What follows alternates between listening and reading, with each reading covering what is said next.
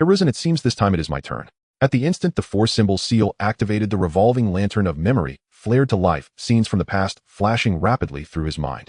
He could not allow Shirsue's eyes to fall into the hands of the masked man. Everything was for the protection of Konoha.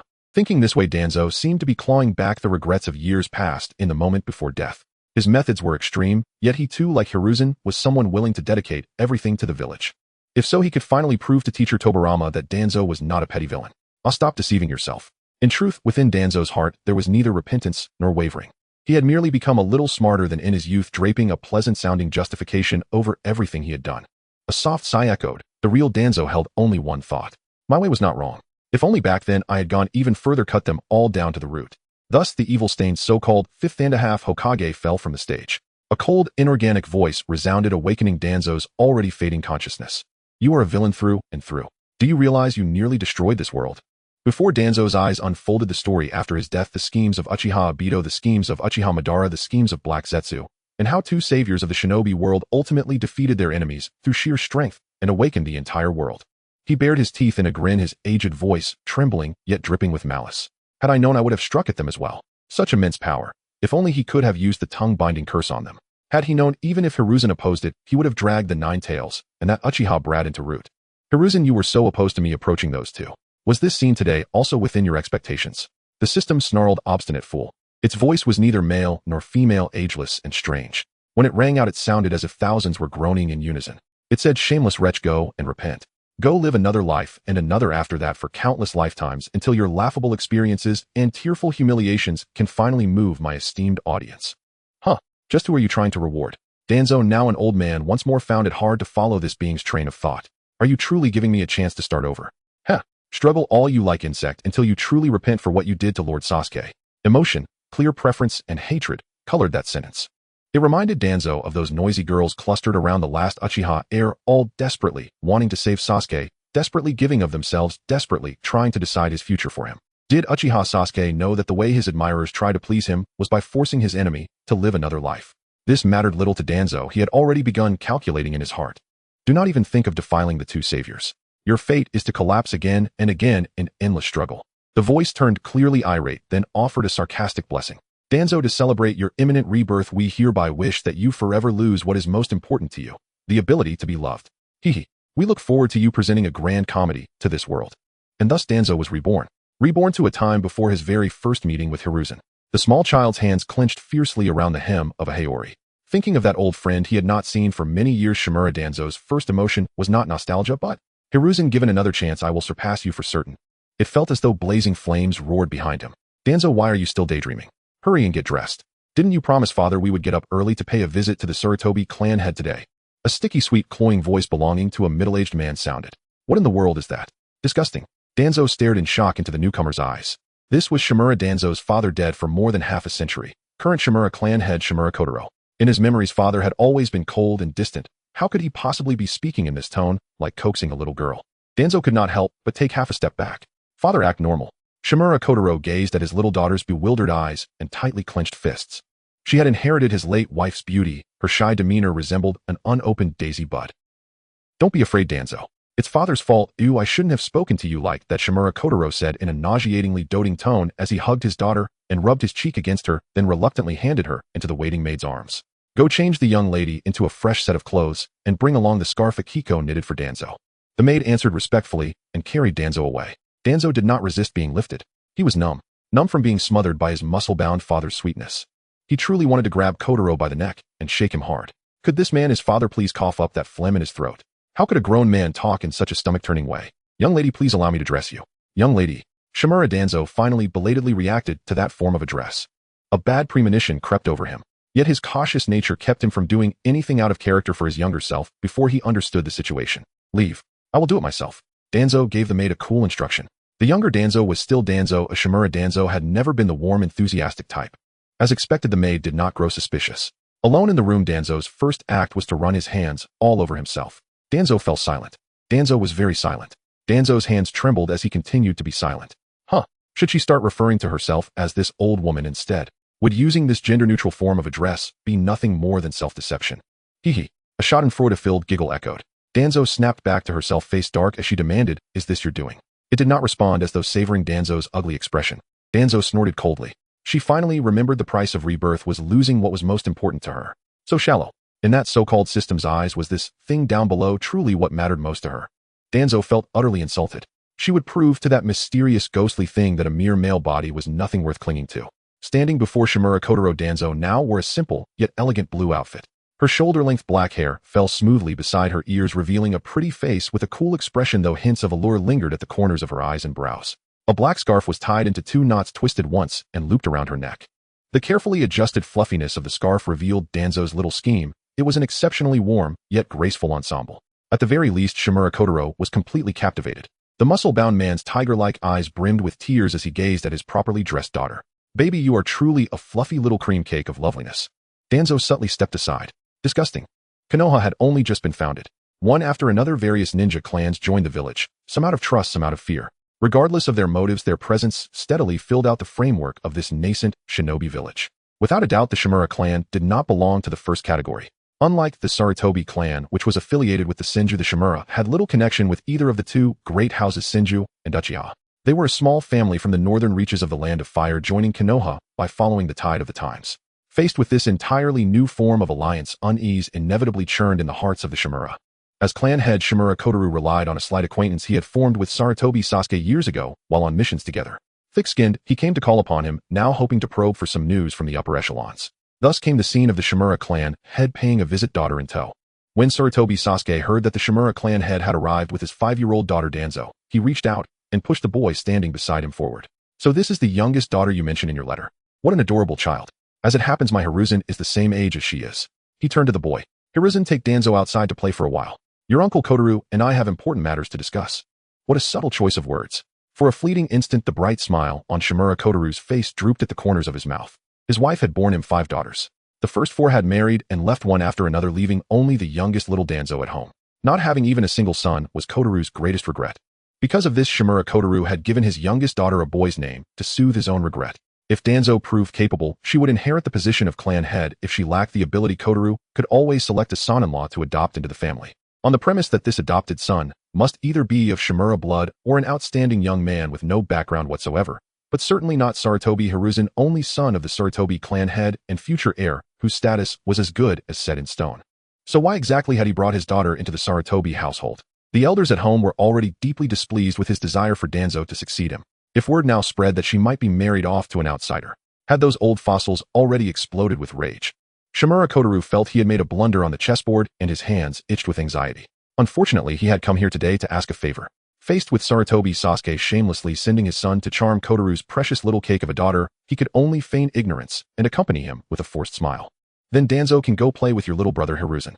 His grin did not reach his eyes, and the way he stressed the words little brother made it painfully clear how sharply he wished to delineate the relationship between the 2 children. Danzo gave her father a puzzled look. Shimura inwardly anxious, "Little cabbage, you must be careful not to let some wild boar from outside root you up." Danzo understood and dipped her head slightly to him. "Father, I understand. You keep stressing that she is older than Hiruzen, not only in age, but in strength. Shimura Danzo would never lose to Hiruzen." Her fighting spirit flared to life. Sarutobi Hiruzen then led Danzo out of the reception room. To Hiruzen, this unfamiliar older sister was quiet to an excessive degree. Danzo had chosen a very pale blue kimono, the color of sky and of running streams, a shade not commonly seen. By coincidence, Hiruzen too wore a kimono of the same blue. It was the same blue, yet one radiated warmth and fervor, while the other was cool and serene. One like the blazing sun in the sky, the other like a clear spring flowing across the earth. Their meeting seemed like the best of destined encounters. Yet Hiruzen could not summon much enthusiasm for dealing with such a dignified young lady. To put it bluntly, a personality so commonplace and proper was just far too boring. Hiruzen propped his chin on his hand and stuffed one snack after another into his mouth, attempting to use food as an excuse to avoid talking to Danzo. Soon the tea snacks were nearly gone. The maid Seiko brought in a fresh tray. "Young clan head, these are Sakura mochi, sent over by Nagano's young master Shurji." "Thank you, Sister Seiko," Hiruzen said cheerfully, the words tumbling out. "Sister Seiko, you're far too formal with me. There are no outsiders here. Sit and eat with us." "Young clan head, that would not be proper." "What's proper and what's not?" "In my heart, Sister Seiko is no different from my own real elder sister." Hiruzen lowered his head, a hint of loneliness in his expression. "Is it because of father's orders?" Seiko lowered her head, looking troubled. "I understand," Hiruzen said softly. "I won't make things difficult for you. But in my heart, Seiko is my sister." It was moving. At least judging from Seiko's expression, she was completely taken in. As the only outsider present, Danzo felt her stomach twist faintly as if she were hearing echoes from another time. In my heart, Danzo is my best comrade. No matter what, I will always believe in Danzo. Danzo is my dearest friend. Humph. This Hiruzen fellow was still just as good at putting on a show. She lifted her teacup, took a sip, and set it down with a soft, clear click. That crisp sound snapped Seiko back to her senses. Seiko lowered her gaze in a controlled manner and asked respectfully, Lady Danzo, would you care for some sakura mochi as well? Hiruzen's eyes followed, turning toward Danzo. A gentle smile to accept, or a cool refusal. Sarutobi Hiruzen had no interest in the social etiquette of proper young ladies. Danzo's gaze lingered on the maid for the briefest instant like a dragonfly skimming the surface of water, then moved away as naturally as if she were not there. In her eyes, Seiko did not exist. I want Mizumanju, she said. It was a command spoken with the complete assumption of a master of the house. Hiruzen paused, slightly surprised. Lady Danzo seemed to be a very self-willed person. Still, it was not incomprehensible. After all, Uncle Kotoru looked every bit the doting father to this youngest daughter raised by his side. Thus, Sarutobi Hiruzen took it entirely for granted as he watched his older sister bustle back and forth, bringing out more than a dozen varieties of Mizumanju to entertain their guest. Bring another kind. I don't like red bean paste. Too sweet. Hey, seriously. How outrageous. Even as a highly valued heir himself, Hiruzen could not help clicking his tongue at Danzo's pickiness. Only one thought echoed in his mind, Uncle Kotoru, you really do dote on her. Seiko was soon drenched in sweat, just trying to keep up with Danzo's demands, far too busy to spare any attention for Hiruzen. Until Danzo bit into a Mizumanju coated in black sugar syrup. Her movements stilled. She was full as she could not eat another bite. Did you make this? She asked. Faced with the question, the thoroughly battered Seiko nodded like a frightened rabbit. Yes, Lady Danzo. Is the taste still not right? I'm sorry, You've done quite well, Danzo said, the corners of her lips lifting into a small smile. Her tiny hand came to rest lightly atop Seiko's head. Saika-san's Mizumanju is very delicious. Yes, Seiko exclaimed, nodding excitedly. Thank you for your praise. A rush of joy left her, feeling both overwhelmed and cherished. Watching this scene, Hiruzen fell silent. So that was how it was. He had underestimated Lady Danzo. As expected of the heir to the Shimura clan. At last, Hiruzen truly looked straight at this prettily dressed older sister. Sister Danzo, shall we go play something exciting? He asked, waggling his eyebrows at her. Once Hiruzen recognized someone, he always became overly familiar. Humph.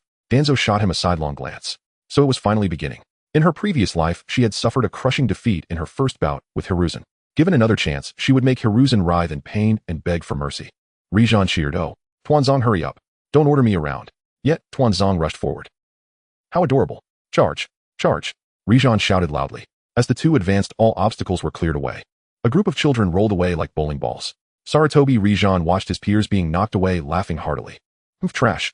Senju Hashirama established the Hidden Leaf Village to protect young children from the brutal battlefields. Thus, the first orders after the village was founded were related to the children. They need not go to war, but a group of idle children gathered, resulting in inevitable conflicts. Even social animals have leaders. How could humans be any different? Some could sense it while others remained oblivious, but the fact would not change. What appeared as playful antics of children was actually a competition to select a leader. This generation of Senju and Uchiha lacked particularly outstanding figures, allowing Sarutobi Rijan, a child of the Senju clan, to stand out. He was strong and thus qualified. Rijan placed his hands on his hips. Tuanzong, I knocked away more than you. He counted on his fingers. 1, 2, 3. I knocked away 3 more than you. Tuanzong squinted. Rijan, you are too careless. She pointed at the 2 children lying in the corner. There are still 2 over there, you counted wrong. Then I knocked away 1 more than you. Rijan smiled. Tuanzong's gaze shifted to the only remaining standing figure. Uchiha Elder, the eldest son of the Fire Corps, Uchiha Chang'e. Sensing the cold, determined gaze Uchiha Chang, he pursed his lips. The Uchiha clan had to remain low-key, so he did not compete, but that did not mean he would lose to a child from an obscure clan.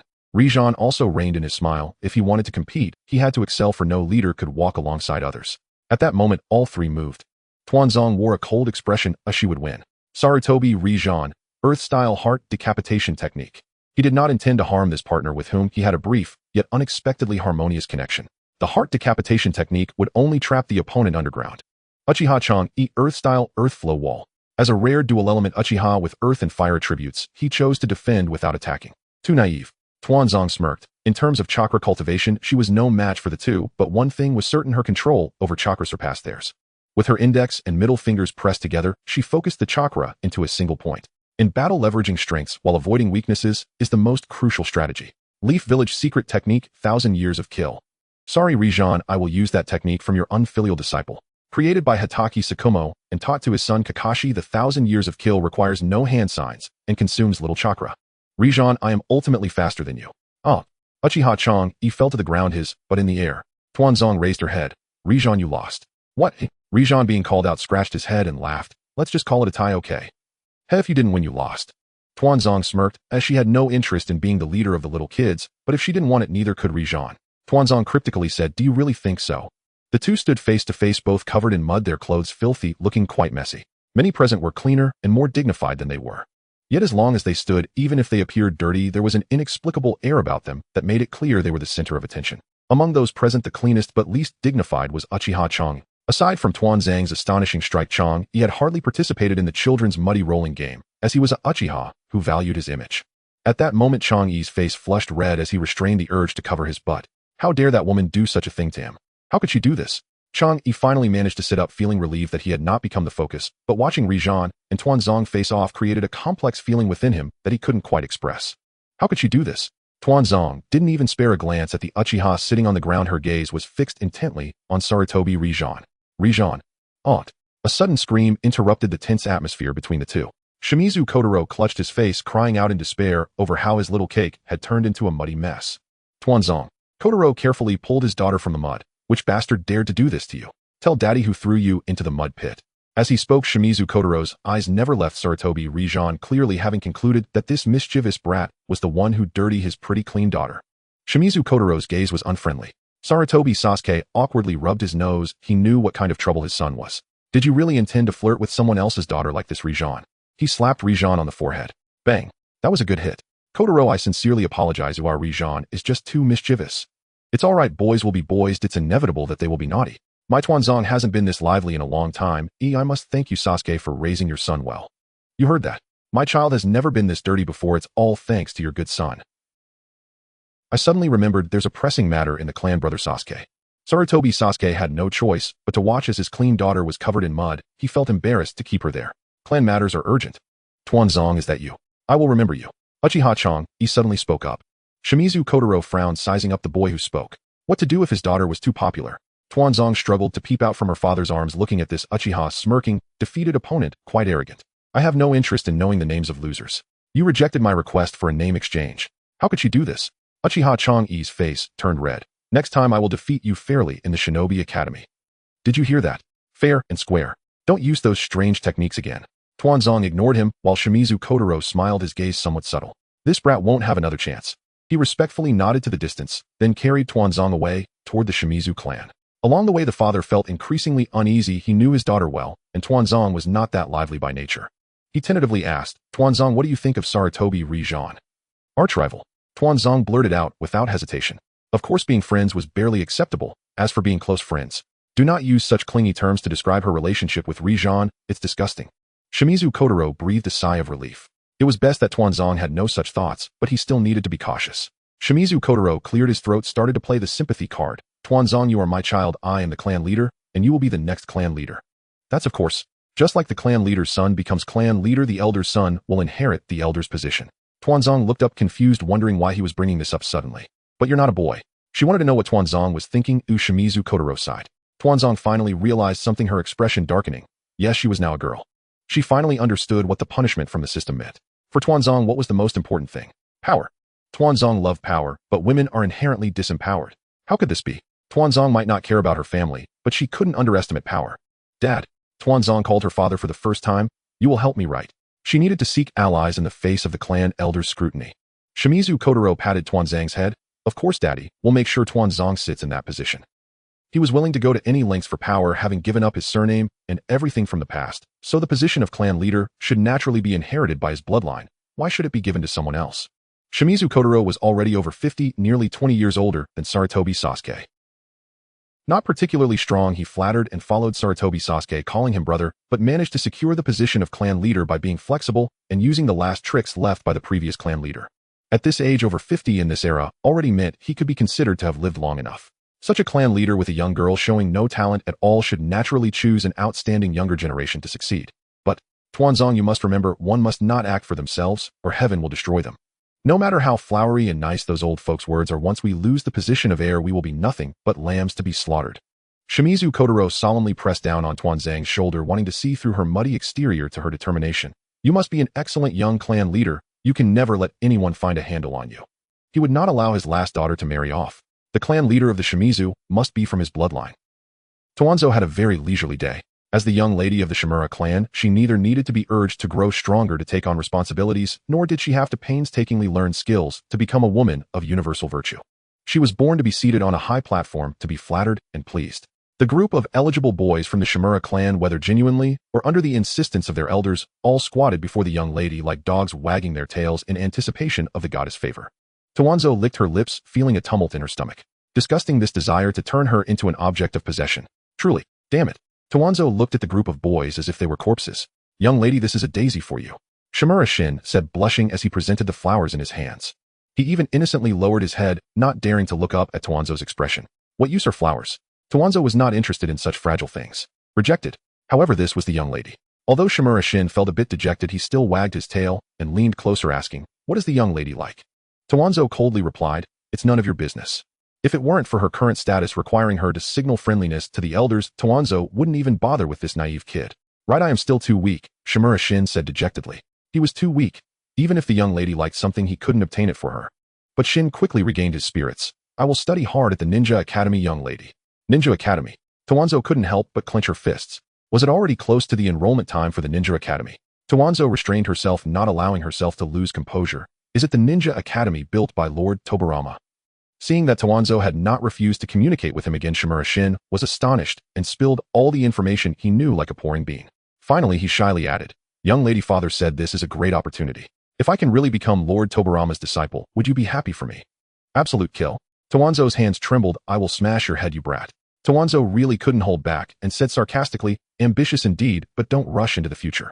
You should focus on enrolling first." She almost pointed her finger and scolded Shin for being overly ambitious. And Shin, his mind was filled with thoughts that the young lady was encouraging him, that she wanted him to take it slow, that she was also looking forward to their future.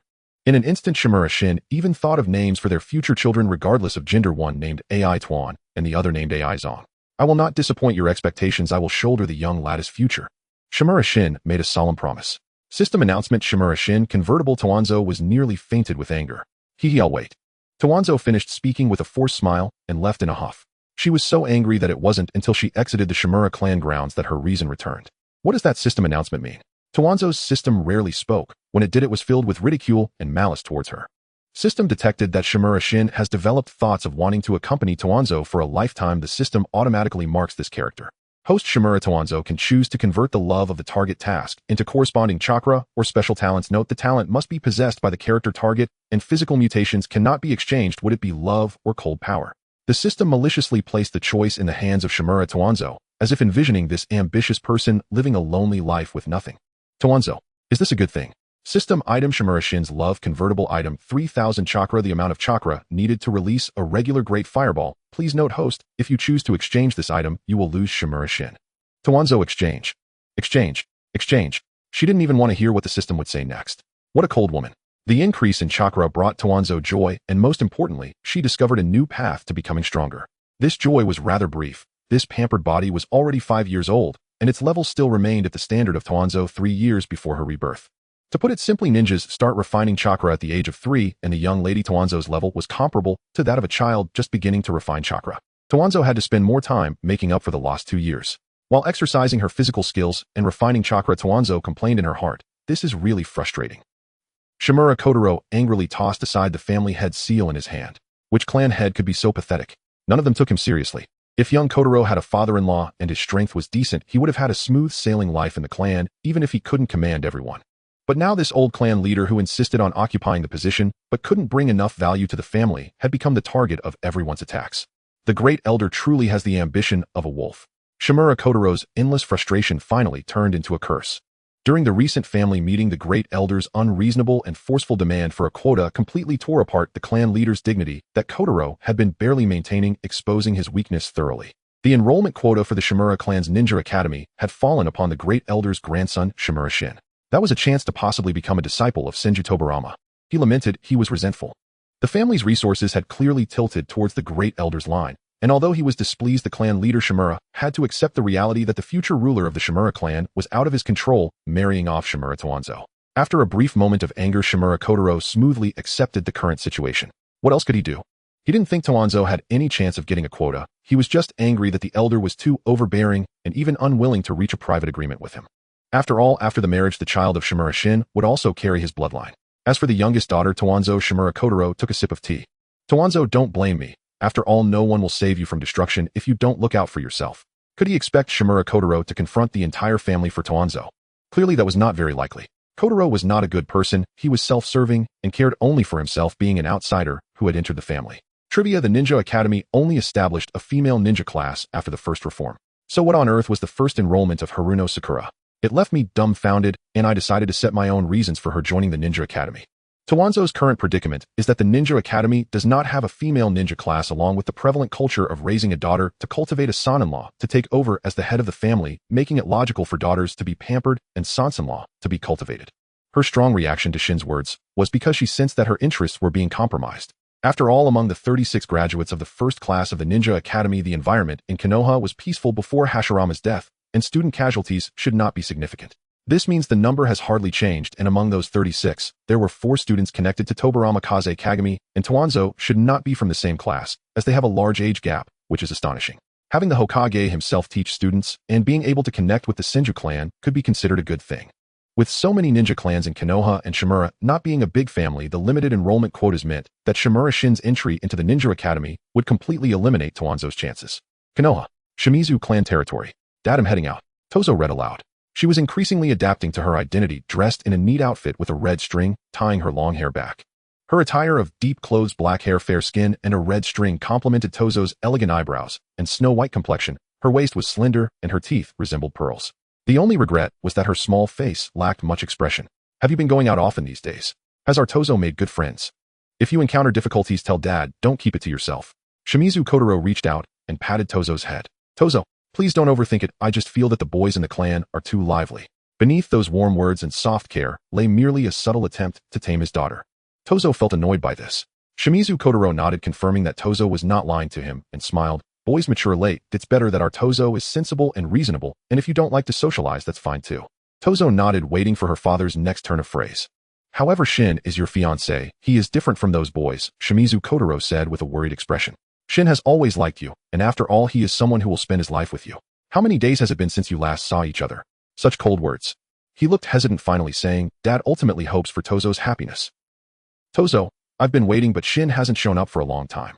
Shimizu Kotaro felt that Shin was discouraged by his daughter's indifferent attitude and wanted to advise Tozo to treat him better. Tozo seriously made a nonsensical declaration, of course I want to see him too. False. However, as a girl I should be reserved, though as the son of the clan leader, I should pay more attention to status when facing the grandson of an elder. This was true, irrespective of status. Tozo genuinely felt that everyone present was beneath her. Shimizu Kotaro was left speechless, beginning to doubt whether his teaching methods were flawed. How could such a flexible man raise a daughter, so rigid in her views? Child, your father is just a step away from kneeling before the elder begging for kindness. What status do we have? But he wants face. Tozo admired his face, full of frustration, yet the pent-up anger in her heart was hard to dissipate. In his past life, Shimizu Kotaro spared no effort in maintaining Tozo's male position, not allowing Shimizu Shin any encroachment. In this life, Shimizu Kotaro was almost openly flattering the elder, actively matchmaking Shin and Tozo female. It was precisely because Tozo had experienced Shimizu Kotaro's powerful counterattacks, unwavering like a lion defending its territory, that she was even angrier at how he now feigned a playful resistance, merely tapping the elder's shoulder, as if joking. Wherever there is power, there is love. Having no power, yet speaking of paternal love, is akin to being a male prostitute, while still wanting to uphold a good reputation. Feeling upset, absolutely no self-inflicted suffering. Tozo slowly retorted, is it that father has recently angered the elder, which is why Shin has been ordered not to meet with my daughter? Tozo knew the reason why Shin hadn't come. The system had taken back Shin's affection, without such emotions who would come daily to a prospective marriage partner's cold shoulder.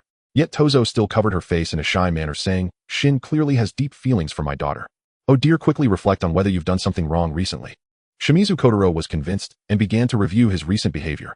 Meanwhile, Tozo, who successfully shifted the focus of the issue, strolled out of the clan territory ready for a new day's training. Name: Shimizu Tozo. Comprehensive value 20, Ninjutsu 4, Strength 1, Illusion 1, Wisdom 7, Power 1, Speed 2, Spirit 1, Seal 3. Special ability A-Class, Sealing Master. Evaluation Apprentice Ninja.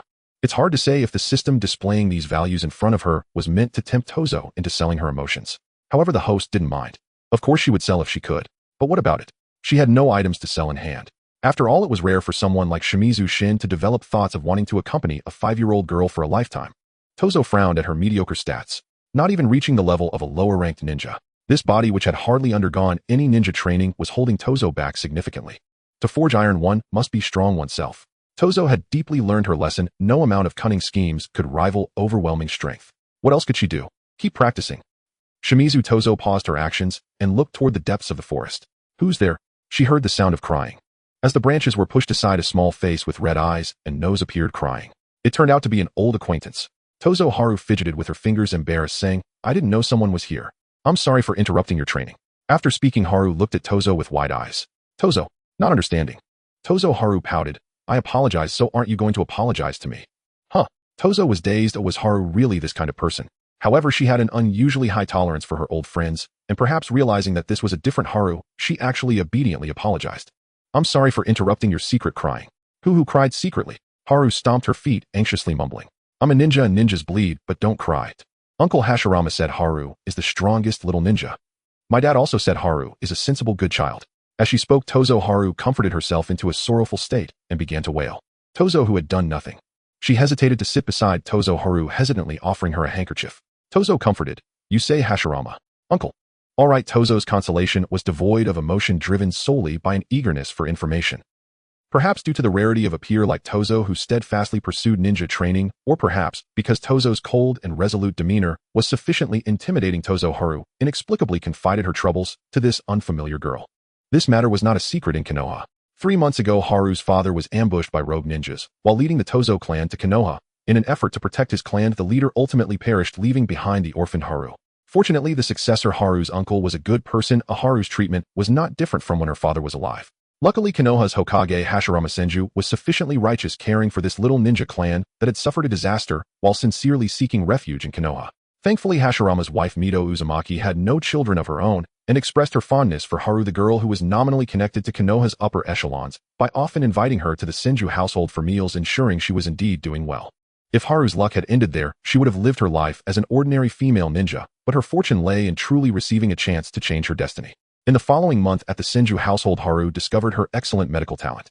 Hashirama-sensei, unwilling to let it go to waste, decided to send her to the Ninja Academy. Without unexpected events, she would become a student of Tobirama-sensei. Tozo, the red-eye condition flared up. Where is the sadness in this experience? Tozo Haru choked. I don't have a dad anymore. Tozo sincerely asked, how about we swap? Would you like my dad? In the end, Xiaochun still did not want the father of Tuanzo. Although she rejected Tuanzo's gift, it did not prevent her from feeling that Tuanzo was a good girl with a cold exterior but a warm heart. She unilaterally regarded Tuanzo as her confidant. With Shimizu Tuanzo's company, Zhuangqin Xiaochun became much brighter. The Senju clan. Uzumaki Mizuho was delighted that this child had stepped out of the shadow of losing her father. Mizuho patted Xiaochun's hair, saying something good has happened. Our Xiaochun is truly a strong and good child. Senju Hashirama's emotional expression was more open as he spun Xiaochun around several times. Senju Hashirama had only one biological son born to his only wife, and Senju Ryoji was already of an age to marry and have children. Faced with such a solidly built son, his paternal affection had nowhere to go. Zhuangqin Xiaochun, who often played at the Senju household, almost received the treatment of being half a daughter to Hashirama. Zhuangqin Xiaochun shyly lowered her head and said, Uncle Hashirama, Xiaochun has made a very good friend. It was unrealistic to say that Tuanzo, whom Xiaochun spoke of, was completely unfamiliar, as they were both humanoid beings. However, aside from that commonality, it was difficult to find other similarities. But our Hashirama always had a pair of ears that could discover beauty. Does that child really admire Tobirama? Not bad, she has good taste. Hashirama gave a thumbs up, liking my brother has taste. Just then, Tobirama, who had been substituting for his brother, dragged his heavy steps home and looked up, asking, Brother, what are you talking about? Zhuangqin Xiaochun closed her mouth. Lord Tobirama had returned. For some reason, Xiaochun always felt that the cold and serious expression of Lord Tobirama was frightening. She completely did not understand why Tuanzo liked Lord Tobirama so much. Goodbye, Aunt Mizuho. Goodbye, Uncle. Xiaochun is leaving. Watching Zhuangqin Xiaochun flee, Hashirama felt a bit helpless. Tobirama, you shouldn't deliberately scare that child. I didn't. Tobirama protested, feeling wronged. He just didn't know how to treat his designated disciple. Xiaochun has already been scared away by you. Tobirama pursed his lips. She clearly went to find friends about 500 meters southeast of the training ground. That child, named Shimizu Tuanzo. In Konoha, there was no movement that could escape Senju Tobirama's eyes. You know this too well. Senju Hashirama hesitated to speak. He felt it necessary to give everyone a bit of personal space. I am not interested in probing into other secrets, Tobirama said, looking down. You, the elder sister-in-law Ryoji, and even the people around Xiaochun exist solely to ensure your safety. Isn't that surveillance? Don't you feel it, brother? Hashirama's expression softened slightly. The shadow guards sent by Tobirama were quite discreet, always maintaining a distance just enough to not overhear secrets, but still able to respond promptly to unexpected situations. At the dawn of Konoha's establishment, it was indeed a time of turmoil. The existence of these shadow guards merely ensured that no one would harm Konoha. Were all those who joined the Konoha ninja clans trustworthy? Senju Tobirama did not trust and was not willing to easily offer his trust. Hashirama looked troubled. Always doing this will also make everyone feel annoyed. No one likes to have their lives watched by hidden eyes. They will be withdrawn once the first round of cleaning is over. After all, doing this was also quite costly. Konoha was short on funds. Senju Tobirama rubbed his temples wearily. Next, I will require these ninja clans to report their personnel and see who can be utilized. Generally, Tobirama had already grasped the overall situation. Those with ulterior motives would either be kicked out or used as a smokescreen to confuse enemies, while those who were loyal and trustworthy would be rewarded and placed in suitable positions. As for those who liked to sit on the fence, neither opposing nor aligning themselves, those fools had no place to stand. Although Tobirama would not exert effort to drive them away, they would not be relied upon either. Those who could not see the situation clearly had no need to stand too high. You want me to report the information of the Shimizu clan without reservation to the Hokage? Shimizu Kotaro's face was full of resistance.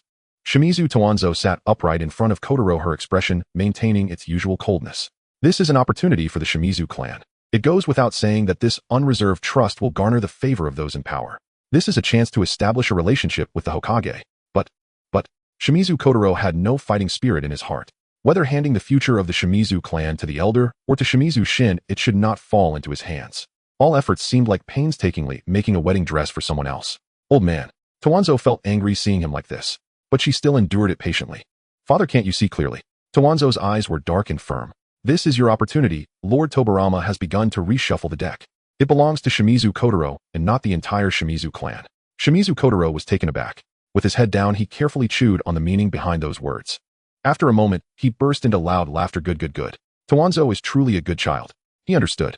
Surrendering to the Senju was nothing. Seizing this opportunity to suppress the elder was the ultimate goal.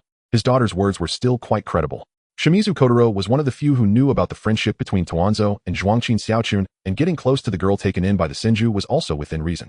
As if imagining himself holding great power and regaining control over the bright future of the Shimizu clan, Shimizu Kotaro's complexion suddenly became flushed. Power, a great tonic. Notify the elders and immediately convene a clan meeting. He strode towards the conference hall. Shimizu Danzo instinctively wanted to follow. Then she saw Shimizu Ba already respectfully standing beside Shimizu Kotaro. He was the adopted son trained by Shimizu Kotaro and was to be Danzo's future husband. Shimizu Danzo clenched her fists tightly. Father. Her voice wavered, as if she were a malevolent spirit standing on the edge of a cliff ready to push the person in front of her down. Shimizu Kotaro seemed not to hear her. Danzo, wait here for your father to come back. Saying this, he turned to face Shimizu Ba with a new expression. Ba, you must perform well later. Your opportunity has come. The opportunity to gain the favor of the Senju clan can belong to Shimizu Kotaro or Shimizu Ba. It certainly does not belong to her right. Shimizu Danzo's eyes darkened with malice. It didn't matter, she would seize it all without leaving a single piece behind. After the clan meeting, the long-absent Shimizu Shin reappeared before Danzo. Miss Danzo, may I accompany you to the training grounds today? System TSK Tisk, hearing his cold tone, do you feel even a trace of regret for treating others' emotions as mere chips to be exchanged? Danzo, are you out of your mind? Who regrets only after losing and then puts on a show of chasing after their partner? Only Uchiha Sasuke and Uzumaki Naruto receive such treatment here. If I had known they were this strong, I would have bound them from the roots. Danzo, I know you can read my thoughts. Listen carefully, I do not believe you can hear even the slightest hint of regret. System. It seems you truly cannot. The system fell silent. What was Danzo feeling about the system's actions? Only 4 words could describe it. Heart-wrenching. Your thoughts of acquiring love are too narrow-minded. So let me ask you, why can familial affection not fetch a good price? Why can't Shimizu Shin be sold a second time? Danzo thought sincerely that even Shimizu Shin's attitude towards strangers or enemies was hundreds of times better than the gentle and guilty gaze he currently directed at her. Thinking of this, she couldn't help but cover her abdomen as that painful sensation returned. Shimizu Shin asked with concern, are you feeling unwell? Did you skip warm-up during training? Do you want to take a day off? This is a good person. Even if he does not love her, he still listens to his grandfather's advice and makes an effort to care for his fiancé. This is the self-proclaimed husband attempting to dictate Danzo's life. Some say a husband is the ultimate form of a master, the most deceptive form as well. For Danzo, there has only ever been others eager to serve her. Now suddenly a person emerges speaking in a gentle tone. Darling, may I be your master? Anyone daring to say such a thing to Danzo, regardless of the tone, would only elicit one thought in her mind. Kid, you have chosen the path to your demise. Danzo merely turned her head away, responding with restraint and coldness. I am fine. Her gesture left Shimizu Shin's outstretched hand empty. From now on, Shinken, it would be better if you came less, just as you did before. That would be fine. This slightly accusatory statement made Shimizu Shin feel a bit guilty. He knew that the news of his engagement to Danzo had spread, yet he had not sought her out for several weeks, which sounded quite despicable. However, a lack of feelings means a lack of feelings. Only affection leads one to wish to meet every day. Even the best person won't consider every perspective for someone they are not fond of. Danzo Shoo. Danzo raised a finger to Shimizu Shin's lips. It's okay, this is good enough. Father will be pleased. Her final words floated away like clouds or smoke dissipating as they left her lips. I should be happy too. Yet the grip of her hand unconsciously tightened. Danzo belatedly realized and withdrew her hand, feigning ignorance. She truly wanted to pinch that kid's mouth shut. Shimizu Shin was completely unaware of her malicious thoughts. He felt helpless, especially when he caught a glimpse of Danzo intentionally turning away, her eyes slightly reddened. He lamented as the hidden rivalry between grandfather and clan leader reached this stage. As a junior, he had no ability to resolve such a situation. Shinken, please take the flowers away. I must go now. Hurry up and take your daisies, ugh. Her steps were hurried and quick, unlike her usual calm demeanor. Shimizu Shin stared blankly at the daisies in his hands, wondering how their relationship had come to this. Watching Danzo's flustered back, he inexplicably called out, Miss. As Shimizu Shin's grip tightened, the dual-laden daisies fell. Plop.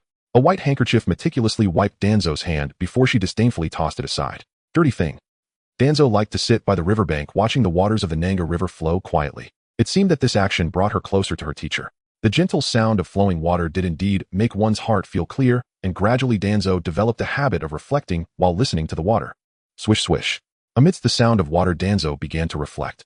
Shimizu Shin's every thought was as easy to read as if written on his face. When would his grandfather discover his grandson's troubles? Did I leave a vivid mark in Shin's heart? This was certain. A man understands another man best. He may have nothing, but he cannot lack that confidence. As long as they are of the opposite sex, even without doing anything, they can feel that the other secretly loves them. Danzo could even say it was made clear, even though she may have treated Shin coldly in the past, she believed he would fantasize about her secretly loving him. A flower on a high mountain, noble status, a painful love for many years with 3 halos surrounding her, compounded by her similar plight, trapped between family and kin. This is the savior complex. The more the other party thinks, the deeper the traces belonging to Danzo become, and naturally, the more painful her heart. I hope you cry for your grandfather to see. Clearly the clear stream can wash away the garbage on the riverbed, but cannot cleanse the filth from Danzo's heart. Danzo, are you crying? Kamaki's cautious voice came from behind. This was quite awkward. The redness around her eyes was due to excessive excitement. Danzo blushed, not at all denying, no, I don't cry. Really? Really? Kamachi didn't believe it, as she thought Danzo was pretending to be strong. It's okay, Kamachi can stay with you. Kamaki's affectionate gaze rested on Danzo. A deceased mother, a cold father, a married sister, a rival fiancé, and a shattered self. Compassion is the beginning of love. The more she understands, the more Kamachi feels that the strong Danzo is so pitiful and lovable. She didn't know when it started, but Kamachi hoped to share her happiness with Danzo. Kamachi, will you always stand by my side? Danzo looked at Kamachi. Such a promise was too heavy for anyone. Yet for Kamachi the weight was just right. She longed for a family of her own. The Senju clan is great and the Tsunade clan is large, but that is not Kamaki's family. She is half the daughter of Senju Hashirama and half the daughter of Uzumaki Mido. Every time she hears such flattery, Kamachi wonders deeply, but isn't she a complete person? How can a person be half? Danzo raised her head, allowing Kamaki's gaze to wander across her lotus-like face. Kamachi, please help me. Okay. System notification, Tsunade Kamachi can transform. You mean you hope I can give your friend some advice? Upon hearing such an absurd request, Senju Tobirama wanted to refuse. However, since the often timid Kamachi rarely approached him, her future teacher Tobirama fell silent for a while and eventually agreed. It was certainly not because this girl named Shimizu Danzo showed him great admiration. Alas, being too outstanding is also a fault of his. He heard that this child even persuaded her father to surrender. She is a good seedling for Konoha. After receiving the contact information of a man who calls himself Haitang from Haru, Toanzo's life became more fulfilling. In her correspondence, she did not forget to uphold her family's bottom line, ensuring that the secrets of the Shimura clan remained undisclosed. Well, of course, the animosity of the elder line towards my father is not a secret. One could say that first Haru subtly conveyed to Toanzo that the Shimura elders were blinded by greed and unkind to their juniors. Then Toanzo, in her letters, skillfully used the changes in Shimura's correspondence to plant doubts in the mind of the elder. Finally, Shimura Kotaro urged the elder to take a stand against the decision of the Shimura clan to completely align with Konoha. With the joint efforts of these 3 parties continuously feeding negative information about the elder to Tobirama, Senju Tobirama did not directly treat the Shimura elder as a reactionary. What a determined man. However, to leave a good impression on Tobirama would be asking too much of him. After half a month passed, Toanzo naturally picked up the letter with Haidang written on the cover and slowly opened it. At the time of the crow, a meeting at Nange River. The characters of Haitang still exuded a dignified and composed aura reminiscent of Senju Tobirama himself. Toanzo's heart skipped a beat. The teacher who had always identified himself under the alias Haitang had actively revealed his identity. Her heart raced, and 2 voices seemed to appear in her mind. The more rational voice said Tobirama's sudden revelation of his identity probably hides some trickery. Caution is advised. The other voice kicked reason aside. What should I wear for our first meeting? Should I dress formally? Or more lively? In the end, Danzo, with trembling hands, chose an outfit similar to the black robe that Tobirama wore when she first met him in her previous life. Danzo, what were you thinking when you wrote these letters? Is this a question? Clearly Tobirama's tone was not too harsh, but his light words struck like thunder in Danzo's mind. Her mind was filled with her own secretive thoughts being seen through by Tobirama. How would he perceive her? Would he think her scheming and deep, cunning, ruthless? Danzo fell silent. Looking at the reflection of Senju Tobirama in the lake, seeing his snow-white hair, a surge of inexplicable hatred rose in her heart. She hated herself for not being cautious enough, for genuinely believing she could deceive Tobirama with shallow tricks, and she hated Senju Tobirama. Did he look down on her, watching her foolish antics with a superior gaze, secretly mocking Shimura Danzō as a brainless fool? This refusal to communicate. Senju Tobirama felt a bit of a headache. His family was filled with boisterous personalities, so when he encountered a sensitive child like her, he was somewhat at a loss. Senju Tobirama patted her head. Don't overthink it. Danzo remained silent. Sigh. Danzo, you are a very talented child and shouldn't use your clever mind in family struggles. Being stuck in internal strife is too petty. Again with this lecturing tone. So does that mean Hizashi is the great path? Danzo was stuck in a dilemma. Big brother, save me. Senju Tobirama felt helpless. Had he made the child cry? Looking at Shimura Danzo's reddened eyes from anger, he felt inhuman. Did I really go too far with my words? Senju Tobirama couldn't help but question himself. Yet he couldn't bear to see such a smart, understanding, and talented child go astray. Senju Tobirama was indeed very busy, but the reason he could spare time to reply and meet was that he saw a hard-working child in Danzo's letters. She was smart, respectful of those close to her, and had a sense of belonging to Konoha. What a good child. Tobirama wanted to help her because she was not just Shimura's Danzo, but Konoha's Danzo. Senju Tobirama helplessly handed her a scroll. A week later, I will lead a team to Chuga Mountain to eradicate rogue ninjas and mountain bandits, and we need to recruit team members now. With Senju Tobirama leading, unless the opponent is the Uchiha brothers, otherwise I really don't know how to lose. This job is purely gilded. The underlying meaning of this statement was that he was actively handing a significant achievement to Danzo, allowing her to take charge. Senju Tobirama simply used his actions to subtly express a thought. Child, the path you are taking in the Shimura clan is becoming narrow. Come with me. Intrigue and schemes are trivial. With my strength, resources will come and power will follow. I hope Danzo can understand this reasoning. Shimura Danzō looked up in disbelief at Senju Tobirama. Those red eyes held a warmth as rich as fine wine, as clear as the streams of Nange River, devoid of disdain or contempt. He said, Danzo, live a little more freely. The Konoha that my brother wants to build is a paradise, not a dark room for a child to stumble through. No need to be overly cautious, no need to feel like facing a great enemy. With me here, there is no storm outside. This is Senju Tobirama, such a gentle and tolerant man, as vast as the sea. The second Hokage greatness needs no further explanation. Regarding the destructive power of a beloved teacher against the dark pressures, even a rat in the gutter desires to evolve into a pampered creature. Lord Tobirama. Shimura Danzō was truly moved as she felt favored by her teacher, just like in her previous life, being cared for both overtly and covertly. Hizashi, this time, I will definitely not disappoint my teacher's expectations. I will be the Hokage. Danzo felt Tobirama's warm hand resting on her shoulder. Senju Tobirama said, when you come back, just call me Teacher Tobirama. Teacher can mean both that he is Danzo's instructor after entering the Ninja Academy, and that he wishes to take Danzo as his disciple. Danzo exclaimed in excitement, okay. Her voice cracked from the thrill. Senju Tobirama couldn't help but laugh further, indulging his mischievous side. Are you that infatuated with me? Lord Tobirama is incredibly powerful. Having defeated Uchiha Izuna and maintained Konoha's position firmly against the allied attack of 4 nations after Senju Hashirama's death, Tobirama's strength was beyond doubt. Intellectually exceptional. Most of Konoha's powerful forbidden techniques originated from Tobirama's hands. His wisdom extended beyond ninjutsu mastery. He was also the architect of Konoha's system, and his intelligence was beyond reproach. Virtuous character. Danzo closed her eyes and praised. Regardless of how many lives were taken to reach this point, her teacher was a saint in her heart, a god among men. Shimura Danzō wanted to recommend her best teacher Tobirama to the whole world. With this flow of words, even Senju Tobirama blushed as the praise of a saint was now being uttered. She truly admires me. Tobirama walked away in a daze. It was no wonder he favored Danzo more. This child was endearing. Senju Tobirama departed. The scroll in her hand still radiated warmth, but Danzo's mind had already cleared. Having obtained her enrollment spot from Teacher Tobirama, was there still a need to go through with the original plan? Danzo bit her lip and sighed after a while. The lesson taught by Teacher Tobirama made her understand that the existence of the Shimura clan obstructed her development. The weather has turned cold. Let the Shimura clan fall into ruin. There is no need for the Shimura that cannot ignite her spirit. It is unfortunate that this good student in her teacher's eyes seems to have strayed from her path. Father, you must volunteer for the Shrank mission issued by the Hokage. Danzo firmly slapped the scroll onto the table. A death trap. X1. Chikara Shirataro stood bewildered as Danzo arrived and departed in a flash, leaving him clutching the heavy token in his hand, his mind awash with silent questions. And strength mission me? Am I worthy? Only when Chikara Shirataro focused did he recognize the team's leader Senju Tobirama, and he couldn't help blurting out another, ah. Was this gilded opportunity truly being handed to him? Dripping wet, unearned, and utterly surreal. A strange unreality gripped Shirataro, but who could resist biting into a pie dropped from heaven? Afraid the squad would fill up before he arrived, he dashed out still clad in casual robes. No time even to change. Shinken, let us resume our normal relations. My father has today earned the esteemed recognition of Lord Tobirama. Under his leadership, the Shimura clan shall surely ascend to glory. Danzo recited the praise in a flat wooden tone then, while Shin, flushed with shy embarrassment, suddenly seized his waist and whispered softly, I truly love the daisies you gave me. Might you send me some each day? Yeah. The chance lies right in the Grand Elder's palm. Don't say Danzo didn't deliver. A lethal prop. X1. Shin echoed the same, stunned, breathless, So sudden, this coquettishness. How utterly mortifying. Shin gazed at the young lady's face drawing near, her raven black hair cascading down her shoulders, brushing against his skin with an unexpected warmth, damp and intoxicating, like a bewitching yokai luring men beneath the waves. Her flawless porcelain white complexion examined up close bore not a single blemish, outshining even the famed courtesans of Kabukicho by a full measure.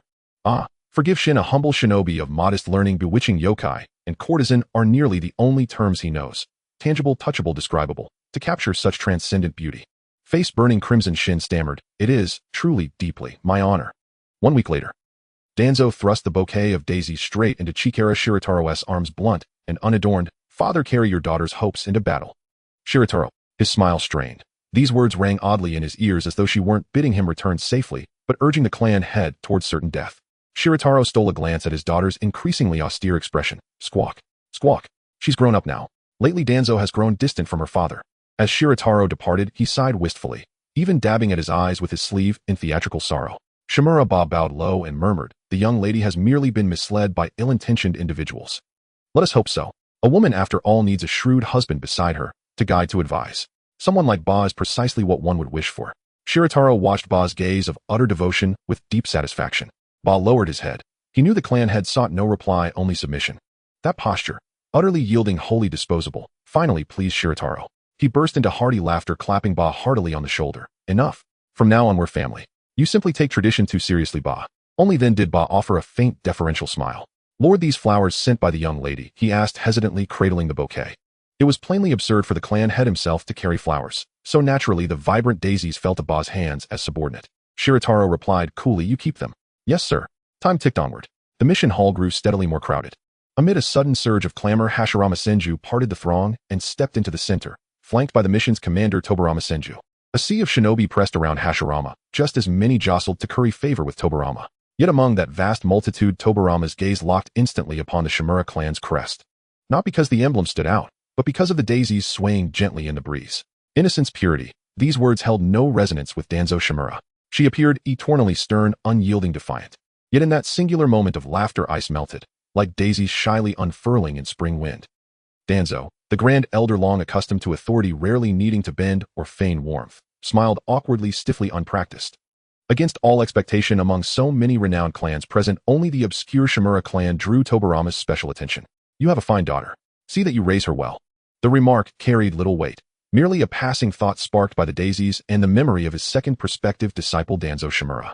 He hoped Shirataro, that ineffectual father, would seize this merit to quell internal dissent, better serve Konoha, fulfill his paternal duty, and spare his young daughter the constant anxiety over whether his seat remained secure. Shirataro was flustered, though he never imagined this rare favor stemmed from Danzo's merit. To him, she was merely pretext. He'd knelt swiftly enough. The Senju had purchased a horse's bones for its value, setting an example, consolidating loyalty. Yet he snatched the daisies from Ba's hands and tucked them carefully into his inner robe, lost in the illusion of benevolent fatherhood. Indeed, my daughter Danzo is a tender, lovable child. Before I left, she insisted on presenting this bouquet, hoping the flowers might stand in for her, keeping me company on my journey. The most refined assassination requires only the simplest method, poison. At that thought, Danzo inwardly scorned the Grand Elder. What a craven, timorous creature. Sending Shirataro to meet an accident on the battlefield was sound strategy, but lacing the flowers with a paralytic agent to cripple him, stripping him of his shinobi identity. What twisted logic was that? Death is swift, not a strike. To torment Shirataro's spirit after his body fails. Cruel beyond measure. Danzo shook her head in quiet disapproval. Thank goodness she remained dutiful, foreseeing how despondent Shirataro would feel returning maimed and broken. She'd opted instead to send him whole, and whole he went. Say it, thank you, Danzo. Having resolved the lingering historical issues, Danzo, who was determined to meet Master Tobirama's expectations, began to focus on his long-term cultivation and self-improvement. In terms of total chakra, even at his peak, Danzo was less than 1% of the Nine Tails Jinchuriki, yet when it came to sealing techniques, even pure-blooded Uzumaki couldn't compare to Danzo's mastery. Aside from Danzo's exceptional talent, it was also due to being a student of the second Hokage, which provided him with abundant resources. The Senju clan is a distant relative of the Uzumaki clan, and for many years the two clans have maintained a high frequency of intermarriage, resulting in a large collection of Uzumaki sealing techniques within the Senju ninjutsu library. This was the enlightenment of Shimura Danzō. Over the next few decades, she did not waste her talent, and after becoming an advisor to the Hokage, she acquired the sealing techniques of various clans.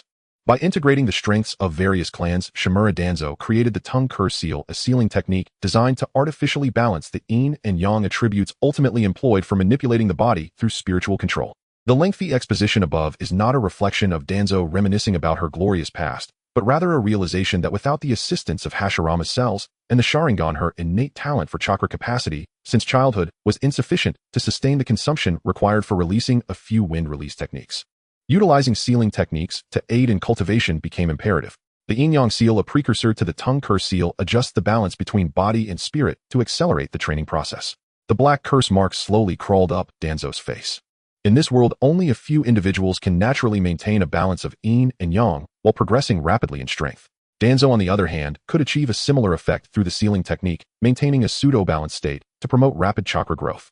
She could also temporarily transform her body into a state similar to that of the Senju clan, accelerating her taijutsu training. Moreover, the performance of the yin-yang seal on the battlefield is remarkable. When the yang attribute overwhelms the yin attribute, it accelerates physical recovery, and when the yin attribute dominates the yang, it grants immunity to most forms of mental control. System, you are surprisingly strong. Family, is Shimura Danzō really cheating?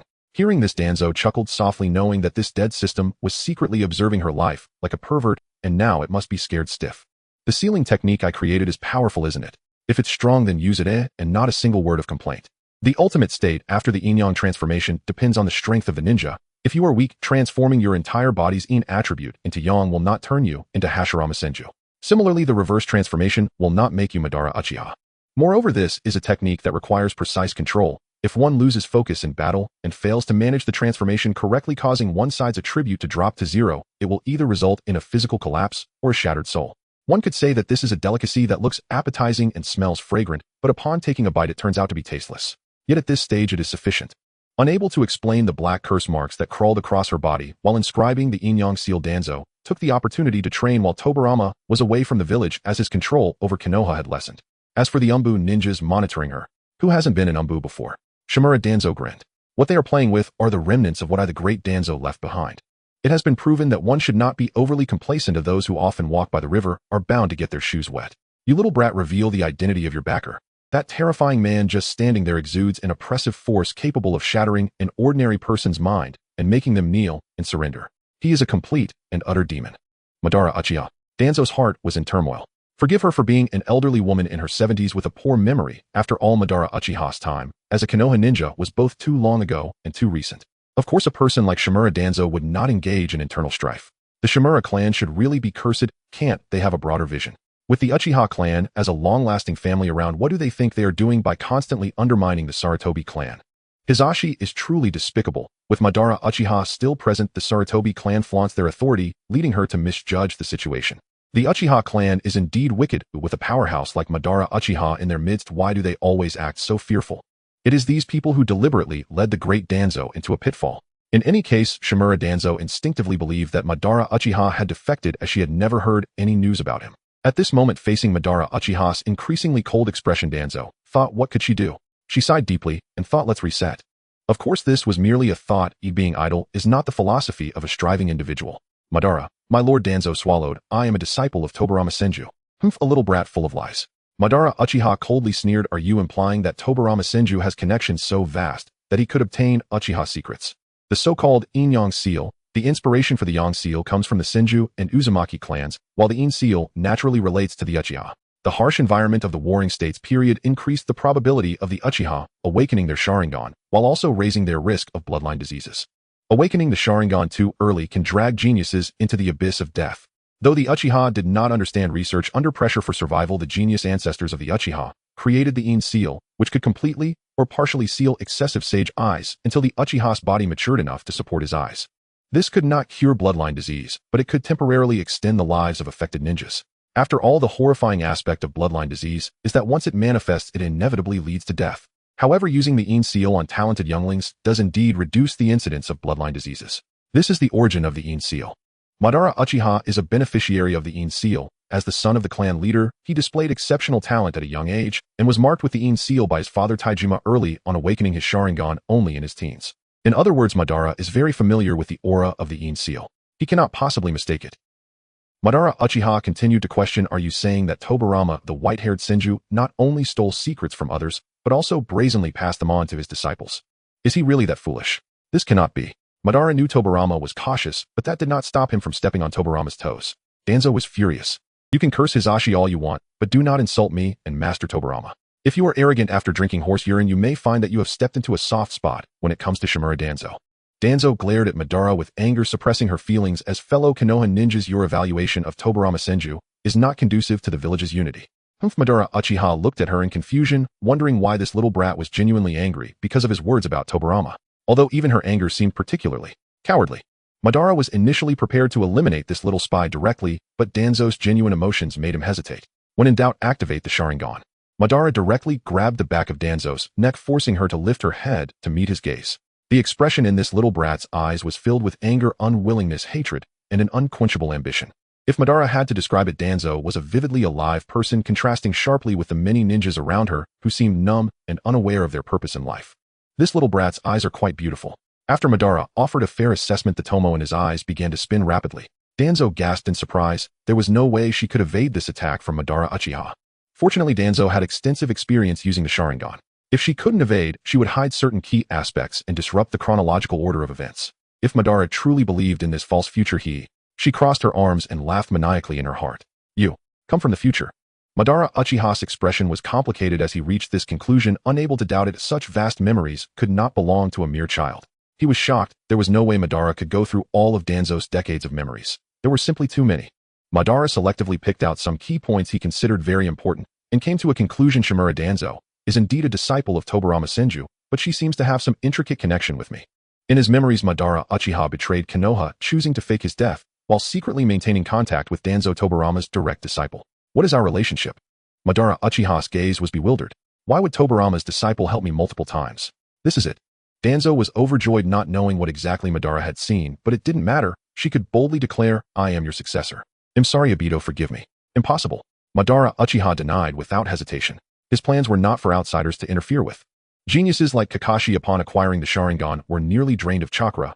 Unless one belongs to a clan with abundant chakra like the Senju or Uzumaki, most people become useless after gaining the Sharingan, and Danzo was certainly no exception.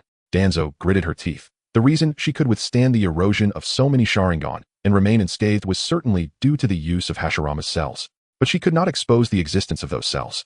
Although Danzo did not hold great respect for the first Hokage, it was undeniable that everyone idolized Hashirama, and stealing and using his cells would be a huge liability, enough to completely sever her chances of ascending to the Hokage position. She wasn't foolish enough to use such matters to gain Madara Uchiha's trust. "I am your partner," Danzo chose to rephrase. "Impossible." Madara Uchiha denied once more, his contemptuous gaze fixed on Danzo, though he did not state it outright. But the implication of "what level do you think you are to collaborate with me" was conveyed clearly. Danzo sensed Madara Uchiha's gaze growing colder and realized she could no longer afford to speak recklessly. But what other role could she choose to be one of Madara Uchiha's subordinates? That would truly be the end. She had no doubt that once Madara Uchiha believed her, she would have a true master over her. "Have you figured out how to deal with me yet?" Madara Uchiha suddenly spoke, observing the shifting expressions on Danzo's face, feeling a sense of doubt. "What is our relationship that makes you unable to speak it out?" The sunlight at this moment converged, shining down upon the two. He heard the girl's cold response. "Danzo, I am your wife, Madara." "This is impossible." Uchiha Madara felt as if he had touched a hot potato. He directly threw Danzo away. The moment the sensation of weightlessness hit him, Danzo performed a graceful aerial flip and landed nimbly on his feet. Facing the accusation, she did not respond immediately, but threw the question back at him. "Why is it impossible?" Uchiha Madara's face darkened. "You are Tobirama's disciple. Are you very concerned? What exactly do you care about Teacher Tobirama or me?" Danzo never expected that one day he would speak in such a delicate tone. This feeling, it's surprisingly enjoyable to act. Uchiha Madara looked over with his beady eyes. Huh, is there really a difference? Forget it, none of this matters. You harbor grievances about my identity, and I don't blame you, but what I cannot accept is that you chose another person. Danzo merely gazed at Uchiha Madara with his sorrowful yet unwilling eyes. Isn't that person also a disciple of teacher Tobirama? You can have that person in your eyes and everyone else, yet my figure has never been present. She tried to hypnotize herself, telling herself that the person before her was teacher Tobirama, teacher Tobirama. I can also do everything to prove my determination to you. I can achieve it. Why can't you choose me? Immersed in the memory of the day, she missed the position of Hokage. Danzo's words were filled with emotion and lacked any finesse. Uchiha Madara couldn't help but step back. Was this how he turned out to be in the future? He couldn't help but explain, perhaps there is some misunderstanding between you. Danzo turned away, covering his mouth to prevent himself from laughing out loud. It seemed he really believed it. That trembling figure appeared to Uchiha Madara in an entirely different light. In the future you really are a piece of trash. Uchiha Madara sighed. What misunderstanding could there be, eh? Isn't it you who, in order to obtain that Uchiha, personally severed the bonds around him just to take that person away from Konoha? This refers to Uchiha Obito. The system played out the story after Danzo's death, naturally not missing any iconic moments of Obito. Uchiha Madara listened intently. Who could resist such explosive gossip? As he listened, being a true and sincere Uchiha pre-corruption version, he couldn't help but despise that version of himself. I truly underestimated your level of being scum, not only deceiving Tobirama's disciple, but also forcing affection on another child of the Uchiha clan. Uchiha Madara, oh Uchiha Madara, you have truly fallen. Wait, Uchiha Madara frowned, realizing the blind spot. With everything that has happened, you still married me. Uchiha Madara, oh my love-struck fool, is actually beside me. Danzo, damn, is he doubting my acting skills? Danzo gritted his teeth and reached out towards him, a wicked smile on his face. Who told you that I can't live without your body? Uchiha Madara really broke down, springing 10 meters away. Are you still a woman? He looked like an overcooked sweet potato, red and yellow, appearing quite fragmented. Incredible. Uchiha Madara could hardly imagine what setbacks his future self had suffered, turning into a scumbag who deceives women and uses his body to lure Tobirama's disciple. Such a future he cannot accept. Danzo squatted down, covering his important parts. The excitement in his heart was indescribable. Uchiha Madara had to avoid her sharpness. She took a step forward, and Uchiha Madara took a step back. With nowhere left to retreat, he squatted by the water's edge. Uchiha Madara grunted for a while. A girl should maintain some modesty. Even if you don't consider yourself, you should think about your teacher. In the presence of the sage of six paths, how can a good girl be so infatuated with a scumbag? I still have things to attend to Hashirama. Yes, Hashirama wants me to drink. I'll take my leave now. Uchiha Madara didn't wait for Danzo to reply and turned to leave. Danzo said softly, isn't it that you specifically tattooed someone's head on your chest, and even after death you used teacher Tobirama's Edo Tensei technique to come back, showcasing them in front of their granddaughter? This long string of prefixes made Uchiha Madara feel socially dead again, fleeing in haste. I'm not drinking anymore. Actually, I'm not that close with Hashirama. I'm going back to the clan. You should spend more time with your family too. Heavens, repeating this again, such an explosive scumbag. Even he himself would want to report this to the authorities. How could she be so infatuated? Don't love too deeply. Go home, child, go home. The head of the Shimizu family has passed. Danzo has no family anymore. The cries in the morning hall were deafening, but how many truly mourned for the death of Shimizu Kotaro? Father, why did you have to go? Danzo's pain was hard to conceal, but the redness at the corners of her eyes betrayed her true feelings.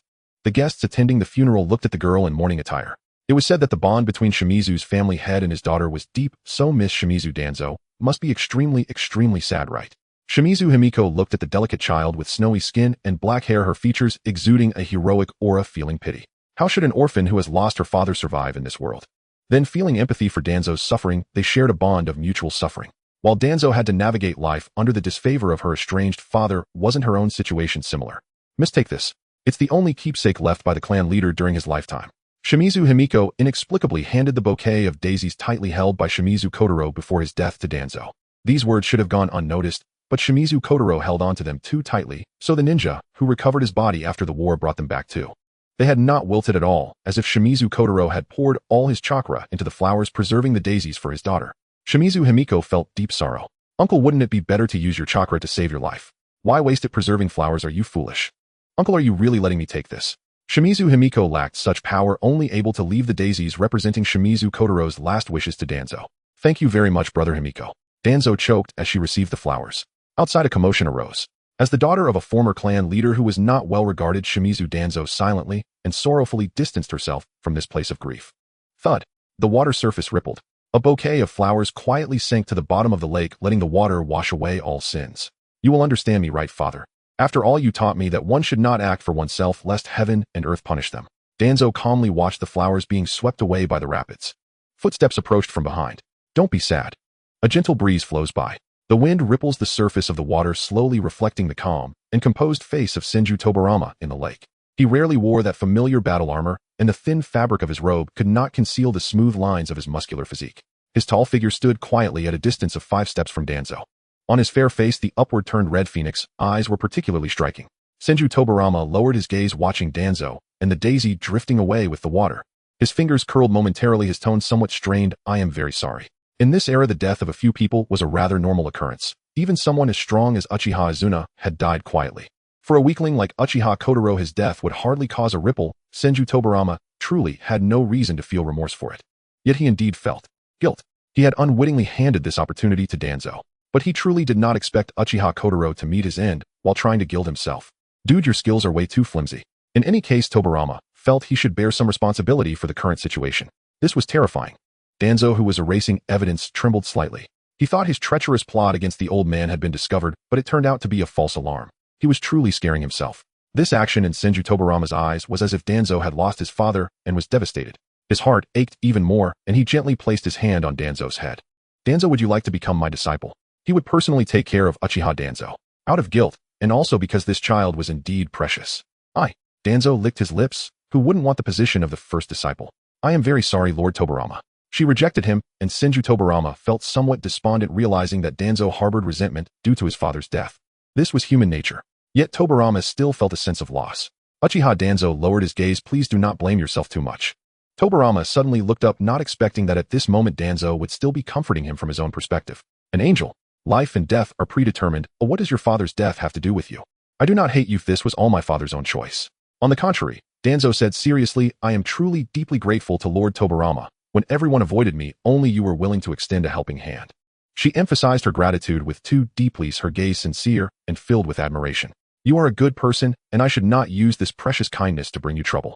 If losing a father could get someone to Senju Tobirama, even at a great cost, there would be those willing to exchange their lives for the child's future. Senju Tobirama would be troubled by this afterward. Moreover, the most important thing is, Danzo smiled, I hope to defeat everyone fairly and become Lord Tobirama's disciple.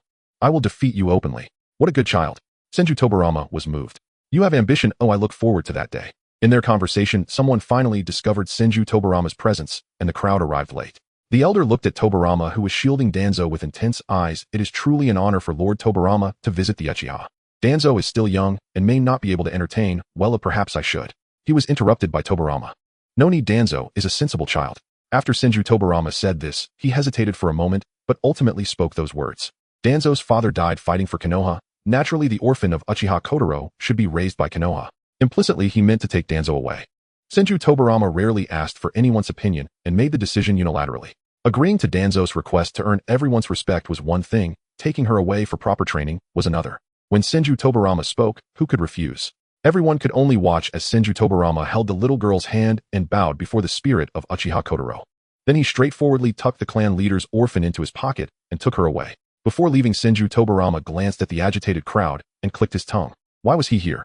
Uchiha Madara was ablaze, radiating an undeniable brightness and heat. Danzo, not blind, naturally saw this uninvited guest. Their gazes intertwined briefly in the air, then broke as Senju Tobirama embraced the child.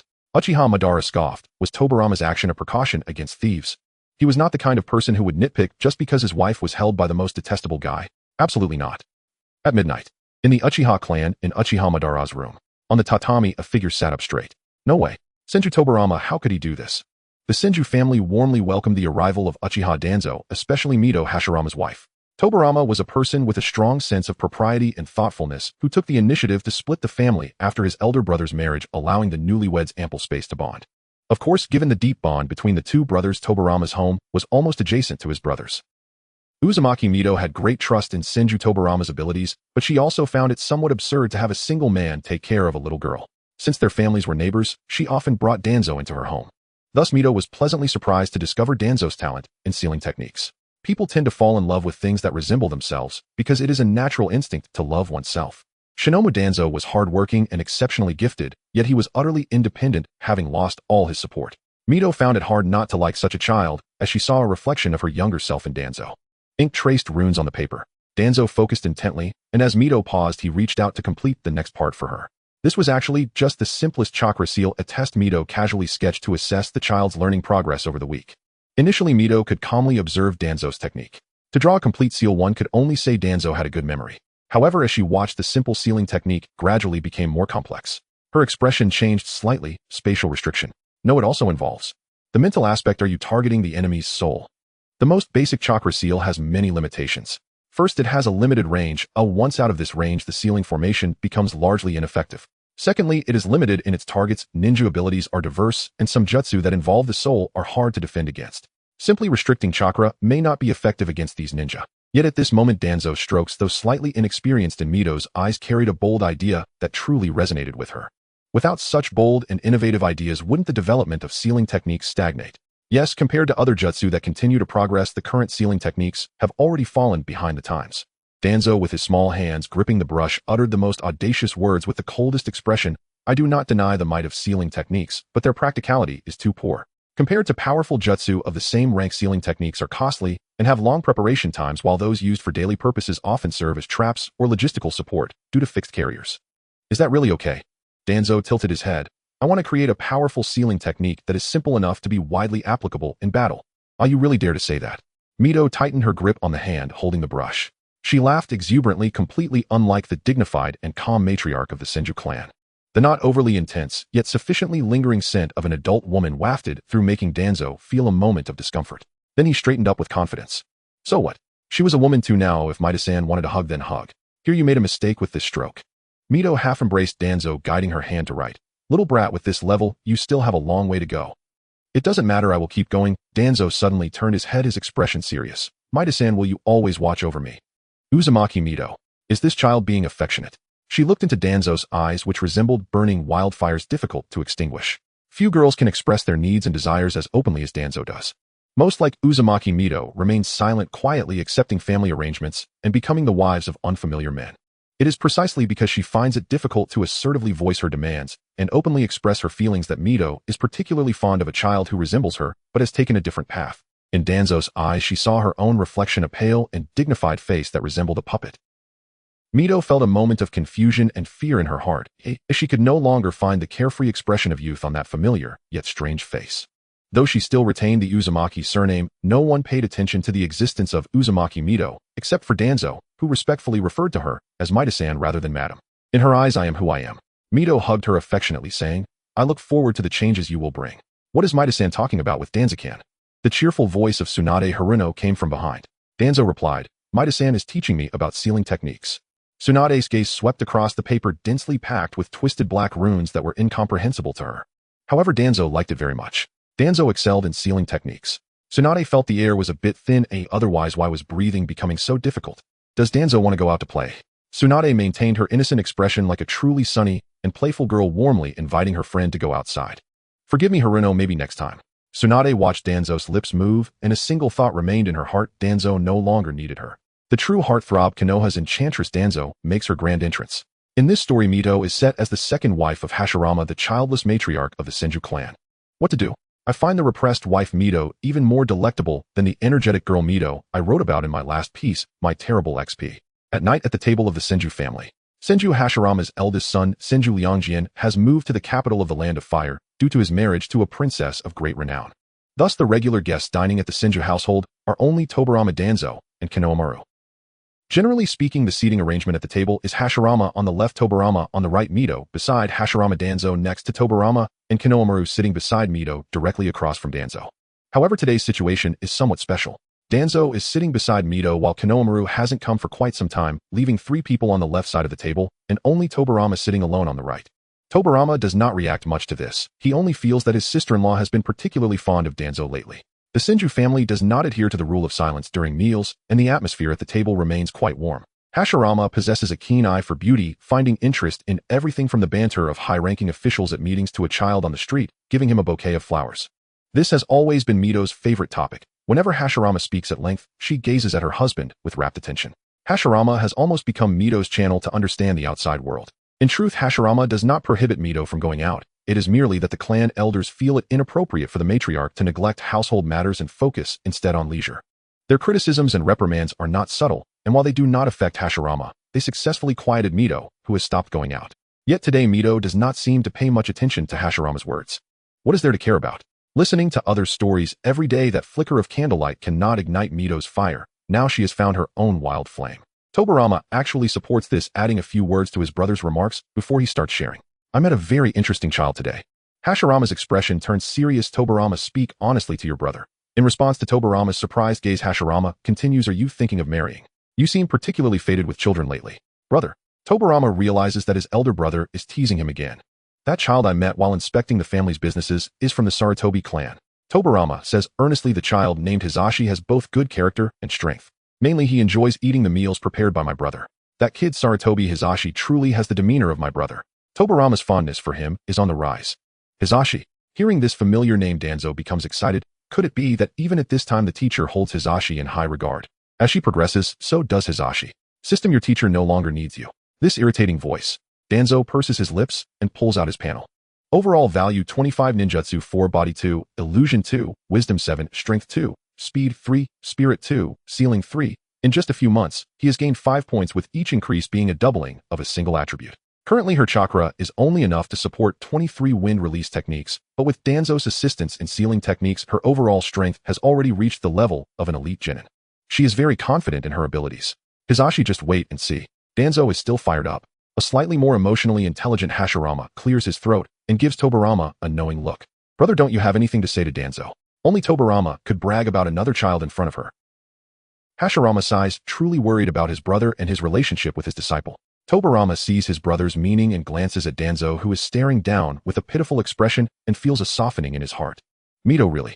My younger brother thinks so highly of a child, it's quite rare. That child named Hisashi must indeed be exceptional. However, Danzo learned my sealing techniques. In terms of strength, he is not inferior to the child my brother has his eye on.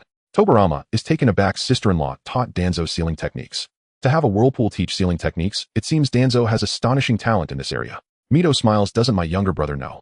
After all, my younger brother is busy assisting his husband with political affairs, and with so much to handle, he may have overlooked Danzo. No worries, I will take good care of Danzo for you. Pay attention to Sarutobi Hisashi, but not to Danzo's talent or progress in learning. Compared to the irresponsible future teacher, Mito only feels heartache for Danzo's efforts and dedication. Hearing this feels strange. The Senju brothers are filled with questions. Tobirama doesn't know what to say and simply responds, thank you for your efforts, sister-in-law. It's no trouble. Oh, I really like that child, Danzo. The atmosphere at the dining table suddenly becomes awkward. Mito continues to serve Danzo food as if nothing were amiss. This atmosphere is truly stiff. Tobirama wants to change the subject. By the way, why haven't we seen Konohamaru? Smack. Senju Hashirama silently facepalms. Tobirama, what are you thinking? Recently Xiaochun has been speaking less. Tobirama placed great importance on the education of the children, as they were the future of Konoha. Danzo quietly began to eat a lemon. First it was Hisashi, then Xiaochun. Teacher Tobirama had always been this way. Despite repeatedly expressing his value and appreciation for her, Tobirama's gaze rarely lingered on her. Danzo, being considerate, defended Xiaochun. It might be related to what Lord Tobirama mentioned at the dinner table about me and Xiaochun enrolling in the ninja academy. Xiaochun probably feels a lot of pressure because she doesn't want to embarrass the adults, right? Should I go talk to her? Tobirama nodded. Yes, thank you for your effort. System, this is not something you would normally say. Is Shimura Danzō really this understanding? Danzo sneered. If she couldn't handle this little bit of pressure, Tobirama would eventually find out that neither Hisashi, Xiaochun, nor Q and Kaze could compare to him. Danzo. System, you know I can hear your thoughts, right? After finishing the meal, Danzo, who never procrastinated, put down his chopsticks and headed towards the dormitory. Once Uzumaki Mito had taken her leave, only the Senju brothers remained at the table exchanging glances. Sigh. Tobirama, I know you are very busy, but the child is one you brought back willingly and promised to take good care of. You can't just take it for granted that Danzo is a sensible child and ignore her existence. Tobirama felt very wrong. Brother, I didn't.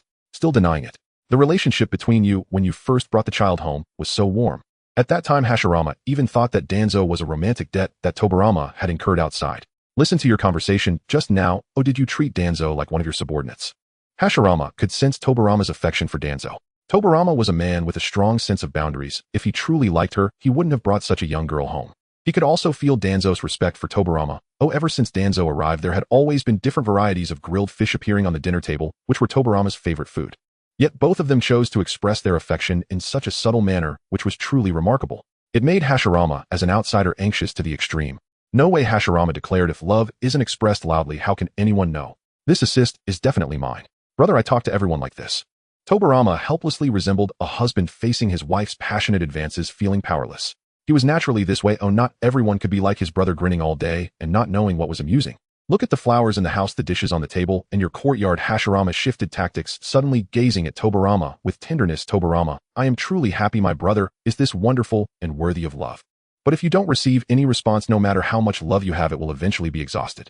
I know you are very busy, but please give that child a little more attention. Also give yourself a chance to receive love and enjoy it. Since you've said so, how can I refuse? Tobirama felt somewhat helpless, yet was genuinely touched both by his brother's care and by Shimura Danzō's thoughtfulness. I understand. In that case, brother, you should spend less time playing around these days and do more work. Don't you understand where all this work comes from? If you have the leisure to drink with Uchiha Madara or play with the kids at the village entrance, you're living the good life. In that case, just come back and finish the work you were supposed to do. Senju Hashirama, heir, just as Senju Tobirama was led astray by his brother's thoughts and began to seriously consider how to reciprocate his disciple's warm affection, Danzo stepped into the dormitory. Xiaochun, I've come to see you. A beam of candlelight suddenly illuminated the pitch-black room. You're here. Xiaochun tried hard to respond with a vibrant voice, attempting to disguise her true feelings. However, this deliberately cheerful voice carried an odd sense of awkwardness. Shimura Danzō frowned. What's with this appearance? Did the dormitory treat you harshly? Xiaochun remained silent. Her uncle treated her well. She didn't look too good, but she was just stuck in her own thoughts. Danzo, am I really useless? Danzo replied, did someone say something to you? Xiaochun, no matter what happens, I will always stand by your side. The Tsunade clan. Xiaochun is an enemy, a rival, and also one of their own. If one had to quantify the status of these old acquaintances in Danzo's heart, everyone's favorability hovers around the passing line of 60. Even the most special Hizashi would only show extreme fluctuations around that number. It sounds like a favorability of 60 is not too high, but compared to Danzo's basic favorability towards others, which hovers around 0.30, it is surprisingly high. So the unconditional support for Xiaochun means, if the Tsunade clan treats you poorly, I don't mind becoming your accomplice. This is the friendship that belongs to Danzo. Tsunade. Xiaochun pursed her lips, feeling despicable and hypocritical. Clearly what she truly wanted was to allow Danzo to gain freedom, to let her showcase her beauty and strength without restraint. But after Danzo truly broke free from all constraints and stepped into a new life, negative emotions grew like wild grass in her heart. You shine brightly like the sun, while I can only silently watch you from a dark corner. You are surrounded by so many people who can share your joys and sorrows, while I can only stand there helplessly. Danzo, what should I do with you? Xiaochun murmured in her heart, puzzled. Is it just because of this? Tuanzo's flattery towards Xiaochun cannot be said to be entirely genuine, although she struggles to comprehend this self-loathing born from an excessively high moral standard. Sigh, if you want something, then go and fight for it, snatch it. What's the use of putting on a pitiful act here? No one will hold you dear, simply out of pity. Adopting such a humble attitude will only lead you to encounter more bad people who will unhesitatingly drain and exploit you. System like you. Tuanzo transforms Xiaochun. She is also forced into this situation. After all, Master Tobirama is so sharp. Xiaochun's pathological state is like a detonating talisman buried under Tobirama's eyelids, ready to unleash devastation at any moment. Don't say Tuanzo is an innocent victim of this feeling. If Tobirama believes even half of it, there's something fishy. System transforming Xiaochun's love into a usable item. 3,500 chakra, just a bit more than what is needed to release a regular great fireball. 2 medical talent level stackable. Tuanzo keenly discovers the talent in the second line of rewards.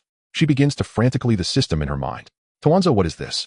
Her heart races as she carefully inquires, what is Xiaochun's medical talent rated on your end? What are the conditions for obtaining the talent? Does bloodline count as a type of talent? System, you really talk too much. It can't help but retort, we sent you here to transform, not to enjoy. Why should I explain this to you? Tuanzo chuckles internally. If not this way, how can I let power corrupt me? How can I be tempted to continuously betray my emotions and experience the feeling of eternal loss? Don't you fools like that cremation narrative. The book title is already decided for you. After exchanging affection for talents, witnessing my indifferent gaze, Tuanzo finally goes mad. System transforming Xiaochun's medical talent to a level. After transformation, the host can obtain a clevel talent. 3 clevel talents can synthesize into a blevel, and so on. By continuously sacrificing the affection of others, the talent can be upgraded to slevel. System, but as you said, even if you obtain the most potent power, if you lose the love of those around you, you will spend the rest of your life sitting alone at the top. Which? Tuanzo, what about the downsides? System, you heartless woman. Enough with the nonsense. Tuanzo only wants to know how to obtain the talent. Oh, love and affection can wait. System, clevel talents are rare. Blevel talents are once in a blue moon. A level talents attract attention, and slevel talents are extremely rare. To obtain the corresponding talents, you can actively engage with geniuses to transform them. Of course, there's also the possibility that after all your efforts to gain someone's favor, you find out they are a complete waste. System regarding the last bloodline transformation issue bloodlines with special conditions, and those with physical mutations cannot be transformed. You can only gain the corresponding adaptability a level. Danzo suddenly curiously asks, is your boss affection for that Uchiha kid genuine? The system's response almost speaks directly to itself, urging to quickly dig out a pair of Sharingan to test the waters with no side effects, of course. System, please do not question our admiration for Lord Sasuke. He is the epitome of beauty and strength, the last pure Uchiha, a kind-hearted youth who has endured countless hardships. Omitting 100 words, Danzo chuckles, ambiguously pretending to be something good. Fooey. I have no time to listen to your nonsense. I want to exchange for a clever medical talent. I hope that after the system takes away Xiaochun's mad love, the remaining friendship will be a bit more, otherwise she would still need a reason to fool Master Tobirama. System received. Xiaochun, I'm very sorry. I've been busy studying and improving lately because I want to compete fairly with everyone to prove myself and show that Master Tobirama's decision was not wrong. So I neglected your feelings. Let's train together tomorrow. Danzo smiled and reached out to transform Xiaochun. Xiaochun frowned, offering no response, only coldly stating, it's fine, no need to accommodate me. I just hope your final performance does not tarnish Master Tobirama's reputation. She could discern the underlying meaning in Danzo's words, mocking Xiaochun for her talent, yet unwillingness to put in effort. Being lazy herself, she still wants to drag others down.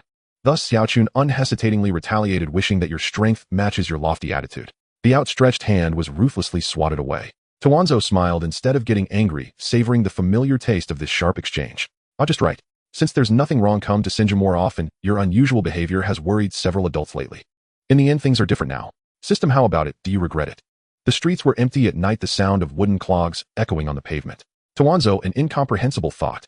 Selling love and memories could yield power and talent, a marvelous trait. She plucked a daisy, gently blowing its petals, curiously inquiring in her mind, the questions you didn't think to ask when your father died have now surfaced with Xiaochun. The system's voice sounded somewhat excited. So you regret it? It didn't ask simply because Shimura Kotaro's favorability was too low. This guy couldn't even meet the passing line for conversion. In that case, a scum father who couldn't even get a ticket to punish Danzo was clearly not on the system's radar. But thinking back, it felt like it was too rash. Humans always place great importance on familial love. Although he was scum, he was still a person of special status. Shimura Danzo had forsaken her father for power. Now, having become an orphan, if she finally felt regret after losing him. Yes, Danzo definitely had feelings for Kotaro. After all, he was her biological father. If the system remembered correctly, Danzo had initially referred to Kotaro in a distant and cold manner, but now that he was dead, she called him father. You died, and only then did I sincerely call you dear old father. This can't help but be seen as a kind of fatherly cremation. The system excitedly rubbed its hands together. Although it was merely an intangible orb of light, it didn't hinder its ability to express its emotions in this manner. Danzo pondered, indeed I do regret it a bit. After all, he was my father. The system's data body turned red with happiness. It was eager to once again proclaim its views on love, only to hear the cold-hearted woman Shimura. Danzo's thoughts lightened. I regret not killing him sooner. If I hadn't experienced his series of disgusting actions afterward, he would have died, while I still loved him the most. Right. In this way, their father-daughter relationship could still maintain a facade of friendliness from their past life. In their previous life, Shimura Kotaro was so good to Danzo, shoving her hands full of enrollment spots without a second thought. Regardless of whether it was Shimura Shin or Shimura Ba, anyone who dared to ascend to the position of young master would be swiftly subdued by her father before they could even act. And now this father. My white moonlight has ultimately gone to waste. Well, who would have thought that during these days Danzo had indeed been marinated by the otherworldly web literature propagated by the system. Yet the character positioning had slightly deviated. System, how can you treat your father this way? Don't you know what he has done for you behind the scenes? Shimura Kotaro could be considered the benchmark of good fathers in this era. Not everyone could humble themselves before their daughter's future husband for her lifelong happiness, nor would every father worry about how their son-in-law treats their daughter, secretly nurturing another candidate for Danzo to choose from. The system rambled on for a while, concluding with he would even risk his life on the battlefield to secure a better future for you. Danzo, some things are just to deceive the sisters. Don't truly deceive yourself, alright. Danzo was not interested in discussing ways to love a child with the system. This would give her the illusion that she and the system were like a couple filled with visions of future children during their dialogue. Disgusting. She only used magic to defeat magic. I find you this system quite pitiful. Did you come out to work because your parents didn't find you a good husband? Your parents don't love you. Oh right, does the system have parents? What a good question. The system fell silent. Shimura Danzo did not hesitate to ignore it. The moonlight illuminated the path. She came from the mottled shadows of the trees, swaying in the wind. Finally, Shimura Danzo stopped at a corner. There stood a tall figure. It was Uchiha Madara. With arms crossed, he leaned against the wall. Listening to the approaching footsteps, Uchiha Madara looked up, his calm gaze landing on Danzo. As the distance closed, the scent of blood wafted towards him, unable to be concealed, and Uchiha Madara made no effort to hide it. Having just returned from a mission outside the village, Madara spotted the strange little girl who called herself his future wife. He was very aware of his image in the eyes of the villagers. Everyone feared him, terrified of the Sharingan that protected Konoha. Uchiha Madara didn't care about the attitudes of these weaklings, but seeing Danzo approach with such imposing momentum, he couldn't help but smile, feeling quite pleased. So he didn't mind greeting her about her recent situation. "I heard your father died." Danzo looked up in confusion. Clearly she did not acknowledge this new form of greeting. At this moment, the only thought in Danzo's mind was, this guy, is he provoking me? What an impudent fellow. It was strange that Danzo could endure such humiliation. Bowing to a Uchiha once was already enough of an affront. When that small kunai sliced through the air, Uchiha Madara didn't take it seriously at all. He merely found the little thing amusing. Which adult would be angered by a child? He even entertained the thought of playfully catching the palm strike from Danzo. The tactical agility is commendable. A 5-year-old can achieve this level, which is quite impressive for now. Danzo's face flushed red. This guy was humiliating him. In the instant they brushed past each other, Danzo was sent flying. The shuriken in her hand was thrown without hesitation. Wind release shuriken. Uchiha Madara continued to chatter. Chakra control is quite refined, but if this is all the strength you bring to provoke a stronger opponent, are you merely trying to scratch my back? He was spouting trash talk during the battle. It wasn't difficult for Uchiha Madara to avoid the rapidly spinning shuriken. The moment he lifted his foot, the sealing technique was unleashed. Self-binding curse seal. Simple. The surface of Uchiha Madara's body began to manifest continuous ribbon-like patterns until they covered him entirely, as if some invisible force had sealed his movements. The red chakra armor was quite sturdy, yet it was not the Susanoo of the Uchiha clan. At the moment of impact with Danzo's shuriken, debris flew from the armor's surface, and the angle of the shards just so happened to cut across Uchiha Madara's cheek. The shuriken was deeply embedded in the armor. Oh, nice move. Uchiha Madara couldn't help but praise. He didn't hesitate to express his admiration for a capable junior. After all, Uchiha Madara was known for his straightforward personality. His mouth was as blunt as a poisoned dagger. But is this truly your limit? Humph. Danzo disdainfully snorted, twisting in midair and landing gracefully beside Senju Tobirama. Unbeknownst to her, the esteemed teacher Senju Tobirama was observing the combat abilities of his students. "Teacher Tobirama, someone is bullying me." She wasn't insane. Who would proactively seek out Uchiha Madara without some backing? Danzo turned her still bruised face towards Senju Tobirama, her eyes sparkling as she looked at him. As if to say, "Teacher, am I impressive?" A look seeking praise. "Humph, Uchiha Madara is merely a stepping stone on my path to success." "Teacher Tobirama, I Danzo am no coward." Uchiha Madara looked at the silver-haired figure with some displeasure. Madara had long noticed Senju Tobirama's presence, but chose to ignore him. Now seeing that self-proclaimed wife of his dive into Tobirama's embrace like a fledgling swallow, his mood soured. "You brat, with this attitude, do you still wish to pursue me?" Uchiha Madara clenched his teeth in irritation, but being a man of principles, he directed all his pent-up frustration towards Senju Tobirama. "Even a 5-year-old can notice your presence. Have you sat in the office for too long that you can't even handle a ninja, Tobirama?" Tobirama straightened his back without changing his expression, replying clearly, "Not at all. It's not like you risk your life to complete missions only to return with your face wounded by a child." Senju Tobirama's mouth was indeed tougher than his strength, following Uchiha Madara's usual approach of solving problems. If words couldn't win, fists would. He could just beat up Senju Tobirama without killing him. Even if he went too far, Hashirama wouldn't easily intervene in their conflict. However, he suddenly felt that this was rather pointless. Madara didn't care about the unfamiliar wife, but he couldn't bring himself to beat up her teacher in front of a student. Moreover, what would beating him do? The moment he decided to give up on killing Senju Tobirama in revenge for his brother striking him would only aggravate the anger within Madara with no real significance. The sudden surge of chakra pressure from Uchiha Madara made it difficult for Senju Tobirama to breathe. Yet Tobirama fulfilled his duty as a teacher, firmly holding Danzo in his embrace. He thought Uchiha Madara might attack Danzo, so he pressed the child's face tightly against his chest. Unexpectedly, Uchiha Madara simply cast an ambiguous glance at him and remarked, "You've taken on a good disciple." Uchiha Madara made no further moves and left. Tobirama let out a sigh of relief, thankful he wouldn't need to call Hashirama. Once the outsider departed, Senju Tobirama had time to talk with his astonishingly impressive apprentice. "Don't get me wrong, it's not a criticism." Senju Tobirama patted her head. "Well done." Danzo smiled at the strength of the hand resting on her head. She felt proud. After all, it was Uchiha Madara. The greater Madara's fame, the more impressive Danzo's strength must be to have harmed him. Tomorrow she would have someone spread the word. With Uchiha Madara's straightforward character, anyone who wished to uncover the truth would only hear him speak plainly. Danzo's plans were clicking away. "Master Tobirama, will my actions cause you any trouble?" Danzo was acting all sweet and innocent, remembering her role as the caring little cotton-padded jacket, displaying a nervous yet determined expression. "If Master Tobirama faces any criticism because of this, I'll personally apologize to Lord Madara. It's really nothing serious. It was merely Lord Madara mentioning my father's death that caused me to lose control for a moment. It's my fault." Her head was nearly buried in Senju Tobirama's embrace. It was Teacher Tobirama, the greatest teacher Tobirama, feeling like she had become as excellent as him. Tobirama did not notice Tuanzang's sinister intentions hidden in the depths of her heart. He only thought how this child was annoyingly sensible. Tuanzang is an angel. Senju Tobirama, who had already been hooked by Cha-Cha, huffed. It was Uchiha Madara who was in the wrong first. You need not take it to heart.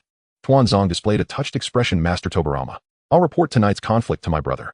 If you encounter Uchiha Madara later. Senju Tobirama paused for a moment, then seriously said, he seems to have a special regard for you, but Tuanzang, you must stay away from him. Not everyone can survive as Uchiha Madara's bond. To explain, Tuanzang's actions were not merely impulsive. Firstly, she had a heavy emotional burden, believing her weakness was the reason for missing the Hokage position, so in front of Tobirama, she didn't want to show fear of Uchiha. Secondly, she had sealing techniques. A 5-year-old didn't need to defeat Uchiha Madara just to wound him. Without hesitation, the title of genius belonged to her. Thus, Tuanzang fought with the mindset that it was enough to merely injure Uchiha Madara. Thirdly, with Tobirama present, she felt emboldened knowing someone had her back. Hey, what are you hiding for? A snot-nosed, dirty child with a mischievous grin attempted to grasp the hair of the girl in front of him, but unfortunately he missed. Quite temperamental. Who are you showing that sour face to? In my opinion, women should stay at home and learn how to please their men. The 6-year-old brat spoke words that were surprisingly foul for his age. The curious gazes from around him grew in number as 2 girls joined the crowd of mischievous boys standing out like sheep in a pack of wolves. It was hard not to feel the urge to scratch at them with claws. At this time, the ninja school was not yet as well developed as it would be later, lacking fixed curricula and responsible teachers. In reality, after Hashirama's opening speech, the children were more like they had arrived at a unified daycare than a school with idle ninjas assigned to look after them and teach some basic knowledge of the ninja world. Then came the children's free activity time. For these early village-building ninja teachers, as long as there were no major injuries or deaths among the small brats, the noise they made was of little concern. In other words, they welcomed casualties that didn't significantly deplete their vitality, allowing competition and conflict to emerge, directing limited resources to the talented individuals with boundless potential. The fundamental purpose of establishing the ninja school was to supply talent to Konoha. Teacher Yamada thought of this while watching the noisy children in the distance, not even moving his rear from the chair. His eyesight was quite good, able to see the family crest behind the troublesome boy.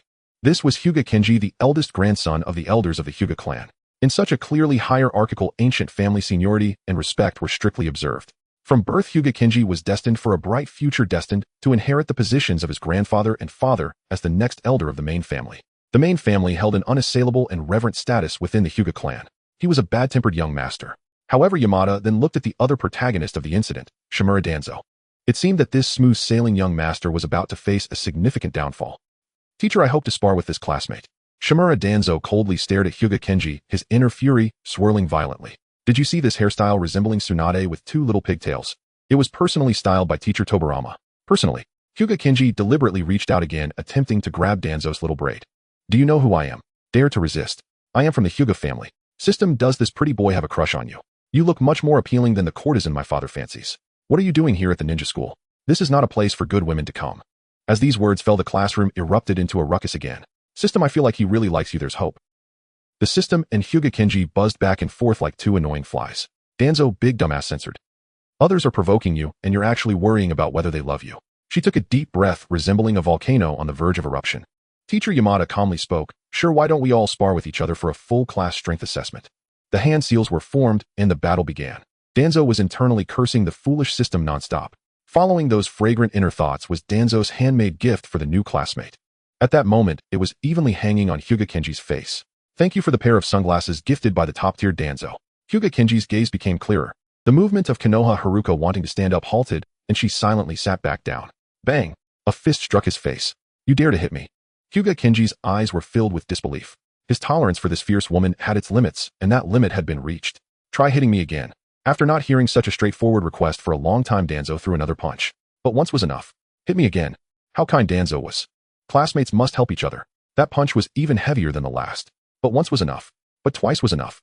Teacher Yamada couldn't help but stand up. Hyuga-san, we are sparring. If you have a crush, don't casually go out looking for a master.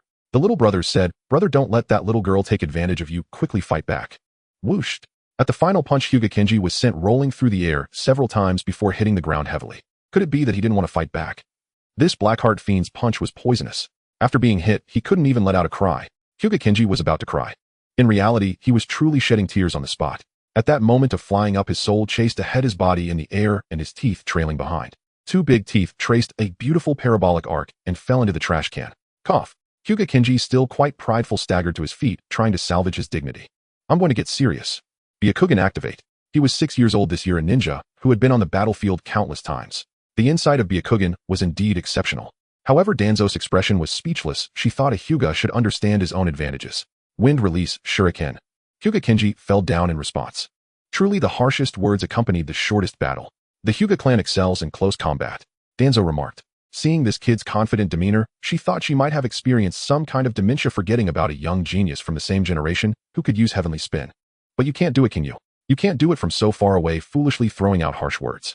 Without gentle fist, you can't use heavenly spin, and aren't you just a plain meat target? I haven't seen such a foolish enemy in a long time. Danzo coolly raised his hand. Teacher, I won. So pretentious, but really so cool. Shimura Danzō won decisively, effortlessly, as if it were not a fight, but a perfect solo performance. The end of the battle was surprisingly quick, leaving even the Jonin, Yamada, momentarily stunned, staring at Hinata Kenji, who looked like a pig's head, and Tozo, whose clothing was only slightly soiled, with a twitch at the corner of his mouth. Tozo wins. Both sides seal the reconciliation mark. Tozo casually formed the hand seals and retrieved the kunai that was stabbed into the ground back into his ninja tool pouch. Turning to the group of classmates who were still restless, he sighed. Bystander, a big brother cherishes ladies, but we want to indulge this woman. I can do it too. At this age, children have somewhat experienced battle, and using a few ninjutsu techniques is not a problem. Therefore, even Tozo's battle combo, which was beginning to show personal style in the eyes of the Jonin, could not win their admiration. Just throwing a few punches and using a ninjutsu technique. Fool. Uchiha Nagayoshi sneered. Tozo can gather chakra on the surface of his fist. Anyone who has been on the battlefield knows what this technique is, right? Could it be? Bystander B said in disbelief. That's right, it's the Senju clan's mighty fist. Uchiha Nagayoshi confirmed. He acted like a diligent NPC, explaining the details of the battle to everyone. Shimura Danzō is a genius. The simple mighty fist cannot achieve comprehensive suppression. She must have modified the sealing technique, using herself as a medium to seal the enemy upon contact. Although this approach contradicts the original intention of the sealing technique, it greatly increases the success rate and efficiency of sealing in battle. Bystanders and Bystander B, they couldn't understand, but the ability to modify the sealing technique was impressive. Bystander A, thanks for the explanation. By the way, who are you? Uchiha Nagayoshi smiled confidently, looking in the direction of Shimura Danzō. The one who knows a person best is often their enemy. I am Tozo's rival. Tozo was carefully inspecting her ninja tool pouch, full of affection. Although no one could touch her treasures during the recent battle, except for the heir, what if? What if someone had their eyes on her ninja tool pouch? This was hand-stitched by Master Tobirama, stitch by stitch. It wouldn't hurt to be extra careful. During her inspection, a buzzing little fly appeared, but Tozo showed no concern, and after Uchiha Nagayoshi's confident introduction, she revealed a look of confusion. As if asking, who are you, kid? It turned out she really didn't remember me. How could she? Uchiha Nagayoshi's expression twisted. I am Uchiha Nagayoshi. Who is that? Never mind, it's not important. Tozo pondered for a moment under Uchiha Nagayoshi's expectant gaze. She raised her ninja tool pouch and slowly spoke, saying, how do you know this is the ninja tool pouch made for me by Master Tobirama? What? No wonder you cherish it so much. It was made by Senju Tobirama himself. I never expected Senju Tobirama to be such a person. No. Uchiha Nagayoshi felt indignant. Did no one ever ask you that? But Tozo didn't care. After finishing a battle, she just wanted to show off to Sarutobi Hizashi how much her teacher liked her.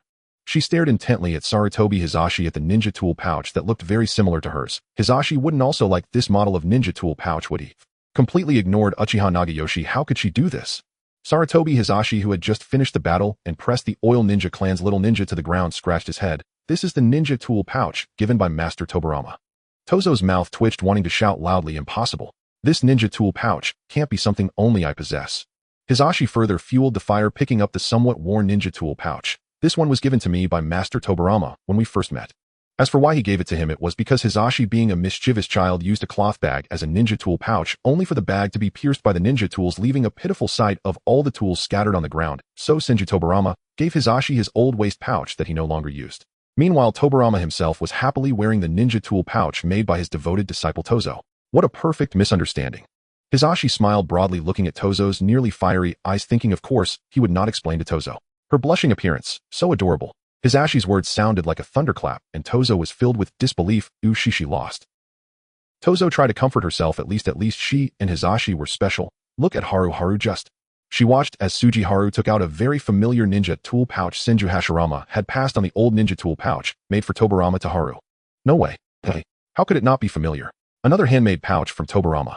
Master Tobirama, didn't you say Tozo was the one you cherished most? This is not a cherished person, but rather a thorny durian. At this moment, Tozo's thoughts resonated with Uchiha. How could he do this?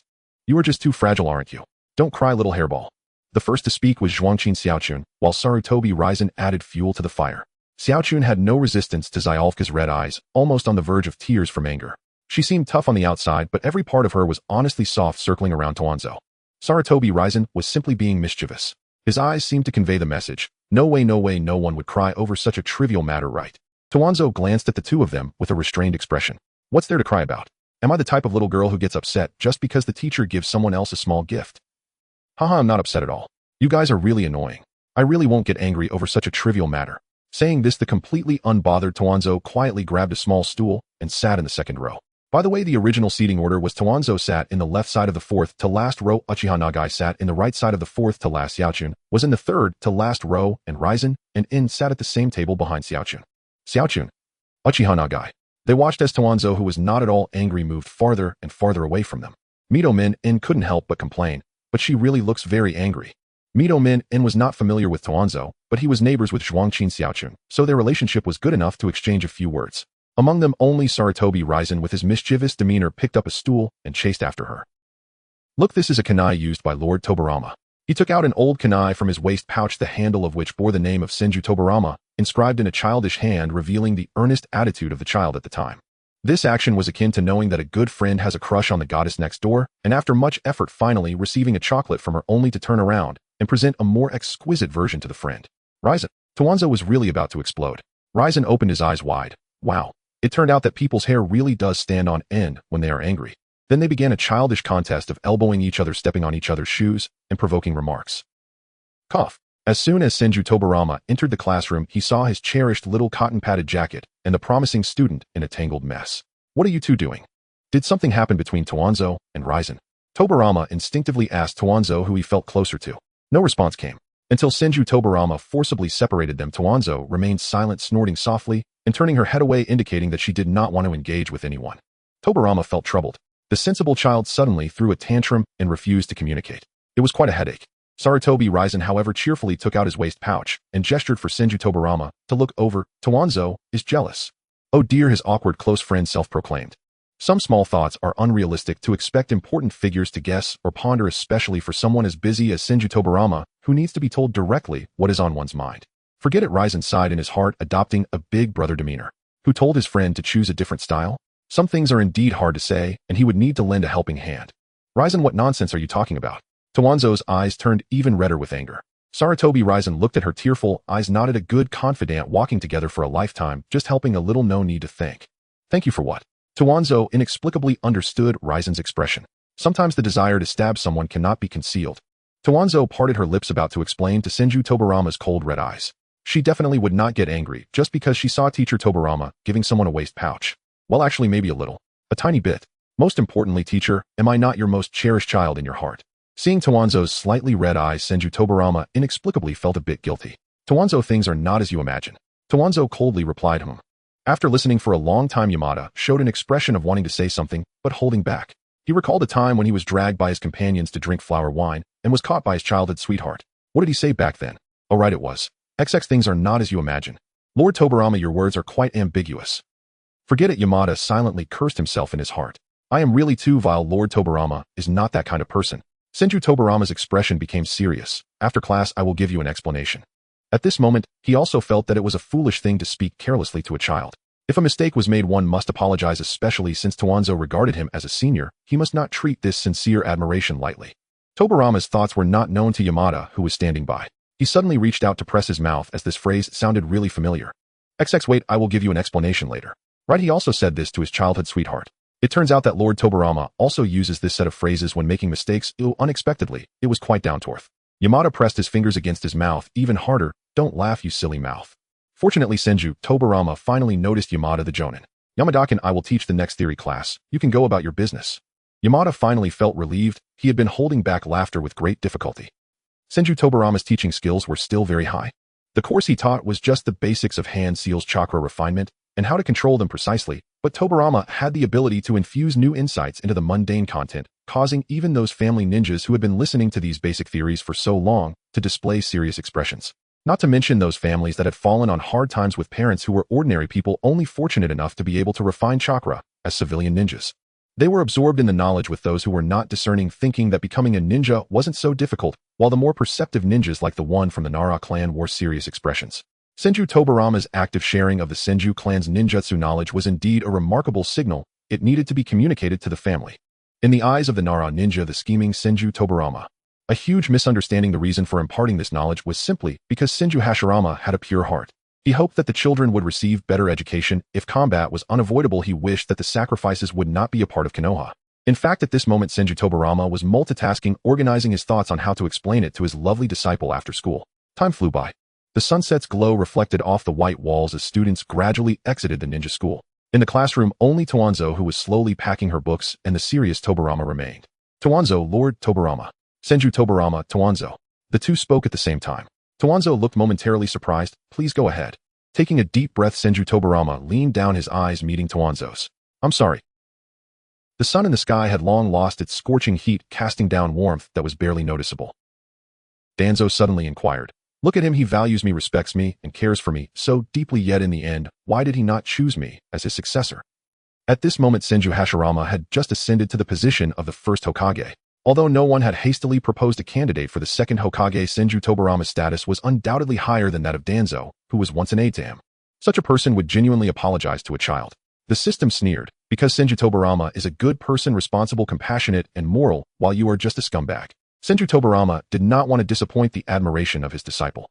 He was deeply loyal and would earnestly explain the situation to Danzo, saying, even if we do not hold the title of master and disciple at this moment, in my heart you are my disciple, and I do not wish for misunderstandings to exist between us.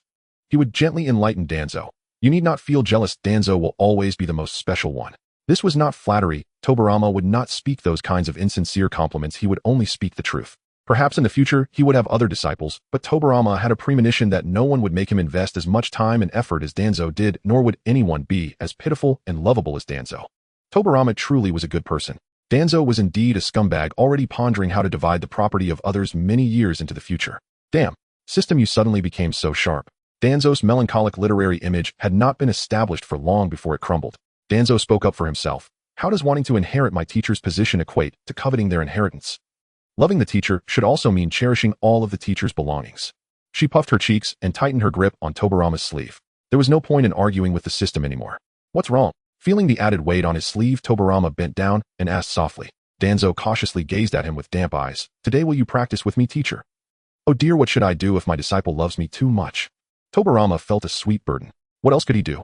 He would have to let his older brother handle the work today. It was still the familiar training ground in the woods. To say that Senju Tobirama only excelled in water release was the greatest misunderstanding of him.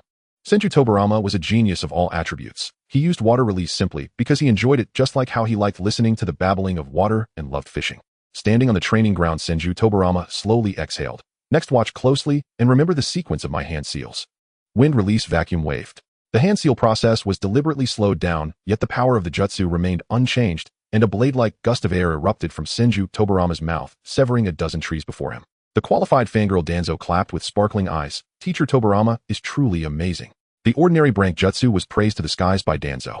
Oh my, could this be the joy that the older brother felt while raising the younger generation?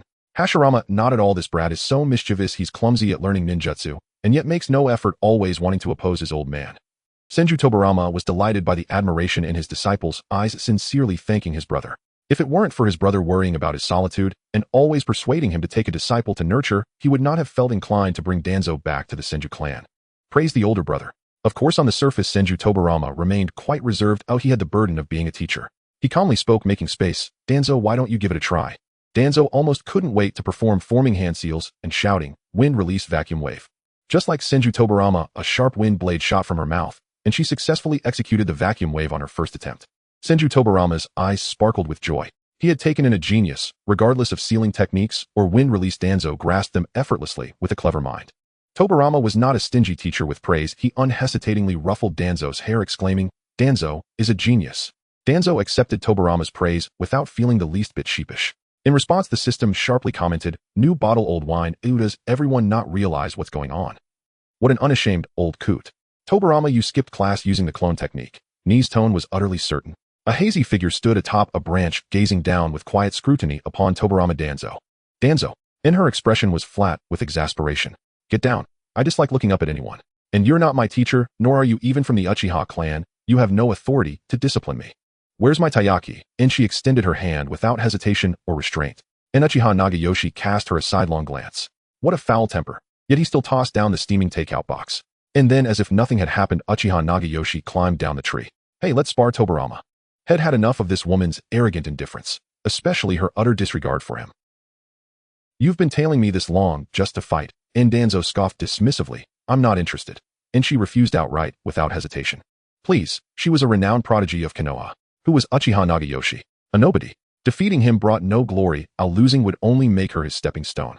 More importantly, Danzo would never overestimate herself, not when her chakra reserves were halved, and certainly not against an Uchiha whose true strength remained unknown. Indeed, Uchiha Nagayoshi misjudged her technique. What she employed was not merely the standard clone technique, but the multiple shadow clone technique invented by teacher Hashirama's brother Tobirama-sensei. Though classified as a forbidden jutsu, having claimed many lives, the technique itself was blameless.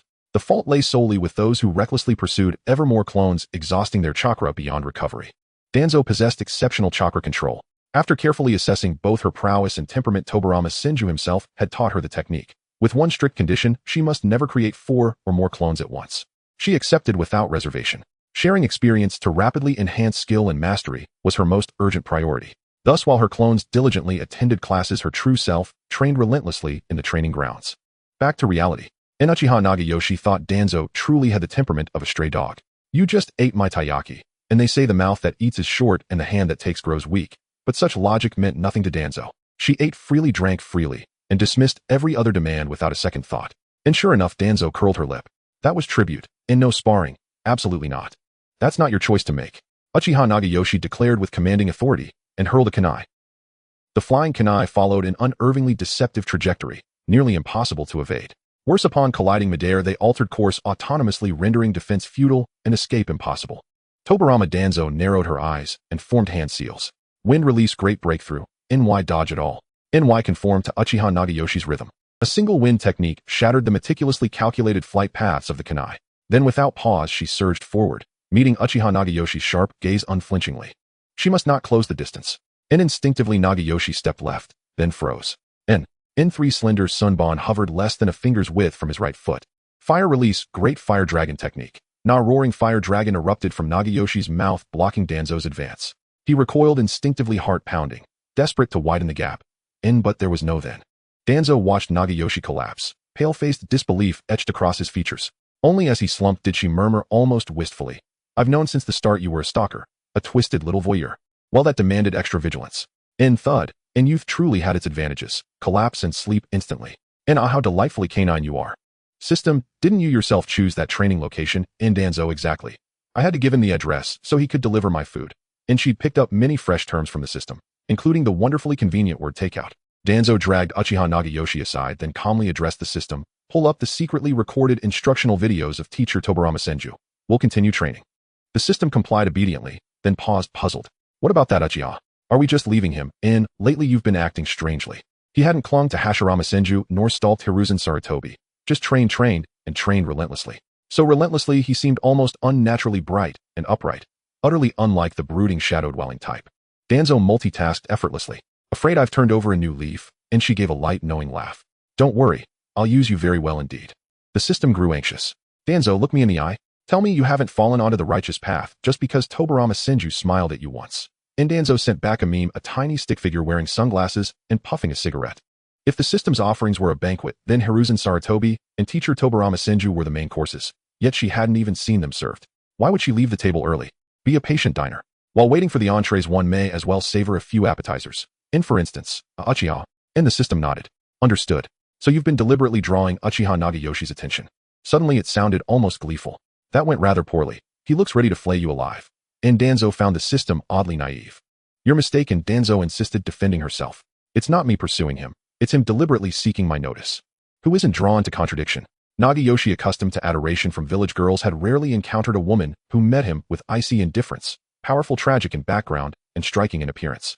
Every day he was showered with praise. So how could he not fixate on someone so fiercely unimpressed, so formidable, so mysteriously beautiful? Sometimes Danzo even wondered, if she struck him, might he enjoy it?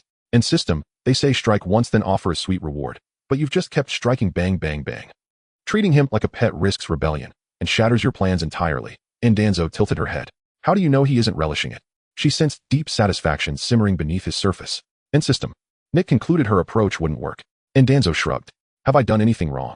I am exceptionally strong, and destined to become the third Hokage. I've shown extraordinary forbearance toward this clumsy, ever-interrupting Uchiha during my training sessions, even serving as his sparring partner. How dare he not fall in love with me? System, are you already treating the title of third Hokage as yours by birthright? In system, wait. Hold on. Did you sneak read my novels while I wasn't watching? This plot feels eerily familiar. Danzo felt zero shame about pilfering the system's treasured archives. She declared openly, next time narrated in my mind. You are the first Uchiha ever to be utterly emptied of funds by Lady Danzo, and she hasn't laughed this freely in ages. System 6. Napling formulaic romance really is fast. In fast forward to conclusion, before the story has even begun. Master the celestial technique.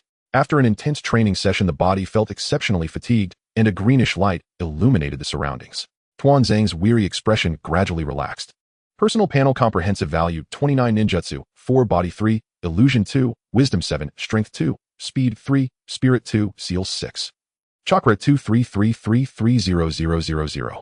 Special abilities Clevel medical talent a level ceiling master. Evaluation elite lower ninja.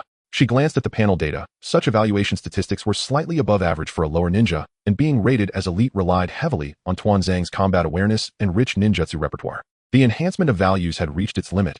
Even Tuanzang could not escape the shackles of his physical form, for this body was merely that of a 6-year-old child. Tuanzang, bring up the schedule. I need to modify my itinerary. There was no need to waste time in the practice field. No matter how hard he tried, significant progress was nearly impossible before this body developed. The administrative secretary obediently complied. Tuanzang pulled out a piece of paper from his pocket, casually scribbled, and doodled, then tossed it on to Uchiha Nagai. System, what did you write? High-tech products are unreasonable, leaving no privacy for Tuanzang. The system only needed to make a slight effort to see the content of the paper. Tomorrow, we eat tempura. System, you truly are a beast. Tuanzang raised an eyebrow. Thanks for the compliment, though I also find my training skills to be exquisite. The system felt she was thinking too simply. However, the reality proved that the system's thoughts were still too naive. System, he actually brought it for you. Tuanzang buried herself in eating. Teacher Tobirama was great in every way, but he was very strict, especially regarding diet, and the meals at home were truly bland and tasteless. The system was still in disbelief. Leaf Village is truly a hidden gem, a place of great talents. Its tone sounded heavy. The last time I saw so many MS was at McDonald's. Tuanzang wiped her mouth. That was delicious. The greedy girl finished the lunchbox and casually returned to the classroom, continuing to bicker with her deskmate Hiruzen. Uchiha Nagai. Who is that? Not familiar. This scene feels so familiar. The system suddenly realized, isn't this just a gender-bent version of a youth pain campus story with the female lead? The female lead, Tuanzang, has a white moonlight in her heart. Even after accepting the male lead's goodwill and sacrifices, she still holds her identity and does not wish for others to know of the connection between her and the male lead. The male lead can only silently watch as the female lead and the white moonlight flirt, becoming the most silent character in the story. They are matched up. Hiruzen has also gained a good identity. The system sighed, what a scumbag. Tuanzang felt that the system understood. Nothing. Do you know that the key to enduring stories is to start with suppression and then rise? Even though Uchiha Nagai has to endure beatings every day and offer tributes, he can still be my servant in the future. System is enduring, referring to your enjoyment from beginning to end. So what? To gain compatibility with the Sharingan, I, Tuanzang, am willing to eat Uchiha's food, drink Uchiha's drink, and even take a chance to hit Uchiha to vent my frustrations. Uchiha Nagai's condemning gaze was too obvious. Hiruzen had long sensed it, and he winked at his friend. Tuanzang, my eyes hurt. She pretended not to see Hiruzen's expression. System, are you going to start chasing your husband to the cremation ground? Tuanzang, am waiting. Waiting for an opportunity. To quickly advance a relationship, one can only do so by constantly creating conflicts and then resolving them. The so-called conflict is like Hiruzen's relationship with Uchiha Nagai. Like Uchiha Nagai with Tobirama-sensei. For someone as resolute as Tobirama-sensei, simply trying to please him to compliment and praise cannot break through his defenses. Tobirama does not like those who seek to please excessively and lack individuality. No one would like such a phony. Tuanzang had been a good little boy for too long. How could she showcase a rebellious self in front of teacher Tobirama without finding a typical Uchiha friend? System, you don't like excessive flattery, huh? System, are you hinting at something? Is my performance that obvious? Tuanzang, yes. The system's change in attitude was quite evident. It spoke more and opened more doors for Tuanzang. Why was that? Clearly at the beginning they were just a prisoner in the intelligence system of the cell. Tuanzang thought for a long time and came to a conclusion. Just like in Konoha, teacher Tobirama has absolute decision-making power over her, which is why Tuanzang easily fell in love with Tobirama-sensei. This is the absolute suppression of the higher position over the lower. Similarly, trapped on the island named Tuanzang, the system is also crushed beneath, and when its world is left with only the scum named Shimura Tuanzang, it still willingly gives a considerable amount of love. The system suddenly chuckled coldly in Tuanzang's mind. No more pretending. Or is this actually the conflict you created for me? Tuanzong was not angry at being seen through by the system. She only smiled, resting her chin on her hands. I look forward to the day when you also become a tool for transformation. I look forward to the day when you also become a tool for transformation. Perspective of Uchiha Nagai. Uchiha Nagai did not like Konoha. The children of ninjas mature early. He clearly remembered the glorious days of the Uchiha clan, even though the clan members around him came and went their white robes forever resting underground. They died in war, like a raging fire burning fiercely until they became ashes on the battlefield. This is the fate of an Uchiha. There is nothing wrong with that. But the existence of Konoha shattered Uchiha Nagai's established understanding. The war between ninjas ended. Uchiha allied with Senju, and everyone reaped peace. However, the war between ninjas will never truly end. For gifted children like Uchiha Nagai, they are required to suppress their nature because the Uchiha must remain low-key. How long must the Uchiha remain silent? No one knows the answer, but one thing is certain: the fire in Uchiha's heart will not be extinguished, it will only burn more fiercely. He felt like a spark in a drifting bottle. The bottle protected him from the seawater flooding, and yet it was also a shackle. A flame that loses its foundation will eventually be extinguished. This tedious supplementary life continued until that winter afternoon. The moment Uchiha Nagai was knocked down by a little girl, he realized he had reached a turning point in his destiny. What a rude woman, he thought. He had never seen someone so despicable. Did Shimura Danzō even realize what he had done to a noble Uchiha? This unexpected event made Uchiha Nagai furious and ashamed, completely forgetting the demands of his elders. Time and again he encountered, observed, followed, and approached. Uchiha Nagai swore to make Danzo pay the price. Shimura Danzō is a thorough scoundrel.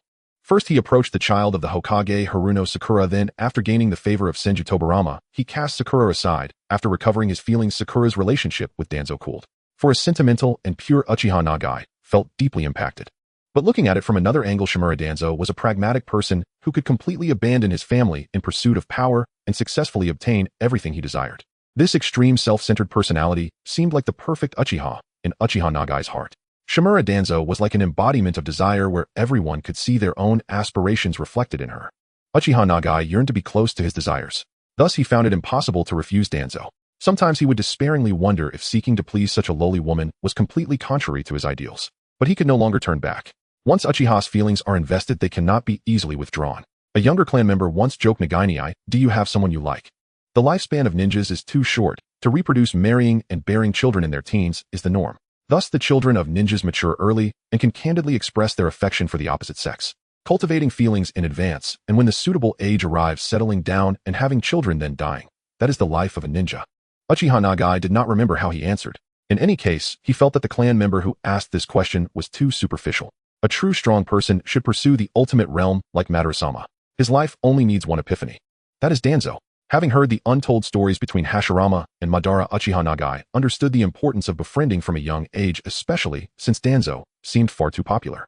However, Uchiha Nagai was confident that aside from himself, no one else was qualified to stand alongside Danzo. No one could be as tolerant of Danzo's bad temper as he was, and no one could be strong enough to withstand Danzo's punches 3 times a day. But, to his utter surprise, Danzo actually degraded herself to play with that monkey. Danzo, are you out of your mind? Uchiha Nagai felt heartbroken and knew this mistake needed correcting. Perspective of Danzo. Danzo had spent several days in the mundane routine of the Ninja Academy. Kitsuchi's mouth had not stopped from beginning to end, while Sakura was obsessed with medical ninjutsu, backstabbing him daily and blocking his escape routes, causing this lustful boy to be beaten. Sarutobi Hizashi, with his pig-like face, sat beside Danzo, contrasting Danzo's delicate visage, which was fair and handsome. Why haven't you gone to Sakura for treatment with such an injury? Danzo reproached with a flicker of his eyes. Hizashi, if you don't take care of your body, I will have to criticize you on behalf of Lord Tobirama. Hizashi's smile faded at Danzo's seemingly caring words. You bastard. Just because Lord Tobirama praised me, you revealed my whereabouts to Sakura. Now I get beaten daily by angry beauties losing teeth all over the place. You are too unprincipled, Danzo. Are we still good friends or not? Hizashi sometimes wondered how Danzo managed to tell Sakura exactly where he often spied and his escape routes, as if she had foreknowledge. In the end, it could only be concluded that when a person is doing bad things, they are indeed not afraid of hardship or exhaustion. While this person certainly includes Hizashi. Hizashi glanced at the sneaky shadow, suppressing his disgust, as he said sweetly, Don't, little Danzo, I just want to maintain my image as a man in front of you. He fiddled with the hem of his clothes, maintaining a shy expression. However, I have already understood your intentions, so. Danzo's expression collapsed, and she thought, don't come any closer. She watched helplessly as Hizashi's graceful finger drew closer, finally landing on her lips. Don't worry about me, Hizashi winked. Ugh, get away. Danzo's emotional control completely fell apart, and she became a shouter. How disgusting. You. Can you speak normally? The words she had prepared seemed particularly hot in her mouth, and Danzo's lips opened and closed awkwardly. She still lost. Lost to Hisashi. In terms of disgusting people, Danzo would call you number one. Sarutobi. Hisashi smiled triumphantly, his alluring eyes seemingly wanting to weave into Uchiha Nagai's face. Satisfied to see the other person's face turn pale. Oh dear, look at our poor Yukahaken reduced to this by his good friend. Hisashi looked at Nagai, as if he saw a small bug struggling in a web. Uchiha Nagai snorted coldly. Shimura Danzō, come out with me. He completely ignored Sarutobi Hisashi's presence. Hisashi showed no reaction, while Danzo felt somewhat displeased. Surely Uchiha was looking down on her. Danzo pursed her lips. Class is starting soon. Don't mess around. TSK. Sarutobi, Hisashi, and the system simultaneously spat in their hearts at this scoundrel. This is taking advantage of the situation. Sarutobi Hisashi generously advised Yukahaken is not someone who lacks discretion. He must have something important to discuss with you. Danzo, you should talk to him. Danzo, you were offered a way out. Hurry and take it. Good brother. Danzo was satisfied. This is how it should be. She was a cold woman. How could she be called by a Uchiha like this? Danzo feigned calmness and said to Uchiha Nagai, let's go to the school rooftop. I am only going with you for Hisashi's sake. Uchiha Nagai's expression briefly became complex, but in the end he still gratefully glanced at Sarutobi Hisashi. This monkey, though often unserious, was indeed a good person to be recognized by Danzo. Hisashi. Incredible. Our good friend digs a pit to bury you, and you're still grateful to us. Think about it, like attracts like those who can get along well with Danzo. What good birds could they be? Speak. What business brings you to me? Danzo leapt onto the stone steps and seated himself at the highest point, gazing down upon the Uchiha before him. At this moment, Uchiha Nagayoshi felt an unexpected unease. Shame, hesitation, words lodged deep in his throat. Can you please stop associating with Hiruzen, Sarutobi? We're the perfect pair. What is that supposed to mean? Just, what kind of statement is that? Danzo nearly lost his composure. Stop associating with Hiruzen. Did adding the word play really warrant death? Stay calm. Do not comment. She lowered her gaze and spoke coldly. By what right do you address me so? Uchiha Nagayoshi suddenly grew flustered. He wished only to be Danzo's true friend. Yet somehow voicing such a sentiment outright felt embarrassingly uncool. And secretly serving as a loyal shadow to the Senju clan's temporary ward. Even that wasn't exactly honorable. To forbid you from befriending Hiruzen. He stammered the words out, his face burning crimson like a boiled shrimp. Truth be told, were the person before him anyone else hearing such a plea from an adorable child, would have melted their heart on the spot. Alas, Uchiha Nagayoshi stood before none other than Shimura Danzō, the implacable elder. She merely found the provocation insufficient. Why on earth should I obey you? Arms crossed firmly across her chest, Danzo mused aloud. Let me think. You've suddenly uttered these words. Could it be that the Uchiha clan seeks to sever the bond between the Senju and the Sarutobi? How dare you think so poorly of me? Then what else am I to think? Danzo smirked, cruelly, watching tears well up in the young Uchiha's eyes. What purpose drives you to approach me? Don't you know it yourself? The Shimura and Uchiha clans have never shared ties. You seek me not for who I am, but for my value, for the recognition I hold within the Senju clan. The Uchiha have played their hand skillfully, hoping to win my favor and through me the favor of the Senju. Yet your performance is painfully clumsy. Hearing these words, Nagayoshi felt a sharp pang in his chest. Misunderstood. Rejected. This was the Uchiha clan's enduring reality after Konoha's founding. He could tolerate the ignorant villagers' fearful reverence, for the strong seldom concern themselves with the fate of ants. But Danzo, she was his divine revelation. He believed he was forging friendship, only to find she saw him as deceitful and calculating. Uchiha Nagayoshi could no longer suppress his seething fury. How dare you misjudge me? Insult me? Danzo retorted without hesitation, raising her voice to overpower his. I will never accept someone whose intentions are suspect. If I've misunderstood you, then speak your truth. Say it aloud. I, Uchiha Nagayoshi, wish to become your most trusted friend, forever. He hadn't meant to say it aloud. He braced himself for mockery, but a warm sensation bloomed against his forehead. His eyes flew wide in stunned disbelief. What was Danzo doing? She had pressed her own forehead gently against his, a gesture startlingly intimate for one who guarded her personal space with unwavering discipline. I have waited, for you to say those very words. Honestly, you should have spoken sooner. Still, I must commend you. She reached out and patted Nagayoshi's head. I admire your courage. Well done. I cherish honesty above all. In that instant, Nagayoshi's anger, resentment, and hatred deflated like a punctured balloon, vanishing utterly. What did you just say? Danzo huffed with practiced hauteur. Clumsy fool. You've barely passed the test. Then with surprising force, she lunged forward and draped herself over Nagayoshi's broad, muscular back. Lady Danzo consents to your request. We shall be friends. Nagayoshi felt every trace of bitterness dissolve in that single breath. Danzo, her tsundere charm was utterly endearing. Humiliation, there was none. She was simply a fragile girl wary of deception, her caution entirely understandable. Uchiha Nagayoshi vowed he would remain Danzo's closest friend for life. System notification: Uchiha Nagayoshi convertible. System item: Uchiha Nagayoshi's devotion convertible into 1 chakra 2, Sharingan compatibility level D. No side effects with 1 Tomo Sharingan, 50 side effect reduction with 2 Tomo Sharingan. Danzo ignored the clingy, unsettling Uchiha beside her. Gazing at the system interface, she smiled, a faint knowing curve of her lips. Yes, from this day forth Shimura Danzō has an Uchiha friend. Senju Tobirama considered himself an open-minded teacher. Watching these vibrant and lovely disciples flourish under his guidance brought him joy that made him smile just at the thought. Sometimes Tobirama hoped they would become the pillars of Konoha's future, but at other times he felt that as long as these adorable children grew up happy and healthy, it was enough regardless of whether they would become powerful ninjas. Tobirama believed he would respect all of the children's decisions as long as they were heartfelt choices. He thought firmly. And this unwavering belief continued until he saw his beloved disciple holding hands with a Uchiha boy walking briskly out of the school gates. At that moment Tobirama felt as if the sky had fallen. Dad, I do not approve of your friendship. Look at that boy, his appearance is fierce Uchiha Nagai. His gaze is menacing Uchiha Nagai. His behavior is lewd Uchiha Nagai. Not worthy of my precious Danzo. Senju Tobirama's gaze scrutinized Uchiha Nagai from top to bottom, appearing calm, yet he had already walked a considerable distance. Just looking at the beautiful scene of Danzo and Uchiha Nagai exchanging smiles made Tobirama's heart feel as if it had returned to that sunny day many years ago. He saw his elder brother embracing Uchiha Madara. My brother is a Senju. Ugh, wrong scene. He saw his brother and Uchiha Madara gazing at each other. From then on you called me Madara, and I called you Hashirama. Oh, Senju Tobirama's head hurt so much. Why do the important people around him always get entangled with the Uchiha? Senju brothers standing at the school gate created a stir in the crowd without saying a word. Hashirama smiled infectiously, waving to the onlookers. Good afternoon. He greeted people warmly, accurately calling out everyone's names in the astonished gazes of others. When asked why he was at the ninja school, he answered seriously, I'm here to pick up the kids. Lord Hashirama is indeed very down-to-earth. During Hashirama's conversation with others, Danzo also took Uchiha Nagai's hand and hurried to the Senju brothers. Senju Hashirama's curious gaze could not hide as it floated towards Uchiha Nagai. Little Danzo, who is this? Danzo with a serious expression held Uchiha Nagai's hand and introduced solemnly, Lord Hashirama, Lord Tobirama, this is my best friend Uchiha Nagai. Really? Hashirama was pleasantly surprised. Tobirama had already started to frown.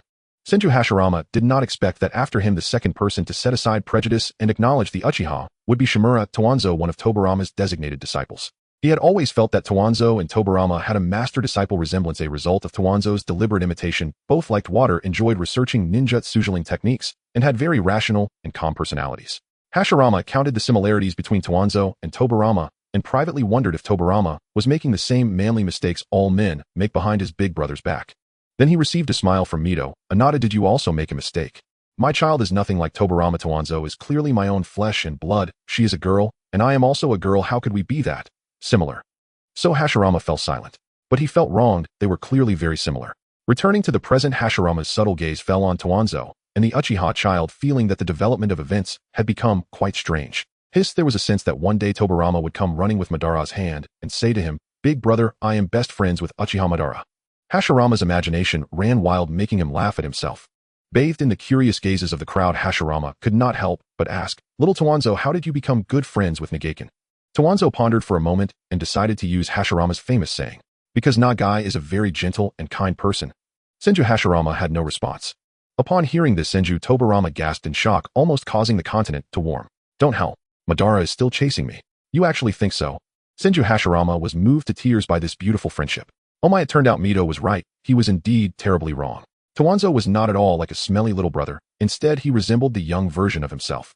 Of course, although Nagaken looks cold, he is very eager to help classmates in difficult situations like me and cares about his peers' interpersonal relationships like me. Danzo listed past events one by one, making Uchiha Nagai embarrassed, who blushed and said, What are you talking about? Who would do such things? Danzo added mischievously, Are you shy? Your sulking look is also very cute. Uchiha Nagai stretched out his foot to step on her, but Danzo did not dodge or evade, proudly raising her foot. He instead feigned a miss, not stepping down. The interaction between the two children made Hashirama's heart flutter. Uchiha Nagai was indeed gentle. If it were Madara, if he spoke to Madara like that, the Susanu's 80-meter-long sword would have come crashing down. Tobirama's frown deepened. His gaze was profound. This child had a hint of Madara about him. Unfortunately, his cold glare was wasted on a blind person. The Danzo, who usually coordinated with him seamlessly with just a glance, was now completely immersed in the Uchiha's trap. Tobirama felt a sense of foreboding. What did those years of shared memories of mocking the Uchiha mean? He had broken down, but no one cared. Hashirama warmly invited Uchiha Nagai to his home for a meal. Danzo also reached out to Uchiha Nagai. Tobirama angrily asserted his presence. Big brother, please don't extend such a rude invitation. It was mealtime, suddenly suggesting a dinner invitation might mean others' families had already prepared food. Tobirama's considerations were always thorough, but he could not deny that this statement had his own selfish motives. He simply did not want a Uchiha walking through his door. Uchiha Nagai lowered his head. I should be the one to apologize. Although my parents haven't been home for a long time due to missions leaving the house empty, that doesn't justify my returning home with Danzo. Uchiha Nagai looked at Senju Tobirama's cold and resistant expression as if awakening an extraordinary attribute in his bloodline. He spoke lightly. Lady Mito must have prepared a meal at home. What does it matter if I join last minute? Accompanied by a pitiful gaze. Hashirama could not hear any of that. It's alright, Mito won't mind. Danzo turned her head to hide her true feelings, disgusted. Tobirama also showed a similarly disgusted expression, disgusting. But it was futile. Uchiha Nagai ultimately sat at the Senju family table. This was the most torturous meal of Tobirama's life. An hour later, the annoying Uchiha brat finally disappeared from his home. The master and disciple bid farewell to the reluctant Mito, and Hashirama returning to the house that belonged to Senju Tobirama and Danzo. The moon was round, yet Tobirama's mood was far from complete. He halted in the courtyard, standing in the center, and ultimately could not resist. Danzo, we need to talk. The system, it's over. Senju Tobirama is angry. He hates the Uchiha so much that you might not be able to become his disciple. Moreover, according to the ridiculous selection system of Hokage in Konoha, if one cannot become Tobirama's disciple, how did Danzo become the third Hokage? Danzo silently thought, what do you know about Senju Tobirama that I don't? She stopped in her tracks, looking up at Tobirama's red eyes, which seemed veiled in a layer of gauze under the moonlight. They were gentle, yet possessed a divine quality. Lord Tobirama, what would you like to discuss? Why would you want to be friends with Uchiha Nagayoshi? Tobirama's tone was calm, as was his mood. In Konoha, even if it wasn't explicitly stated, everyone knew that Senju Tobirama disliked the Uchiha, even pushing the Uchiha clan leader Madara out of power. It is understandable. After all, not everyone has the great righteousness of Senju Hashirama to accept the enemy clan that killed their father and two brothers, allowing them to wander between life and death on the battlefield. Why not? Tobirama replied calmly, he is Uchiha. But this is Konoha, Danzo responded with equal calmness. He is the Uchiha of Konoha while you are the Senju of Konoha. Because this is Konoha, the Uchiha and Senju can coexist in peace. This is Konoha, a land of peace. Tobirama's furrowed brows suddenly relaxed. He felt gratified, pleased with Danzo's understanding. She was a true Konoha citizen rather than a ninja from a specific clan. Her existence proved that the ideals of his elder brother and Tobirama himself were feasible. One day more ninjas would recognize their identity as Konoha ninjas, understanding and acknowledging each other, and there would be no more wars. Moreover, I believe some people have a significant misunderstanding about you. Lord Tobirama actually doesn't dislike the Uchiha, right? You really dare to say that? Asking a leader about their views on a specific clan could lead to turmoil within the newly formed alliances among Konoha's clans if not handled well. Thus, Danzo did not need to seek a reply from Tobirama, nor would he receive one. She simply continued, Lord Tobirama has a vision that transcends clan affiliations. He understands the harm of war to every clan and cherishes the hard-won peace and happiness of the present, so someone like you cannot truly despise the Uchiha. Agreeing and steadfastly executing the resolution to integrate the Senju into Konoha, Tobirama did not place much weight on the concept of family. At least for him, the identity of being a Konoha ninja surpassed that of family, so what about the hatred that had persisted through generations? Naturally, he should also make concessions for Konoha. Thus, the Tobirama, who could make such decisions prioritizing Konoha above all, would not harbor hatred for the Uchiha. The Uchiha were also a part of Konoha. From the beginning to the end, what you hated was merely the potential threats that could disrupt this Eden. Such threats are not limited to the Uchiha. Every clan has ninjas opposed to Konoha, but the opposing faction of the Uchiha is particularly threatening. This is the reason Senju Tobirama remains vigilant towards the Uchiha, and it is also a form of arrogance of the Senju. The only clan capable of overturning the Senju is the Uchiha. No other clan has the qualification to draw Tobirama's attention. The system is this for real. So the conspiracy of the second Hokage, as mentioned by Orochimaru, can be understood this way. The system, if you understand this well, why still strike against the Uchiha while claiming to uphold the teacher's beliefs? Danzo couldn't help but roll his eyes at the system internally. Noisy fellow, don't interrupt the mood she has cultivated. But Danzo still replied to the system. That's just the reason for going after the Uchiha. If the official takes action, there must naturally be ancestral rules to back it up. Besides, shouldn't I take action? The extermination of the Uchiha is a collective decision of the village. At first, Senju Tobirama did not take special action against the Uchiha. He merely monitored all unstable factors evenly as the village's administrator, placing the Uchiha in charge of the guard because of the existence of the rogue ninja Uchiha Madara. During this period, the Uchiha still had freedom. Even during the time that Namikaze Minato was in power, the Uchiha and Konoha entered a honeymoon period again, which was destroyed by that rascal Obito Uchiha. At that time, the Sharingan in the eyes of the Nine Tails was evident to all. One Uchiha manipulated the Nine Tails to launch an attack on Konoha.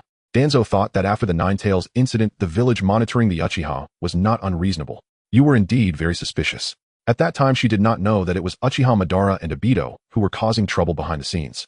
As for the Uchiha being unable to endure the village's pressure and attempting a coup, if you are going to rebel, I must strike first. The system, but you killed the peace-seeking Shursui. Danzo, what reason does a villain need to kill? He is an Uchiha. That is reason enough for him to die 1,000 times. What reason is needed to kill Shursui? An unstable Uchiha came running saying, "Look at my great power. I want to use this power to save my clan." It can be seen that in Shizui's eyes the status of the clan was very high, and at that time no one could guarantee that the village and the Uchiha stood on the same side. Thus Danzo killed him and took away his Mangekyo. Of course this act contained Danzo's selfish motives, as she had tasted the power that the Sharingan could bring, and thus craved more. She would not feel guilty for this. Becoming Hokage was Danzo's dream and obsession. She was bold enough to accept the wood release experiment, with only a slim chance of success, so how could someone so ruthless towards herself be lenient towards others? What are you thinking? Senju Tobirama suddenly smiled. You are wonderful. She was wonderful, her thoughts resonated deeply with his, and Tobirama never imagined someone could understand him so well. Tobirama suddenly crouched down, meeting Danzo's gaze. Danzo, would you become my disciple? Recently, the focus of Konoha has shifted from the girl fostered by the Senju clan and the matters concerning the Uchiha ninja to the visit of the IWA ninja and his disciples. After all, Shimura Danzo's surname is not Senju, and there is no real connection between him and the pillars of the Senju clan. He is simply a particularly likable child. There are those who maliciously slander him, commenting on how flattering he is at such a young age. Danzo merely smiles calmly at these rumors, as she will not engage with those who can only slander her in the shadows, as that would only diminish her standing. Ultimately, regardless of whether the rumors are good or bad, they do not harm Shimura Danzo. What a big show you are putting on. Who doesn't know that you, Danzo, are the most petty? Danzo innocently pouts. System, if you say that I have no way to defend myself. System, can you stop peeking at my collection? It was the drama that ruined the elderly. In any case, putting aside those blind fools, Danzo's life in the ninja school is still quite enjoyable. Joy belongs to Danzo. Teacher Yamada feels he is about to be driven mad by those little rascals. Hiruzen's, tell me why you hit Kenji. Hiruzen's not in the least bit flustered, chuckled at the teacher. Teacher, be reasonable, everything I do is for a reason. Exactly teacher, you are biased. Hiruzen's gang of little followers chimed in.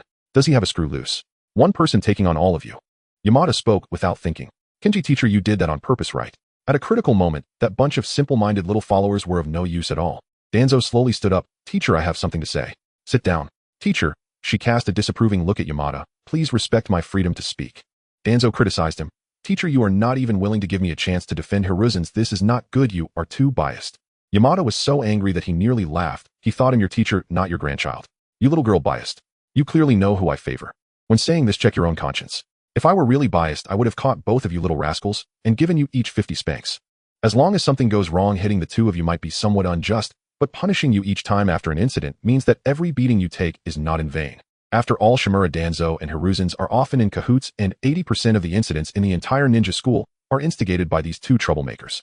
Last month, they took the lead in bullying the Hyuga clan's Jonin, who entered the school looking like a well-dressed classical beauty, but came out a muddy mess. The harm was minimal, but the insult was extremely strong.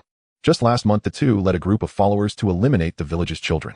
Although this was due to those kids disparaging Danzo, behind her back this action effectively maintained the village's peace, quieting down a group of aimless delinquents for a long time.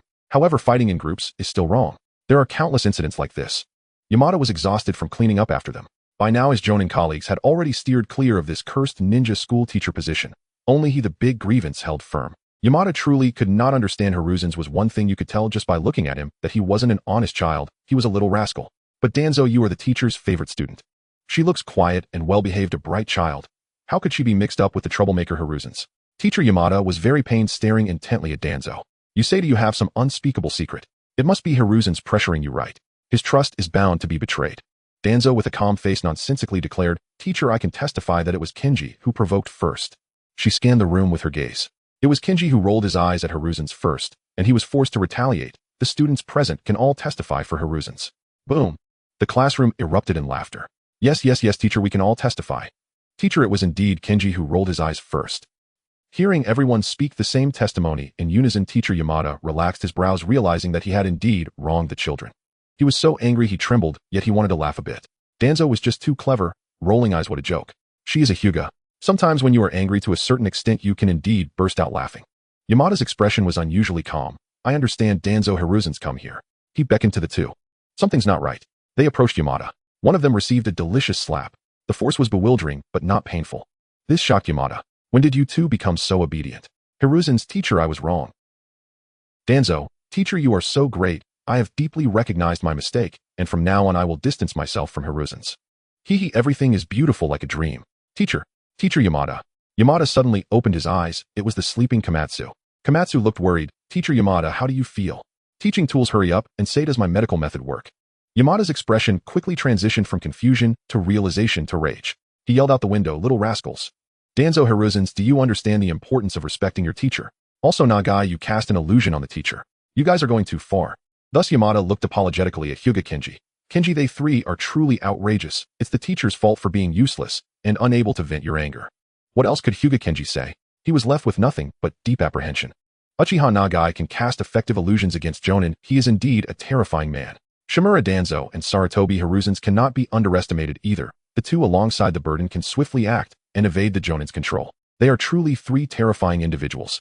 Finally, Uchiha Nagai, who had recovered from the aftereffects of excessive illusion use, felt a bit weak. Teacher seems really angry. What if he pursues this tomorrow? He took a deep breath and affectionately said to Danzo, just say it was all my idea. Hiruzen's. He cast a gaze full of unspoken words at this kid, wondering what he was trying to do. Forget it, he wouldn't argue with the little fool. Hiruzen's turned his head away, grumbling. Danzo ruffled Uchiha Nagai's hair and confidently said, it's fine, the teacher isn't angry. A Jonin could be taken down by Uchiha Nagai with a single Sharingan. Who's the real fool? Uchiha Nagai is indeed a genius, but he isn't that genius. So the teacher is deliberately putting on a show for Hyuga to see right. Danzo is incredibly confident that teacher Yamada is indeed biased. He is biased towards me. As for the thick-head Uchiha Nagai, though somewhat worried, he thought that since Danzo said the teacher wasn't mad, then everything would be fine. Danzo could not possibly make a mistake. Uchiha Nagai does not have the brains to solve problems, but he does understand some martial arts. In any case, Danzo made no mistakes. If there are any, it is his fault for not clearing obstacles for Danzo. Danzo, my best friend, I will protect you. Let's set it ablaze. Though I don't know what he is igniting. Unlike the quiet-natured Danzo and Nagai, Hiruzen's is a lively spirit who can't sit still. After finally getting himself off early from school, he had to enjoy himself to the fullest. Danzo looked quickly. Those two over there are IWA ninjas, right? Hiruzen's excitedly pointed at the two in the distance, dressed plainly, standing out among the Konoha attire. Danzo squinted, following his finger to look at the tall one and the short one. The corner of her lips curled into a cruel arc. They are her old rivals from her past life. Tuanzang's eyes revealed malicious intent without any pretense. Tuanzang, quick question. Today's topic: upon seeing your young and Suna face their first calamity rival, what is your immediate reaction? The system excitedly raised its hand. It must be salvation. She must have had an unhappy childhood. We must seize the opportunity to redeem him and become an indispensable person in her life. Tuanzang, how did your boss manage to recruit someone as talented as you from the vast sea of systems? A gold miner could never imagine that the most pure-hearted genius has long been taken under someone's wing. The system feeling wronged. Why are you still insulting me? You have changed. At the beginning you were so polite to them.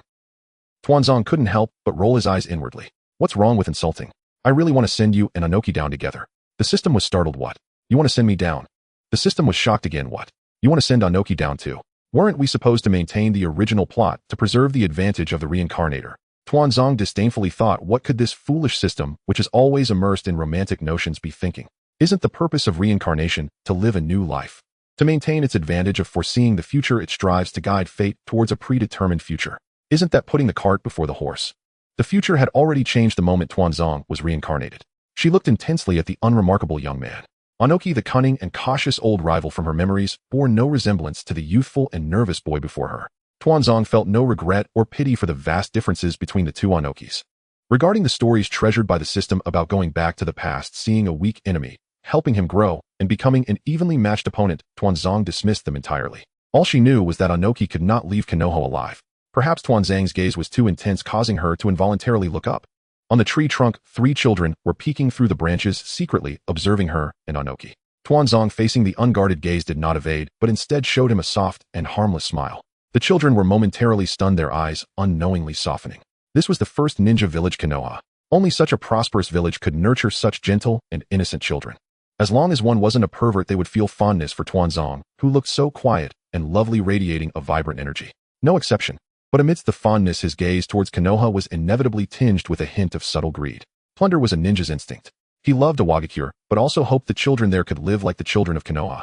He thought about his purpose for coming here. Lord Tsuchi hoped for an alliance between Iwagakure and Konoha. Of course, this was the official narrative. The primary objective of Awagakure was still to see if they could gain some benefits from Konoha testing the depth of the strength of the ninja world's strongest Senju Hashirama. Lord Wu, are you listening? Very sorry, Hokage-sama is busy with official duties and can only meet you after the meeting. In the meantime, if you have any requests, you can report them to Lord Tobirama. A polite yet distant female ninja received on Noki and his disciple. The voice of the female ninja pulled Wu back from his imagination. He withdrew his gaze from the three children and politely chatted with this ninja, expressing his desire to show his disciple on Noki the splendor of Konoha. The receiving ninja's expression was somewhat difficult. With such a strong figure as Wu, Konoha certainly could not allow him to run wild on their territory. However, choosing a guide for Anoki and his disciple was also a headache. A guide meant monitoring, but not everyone was suited for that job. The receiving ninja thought of the Nara clan's ninjas. They were all very clever, acted with great discretion, and would not easily offend others. The more she thought about it, the more she felt it was a good idea. Just as she was about to find a few Nara ninjas, she spotted 3 little radishes approaching. An ominous premonition. Then she heard the 3 children volunteer to be Wu's little guides. What a ridiculous idea. This is an outsider from another village. What is your status? Tuanzong is backed by Senju and Chogi by Uchiha. Even Hiruzen, behind whom stands Sarutobi, has been riding high due to Sarutobi Sasuke's recent achievements. Do you know the identity and strength of the other party? Are you aware of your own importance? That is the bodyguard of the Tsuchikage. If he suddenly decides to kill a child, you 3 would not escape, and would all end up skewered like candied hawthorn sticks. Perfectly 3 of you. The female ninja's voice was not deliberately lowered, it was meant for Wu to hear. These 3 children have backgrounds, they are very important. At this moment, she had already decided to let the 3 little ones show Wu the sights of Konoha. The advantage of choosing them as guides was that Wu would not deliberately make things difficult for the little children. And although the 3 children were mischievous, they were all good kids with a sense of propriety. The reception Jonin's filter towards the 3 little ones was undoubtedly thick. One Jonin dared to warn Wu closely. This was the arrogance of Konoha ninjas, as well as the confidence brought by Senju Hashirama. Wu wore a face of offended dissatisfaction, but even though he was being bullied right in front of him, he could only choose to swallow his anger. There was no choice. This was Konoha, the mighty Konoha. Tuanzong, of course, we know Sister Shinzi. He is the bodyguard of the Tsuchikage, and his disciple is the grandson of the Tsuchikage, but we are not afraid. If Awagakure has the intention to befriend Konoha, we will accompany the guests from afar for a while. If Awagakure has ulterior motives. Her expression was calm, yet her words exuded a hint of insanity. Then let them kill us. With our identities, if we die, the 3 major families of Konoha will not let it go easily. Even if war breaks out, Konoha is not the one that deliberately stirs the winds and provokes conflict. What a level of awareness. The receiving ninja felt that the younger generation of Konoha had such thoughts. They were undoubtedly the successors. And Wu looked at Tuanzong, his admiration evident. No one would dislike such a unique and courageous junior. Hiruzen and Chogi spoke in unison. Sister Shinzi, we think the same way. Then I will leave this matter to you. Don't worry, I won't let you work for nothing. I will apply to Lord Tobirama for a brank commission as compensation. Thank you, Sister Shinzi. The eyes of the 3 little ones sparkled. Under the guidance of the 3 children, Wu and Anoki embarked on their unforgettable journey in Konoha. You 3 have such a good relationship. Wu sighed. As a mature adult, his mind was not swayed by the earlier interlude. He began to attempt to engage with the children's conversation to extract more information. The weak obey the strong, as it has always been. Even if the Konoha ninjas he faced were not particularly strong, it was still acceptable for him to bow his head to them, as they represented Konoha. Dignity can only be reclaimed when one possesses strength. When standing on another's territory, it is best not to care too much. Wu was a very charismatic ninja, approachable as a strong individual and scholarly as an elder. He successfully won the affection of several children in his own way. Sarutobi Hizashi asked Brother Wu, what is Awagakure like? A village nestled in the mountains sounds so cool. Old Deng information exchange. Shimura Danzō said, having come from afar, do you hope to establish a peace agreement with Konoha? Lord Wu and Brother Anoki are quite remarkable. Once you arrive, don't leave, stay forever. The fall of 2 generations of future Tsuchikage would be true peace.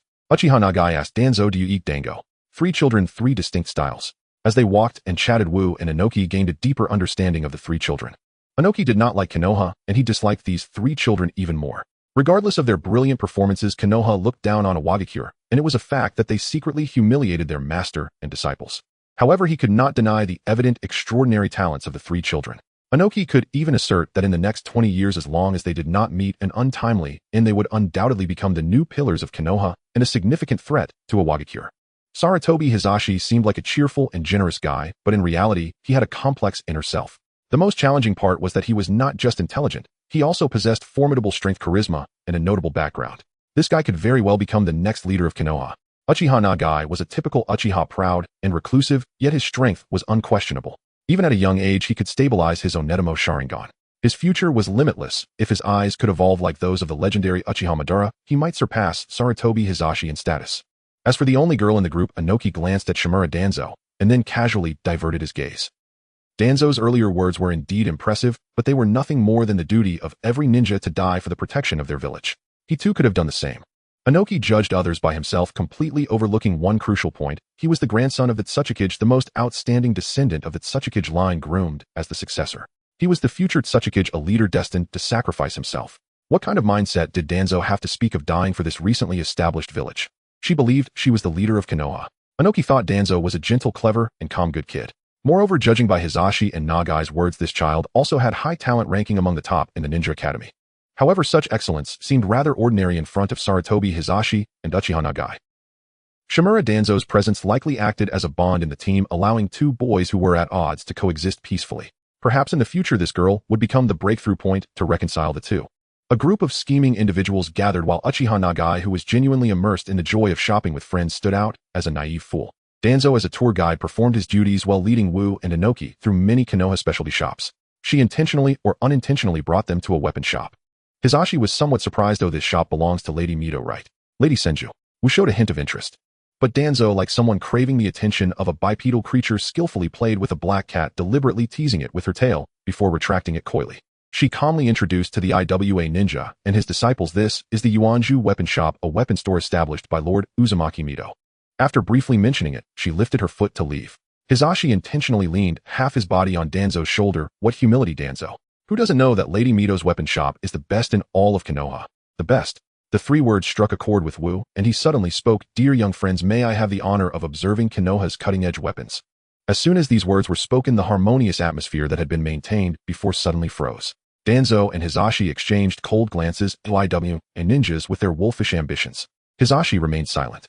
After a moment of silence, Danzo revealed a gentle, yet quiet smile. "Of course, Lord Wu, please." She led the IWA ninja into the Yuanju weapon shop. The staff in the store, recognizing the esteemed guest, warmly invited Danzo to sit. In any shop of Uzumaki Mito, no one would not recognize Shimura Danzō, the most beloved descendant of the owner. Wu observed the markedly different attitude of the store employees towards Danzo and fell into contemplation. He had misjudged this child had much more influence than he had imagined. At this moment, Inoki was immersed in the dazzling array of weapons. This was the foundation of Konoha, the top weapon shop in the foremost ninja village. These shuriken, this ninja tool pouch, this sealing scroll, these kunai. He wanted them all. Noticing that Danzo's eyes didn't even blink, he extended his hand to present a long knife. "Do you like it?" Inoki nodded vigorously. He liked it, but he had no money. Danzo covered her mouth, seemingly amused by his actions. "If you like it, then this knife will be a gift for brother Inoki. Money for life, take it." Inoki hurriedly waved his hands in refusal. No, it's too precious. Take it." Danzo was quite generous. "I still have the face to give a friend a knife." Inoki hesitated. Uchiha Nagai, standing by, had reddened eyes. "Friend." Someone was so sour that the smell of vinegar could waft for 10 miles. Wu looked at Nagai, then at Inoki. In fact, his disciple was only 13 years old, just 7 years older than Danzo. Senju Hashirama was already 10 years older than his wife. Wu smiled and said, "Inoki, a real man cannot act so shy. Since she has given it to us, you should graciously accept it." With the master speaking, Inoki, who adored the knife, accepted it.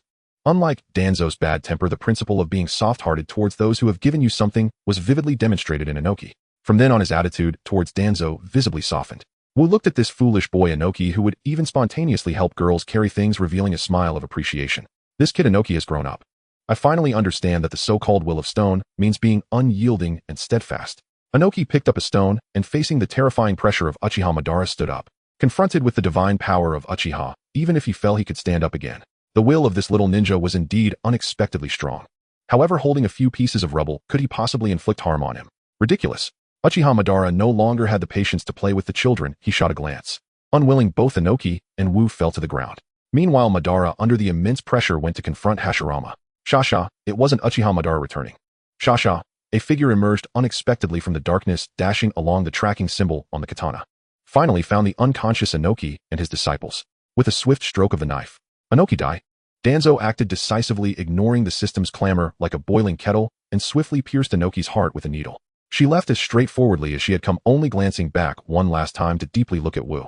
Unfortunately, she left behind a disaster. Killing one Inoki could still use the heart paralysis to disguise the cause of death. After all, it was quite reasonable for a young child to die of a broken heart out of fear of Uchiha Madara's pressure. If Wu also died, that peace-obsessed man Senju Hashirama would definitely trace it back to the end. Next time, perhaps. Kill him. Who does this him refer to? Wu or Hashirama? It doesn't matter. Oh, anyone who stands in the way can be killed. Did you kill the little ghost of the IWA, Shinobi? The sudden deep voice from behind caused Danzo's body to instinctively stiffen. Did my brother Onoki die? Danzo asked softly with a hint of disbelief as his hand naturally turned towards Onoki's heart, as if to listen carefully to his heartbeat. Yes, you killed him. The man standing behind spoke with certainty. What are you saying, Lord Madara? Onoki is a distinguished guest of Konoha and my friend. Why would I do such a thing? She turned her head looking at Uchiha Madara with innocent and confused eyes. In Konoha, aside from Lord Hashirama and Lord Tobirama, who could so easily defeat Lord Onoki, she gazed at Uchiha Madara as if he were an ignorant child. This battlefield was clearly created by you, wasn't it? Do you really want to shift the blame onto me, this ignorant child? What a monstrous adult you are. Danzo's expression was confused. Brother Onoki's cause of death was cardiac arrest. This means he likely died from the oppressive pressure of Uchiha Madara. When the King of Heaven arrives, you must bear the blame. Uchiha Madara, a coward who does not take responsibility for his actions. Logically, Uchiha Madara should feel no goodwill towards such a cowardly weakling, but Danzo's brazen attempt to throw the blame on himself cleverly compensated for that. A timid yet bold weakling. Very contradictory, yet very interesting. Most importantly, Uchiha Madara gazed into Danzo's pitch-black eyes. Her eyes reflected his own image. In Madara's simple thoughts, there was no abstract concept of, she looks at me as if she sees her entire world. He only felt the burning ambition and desire in those dark eyes, as if they were going to devour his reflection completely. This was a person entirely different from himself. Uchiha Madara looked at her, as if he saw the blood-soaked future of Konoha. He couldn't help but become lost in thought, wondering, Hashirama, if you could see such eyes, would you still believe that peace will descend upon Konoha? Compromised peace is not true peace, it only fosters the growth of darkness. Uchiha Madara cannot accept that sacrificing his brother and abandoning hatred and everything he pursued would lead to such a disgusting village. Unfortunately, Hashirama does not recognize his extreme thoughts. Uchiha Madara recalled the earlier argument, looking at Danzo's eyes, throwing his scratched forehead protector onto the ground, his tone very cold. If you didn't kill him, I will kill you. Shimura Danzō looked at the little object on the ground and instinctively swallowed hard. With the scratched forehead protector, Uchiha Madara defected. She had no doubt that if her answer did not satisfy Madara, I would die. Yes, I killed the IWA shinobi. Why? He will become an enemy of Konoha. Danzo's eyes were very cold enough to make Uchiha Madara momentarily think of Hashirama when he heard the words, anyone who obstructs Konoha must die. Including me. He couldn't help but ask. This somewhat naive and childish question was one Uchiha Madara had never asked Hashirama, but at this moment, he foolishly inquired of this future old ghost who claimed to be his wife. Danzo isn't that obvious. She didn't say anything, but it didn't mean Uchiha Madara didn't understand. It was as if the voice of the future floated in his ears, saying everything is for Konoha. But when he tried to listen closely, he hazily realized it was just his illusion. Was it really just an illusion? If it were Hashirama, even if the enemy were himself a once dear friend, he would unhesitatingly take my life, just as Danzo did. She did not hide her appreciation for Onoki, nor did she conceal her wariness and killing intent. She and Hashirama were indeed very similar, both loving Konoha in their hearts. Yet they were entirely different. Hashirama's Konoha represented love and ideals, embracing everything about Konoha, including the darkness, like a compassionate father. In contrast, Danzo loved power. She only loved the power and status Konoha brought her, ruthlessly cutting off any branches that did not suit her wishes. They were like two ends of the strange tree that was Konoha, one growing towards the light, the other towards the dark, both essentially twisted and extreme. Including you. I thought you wouldn't say it so bluntly. Uchiha Madara smiled. The atmosphere between them eased slightly. Danzo couldn't help but remind him, you are a rogue ninja, now hurry and leave. Don't doubt her concern for Madara. After all, that little thing doesn't really exist. Danzo was just worried about being discovered after being out for too long. Tonight's excuse was training with Uchiha Nagai. That kid wouldn't see through her shadow clone technique in a short time, but it wouldn't be the same after a while. Uchiha Madara fell silent for a moment, beginning to doubt whether he had heard wrong. What kind of talk is this? This tone, as if afraid of being discovered in contact with him, one might think Uchiha Madara was some kind of illicit lover. Uchiha Madara looked at Danzo. Am I a rogue ninja? You, an extreme Konoha enthusiast, have this attitude toward me. Madara felt he had no face. He never truly believed in the relationship Danzo spoke of regarding their future. Madara had once received unconditional favoritism from his brother Izuna. Love is indeed a mysterious emotion, but precisely because he had experienced it, Madara could sense that Danzo lacked that kind of love. She looked at me as if I were a stubborn rock, while she was the one climbing the mountain on top of it. Do you think you can use me? Uchiha Madara discerned her inner thoughts and found it somewhat amusing, but he didn't dislike it. Because Uchiha does not dislike ambition. So he extended his hand towards Danzo. Do you want to come to my side? Is this a threat? Uchiha Madara shook his head. No, it is an invitation. Oh, Danzo replied without a hint of surprise. Then I refuse. Huh, you really dare to say that? Uchiha Madara exclaimed, genuinely wanting to ask Danzo if he even remembered the persona he had set for himself. What happened to his devoted wife? Danzo expressed that it was no big deal, that he could change his persona and embrace a relationship of love and conflict. Young man, you must learn to be adaptable. Madara felt as if Danzo was looking at him like a child who didn't understand. With a familiar sense of tolerance. Danzo, who else would pamper you if you were to leave me? Uchiha Madara suddenly asked, so why not choose me? He seemed to be questioning Danzo, or perhaps simply seeking an answer from everyone who had left him his drooping eyelids. Danzo's so foolish. The system being emotional began to freak out in Danzo's mind. Whoa, Madara. Everyone continues to move forward while you remain in the past clinging to your ideals. It is not you who is wrong but this world. Danzo, you are foolish too. Danzo, because you are not ruthless enough, not iron-blooded enough, because the cost of betraying you is too low. Madara, when you find yourself at both ends of the scale, it is always the side that gets abandoned. Uchiha Madara stood there dazed as if he had just heard Hashirama praise him for being kind and pure. Huh, me. The person you speak of, are you referring to me as the Shura of the ninja world? Uchiha Madara could not help but start to speculate about his future relationship with Danzo. Danzo smirked. Madara, you are not suited to be a leader. Your heart is too soft. If it were Danzo, she would absolutely not allow a second voice to exist within her roots. At the roots, even the orders of the Hokage would take a back seat to her Shimura Danzō. She also would not allow an old ghost who knew the future to roam freely in Konoha. The roots are the best refuge for heretics. Yet Uchiha Madara quietly tolerated all of this. His tolerance for those under the concept of our side was beyond imagination. This is probably a common flaw of the Uchiha clan. They are always overly united and protective. Danzo calmly thought that for such an emotionally connected clan, if they had to be exterminated, it must be done thoroughly.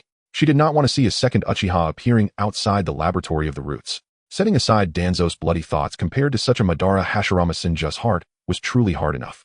Madara lost. This was to be expected. Danzo turned away. Oh, it was time for her to leave. The future of Shimura Danzō and Uchiha Madara was like two intersecting straight lines briefly touching before diverging once more. Uchiha Madara could not say he was completely ignorant of Danzo's thoughts. However, I do not dislike this version of Uchiha Madara. You are Uchiha Madara, a contemporary powerhouse. No one has the right to define you, even if that person is Hashirama-senju. Keep moving forward, Madara. The path you walk does not require the approval of others. She still did not look back. Uchiha Madara's lips curled into a smile, revealing the first genuine smile of the night. Do you even know who you just rejected? The system freaked out. You rejected that Uchiha Madara. It wished it could analyze Danzo comprehensively in terms of strength and personality, evaluating the feasibility of subduing a killing machine. Danzo coldly watched the tracking talisman burn to ashes in the raging flames. It doesn't work for him. I would rather give up the Hokage position and a bright future within Konoha than become a stray dog for a casual word from him. Am I, Danzo, such a despicable person? The system, that sounds really harsh. Uchiha Madara at least once controlled the Mist Village, right? I just think rather than let Kurizetsu fool Uchiha Madara, it's better to let you take charge. After all, I think you can really intimidate people. Danzo scoffed. Fool. Why would she use love to control an Uchiha? Why would she bind a rebellious soul with ideals? Danzo was very clear that she and Uchiha Madara were not on the same path. She had no interest in peace, as she only wanted power. She only wished to become the most powerful person in this world. Danzo calmly stated her ambition: rather than subduing a strong person, I would rather become the strong one myself. The foundation of Shimura Danzō was one of suspicion. Trusting the strong was not as good as becoming strong. Uchiha Madara died twice in his life. The first death, he was defeated by Hashirama-senju, surviving through Izanagi. It was his teacher Tobirama, who for the sake of studying Uchiha's secrets actively hid his corpse. The interval during which Uchiha Madara was reborn was his weakest time. As long as he wished, he could effortlessly obtain a pair of Mangekyo Sharingan.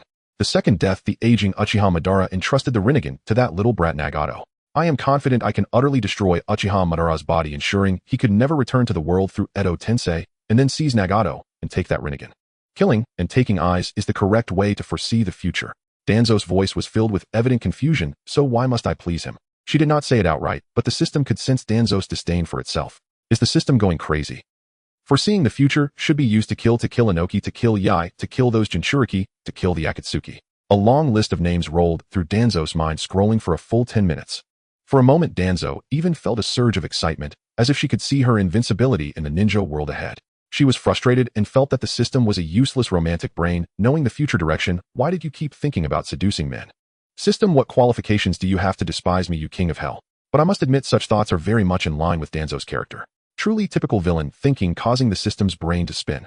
It actually began to contemplate the feasibility of a plan and felt that if Danzo continued to kill like this, she might truly achieve her ideals. But the system still needed to run through the process, cursing Danzo to express its absolute loyalty to the main system. System, you cold-hearted fiend. I thought you had a shred of genuine feelings for Uchiha Madara. Danzo did not indulge the system. Are you sick? I've only exchanged a few words with him. What feelings could there be? By your logic, what relationship do we have after I've talked to you so much? System Pa. Let's just say I and he are merely strangers. Dare you say you didn't intentionally flirt with Uchiha Madara? The system protested indignantly. Without this intention, how could I persuade you to go for it? You Danzo are the best at pretending your aloofness is merely a disguise. In truth, you possess a heart of gold. Disgusting. As if no one could see through it. No one can define you. Your path needs no approval from others. Is it really? Two sentences that can bait Uchiha Madara into a corner.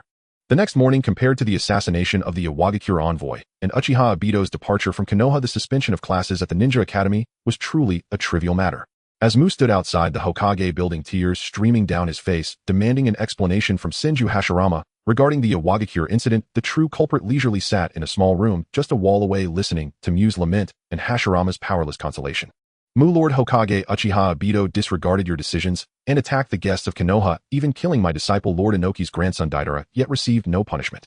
Is this the sincerity behind Konoha's establishment of the Earth and Fire Alliance? The sight of such a strong figure crying was truly pitiful. At the very least, the ninjas crowding outside the Hokage building expressed deep sympathy for Mu's plight. Mu was weeping for his prematurely deceased disciple. Deidara was an exceptionally talented disciple possessing remarkable gifts and a resolute character. He was the grandson of the first Hokage, and his significance to Mu went far beyond being just a chosen successor. He was a vital link between Mu and Inoki. Mu was pressuring the Hokage of Konoha. Hashirama and Obito were clearly in cahoots, as Obito had blatantly become a rogue ninja of Konoha, yet Hashirama could still lie through his teeth saying Obito has gone on a mission. It was evident he did not wish to punish Uchiha Obito. Senju Hashirama was known for his benevolence and love for peace. Mu attempted to exploit Hashirama's personality and the public opinion of Konoha to force him into giving a clear answer. Danzo listened to the bustling voices outside, revealing a disdainful smile. Danzo disliked the first Hokage just as much as he disliked Uzumaki Naruto. He detested their naive and foolish similarities. Yet even if she disagreed with Hashirama's naive and laughable ideals, she had to admit that as a leader, the first Hokage far surpassed Naruto in experience. Unlike Naruto, who genuinely regarded those around him as comrades, Hashirama's so-called accessibility and kindness carried an air of superiority. His emotional displays were far more genuine than Naruto's, yet even if he knelt, wept, or apologized, he would still be reprimanded by his younger brother Tobirama, lacking the authority of a brother or leader. However, no one could truly bypass him to make decisions. You could approach him, but you could not disrespect him, or else you would fall hard. Iwagakure. Tobirama, who was also sitting nearby, showed an unhappy expression. The person standing outside was pressuring his respected elder brother, the leader. He followed the strongest in the ninja world, and Mu's contemptible tactics, devoid of any respect, made Tobirama feel that Obito's desire to kill the Iwagakure envoy was entirely justifiable. Mu Deidara was an excellent ninja who inherited Lord Inoki's will of stone. He was a warrior who could lift a stone to resist Uchiha Obito, even in life-and-death situations. His spirit far surpassed mine, as I, his indifferent teacher, could not muster any resistance. He is my pride, and I refuse to believe that Deidara's cause of death was a ridiculous mixture of fear and heartbreak. Such claims are an insult to Iwagakure. I hope the Hokage will thoroughly investigate this matter. He had reason to suspect that the claim of a broken heart was a lie from Konoha, as Obito's brutal assault on the Iwagakure envoy sounded much better than the casual killing of Iwagakure children. The common folk of Konoha were directly led astray by Mu's words. A civilian, unable to believe it, exclaimed, "Did Uchiha Obito really kill children? It certainly sounds like something he would do. After all, he is Uchiha Obito. Oh my, could it be that the Hokage is covering for Uchiha Obito? That's impossible. Lord Hashirama would never do such a thing. Why not? Uchiha Obito is clearly a rogue ninja. My uncle's cousin's husband's aunt saw the scratch on the forehead protector he discarded. For the sake of Lord Hashirama's reputation, I suggest we conduct a thorough investigation." Tobirama's exceptional perception ability picked up the noise of the people below discussing, and his expression darkened. Suddenly he looked at a few children. "Do you feel the same way?" At this moment, the future famous Tobirama squad began to take shape, with members including Shimura Danzō, Sarutobi, Hisashi Uchiha, Chogi Akimichi, Torifumito Gate-in, and Uchiha Nagayoshi. Even though Danzo and the others had just enrolled in graduation, was still far off, the students of the early village era were almost all little ninjas who had seen the battlefield. Educating these children who had already witnessed blood could not follow the gentle methods of decades later. 6 years without missions would only lead to these children becoming useless. Therefore, shortly after enrollment, these students were assigned to different jonin leaders to carry out missions. The number of team members was not fixed and varied according to the abilities of different jonin. For instance, in the current Tobirama squad, there were as many as 6 members. They were not yet considered disciples of Senju Tobirama. They could only be referred to as students or subordinates. In the ninja world, being a disciple held significant meaning, and ninjas would not easily take on apprentices. Nevertheless, compared to other students at the academy, the children of Tobirama squad had a slightly greater chance of becoming Tobirama's disciples. During these days, the several children had also experienced the feeling of being envied, resented, and flattered by everyone. Uchiha Chogi, being an impatient person, respected Hashirama's character the most. She was the first to speak up, stating Lord Hashirama values fairness and is the most just. He would never cover for anyone in the wrong. How could they slander Lord Hashirama like this? Tobirama's expression softened slightly. As long as you liked his elder brother, you were one of them. Well, except for Uchiha Obito. No matter how much you liked his elder brother, you should keep your distance from others' brothers. Following that, Akimichi Torifumito Gate Inn and Uchiha Nagayoshi also expressed their trust in Senju Hashirama. Among them, Uchiha Nagayoshi's identity was the most awkward. He was from the Uchiha clan, and the one causing Senju Hashirama to fall into a public relations crisis was precisely the clan leader of the Uchiha. Thus, Uchiha Nagayoshi's explanation of the incident leaned more towards an objective narrative. The Uchiha were all proud, and Uchiha Obito was an exceptional figure among them. It felt as if he would say something like, "What kind of adult would get angry with a child?" Tobirama nodded, agreeing with this statement. Regardless of personal feelings, he understood Uchiha Obito's character. Obito did not seem like someone who would do such a thing. At this point, the only ones who had not spoken were Danzo and Hisashi. Just as Hisashi was about to speak, Danzo stepped forward first. Hisashi smiled and withdrew his hand, looking somewhat helpless. For some reason, Danzo's competitiveness was always so strong when facing him, while that impatient Danzo was quite adorable. Danzo discussing right and wrong is utterly meaningless. This was a refreshing statement that drew Tobirama's attention from outside to Danzo. Standing outside are outsiders using despicable means to sow discord and pressure the Hokage of Konoha. Danzo looked seriously into Tobirama's red eyes, speaking each word deliberately. Whether it be Lord Hashirama or Lord Obito, both are the founders of Konoha. Right and wrong should be investigated by Konoha, and the Hokage should make the final decision. When did it become the turn of an Iwagakure ninja to make a scene in the Hokage building? She stood up and walked towards the door amidst the astonished gazes of everyone. Outside the Hokage building, crowds of ninjas and civilians surrounded the area, eager to see the commotion. Mu stood right in the middle. It was hard to say whether he was sustained by seeking justice for his deceased disciple or by obtaining greater benefits for Iwagakure, or perhaps it was both. It was Danzo who stepped out at this moment. Strangely, this small figure exuded an impressive aura. Wherever she passed, ninjas and civilians instinctively made way for her. The scene had a striking resemblance to Moses parting the sea. Danzo stopped before Mu. She looked up at him and said, "Iwagakure, this is the Hokage building of Konoha, not a place where you can run wild." She did not even honorably refer to him as Lord Mu. "I don't know what Iwagakure's stance towards the Tsuchikage is, but this is Konoha." Danzo's pride was unabashed. Outsiders within the territory of Konoha, no matter who you are, you should show respect to the Hokage. Everyone could sense her pride in being a Konoha ninja. A fun fact, in the anime version, Danzo was Tobirama's disciple, but in the manga, Danzo merely regarded Tobirama as a teacher unilaterally. In reality, they did not have a formal master-disciple relationship. I believe that if it were merely a one-sided master-student relationship, the bond between Danzo and Tobirama would not be so profound, and it could not highlight that feeling of standing on the same starting line, wondering why Tobirama didn't choose him as the third Hokage. Therefore, this article adopts the setting of the anime version's formal master-disciple relationship. So it turns out to be you, my young friend Danzo. You are right, discussing such matters in front of the Hokage building is indeed a breach of decorum. Even when reprimanded harshly by a child, he still displayed remarkable tolerance, even bowing in apology to the surrounding ninjas first. However, please do not doubt my respect for Lord Hashirama. He shifted his tone. I am a ninja forged in the fires of war. I understand the cruelty of battle and the preciousness of peace more than anyone else. It was Lord Hashirama who personally ended the tragic saga of ninjas. No ninja can forget the transformation he brought us, even if I am not a Leaf Village ninja. His words struck like a heavy hammer, resonating in the hearts of the Leaf ninjas and the public. It is precisely because of my admiration for Lord Hokage that I seek his assistance. The Leaf villagers remarked while questioning the Hokage in front of the building. Was indeed impulsive. This great man, Wu, did not mean any harm. What difference is there between a disciple and a child? The bond between a rock ninja and his master is profound. It is understandable that this ninja, in his grief over his disciple's death, would act irrationally. Lord Hashirama is a good person. He will surely help the rock ninja uncover the truth. In my opinion, Uchiha Madara fled because he feared punishment after accidentally killing someone. After all, he is a cold-blooded monster who would kill even his own brother for power. What a terrifying individual. He leaves, and yet drags the relationship between the Leaf and Iwagakure into tension. Sigh, after all the hard-earned peace, I don't want to start a war with Iwagakure over the death of the Tsuchikage's grandson. System who says men are clueless and lack scheming. This is quite tea-like in tone. Danzo sneered. It was clear he was a cunning old fox. System, the person is only in their 30s. Can't tell friend from foe, can you?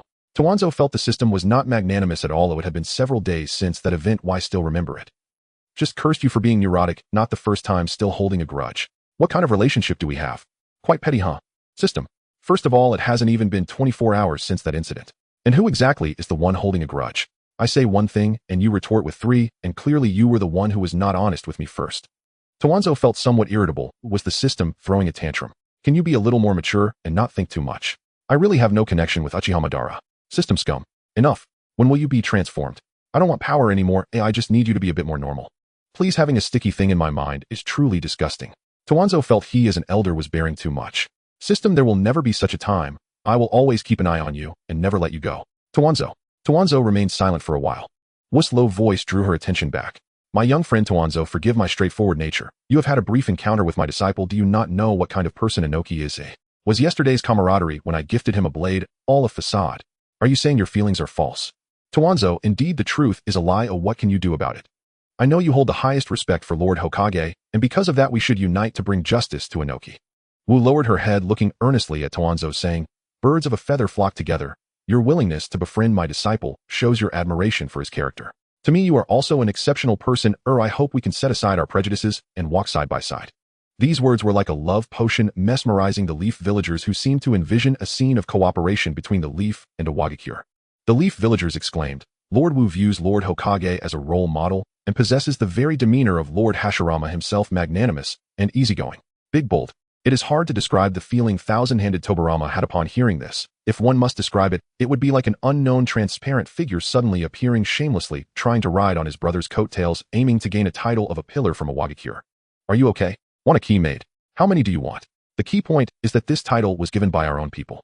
He was furious, feeling pain all over. Danzo also didn't know what kind of expression to wear. Alright, so you want to play the abduction game. When I Shimura Danzo play the political correctness card, your grave grass would be 3 feet tall by now. Danzo's failure to respond to Wu's comments made the Leaf villagers quite displeased, as if they were being stingy. Although the other party had pressed the Hokage in front of the Hokage building, he had apologized. Even though the other party hinted that one of the founders of the Leaf had killed Inoki and attempted to use the Earth-Fire Alliance to threaten Hashirama, he had apologized. What more do you want from him? Danzo did not fall into their trap, but calmly said, Lord Wu's eloquence is remarkable. However, you have made a mistake in one point. If you truly respect Lord Hokage and honor the Leaf, you should show mercy to Lord Madara. On the public front, Uchiha helped establish the hidden Leaf village alongside Lord Hokage, and is the clan leader of the great Uchiha clan. On a personal level, he is a close friend acknowledged by the Hokage, having never harmed anyone since the village's founding, and has frequently accomplished rank missions flawlessly. She turned her head to look at a group of fools being used as pawns. Of course, this statement applies to all of you. Regardless, Lord Hashirama has already indicated that Lord Madara is on a secret mission away from the village and cannot confront the rock ninjas at this time. I urge everyone to maintain an attitude of respect for the strong. Lord Hashirama will not allow his close friend to be wronged, nor will he let the rock ninjas suffer injustice. Since everyone trusts Lord Hokage, we should not be engaging in nonsense with the rock ninjas at this moment. After she finished speaking, she sneered, forgive my straightforwardness, but if Lord Wu's disciple can cause a ruckus in the Leaf village and still be forgiven, what about you, who have lost disciples? System, don't speak like that. I'm scared. Did Uchiha Madara place a curse on you? How can you speak like that, child? Suddenly, the new head of the Shimura clan, Shimura Mori, jumped out from the crowd of onlookers and began to reprimand Danzo. Shimura Danzo actually did not care about the hidden thoughts of this distant relative. After the death of Shimura Kotaro, the Shimura clan reaped considerable benefits. Thanks to Shimura Kotaro, a clan leader who died for Konoha, the Shimura clan, though not large, gained some fame in Konoha. Regardless of whether they internally disparaged this useless child for ruining a good hand on the surface, they would show some respect towards the Senju clan. The new clan leader was merely a powerless puppet with less prestige within the clan than Shimura Kotaro. It wasn't surprising that he wanted to replicate the previous clan leader's success. Shimura Mori's intentions were clear to Danzo. There were only 2 possible paths: either perform a show of deep uncle-nephew affection or sternly criticize her to distance himself. Between the two, what respect is there for a clan leader who loves his niece? It would be better to be a noble leader who sacrifices his kin for the greater good or peace. It was already evident which path Shimura Mori would choose. I apologize, Lord Danzo, my niece is still a naive child. Shimura Mori said, full of fear as he tried to pull Danzo to explain. Danzo, don't be willful. O Lord Danzo's kindness and generosity are not reasons for you to offend him. Will quickly apologize to Lord Danzo. You are just a student. What authority do you have to criticize the esteemed guests of Konoha? This was almost a slap in Danzo's face to curry favor with Mori.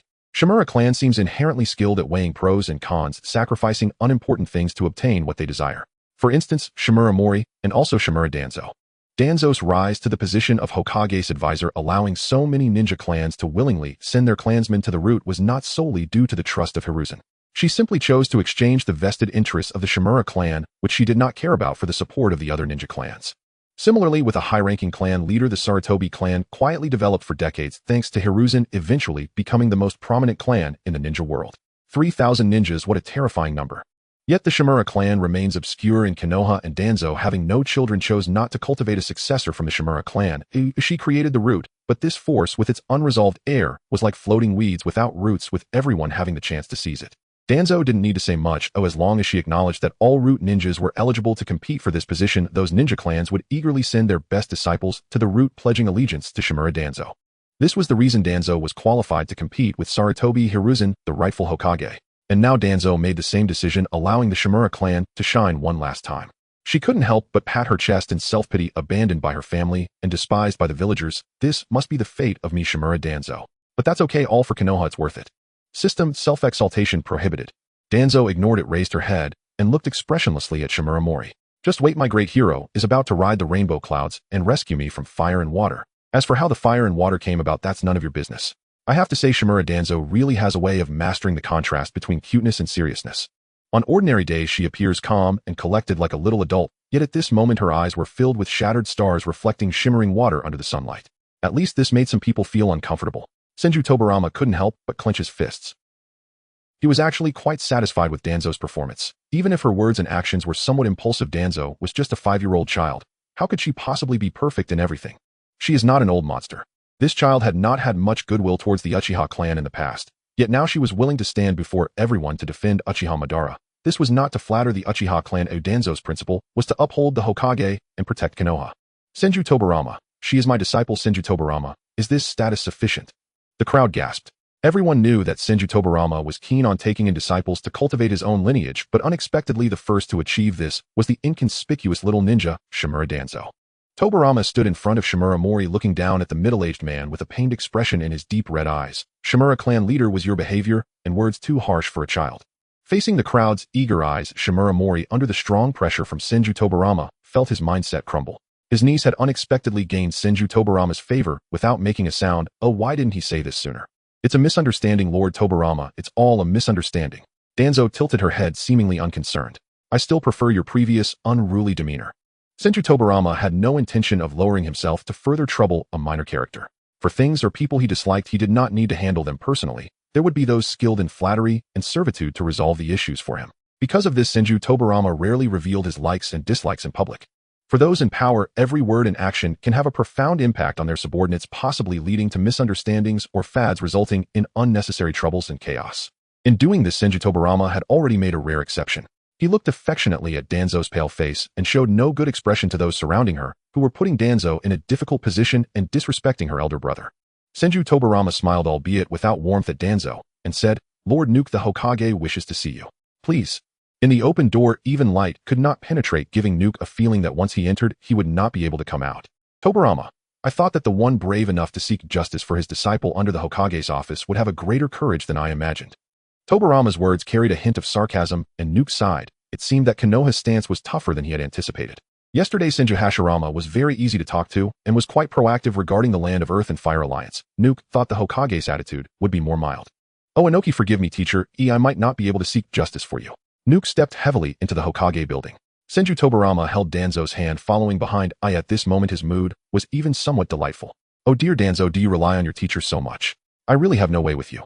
At this moment Tobirama was entirely unaware that his pitiable and adorable disciple was complaining to the system. He's so domineering, I like him so much. System, you a straight man. Danzo, but he is Senju Tobirama. System, you an introverted flirt. Danzo, but he is Senju Tobirama. It's natural to fall in love with Senju Tobirama. System, he should really see your smug face. A farce targeting Senju Hashirama and Uchiha Madara began hurriedly and ended abruptly. In this play, Danzo gained the attention of the Senju brothers. Senju Tobirama obtained the information he wanted through the attitude of the Konoha ninjas.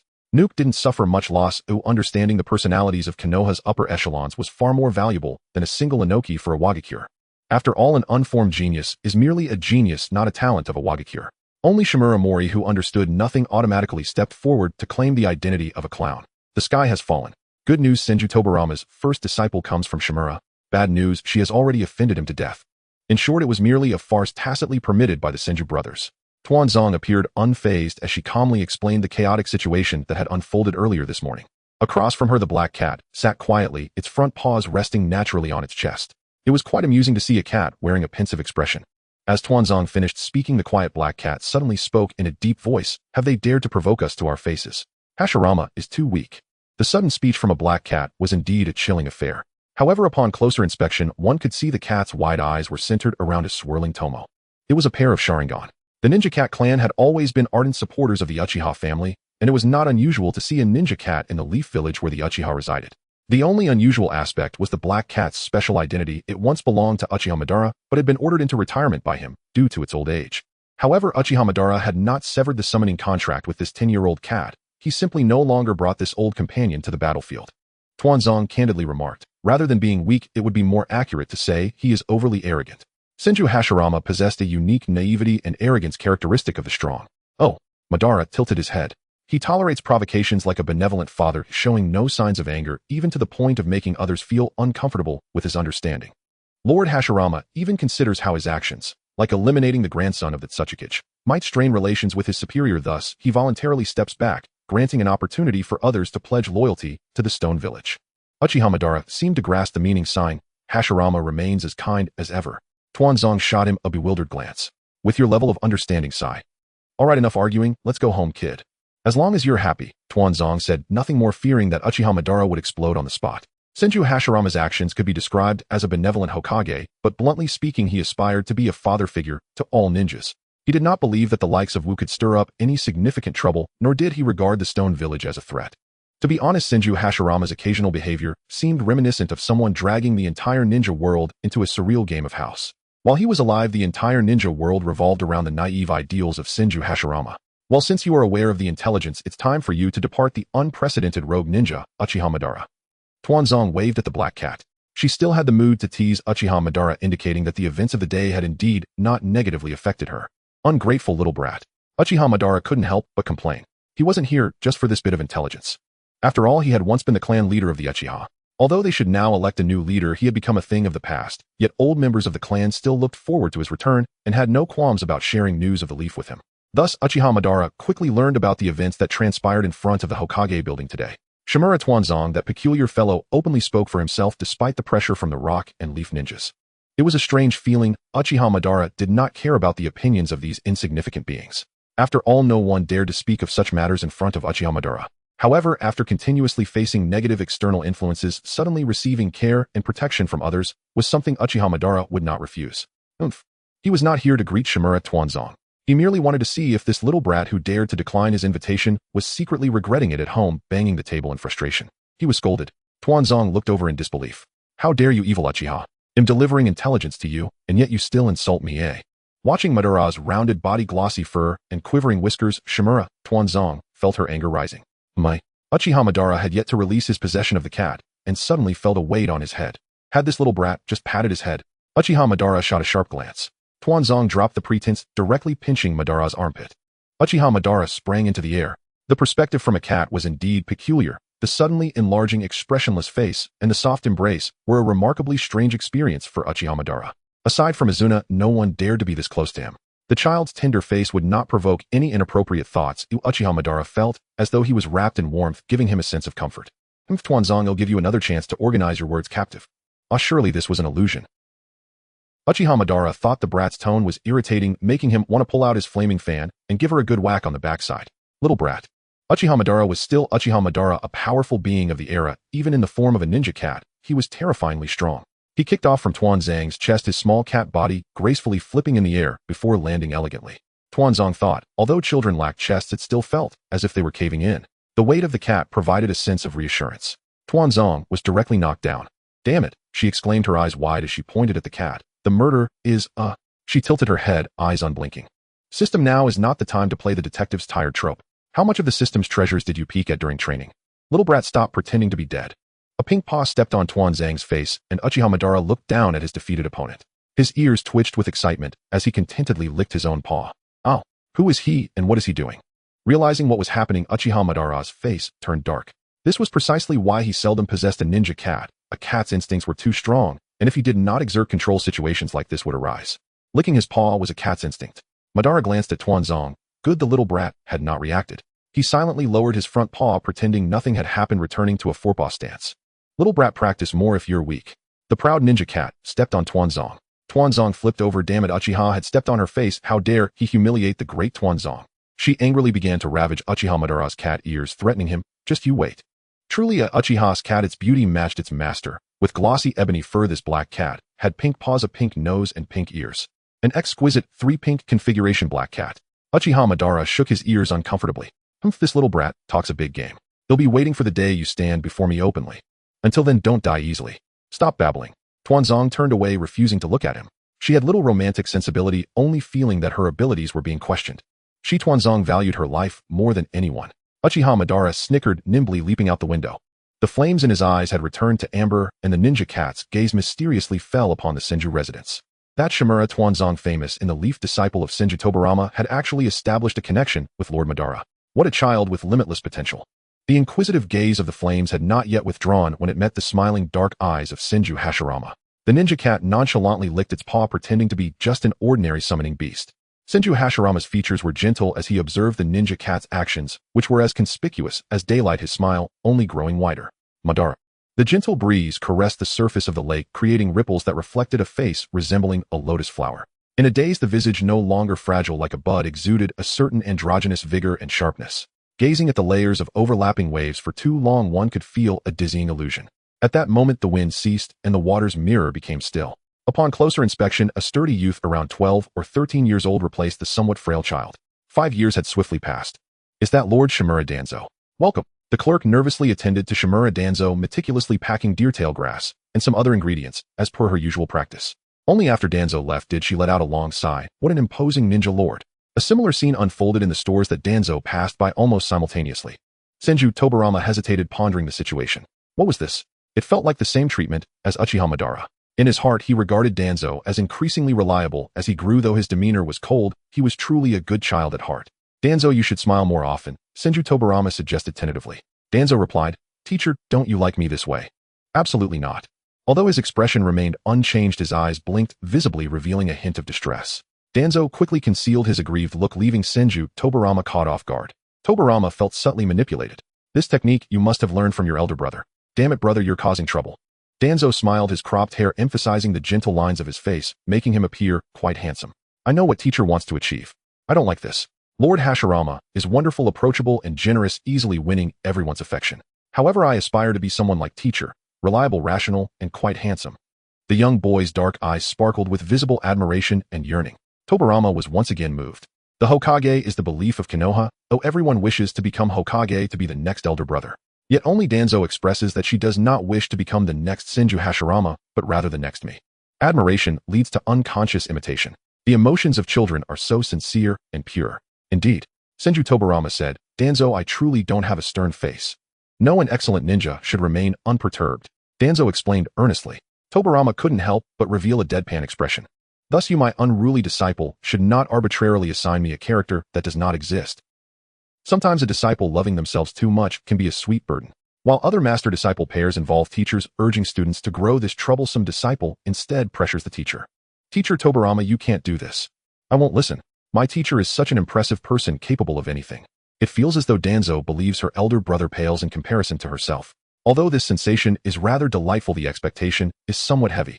Senju Tobirama chuckled with a sense of weariness, asking who exactly is the teacher here. Nevertheless, he still cherished this disciple. Everyone has their preferences. Tobirama is not unaware of Danzō's reputation for being decisive and even cold-hearted. Yet looking at the Danzō who can be playful and crafty with him, he finds it hard to speak harshly. Garlic bird. Danzō is still just a child, give her a break. Although Danzō shows no interest in pleasing a crowd of ordinary people, such meaningless low-reward activities. But when facing Senju Tobirama, she is indeed a well-behaved disciple. Danzō takes every word of the teacher to heart. Excuse me, could you bring me some ninja tools? Danzō held a long list of purchases which included explosive tags, shuriken, and various powerful ninja tools, causing the clerk to tremble in fear. Is Lord Danzō preparing for a massacre? Who has angered this formidable figure? Here are the ninja tools you need. The clerk timidly handed over the sealing scroll. Danzō took it, suddenly recalling Tobirama's suggestion. She smiled slightly at the young girl. Thank you, well done. The young girl was taken aback, stepping back while covering her chest. In Danzō's curious gaze, her cheeks quickly flushed. No problem. How charming. She even boldly held Danzō's hand, stammering as she recommended, I see your wrist guard is a bit worn out. Would you like to replace it at our store? Danzō thought, what is this strange girl doing? Her innate vigilance and suspicion reminded her of the enthusiastic Oanoki she had sent away. She would absolutely positively not purchase items recommended by others. Danzō's gaze towards the clerk grew increasingly cold. No need, and please do not casually touch a ninja. So adorable. The clerk suddenly understood why her colleagues enjoyed interacting with the aloof Lord Danzo so much. The serious explanation was truly charming, and the refusal was equally compelling. This woman is infuriatingly alluring. Danzo couldn't help but take 2 steps back. The system took a puff of electronic smoke, its tone remarkably weary. The infrastructure of Konoha is truly impressive with grand arches every few steps. A sight I would have never dared to imagine back in my hometown. Danzo should really let Senju Tobirama see just how many fervent fans her unpopular disciple has behind the scenes. For the ninjas of Konoha, war seemed like a distant memory, as Senju Hashirama served as a stabilizing force, quelling the internal conflicts among the ninja clans of the Land of Fire. The ninjas of Konoha suffered few casualties, leading to young children born after the village's establishment to carry an innocent and naive aura, with death feeling far removed from their lives. However, this was not the case for the first batch of students graduating from the Ninja Academy. Upon graduation, they automatically became genin, taking on missions under the guidance of their teachers to hone their skills and strive to become chunin. In reality, chunin are a valuable combat resource for Konoha, and more often than not the leading chunin are responsible for assessing the students' abilities, taking on missions themselves instead of letting the students engage. They would not be there to protect these children at all times. Students with bad luck, if paired with a ruthless leader, could become tools for their seniors to earn money, trapped in an endless cycle of missions. In summary, while large-scale wars have ceased to maintain the functioning of Konoha as a political machine, the cold-hearted behavior of sending students on missions by their chunin leaders is something Konoha turns a blind eye to. Even if the loss rate of genin treated as expendable was quite high, this had little to do with the genin from Tobirama's class. They are the elite among the elite, and they usually operate in groups of 3, with one group providing logistical support and another executing direct attacks, working together with remarkable synergy. Tobirama, are you jealous that I the monkey am so good-looking? Sarutobi Hiruzen quickly ducked to avoid a kick flying at him, indignantly chastising. You almost hit my handsome face. It's simply outrageous. The favorite of Lake Biwa is my charming visage. Tobirama remained silent, glaring at this shameless creature. Hand, get away. Hiruzen smirked as he leaned closer. Why is your tone so harsh? Are you jealous? Tobirama stepped back with a restrained expression, but Hiruzen continued to encroach. Enough was enough. Tobirama lowered his voice. If you dare to touch again. My wallet. Before he could finish his threatening words, Hiruzen grabbed Tobirama's wallet, exclaiming, Wow, I Hiruzen have found a wild wallet. What the hell is a wild wallet? Shimura Tobirama felt veins throbbing on his forehead. So it's no wonder he couldn't coexist peacefully with Hiruzen. This dog was truly despicable. As expected, the two of them began to fight again. Well, sometimes the camaraderie of teammates requires no words. The four in front wore expressions of accustomed indifference. Tobirama and Hiruzen couldn't go a day without brawling. Hiruzen's sneak attack to steal a wallet was cunning and lewd, and Tobirama, caught off guard, actually fell for it. However, he hadn't enjoyed the moment for long. Tobirama lunged at him, wrapping his legs tightly around Hiruzen's waist, grabbing his spiky hair with one hand while the other formed a fist to strike. Such proximity could be seen as somewhat ambiguous for the opposite sex. Yet neither party felt this way. The other onlookers would not misunderstand either. After all, their fights never involved any flirtation. It was a full-blown brawl. Good buddies fight to the death. Hiruzen cursed. Damn it, using that move, you have no sense of martial ethics. You're not a woman. Tobirama, I'm telling you, you've pushed me to this. I won't hold back. Spare me, I was wrong. The ultimate result of the battle was that Hiruzen covered his groin with both hands, with Tobirama's small wallet resting on his rear, tears streaming down his face. This wallet could be considered Hiruzen's medical expenses. Its bulging shape made Tsunade blush with desire. Tobirama really was a damned rich man. Lying on the ground, Hiruzen was oblivious to the fact that the wallet he sacrificed greatly for was already being eyed by others. He merely thought with a face full of sorrow, Lake Biwa, I'm sorry, your Hiruzen can no longer give you the happiness you desire. Meanwhile, Tobirama's appearance was hardly any better, sporting 2 black eye circles as he swaggered away. Tsunade squatted in front of Hiruzen, extending 5 fingers. To heal your injuries, I need this amount. Hiruzen replied, get lost. Tsunade retracted half a finger. Hiruzen said, you might as well just kill me. With no money and a worthless life. Speaking of which, Hiruzen, as the young clan leader of the Sarutobi, shouldn't have fallen into such a predicament, but alas, he was a Lake Biwa brain, who any spare cash went towards buying gifts for his future wife. Thus a broke Hiruzen met with Tsunade, who was also troubled about money for her medical studies, and they began a long bargaining session. In the meantime, Uchiha Nagai, not knowing where he pulled an egg from, simply heated it, and like a dutiful husband provided a warm compress for Tobirama. To control the Uchiha's ancestral fire release so precisely, he was undoubtedly a talent. Tsunade unintentionally witnessed this, seeing her expression becoming quite complex, and Uchiha, who could use fire release in such a manner, was truly a talent among talents. For ninjas, minor injuries are trivial matters, yet only Uchiha Nagai would blow things out of proportion like this. Tsunade's gaze shifted back to Tobirama, and she suddenly understood. Even though Tobirama was a scoundrel, he was still a handsome scoundrel. A good-looking person can still look stunning despite having a couple of dark circles. Such large bruises while making others look like a pig's had only added a touch of melancholy and haggard beauty to Tobirama's already handsome face. Quite endearing indeed. Tsunade thought, her expression turning serious as she extended her hand toward Uchiha Nagai. I'll take this amount to treat her. Uchiha Nagai paused for 2 seconds. Can it be deducted from the mission commission?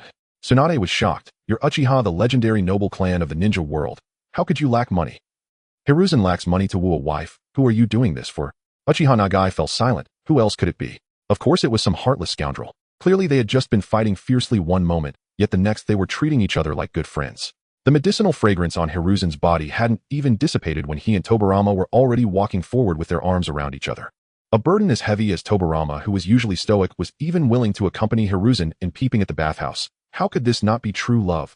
Tsunade looked at Uchiha Nagai with disappointment. You should join in too. You've already contributed money, so why can't you take the initiative? If you take the initiative, you'll have a story. Uchiha Nagai's face turned red. Hiruzen and Tobirama are not what you think. What do you think? Tsunade was skeptical of his words. Listen to me. That Tsundere has already retreated. In light of your treatment fees, I'll help you this once.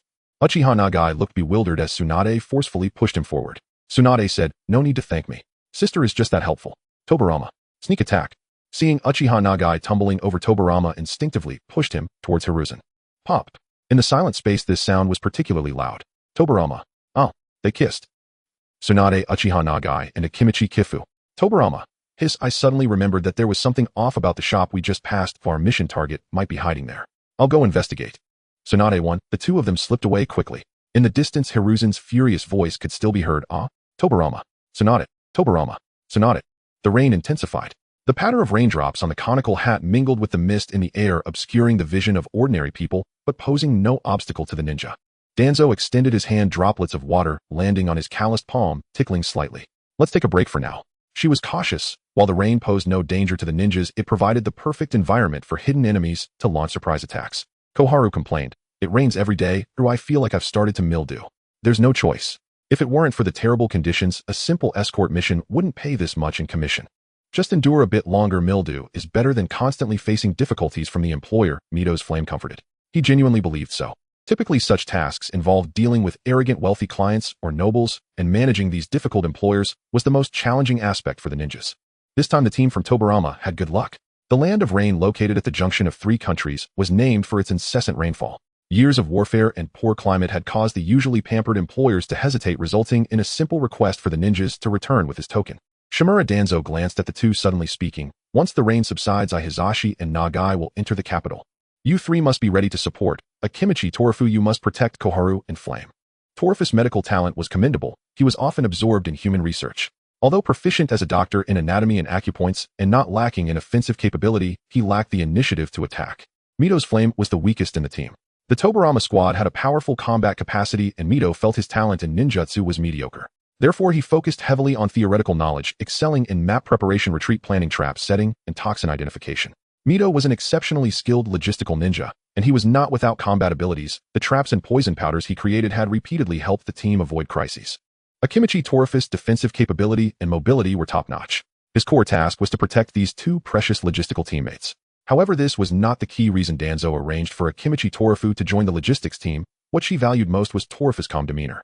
Torufu had no objections to Danzo's arrangement and nodded to indicate he understood. However, Koharu protested with dissatisfaction. No way, I don't want to stay in the cave. I can't bear the shame of doing nothing while still collecting a commission. In my opinion, Danzo, you are too cautious. We have taken brank missions in other countries before. Oh, just let me come along. This sounded quite foolish. Danzo understood that Koharu was not merely being willful and venting her frustrations. Koharu was a brave ninja and one of the most trustworthy teammates. Her desire to join the team stemmed from lingering fears. During the last brank mission, which took place in the land of grass, despite adequate preparations, Danzo's 3-person team nearly faced annihilation. Fortunately, Mito noticed halfway through the retreat that the 3 had not followed, violating prior agreements to go back and find them. Otherwise, the 3 injured individuals hiding in the grass would have faced significant repercussions even if they somehow survived. For Koharu, she could accept the death of her comrades, but could not bear the thought of being able to save them, yet choosing not to act. No way. This camaraderie was touching, but Danzo rationally declined. When the land of rain was mentioned, everyone instinctively thought of it as a small nation oppressed by larger powers, tragic and pitiful. This was true, but everyone overlooked one point: the geographical and environmental factors of the land of rain prevented the development of normal agriculture and commerce, and even its mineral resources were scarce. How did the residents survive here? Kill or be killed, war and bloodshed caused the nobles and wealthy individuals who had no military power but only financial resources to flee. The lack of resources and the pressure from wars waged by powerful nations created a truly ninja nation where every ruler and citizen was a ninja. The Rain ninjas surviving in the cracks have honed advanced assassination techniques. They survive by profiting from war, frequently accepting commissions from foreign countries. The tasks posted in the black market are unrestricted, ranging from major ninja villages' shadows to prominent political figures in powerful nations. Any person of some notoriety can be found on the black market's commission list. In short, this is a country with a high acceptance of ninjas, yet it is not a friendly environment for them. You and Flame seem too gentle in disposition. Danzo remarked, you both appear ill-suited for the land of rain. Sometimes her words could be quite unpalatable. Koharu retorted curtly, disposition can be faked. On what basis do you say that about me? What a quarrel. The ever-kind Torafu and the meek Flame exchanged glances. Compared to the strongly assertive Danzo and the obedient Nagai, Sarutobi Hisashi had a much gentler temper. He stepped in to mediate. Danzo is thinking of you. Koharu, you value life so much you can't just kill indiscriminately, can you?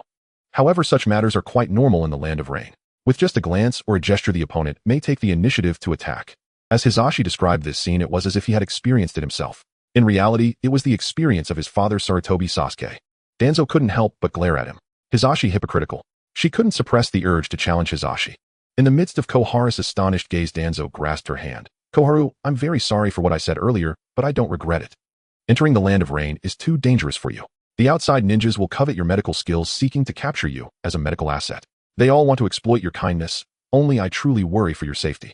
If you suddenly speak so sincerely, but am not so easily appeased. Koharu turned her head away prideful. Mito chuckled, elbowing Uchiha Nagai. As expected, it takes Hisashi to smooth things over.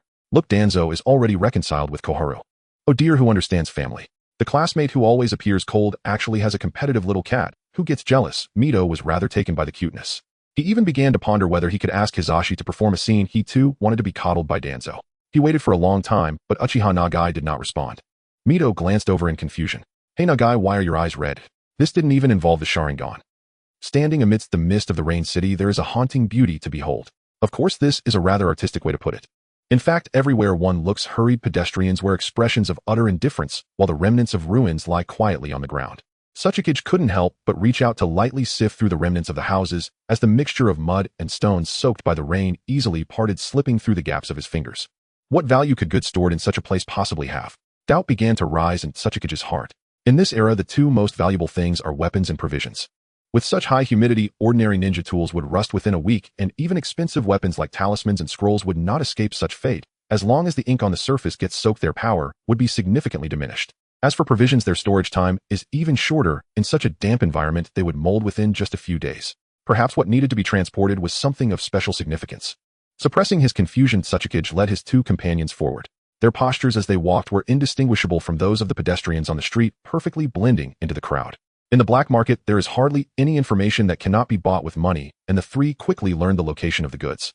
The tall stone tower stood like a giant in the rain, with two guards at the entrance appearing relaxed, their conversation barely audible, yet the vitality emanating from them could be felt even from several dozen meters away. Sachikage stopped in his tracks, gripping the token tightly. What's wrong? Uchiha Nagai and Sarutobi Hiruzen exchanged puzzled glances. Sachikage frowned. Something feels off. Xiaochun is right, Sachikage, you're just too cautious.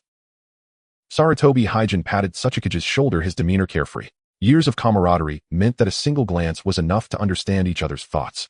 If you're worried, I can stay here with Uchiha to keep watch for you. How about that? Sachikage hesitated for a moment before agreeing, trusting Hiruzen's strength. All right, you two keep your distance and thoroughly scout the area. Hiruzen responded. Before dragging Uchiha Nagai away, he cheekily reached out to Sachikage. I don't have many ninja tools left on me. Could you spare me some? Sachikage glared at him disdainfully. How about I just take you out? She handed over a kunai begrudgingly. Just this, there's nothing else. Seeing Hiruzen still trying to pester her, she kicked him hard in the rear. Hiruzen fell to the ground, clutching his backside in a pitiful manner, which seemed to evoke a sense of pain in Uchiha Nagai's heart. He had initially wanted to suggest that they act together with Sachikage, but obediently kept his mouth shut. Uchiha Nagai, you kicked him, so you aren't allowed to kick me. Got it. Hiruzen and Nagai were both exceptionally fit ninjas, sprinting several hundred meters in just a few breaths. Sachikage took a deep breath and slowly approached the guards. She raised the token. Excuse me, is lore to use cargo to be claimed here? Are you a ninja from Konoha? Yes, I am.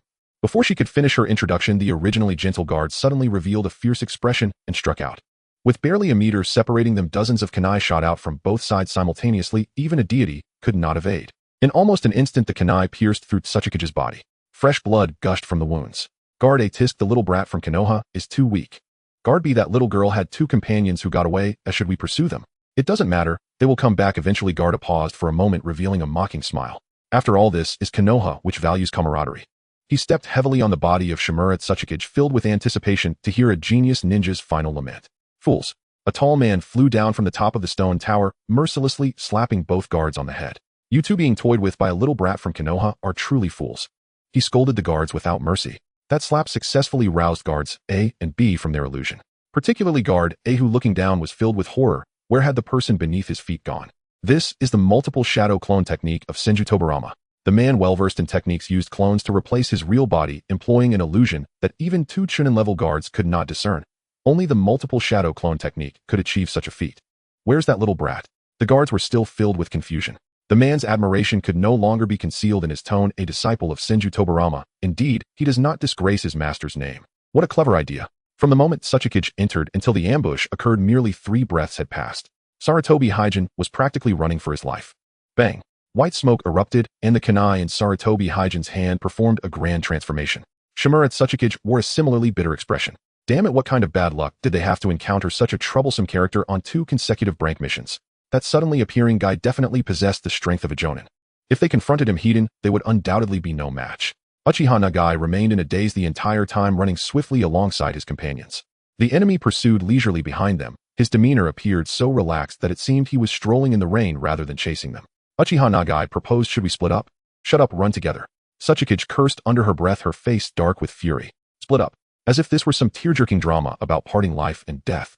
Scattering in hopes of luck, how many could they possibly escape? This is clearly the enemy's stronghold. Thinking logically, with such a large stone tower, could it only house 2 Chunin and 1 Jonin? If they ran together, the pursuing Jonin would naturally not allow the others to interfere for the sake of his own reputation. If they separated, who knows what might happen. The 3 children had decent stamina, managing to run several kilometers ahead of the Jonin. Sarutobi Hiruzen gasped for breath. I can't go on anymore. Hokage, we must make a decision. If we keep running, we might not even have the strength to retaliate. Hiruzen, you take the summoning beast and go on ahead. I'll use my illusion to create a distraction, and Hokage will be responsible for the kill. Uchiha Nagai proposed a tactic. Hiruzen ignored him, looking at Hokage, who remained silent. Hokage, system, list my items. System: item love from classmate A1, item love from classmate B1. Over the years, Hokage had accumulated dozens of items.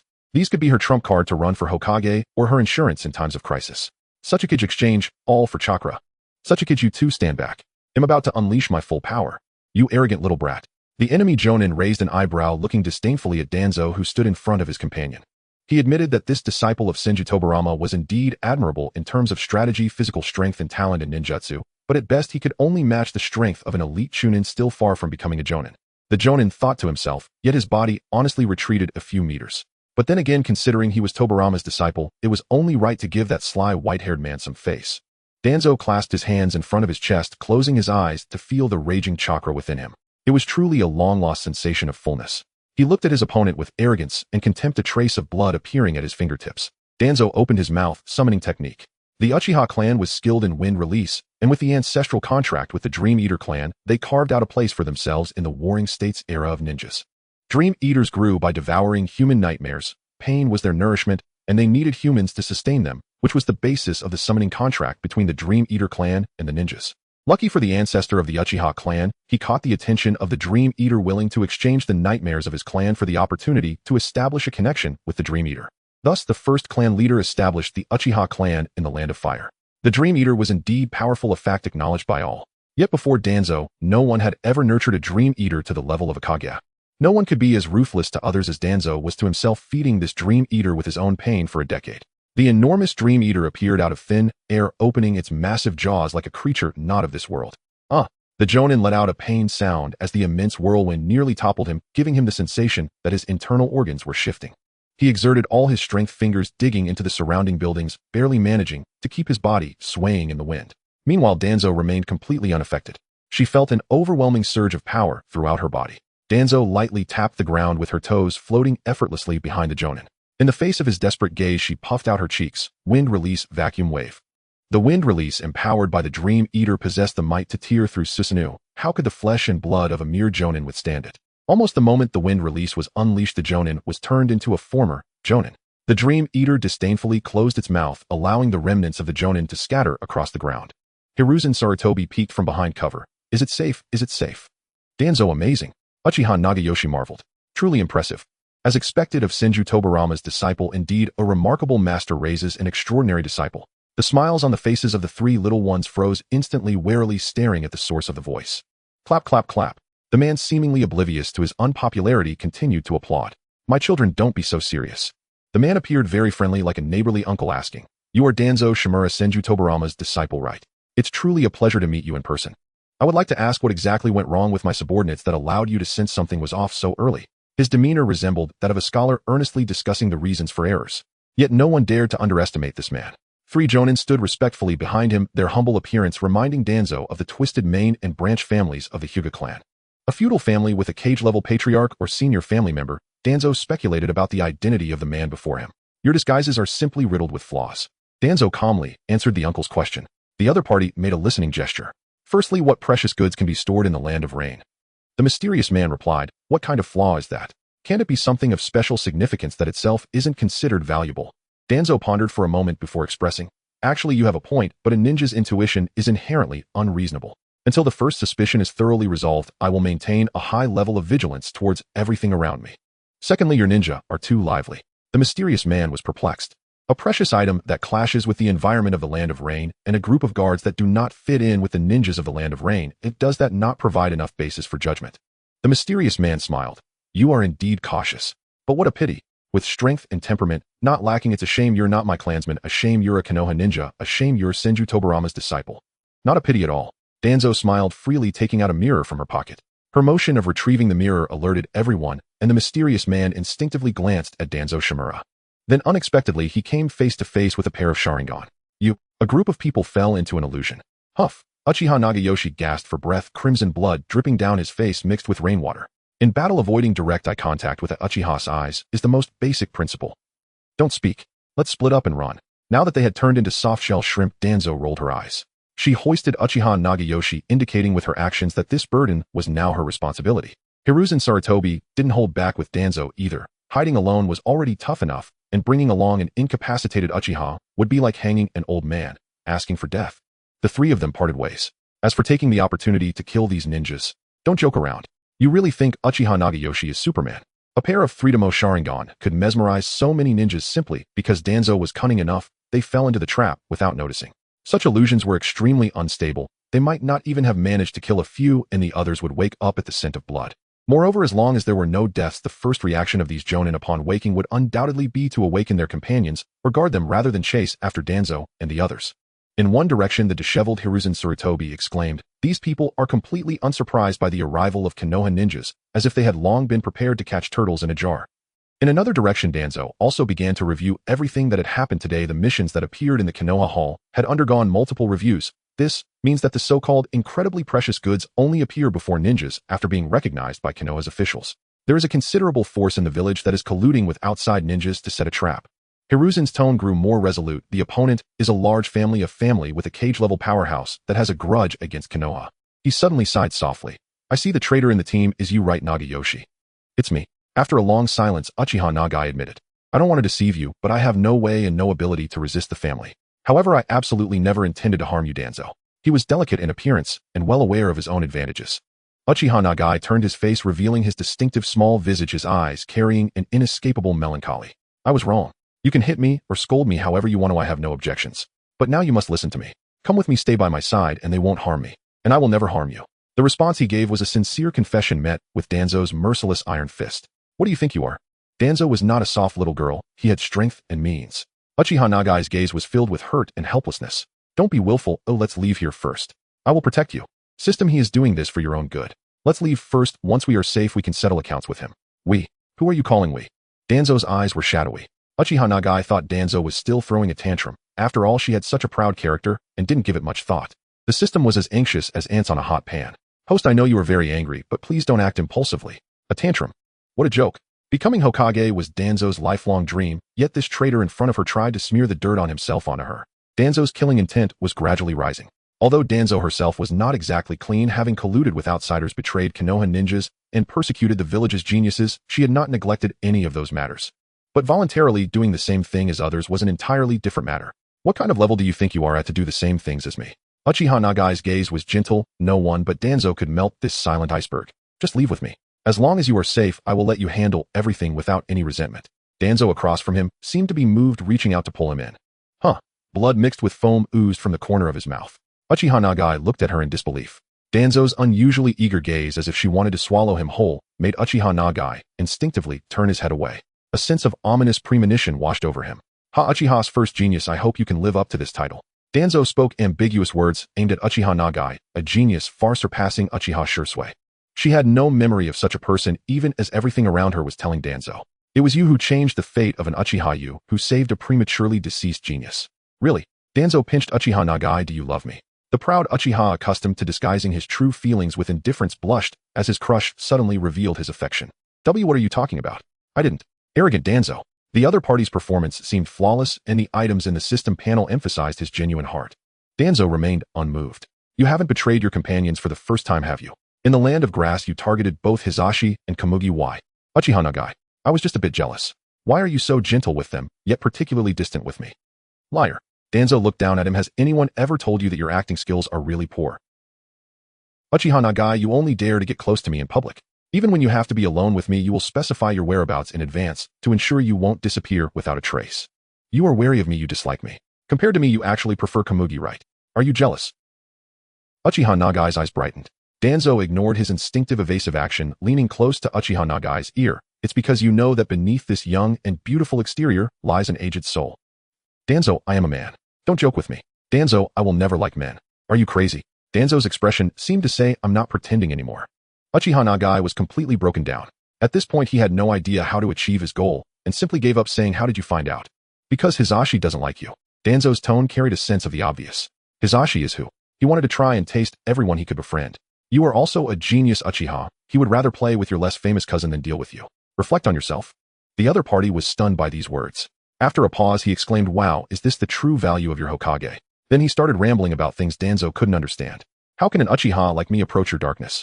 What a ridiculous game. If I don't choose Hizashi, I'll use my head to strategize against Danzo. Damn, I just need this old bugger for a complete guide and nightmare for my obsessive-compulsive disorder. What a strange guy. Danzo watched this person rolling on the ground, without any image, looking thoroughly entertained. Suddenly, she said softly, I've long realized that you are different from other Uchihas. She said, I'm not like others. Uchiha Nagai blushed. I really like this model. If it wasn't for the official statement that to preserve Danzo's character, they set the lowly skin of an old man, he would have been more sincere in his pursuit. The Sharingan of the Uchiha evolves only through intense emotional stimulation, but your evolution from 1 tomo to 3 tomo came naturally. I once speculated whether you could actively control the evolution of the Sharingan. Danzo's eyes showed disappointment, but now it seems you merely have looser evolutionary conditions. What do you want? Uchiha Nagai couldn't help but retreat. I tell you, I have someone behind me. Good child, I just want to help you. Danzo was excited. Even the self-referring terms from her past life popped out. You will become a complete Uchiha. Accompanying the old man's words was a kunai raised high. Uchiha Nagai tried to escape, but couldn't. Danzo smiled. How could she let you run away? The villain dies from talking too much, as she had learned the true essence from the system's treasures. I am waiting for the seal to complete. What are you waiting for? The runes of the 8 trigram seal stacked upon each other, completely binding Uchiha Nagai. He was a monster without pain perception. It's okay, but Danzo had long known this. She merely smiled as she dug out one of Uchiha Nagai's eyes, feeding it into the other's mouth amidst his terrified gaze. System exchange for Sharingan compatibility. This bug was indeed captured by Danzo. Her smile gradually deepened. Uchiha Nagai couldn't handle the stimulation, and the other intact 3-tomo transformed into a kaleidoscope. Look, a man's true heart is worth nothing. What love, what transformation from woman to man, no blow compared to swallowing one's own eye. Look, didn't this just open the kaleidoscope? The system didn't dare to make a sound. This is a true devil. Danzo looked at Uchiha Nagai with indifferent eyes. In her heart, there was only one thought: what a waste. But upon careful consideration, she also knew she could not leave behind a complete pair of Sharingan. The Uchihas would not allow it, nor would her teacher suspect. Since that's the case, since I cannot obtain the eyes, no one else can get them either. The bloodied figure on the ground no longer resembled his previous handsomeness, only one eye resentfully staring at Danzo. You are just a game NPC. How dare you treat me like this? Game NPC. Danzo knew the meaning of this term. System, don't be sad. Danzo looked down at the player who was hysterically venting emotions, tilting her head in confusion. If he is the so-called real person, what difference is there between us? Real or false? For Danzo, pondering these things was meaningless. Since regaining her life, she knew she was a clown role meant for entertainment or to vent frustrations. Why think about the meaning of existence? She was not a philosopher. Power, all I want is power. Danzo is a twisted, ugly embodiment of desire. I will take this eye. Tick-tock, tick. Talk. The rain cannot wash away the sins in the alley. Oh dear, this is quite a headache. Tuanzong tilted his head following the sound. Her appearance was slightly better than the corpse lying on the ground with her face smeared in blood, her left eye crudely gouged out and reinserted, now one eye black, and the other red, staring intently, exuding a faint, inhuman aura. Just looking at her was unsettling, yet thanks to that face one could oddly taste a hint of gloomy, devilish beauty from it. This situation is truly hard to wrap up. Sarutobi Hizashi's tone remained as warm as a sunny puppy. Tuanzong stared at him, and after a moment mockingly said, "You're really timid. Standing this far away, are you afraid of being discovered by him?" TSK. Even knowing Tuanzong was difficult to handle, Hizashi couldn't help but inhale sharply. This was a kind of damp, sticky, and deadly feeling hidden within the splendor.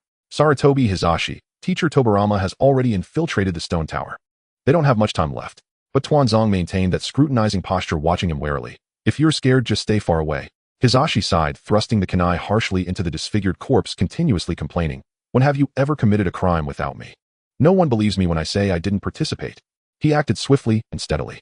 "This time will certainly be no exception," Hizashi said with a smile. "Look, now we're accomplices. So can we move a bit faster now?" Blood splattered onto his face again. Tuanzong complained internally, but the corner of his mouth couldn't help but lift. What if the world is just a game? She had countless opportunities to reunite with her closest friends and family. Isn't that a wonderful thing? As long as Tuanzong confirmed that the person in front of her was the real Sarutobi Hizashi, that was enough. Hizashi's involvement made the cleanup operation exceptionally smooth. The atmosphere relaxed, and Sarutobi Hizashi began to chatter again. "I mean, I really don't understand what the Uchiha are thinking to push Uchiha Nagakatsu to the top. They actually colluded with the Yuhi clan to try to wipe us out." Hizashi couldn't help but complain. "Our teacher Tobirama just looks steady and mature, but he's still young, who said he had to take only us as disciples for life." Tuanzong chuckled. "They're so capable that they even drove Uchiha Madara away. Naturally, they wouldn't regard the teacher highly." She didn't speak. In fact, the Uchiha's thoughts weren't entirely wrong. As expected, teacher Tobirama really only took 6 disciples in his lifetime. Oh, plus Uchiha Nagakatsu, that makes 7. Upon hearing this, Sarutobi Hizashi felt even more speechless. Indeed, they not only managed to drive away Uchiha Madara and influence teacher Tobirama's successor, but also believe they can deceive the god of shinobi. Collaborating with the Yuhi clan to ambush Konoha ninjas right under Senju Hashirama's nose, are they insane? In just a few sentences, they had already disguised the scene. Tuanzong leaned against the wall, finally feeling fatigue creeping in. The continuous journey, frantic running, summoning spirit beasts to fight, and changing eyes. Even a superhuman body couldn't withstand such strain. "This face looks quite awkward." Hizashi reached out with a handkerchief and wiped her face haphazardly. He thought the newly replaced eyes were not as beautiful as Tuanzong's original mouse-gray irises. But Tuanzong didn't think so. What good is beauty? She boasted her spoils to her companion like a child. Tuanzong shamelessly said, "Although he is a traitor, Uchiha Nagakatsu is not without merit. He suddenly awakened before he died and gifted me his Sharingan, allowing his eyes to help me see this world. No mistake there." I was both saddened and gratified. To ensure he wouldn't die with regrets, I had to change eyes on the spot. In any case, I thank him for his regard. I will carry Nagakatsu's blessings and live well watching this beautiful world for him. How shameless. Hizashi spat at her. Tuanzong, however, firmly stated that if it weren't for Uchiha Nagakatsu's love, transcending life and death, she wouldn't have the Sharingan without side effects. "What you say, I'm cheating using the system. Doesn't that mean it counts as cheating? By the way, didn't you clean it properly? How long are you going to keep rubbing it?" Tuanzong suspected this kid was up to no good. Hizashi wore an innocent expression. However, the rainwater running down Tuanzong's face revealed Hizashi's mischief. She touched her face, gritting her teeth. "Sarutobi Hizashi, are you immature?" It wasn't until her fingers lightly brushed over her chin that Tuanzong suddenly realized that the familiar cross-shaped scar had appeared on her face again. She remembered this was the work of Uchiha Nagakatsu. Also, it was the persona of Shimura Tuanzong. What does this mean? Is this world merely a game that follows a fixed process? Tuanzong didn't take it to heart. She chased after the fleeing Sarutobi Hizashi, bursting out of the narrow alley. Then she crashed into a fragrant embrace. Tuanzong's worthless tears immediately fell plopping onto the back of the person's hand. Teacher Nagakatsu is dead. He is an unforgivable traitor. I shouldn't cry for a traitor, but I can't control myself. I'm so sad. Sarutobi Hizashi. Huh. Who are you? Let my good brother Tuanzong speak. Hizashi looked at the cool-looking ice beauty teacher. Tobirama, you won't fall for Tuanzong's act, will you? You're not that superficial, right? Speak up. Tobirama, feeling the additional weight in his arms, couldn't help but tense up. The tears that fell on his hand were heavy and cold, his lips pressed into a straight line. Senju Tobirama rubbed Tuanzong's head awkwardly, comforting her. Don't cry, I'm here. From Uchiha Kagami's perspective, Uchiha Nagai has died. Kagami stood in the hall, skillfully welcoming and sending off guests, yet his eyes reflected a hint of numbness. He watched as people came and went. Both Uchiha Nagai and Uchiha Kagami were orphans of war. Children like them lacking support, yet possessing some talent were mere pawns for the clan, while the elders' children were carefully protected in the clan grounds. They were thrown out as test stones to probe Konoha's attitude, ultimately meeting their demise, making this funeral seem quite sincere. Yet these people did not care about Uchiha Nagai's death at all. The Yuhi clan attempting to launch an attack on Konoha was completely suppressed, leaving behind remnants that posed no threat. The involved Uchihas were secretly executed, including an elder and several jounin, a high-voltage line within the Uchiha clan that was not to be touched. Thus, the only Uchiha who could be buried under his own name after death became the focal point. Uchiha Kagami clenched his fists. Is it not vile enough to send a child to die for them, but now even his death must become a tool for your profit? He despised his family's unscrupulous actions and sincerely thanked the Hokage and Lord Tobirama for their magnanimity. Conflicted and complex emotions tugged at Uchiha Kagami's heart. He recognized Konoha's ideals while fully understanding the rift that had long been buried between the clan and the village. Uchiha Kagami yearned to be the one to change everything to become a brave person. At his brother's funeral, Kagami finally saw the female ninja who had captured all of his brother's heart. He couldn't describe the feelings he experienced in that moment, looking into Shimura Danzō's eyes. Fear, hatred, admiration, and countless unfamiliar emotions surged within him. These feelings were too heavy for a boy in his teens. Out of a primal instinct for self-preservation, Kagami's mind quickly forgot this vivid love and hate, leaving only a layer of emotions that felt shrouded, yet still deeply etched in his memory.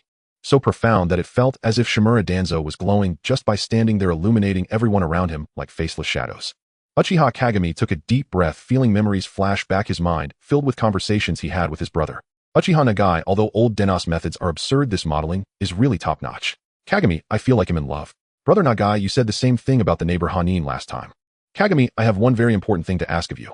Uchiha Kagami, you absolutely must not appear in front of Danzo. You cannot betray a brother's wife. Uchiha Kagami was speechless, saying, brother, I would never do such a thing. Bro, you're too young to understand. The only Uchiha who can communicate with her and receive positive feedback is the one who gets to help old Dino with his eyes. With you here, she wouldn't even notice me. Uchiha Nagai looked up at the sky at a 45-degree angle, his eyes filled with sorrow. A drama queen. Uchiha Kagami suppressed his urge to retort, smiling gently, brother, you're saying strange things again. Kagami would never do such a thing.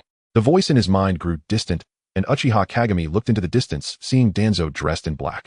Is she sad about his brother's passing? Would she really, as his brother said, not reject my approach? The top ninja of the Ninja Academy, a proud genius who killed Jounin Shimura Danzō, would she take a liking to me? Kagami, you are not allowed to approach my wife. Brother, am I really not going to do that? Uchiha Kagami instinctively repeated the words he had said, then his expression became dazed. Yes, Uchiha Nagai was already dead. This strange brother who had taken such good care of him was gone. He swallowed hard, feeling the Uchiha blood flow through him, as cold and self-serving as ever, just as despicable. Hello, you must be Shimura Danzō. Uchiha Kagami instinctively raised a gentle smile. I've heard you had a good relationship with my brother, and it's touching that you came to see him off.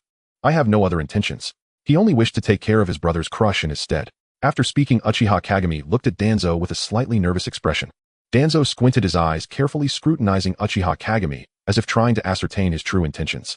After a while, he heard Danzo's light and airy voice. Take me to meet your brother, shall we? Uchiha Kagami, almost without hesitation, casually took Danzo's hand.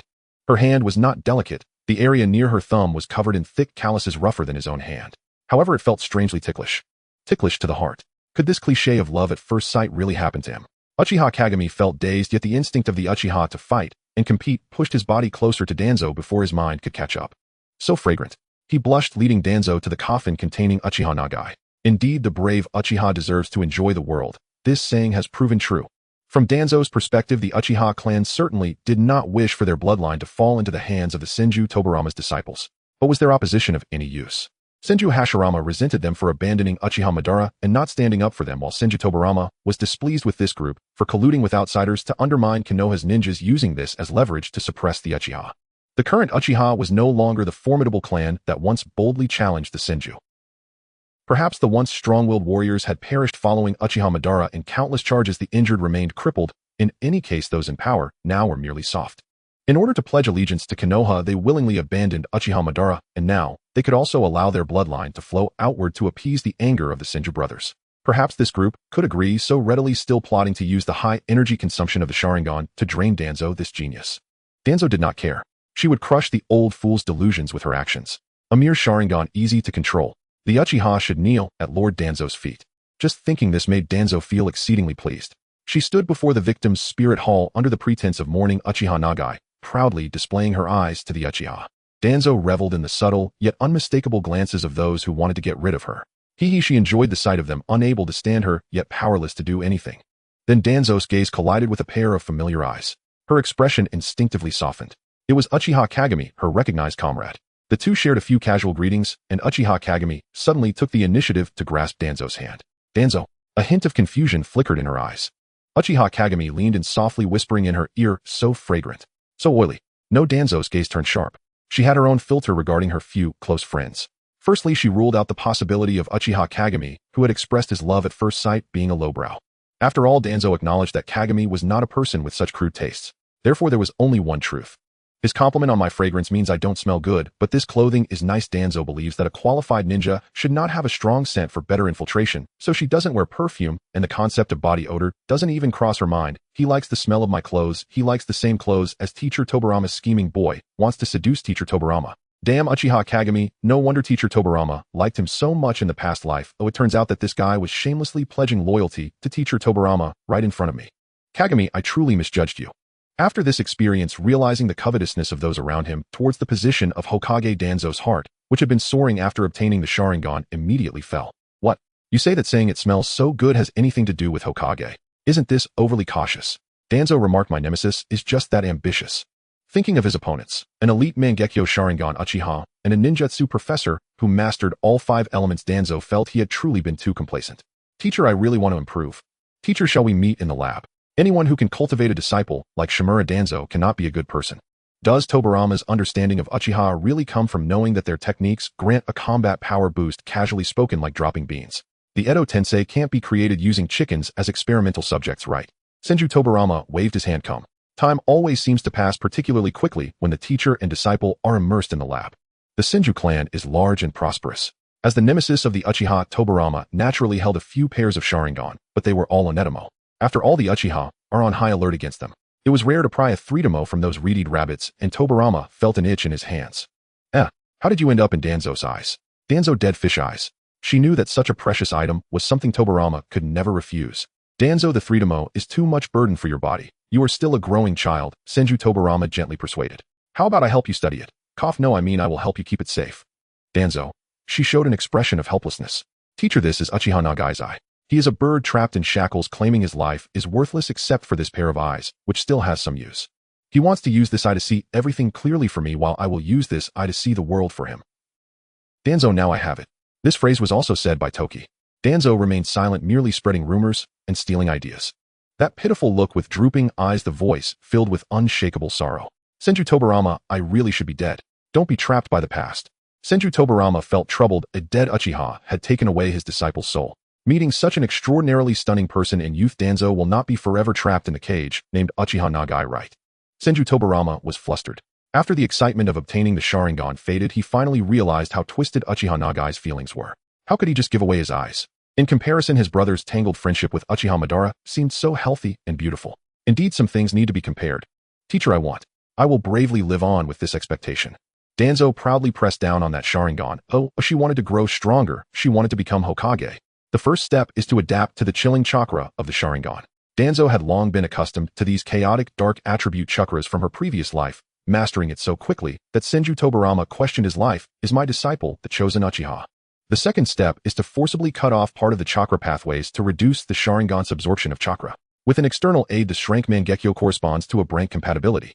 Danzo can not only actively close the Sharingan, but also use it like any Uchiha with threetamo, just with slightly higher consumption when it reaches threetamo. But such performance was already enough to astonish Senju Tobirama.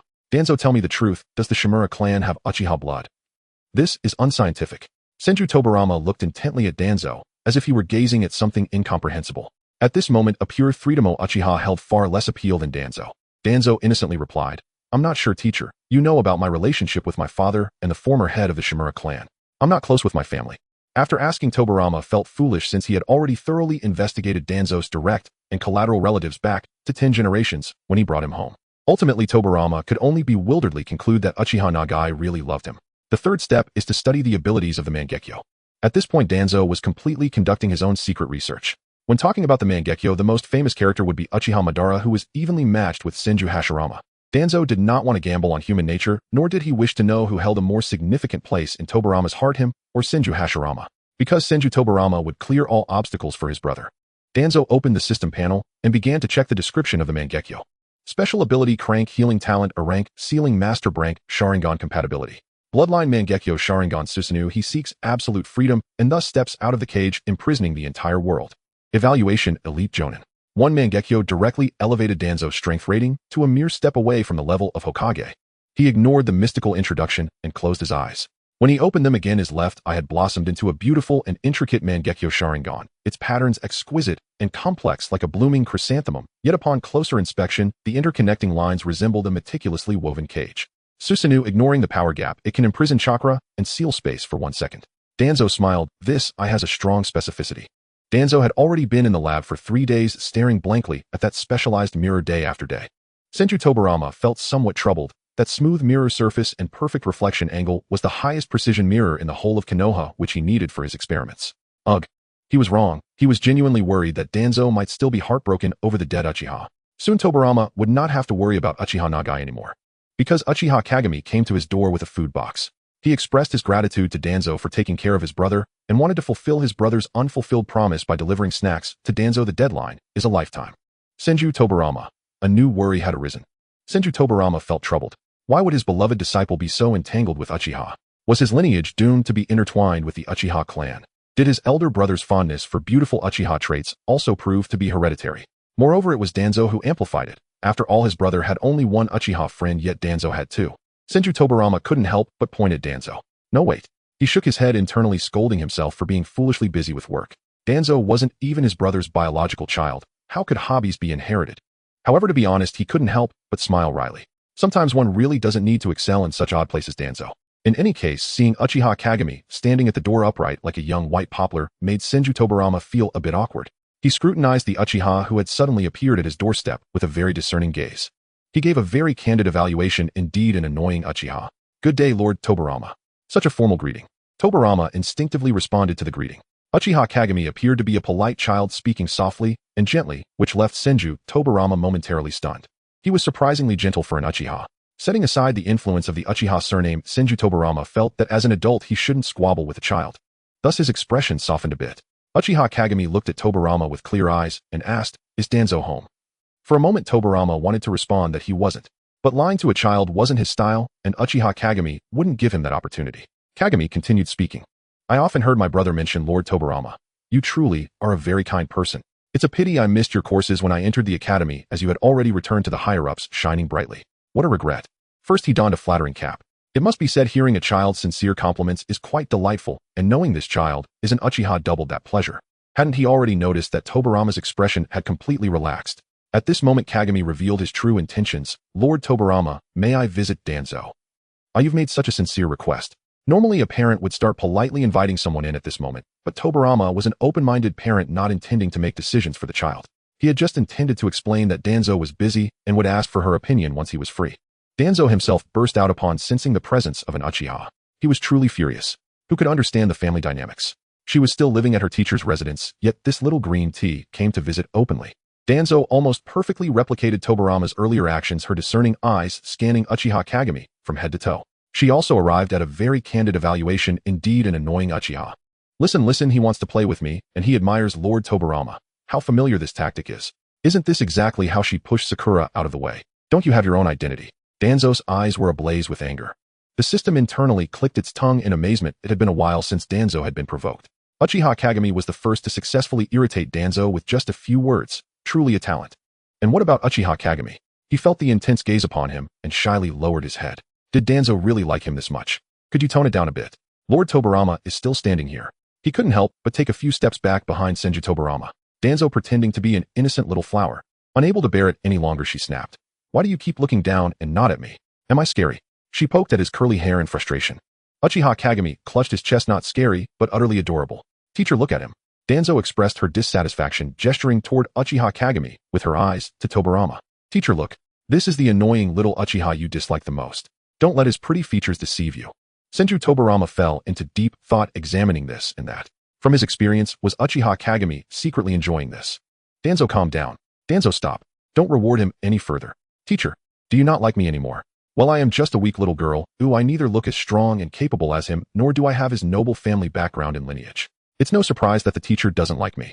As Danzo spoke, she pretended to cry, vowing to drive the annoying Uchiha Kagami away. But as she continued, she couldn't help but infuse some sincerity into her words. Danzo was somewhat clever, but certainly not a prodigy. Unlike her teacher, who frequently showcased powerful ninjutsu, she lacked noble blood and was given flashy eyes and a strong physique by birth. Except for some talent in wind release and sealing techniques, Danzo's ceiling was all too visible. Ninja children are ninjas, noble children are nobles, and the Hokage's child is a Hokage. Such is the inheritance in this world. For someone as mediocre as Danzo, being a small clan leader was her ceiling. However, when Senju Tobirama appeared and took her as his disciple, Danzo became the half-child of the Hokage. Because she was Tobirama's disciple, she gained a ticket to the Hokage's world. Because she became Tobirama's disciple, Danzo saw another possibility in life. She admired Tobirama, relied on him, and would not let him go easily. She was like a daughter flower weakly wrapping around a great tree, drawing nourishment and taking its place. Shimura Danzō was determined to become Hokage. Thinking this, Danzo somehow managed to squeeze out 2 drops of cat pee. Teacher, pity me, I seek comfort. Senju Tobirama was truly at his wit's end. It was truly strange. Clearly Hisashi and Sakura were also very close to him, and Danzo had been very magnanimous, really. But why did she show such rejection when Kagami came close? What could be the reason? It was undoubtedly because the two were on the same path and clashed with their identities. How could Danzo endure this? Senju Tobirama sighed. Kagami, you understand why Danzo has been in a bad mood lately. I hope you can be more understanding. Right now we are not in a position to receive visitors. Perhaps you can come again next time. This sounded rather biased. Danzo would be sad to lose a companion, but wouldn't Uchiha Kagami be sad to lose his brother? However, compared to a disciple he had almost raised himself, Uchiha Kagami's importance was indeed negligible. Danzo was satisfied. Her haughty spirit immediately revived as she smugly glanced at Uchiha Kagami. You lost. However, losing to Danzo did not warrant any inferiority. However, Uchiha Kagami's reaction was truly beyond Danzo's expectations. He actually began to blush and fangirl. Baby, you're so delicate, you're a little cat with sharp teeth, Danzo. For some reason, she could strangely see through his thoughts. Yet Danzo did not want such a bizarre connection. Ugh. Her expression grew serious. Kagami was indeed her rival, second only to Hisashi, able to come up with such a self-destructive scheme. You win. Danzo stormed out with a dark expression. Even Senju Tobirama's speed of reaction was too slow to stop her. Hey, that child. Uchiha Kagami's first visit had ended in failure. Just as he thought things had passed, Danzo was still sulking in the laboratory, while Senju Tobirama was busy dealing with the mess caused by his elder brother. Senju Hashirama forcefully suppressed the rebellion of the Yuhi clan, now wandering around under the pretense of exterminating the remnants, observing who could not see through his little schemes. However, a week later, just as Danzo stepped out of the laboratory, she received a shocking blow from Tobirama. Uchiha Kagami has become Senju Tobirama's disciple. Kneel down. Thousand Hands. Tobirama's face was as cold as water, his voice chilling like ice. Is this how I taught you? To attack your comrades is absolutely forbidden. Tobirama looked on as Danzo knelt, his back straight. The elegantly paved stone path in the courtyard could also be used as a tool for punishment. When Tobirama reprimanded her, Danzo had no choice but to endure. But to apologize to Uchiha Kagami? Absolutely not. Tobirama pursed his lips, observing the blood-soaked cloth around Danzo's abdomen and the beads of sweat dripping from her forehead due to the pain. Tobirama felt a twinge of compassion, even harboring some resentment towards Uchiha Kagami for overreacting in self-defense. Yet looking at Danzo's stern expression, he steeled himself, knowing that rules must be taught early or it would be difficult to correct when the child grew stronger. He said, you will kneel in the courtyard, and you will remain kneeling until you understand. Time rewound to an hour earlier. As soon as Danzo stepped outside, she heard the news that Uchiha Kagami was becoming a disciple of Thousand Hands Tobirama. Humph, was this news deliberately brought to her ears? Danzo suddenly smiled, with a fierce determination. Except when facing Thousand Hands Tobirama, Danzo was never known for her good temper. That provocative guy deserved a proper lesson to make him understand who could be provoked and who could not. With the Yuhi clan in turmoil and Thousand Hands Hashirama stranded outside, the internal situation in Konoha village was anything but calm. Various spies and scouts were peeking around, and in such chaotic times a single Uchiha would die. It was only too reasonable. They said Danzo was impulsive, but it was precisely this reckless straightforwardness that caught everyone off guard. Danzo, who never delayed in seeking revenge, stormed toward the small grove where Uchiha Kagami often went. You're here, said the figure with his back to Danzo, slowly turning his head. Uchiha Kagami, smiling gently. Danzo's expression did not change at all. Behind her hair, her left eye with its 3 tomo slowly rotated, even showing signs of transforming into a kaleidoscope. Uchiha Kagami seemed completely unaware of the tense atmosphere. He teased like a friend, you should smile more. But if it's you, Danzo, a cold face is quite cute too. She disliked such a frivolous attitude. Danzo preferred to be feared, relishing the terror of others. Listening to Uchiha Kagami's words, Danzo stepped forward 2 more paces, closing the distance between them once again. In a second, she wanted to take Uchiha Kagami's life. Closer, even closer. Uchiha Kagami tilted his head, watching her approach. Are you going to kill me? Uchiha Kagami, after provoking me time and again, do you still think you can leave unscathed? Danzo's voice was calm, yet tinged with a hint of murderous intent. You're not being good. That's all right, I will teach you well. You shouldn't be enemies with the strong. In just a few sentences, the distance between Danzo and Uchiha Kagami shrank to 5 meters. Under the immense pressure, Uchiha Kagami could not help but activate his Sharingan. He too had 3 Tomo. Uchiha Kagami instinctively focused on Danzo's every movement, unable to decipher her intentions, yet those cold star-like eyes locked onto him firmly. Danger. Uchiha Kagami instinctively wanted to evade, but as his vision blurred, a complex pattern suddenly surfaced in his mind, and he felt all his chakra dissipate in an instant. Fortunately, his taijutsu was excellent, and he narrowly avoided a fatal blow. The kunai, aimed at a critical position, deviated, grazing his heart as it pierced through. Ugh. Uchiha Kagami was resolute, directly kicking out, using Danzo's strength to pull his body away from the kunai. He crashed into the tree trunk, leaving a bloodstain. The wound was painful, but Uchiha Kagami dared not stop, because Danzo's endless techniques were at play. With one failed attack, Danzo formed hand seals, Jinjutsu dark walking technique. Uchiha Kagami. Now he couldn't even use his Sharingan. I was careless. Uchiha Kagami smiled bitterly. This time, he was truly going to die. Is it really alright to kill me like this? Danzo felt a bit disappointed. Oh, was that all the last words you had? Uchiha Kagami's gaze was as soft as flowers, yet his words were no different from the hiss of a venomous snake. He said, if you kill me, there will be an endless stream of people eager to take my place. Compared to me, destined to die at 25, those people are filled with uncertainty. You should understand that better than anyone, right? Do you like Brother Changi's eyes? This truly shocked Danzo. She looked at Uchiha Kagami with a puzzled gaze. Uchiha Kagami merely smiled. I'm not trying to deceive you. I'm a brother of Uchiha Changi. No one knows his background better than I do, right? Danzo suddenly sneered. Brotherly affection. Uchiha Kagami looked somewhat helpless. Isn't that right? I provoked you twice for Brother Changi. Danzo looked at him suddenly, sneering. Only once. Don't flatter yourself. Aside from deliberately using her apprenticeship to annoy people, the rest are just minor troubles that Danzo couldn't care less about. Really? Uchiha Kagami smiled with a hint of helplessness. All right. Suddenly, he made his move, driving his long knife into Danzo's abdomen. Now that counts as once, right? Danzo hadn't expected this kid to be so underhanded. The kaleidoscope in her eyes reappeared. Danzo was about to kill again. But seeing Uchiha Kagami casually discard his weapon and approach her defenselessly, Danzo couldn't help but scold him. Madman. This guy was truly betting his life on her not wanting to kill. Kagami smiled softly, but no one could underestimate this seemingly gentlest of Uchiha. He spoke lightly. Aren't you the same? Madmen are best suited for each other. Then the two, secretly stabbing each other, were caught red-handed by the elder. Thousand Hands Tobirama. The world seemed to have played a huge joke on him. But this was no laughing matter. The deepening dew was heavy, and the sticky moisture clung to the body, making the thick clothing feel damp. The wounds on the body ached and itched, accompanied by a slight swelling, causing her head to spin as if she were about to faint. Suddenly, a small red fruit arced gracefully through the air and landed on her head. Thud. The light impact sent her whole body forward, and as she fell to the ground, the friction against her wounds caused her to emit a muffled groan. Ouch! It sounded as if she were playfully complaining. Are you trying to provoke me? A clueless culprit was stunned, speaking out of instinct. Fortunately, she quickly propped herself up with her hands and sat up. Whether it was due to embarrassment or sickness, her cheeks blushed with a beautiful hue, the slight red extending from her cheeks to the corners of her eyes, creating a stunning portrait resembling a watercolor painting.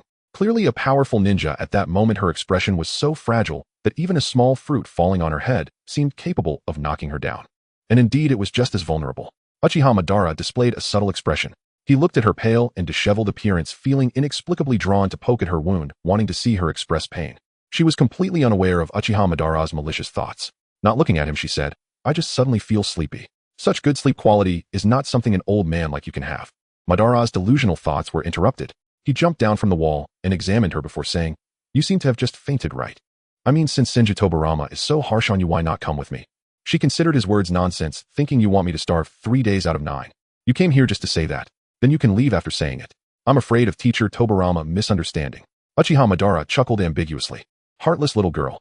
He stepped closer to her, pinching a small piece of her cheek. I've noticed that you've become much bolder in front of me lately. What gave you the courage? Madara's hand, clad in a black glove, circled around her left eye, the damp and cold sensation causing her to instinctively retreat. Madara wickedly held her head, still not giving her a chance to escape. I just wanted to see a certain useless little waste who lost a Sharingan, but is still better than a 3-Tomo. She shut her eyes tightly, hating Madara's annoying mouth. Was she the kind to suffer in silence? She retorted, Not at all. How can I compare to an old fool like you who has 2 Sharingan, but was chased away by would release? Such glorious achievements can't compare to a single Sharingan. Her sharp tongue was truly venomous. But Uchiha Madara couldn't resist enjoying this banter. Being praised made him feel quite disingenuous. He relished the mockery. Madara corrected her. That brat can't compare to Hashirama, even a little. What you say means nothing to me. You should tell Senju Hashirama instead. I'm sure he would be so pleased he'd lose his bearings. She couldn't help but jab at him. If you manage to make him happy, maybe you'll earn a way out. In front of Uchiha Madara, she never concealed her bitterness and malice. She had no idea why this old man had come into Konoha in the dead of night. Did he come just to praise Hashirama? How idle. She knelt obediently, avoiding eye contact, completely ignoring the large figure squatting beside her. Uchiha Madara clicked his tongue, finding this little one to be rather fiery despite her small stature. She was originally sharp-tongued, but today she was like a firecracker automatically exploding all over the world without needing a spark. However, looking at the bloodstains on the stone path and her pale face, Madara felt a bit displeased and suddenly said, "That brat, do you need me to deal with him? Having a clan leader like you is truly a blessing. The Uchiha must feel like they've stumbled upon a ghost. The Sharingan is not recyclable, and the 3 geniuses of the clan can be disposed of at will." Another outburst. Uchiha Madara, who had been scolded for the 3rd time tonight, remained calm. If they can be of use, it's their fortune. From the moment he decided to execute his plan, the Uchiha were merely Madara's spare eye library. What was wrong with pulling out a pair or two for the little friends he liked? This was the first time Tamatsu smiled so happily tonight. You're right. She too felt that the Uchiha could be of use, which was their fortune. But there's no need to deal with the Uchiha mirror just yet. She looked at Uchiha Madara seriously and said, "That's my opponent." Oh, it was just like a little cat loudly declaring, "This is my prey." Both fierce and adorable. Seeing this, Uchiha Madara's gaze softened. He couldn't help but rub her head with his chin. At first she could tolerate his touch, but soon Uchiha Madara became increasingly bold and even attempted to carry her away. Tamatsu gave a disapproving look. JPG. Uchiha Madara, folks, I've picked up a little wild cat if she wants to come with me. In the end, she of course did not leave. After kneeling for an entire night, Tamatsu's face was as pale as a sheet except for her lips, which due to being pressed tightly by her master revealed a deep red from excessive effort. Senju Tobirama crouched down, staring into Tamatsu's gray and black heterochromatic eyes, sighing. Have you realized your mistake? Tuanzong knelt silently on the ground, exuding an aura of stubbornness, as if he would never bow his head, even if he bled dry. Senju Tobirama looked at Tuanzong's demeanor and felt a headache coming on. Clearly it was the teacher who told me that Tuanzong should live freely. I am not wrong. Tuanzong's voice was dry and hoarse, as if there were sand in his throat from the loss of blood. In Senju Tobirama's eyes, Tuanzong's slightly reddened eyes from staying up late chatting with Uchiha Madara were truly heart-wrenching. The child he raised was always proud and lively. When did he ever show such a fragile expression? Tobirama couldn't help but reflect on himself. After all, it was normal for children to roughhouse and not hold back. If he were to take a step back, wouldn't it be true that he as the teacher also had his mistakes? If it weren't for his casual promises, if he had discussed things with Tuanzong beforehand, this child wouldn't have resorted to violence out of jealousy and fought with Kagami. Tuanzong's actions were simply a reflection of how much he valued his teacher. Senju Tobirama placed a hand on Tuanzong's shoulder. Teacher, it hurts so much. Why don't you protect me? Everything about me was taught by you. You told me I could live without concerns. You disliked my tricks, and I have been obedient. It seems that ever since Kagami appeared, everything has changed. I know I was wrong. Will this make you happy, teacher? Hearing Tuanzong's pitiful words, a tear fell onto Tobirama's hand. He instinctively recoiled as if burned. Tuanzong said, Teacher, I think I want to hate you, but it's really hard to do that. Senju Tobirama fled in panic. Was Tuanzong's attitude just now considered an apology? Tobirama felt he had already punished and scolded enough. The child had acknowledged his mistakes, and some matters didn't require his elder brother's intervention. Elder brother, all the unstable factions have been eliminated. No innocent children will become victims of schemes anymore. Senju Hashirama replied, Is that so? That's good, but it's a pity that we ultimately couldn't protect that child. Elder brother, I have taken on a new disciple. He is that child's younger brother. Kagami is a special child. He will become a bridge between the family and the village. The next generation won't see such tragedies again. The conversation between the two brothers continued. Tobirama's reporting style was completely mismatched with his personality. He narrated the events that had occurred in the village over the past few days, as if telling vivid stories. Tobirama, please protect Kagami until I return. Senju Hashirama ultimately said nothing. He felt guilt towards Nagato. In order to root out the hidden forces, they had watched that child fall into darkness, thinking there would be a chance for compensation, but unexpectedly, due to a twist of fate, Uchiha Nagato died. Tobirama remained silent for a moment. I understand, elder brother. Kagami is good and he likes Tuanzong very much. Perhaps because of Nagato, Tuanzong doesn't want Kagami to take Nagato's place, so he is very cold to him, leading to some minor frictions between the two children. I see. Mito mentioned a few things to me. Is it true that these two children fought for this reason? Senju Hashirama's voice sounded gentle. It's inevitable for children to engage in roughhousing. I and Madara. In any case, after a few scuffles, their relationship might improve, who knows? Tobirama, we are getting old. I know you care about the children's relationships, but some matters are better left untouched by us adults. I understand, elder brother, Tobirama replied somewhat reluctantly. Thanking his sister-in-law for her assistance, it seemed this might just pass over after all. Tobirama sighed. He knew he shouldn't hide these matters from his elder brother, whether about Nagato or Kagami. Tuanzang's hostility towards the Uchiha was a bit excessive. However, sometimes the importance his elder brother placed on Konoha was enough to leave even Tobirama speechless. Even the important Uchiha Madara could not make his elder brother compromise. Tobirama did not want to see the day when Tuanzang and his elder brother would become adversaries. Teaching children well was truly difficult. Coincidentally, Mito also expressed similar sentiments at the same time. When Tuanzang came seeking refuge, Mito felt that life was like a beautiful dream. Without the bothersome Senju brothers, the vast estate was filled with just her and Tuanzang. Uzumaki Mito held Tuanzang's hand walking through the long corridor, entering the world that belonged to them. This was Uzumaki Mito's room. She and Hashirama were merely in a political marriage. Senju Hashirama's eldest son did not inherit wood release. He was just an ordinary ninja. This disappointed the clan, transforming him from the highly anticipated young clan leader into the subject of size whenever mentioned. The stark contrast made Senju Tobirama's feelings towards his father quite complex. In the end, he proposed a marriage alliance with the daimyo, moving to the capital and no longer returning home. Due to the tragedy of the eldest son, Hashirama's attitude towards children became quite pessimistic. Mito, who was very resistant to childbirth, and Hashirama hit it off, thus deciding to live separately. Not wanting to bear a child for her husband could be considered Uzumaki Mito's most rebellious act in her life. However, soon this record of rebellion might be broken. Tuanzang opened his clothing with ease, revealing that his abdominal wound had been simply bandaged. In order to recover his combat strength faster, he agreed to Mito's request to apply medicine. The white bandage formed a beautiful jade knot at his lower back. Uzumaki Mito immediately recognized that this was not Tuanzang's style. This child Tuanzang never seemed to cherish himself enough. Uzumaki Mito gazed intently, the nodding method seeming somewhat familiar. She subtly inquired, "Did anyone come by last night?" As she asked, she diligently recalled.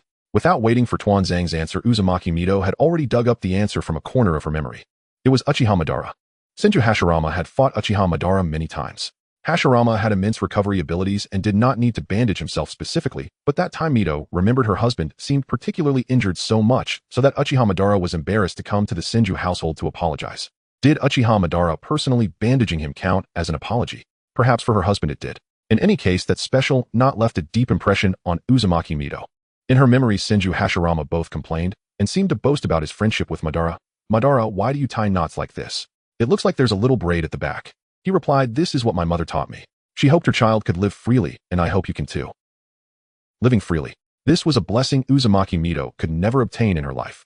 How free Uchiha Madara was. He did not want to marry, so he did not want war, so he and Hashirama built Konoha together.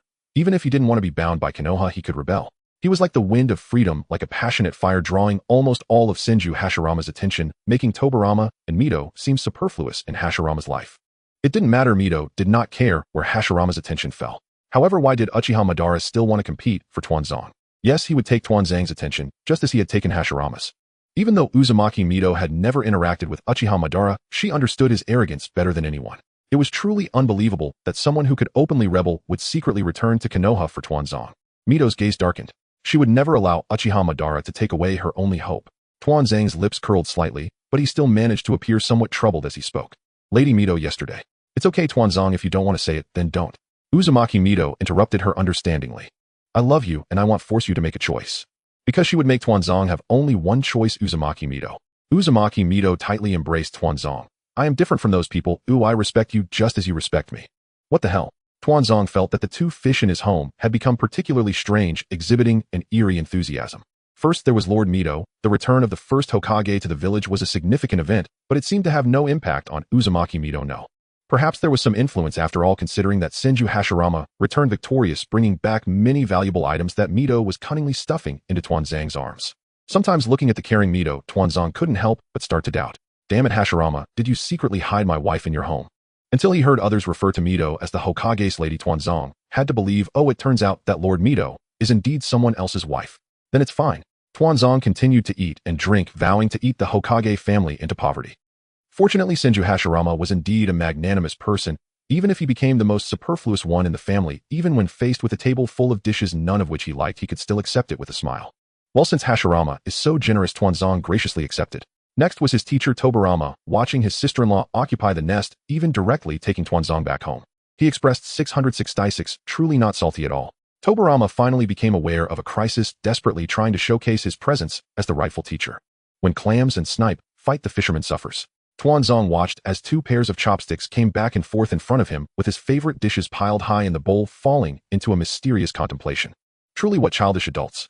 But a qualified sea king should know how to serve water. It's just a big bowl of food. Tuanzong is determined to be the Hokage's woman, and the Hokage can't say no. Ugh, I really can't eat anymore. Just when he thought he could avoid this bizarre hellish scene after the meal, who would have thought? Uzumaki Mito elegantly swept her hair behind her ears, smiling brightly. Tuanzong, how about we do something interesting this afternoon? The interesting thing refers to Tuanzong learning the Uzumaki sealing technique with her. Senju Tobirama had a stern expression. Tuanzong, I need to redefine our relationship. Oh, let's talk this afternoon. Redefining the relationship means that after the two had a quarrel, Tuanzong would run away upon seeing him. Tuanzong, have you both taken the wrong medicine? Can you both not say such misleading things in public? Looking at the two outstretched hands, Tuanzong felt inexplicably guilty and glanced at Senju Hashirama, only to find that he wore a look of amusement. Oh, calm as Tuanzong was, he maintained his composure in the face of his two teachers' hellish scene. Yet internally he was going insane. System, can't they bury their expectations and love for me deep in their hearts, turning blatant robbery into subtle care? System, you're so bold, why don't you just say it directly? That definitely wouldn't work. After all, Tuanzong is rather introverted, bearing the heavy burden of a cold genius girl. So faced with Option 1, the invitation from the lonely teacher lady. Option 2, the request from the aloof teacher. You choose. Lord Hashirama, is it convenient for you to talk to me later? You choose to drag the golden-haired husband watching from the shore into the water. Senju Hashirama made a sound, looking over, pointing at himself, indicating, is there anything to do with me here? Hashirama looked left and right, seeing his wife seemingly welcoming a second spring, and his younger brother, who was no longer calm, wearing a very displeased expression, and suddenly laughed. What does Tuanzong want to confide in reliable me? Whatever it is, feel free to share. Oh dear, if he were to say that Mito and Tobirama were being too anxious. To deal with a wary feline, the more you pressure, the more they retreat. The less you care, the more you pique their curiosity. Just like Tuanzong, just like Uchiha Obito. Coincidentally, Hashirama had rich experience in teasing cats. Hey, what does Tuanzong want to talk to me about? If it's just using me as an excuse, even I would feel hurt. Senju Hashirama's smiling expression gradually shifted towards a menacing direction. The oppressive aura belonging to a strong individual intensified. Unfortunately, Tuanzong's expression remained unchanged. This is so boring, I can't scare you at all. Hashirama's face was full of disappointment, but his emotions came and went quickly, and he soon put on his sunny, cheerful smile again. System, he is pressuring you. Does he suspect you? This guy is too vigilant. The system was spinning in circles in Tuanzong's mind. Senju Hashirama seemed completely unaffected by Tuanzong's cold exterior and warm interior persona. Tuanzong rested her chin on her hand. Your capacity to bear. Completely not cut out to be a villain. This is the essence of Senju Hashirama's character, imbued with a childlike innocence. His immense strength also ensured he had the capital to act capriciously, like a mischievous old man. Tuanzong wanted to speak, but hesitated. She wished for the system to stop its conspiracy theories. Everyone attached a theory of conspiracy to Senju Hashirama's actions due to his immense power. In fact, while he was assertive, extreme, and a bit eccentric, he truly lacked a suspicious nature. With Tobirama and Mito's support, as long as Tuanzong didn't do anything foolish to expose herself, she was the most innocent person in all of Konoha. Senju Hashirama would never doubt Tuanzong's intentions, even if he questioned whether he was sleepwalking. Thus, this old man simply wanted to play with the kids. System. The system was furious. How can a Hokage be so childish? Tuanzong remained calm. It's fine, just watch me. Ooh, I will get my revenge. Tuanzong looked seriously at Hashirama. Lord Hashirama, I want to confess to you. Senju Hashirama, I've fallen in love with someone. Senju Hashirama displayed a gossiping expression. But due to reality, we cannot be together, so I couldn't help but choose someone who resembles him among those who love me. The sentiment of ancient white moonlight substitute literature made the innocent ninja frown, and Senju Hashirama began to feel that it was not simple. Although I liked him just because he resembled that person, gradually, I truly began to like him for himself. Senju Hashirama nodded. Such a solution was quite good. But he died while the original person has returned to my side. Tuanzong raised her face. Lord Hashirama, you are the only one in the family who is married and had children. You must have a lot of experience in dealing with such matters, right? May I ask, how should I go about moving on from a failed relationship? Hashirama felt that he had experienced less complexity in his two relationships combined than Tuanzong had. Are today's kids playing so extravagantly? Listening to Tuanzong's plea for help, Hashirama's mind began to operate at high speed. CPU overload. Smoke began to rise. Exploded. Hashirama started to blankly chew on his fingers. Abba. Ahem. Let me first confirm with you, Danzo, you're not in love with Tobirama, are you? Senju Hashirama cautiously inquired. Danzo, when I express a question mark, it's not that I have a problem, but rather I find you quite problematic. What misunderstanding do you have about me? Danzo's expression was one of sheer horror. Senju Hashirama fell into contemplation. Being too popular. Could that be a misunderstanding? But was it not Tobirama after all? Senju Hashirama asked, even more cautiously. You can't be in love with Mito, can you? Little guy, that's my wife. How could you do this to me? Absolutely not. Danzo could no longer hold back. Lord Hashirama, what kind of romantic nonsense are you filling your head with? From beginning to end, I have only spoken of friendship. Oh, It felt as though Senju Hashirama's expression looked quite disappointed. Oh, was that just an illusion? So it turns out Danzo has liked Madara from the start. After that statement, Danzo didn't quite understand how the situation had devolved into a Madara appreciation competition. In any case, when she realized something was off, Senju Hashirama was already happily sitting on a swing resembling a joyful little dog. He swung higher and kept turning his head to talk to Danzo. So Danzo knew Madara early on. Madara is such a gentle and kind person. There's no need for you to feel inferior for liking Madara. Danzo's expression was somewhat numb, completely unable to interject. Who am I? What am I doing? Why am I a small child standing on the edge of a swing, pushing a man over 6 feet tall? Is this right? When Danzo realized she had fallen into a trap, the cunning golden-haired dog had already wrapped around her like a ghost, whining. System, are you okay? System, how about we just forget this grudge? No way. Danzo will never admit defeat. What's so good about Uchiha Madara? In terms of culinary skills, I, a 60-year fan of Senju Tobirama, am not inferior. Danzo took a deep breath. Lord Hashirama, I believe your previous words were quite inappropriate. What do you mean Tobirama is less enthusiastic than Uchiha Madara? Tobirama is not cold at all. Today Shimura Danzō will set the record straight for Tobirama. Senju Hashirama tilted his head. Did I just mention Tobirama?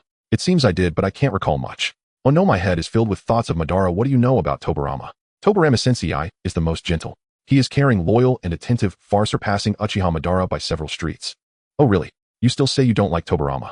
Senju Hashirama huffed, feeling he had finally encountered a worthy opponent. Madara is not only kind-hearted, but also incredibly powerful and brave. Danzo shot back directly. What? Have you tried him? If you haven't tried, then you have no right to speak. System, it's rough, but it makes sense. However, that was too rough. Hashirama scratched his head. It felt like a large vehicle had just run over his face. Was that just an illusion? Senju Hashirama. In a small voice, children shouldn't say such things. You're just rambling. Danzo retorted. In terms of strength, what makes Tobirama inferior? Danzo said indignantly, if Tobirama loses, it's only because he's too kind. If he had even a bit of malice to poke you guys a few times, I ask you who could catch him before the poison took effect.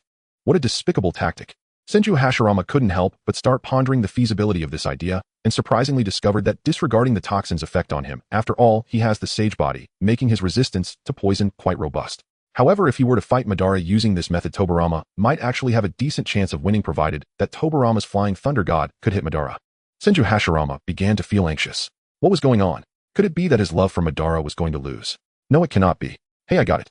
Senju Hashirama puffed out his chest. Madara can pee very far.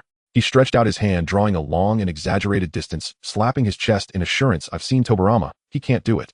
The declaration that Tobirama can't do it was truly earth-shattering. Big brother, so this is how you think of me. Senju Tobirama smiled with a hint of sarcasm. I'm truly sorry that I cannot compare to Uchiha Madara. Senju Hashirama's eyes widened in horror. Oh no, when did Tobirama arrive? Looking at his brother's bemused red eyes, Hashirama wore a sorrowful expression, softly scolding Danzo. Danzo, you're a bad cat. Danzo turned her head away. Danzo knew nothing at all. Senju Tobirama. Danzo, it's time for your training with Kagami. Let's go. I still have some business to discuss with big brother. Danzo took small cute steps towards Tobirama, leaving with Uchiha Kagami, completely ignoring Senju Hashirama's tearful gaze. Uchiha Kagami also noticed Hashirama's gaze and revealed an awkward smile. Goodbye, first Hokage. Don't go. Senju Hashirama reached out his hand, but could not stop them, only watching the two children's figures gradually fade away, leaving only 2 black dots. Tobirama, you heard it too. This child Danzo holds you in great esteem. Senju Hashirama pretentiously wiped away a tear. What an enviable bond it is. Senju Tobirama. Tobirama, your ears are red. Shut up, big brother. Tobirama pressed down hard on Hashirama's shoulders. Big brother, don't try to change the subject. After walking a few dozen meters, Danzo shook off Uchiha Kagami's sticky hand, feeling a bit disdainful. She did not have the habit of holding hands with a man. Uchiha Kagami showed a wronged expression. Danzo is so cold. Obviously, you were very warm towards the first Hokage just now. Danzo, aren't you the Hokage? System, exactly. You should be the one to comfort our Danzo. How straightforward. Danzo looked at his devastated expression and smiled with satisfaction. I'm not happy, so you're not allowed to be happy either. As a result, Uchiha Kagami suddenly covered his face, muttering to himself. Danzo frowned, and upon listening closely, she heard him say, so cute. Neurotic. System, enough. I've said enough. This McDonald's has been eaten enough. Danzo truly could not understand these guys who became excited after being rejected. What a waste of time. If you want to be rejected, isn't it simple? You just go to the battlefield and the opposing side will say, sorry, I don't want to die. System, that would be hell.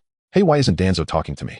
Uchiha Kagami leaned and closed his suddenly enlarged face, making Danzo uncomfortable. She pushed that pretty little face away, annoyed. If I do this, you're not angry, right? So good, so good. Uchiha Kagami shamelessly leaned against her, almost pushing Danzo off the bench. Danzo likes me too, right? Uchiha Kagami said, Danzo, be my girlfriend. Danzo. No dude, why is your topic shifting so wildly? Is it lust? Danzo raised an eyebrow. Sometimes she spoke without any reservations. I don't want to. You're only 12. Can that thing even work? Today it felt like everything said contained an extremely high level of innuendo. No choice, anyone knowing they can only live for 25 years would go crazy, right? Uchiha Kagami smiled and replied, my life is short, so I completely don't want any regrets, just consider it a dying person's last act of kindness towards me. Uchiha Kagami proposed a reward that Danzo simply could not refuse. As a reward, after I die these eyes will belong to you. Uchiha Kagami smiled, his eyes narrowing. Life is fleeting, even in death, let it be vibrant. 13 years in the era of the leaves.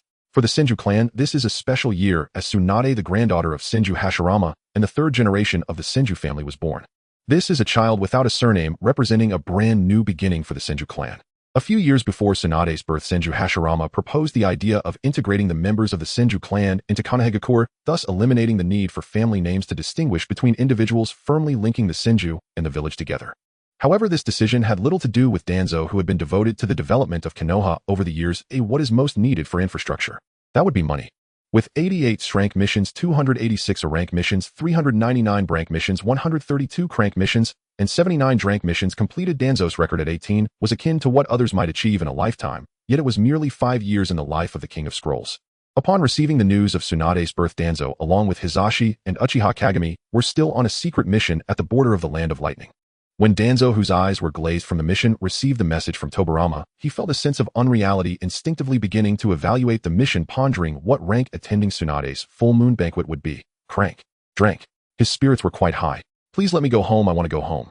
Sarutobi Hisashi was rolling on the ground in desperation, unable to endure. He wanted to return to Konoha, not in this lifetime, but in any lifetime.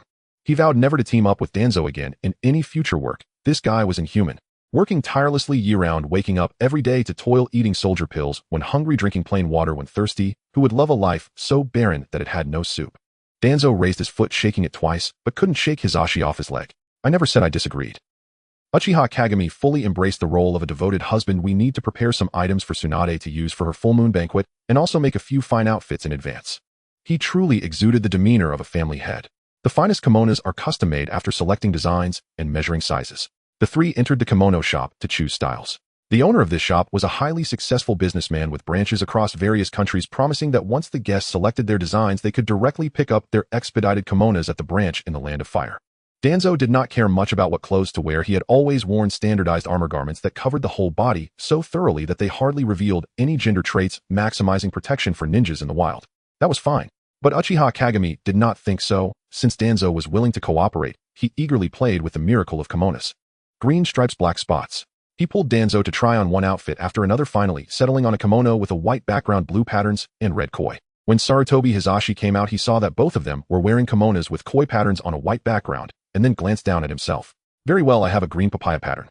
Hisashi's expression was one of deep grievance. You two aren't bringing me along to play. Uchiha Kagami smiled and pointed at himself and Danzo, asking, what do you think couple kimonos are? Is it appropriate for the three of us to wear together?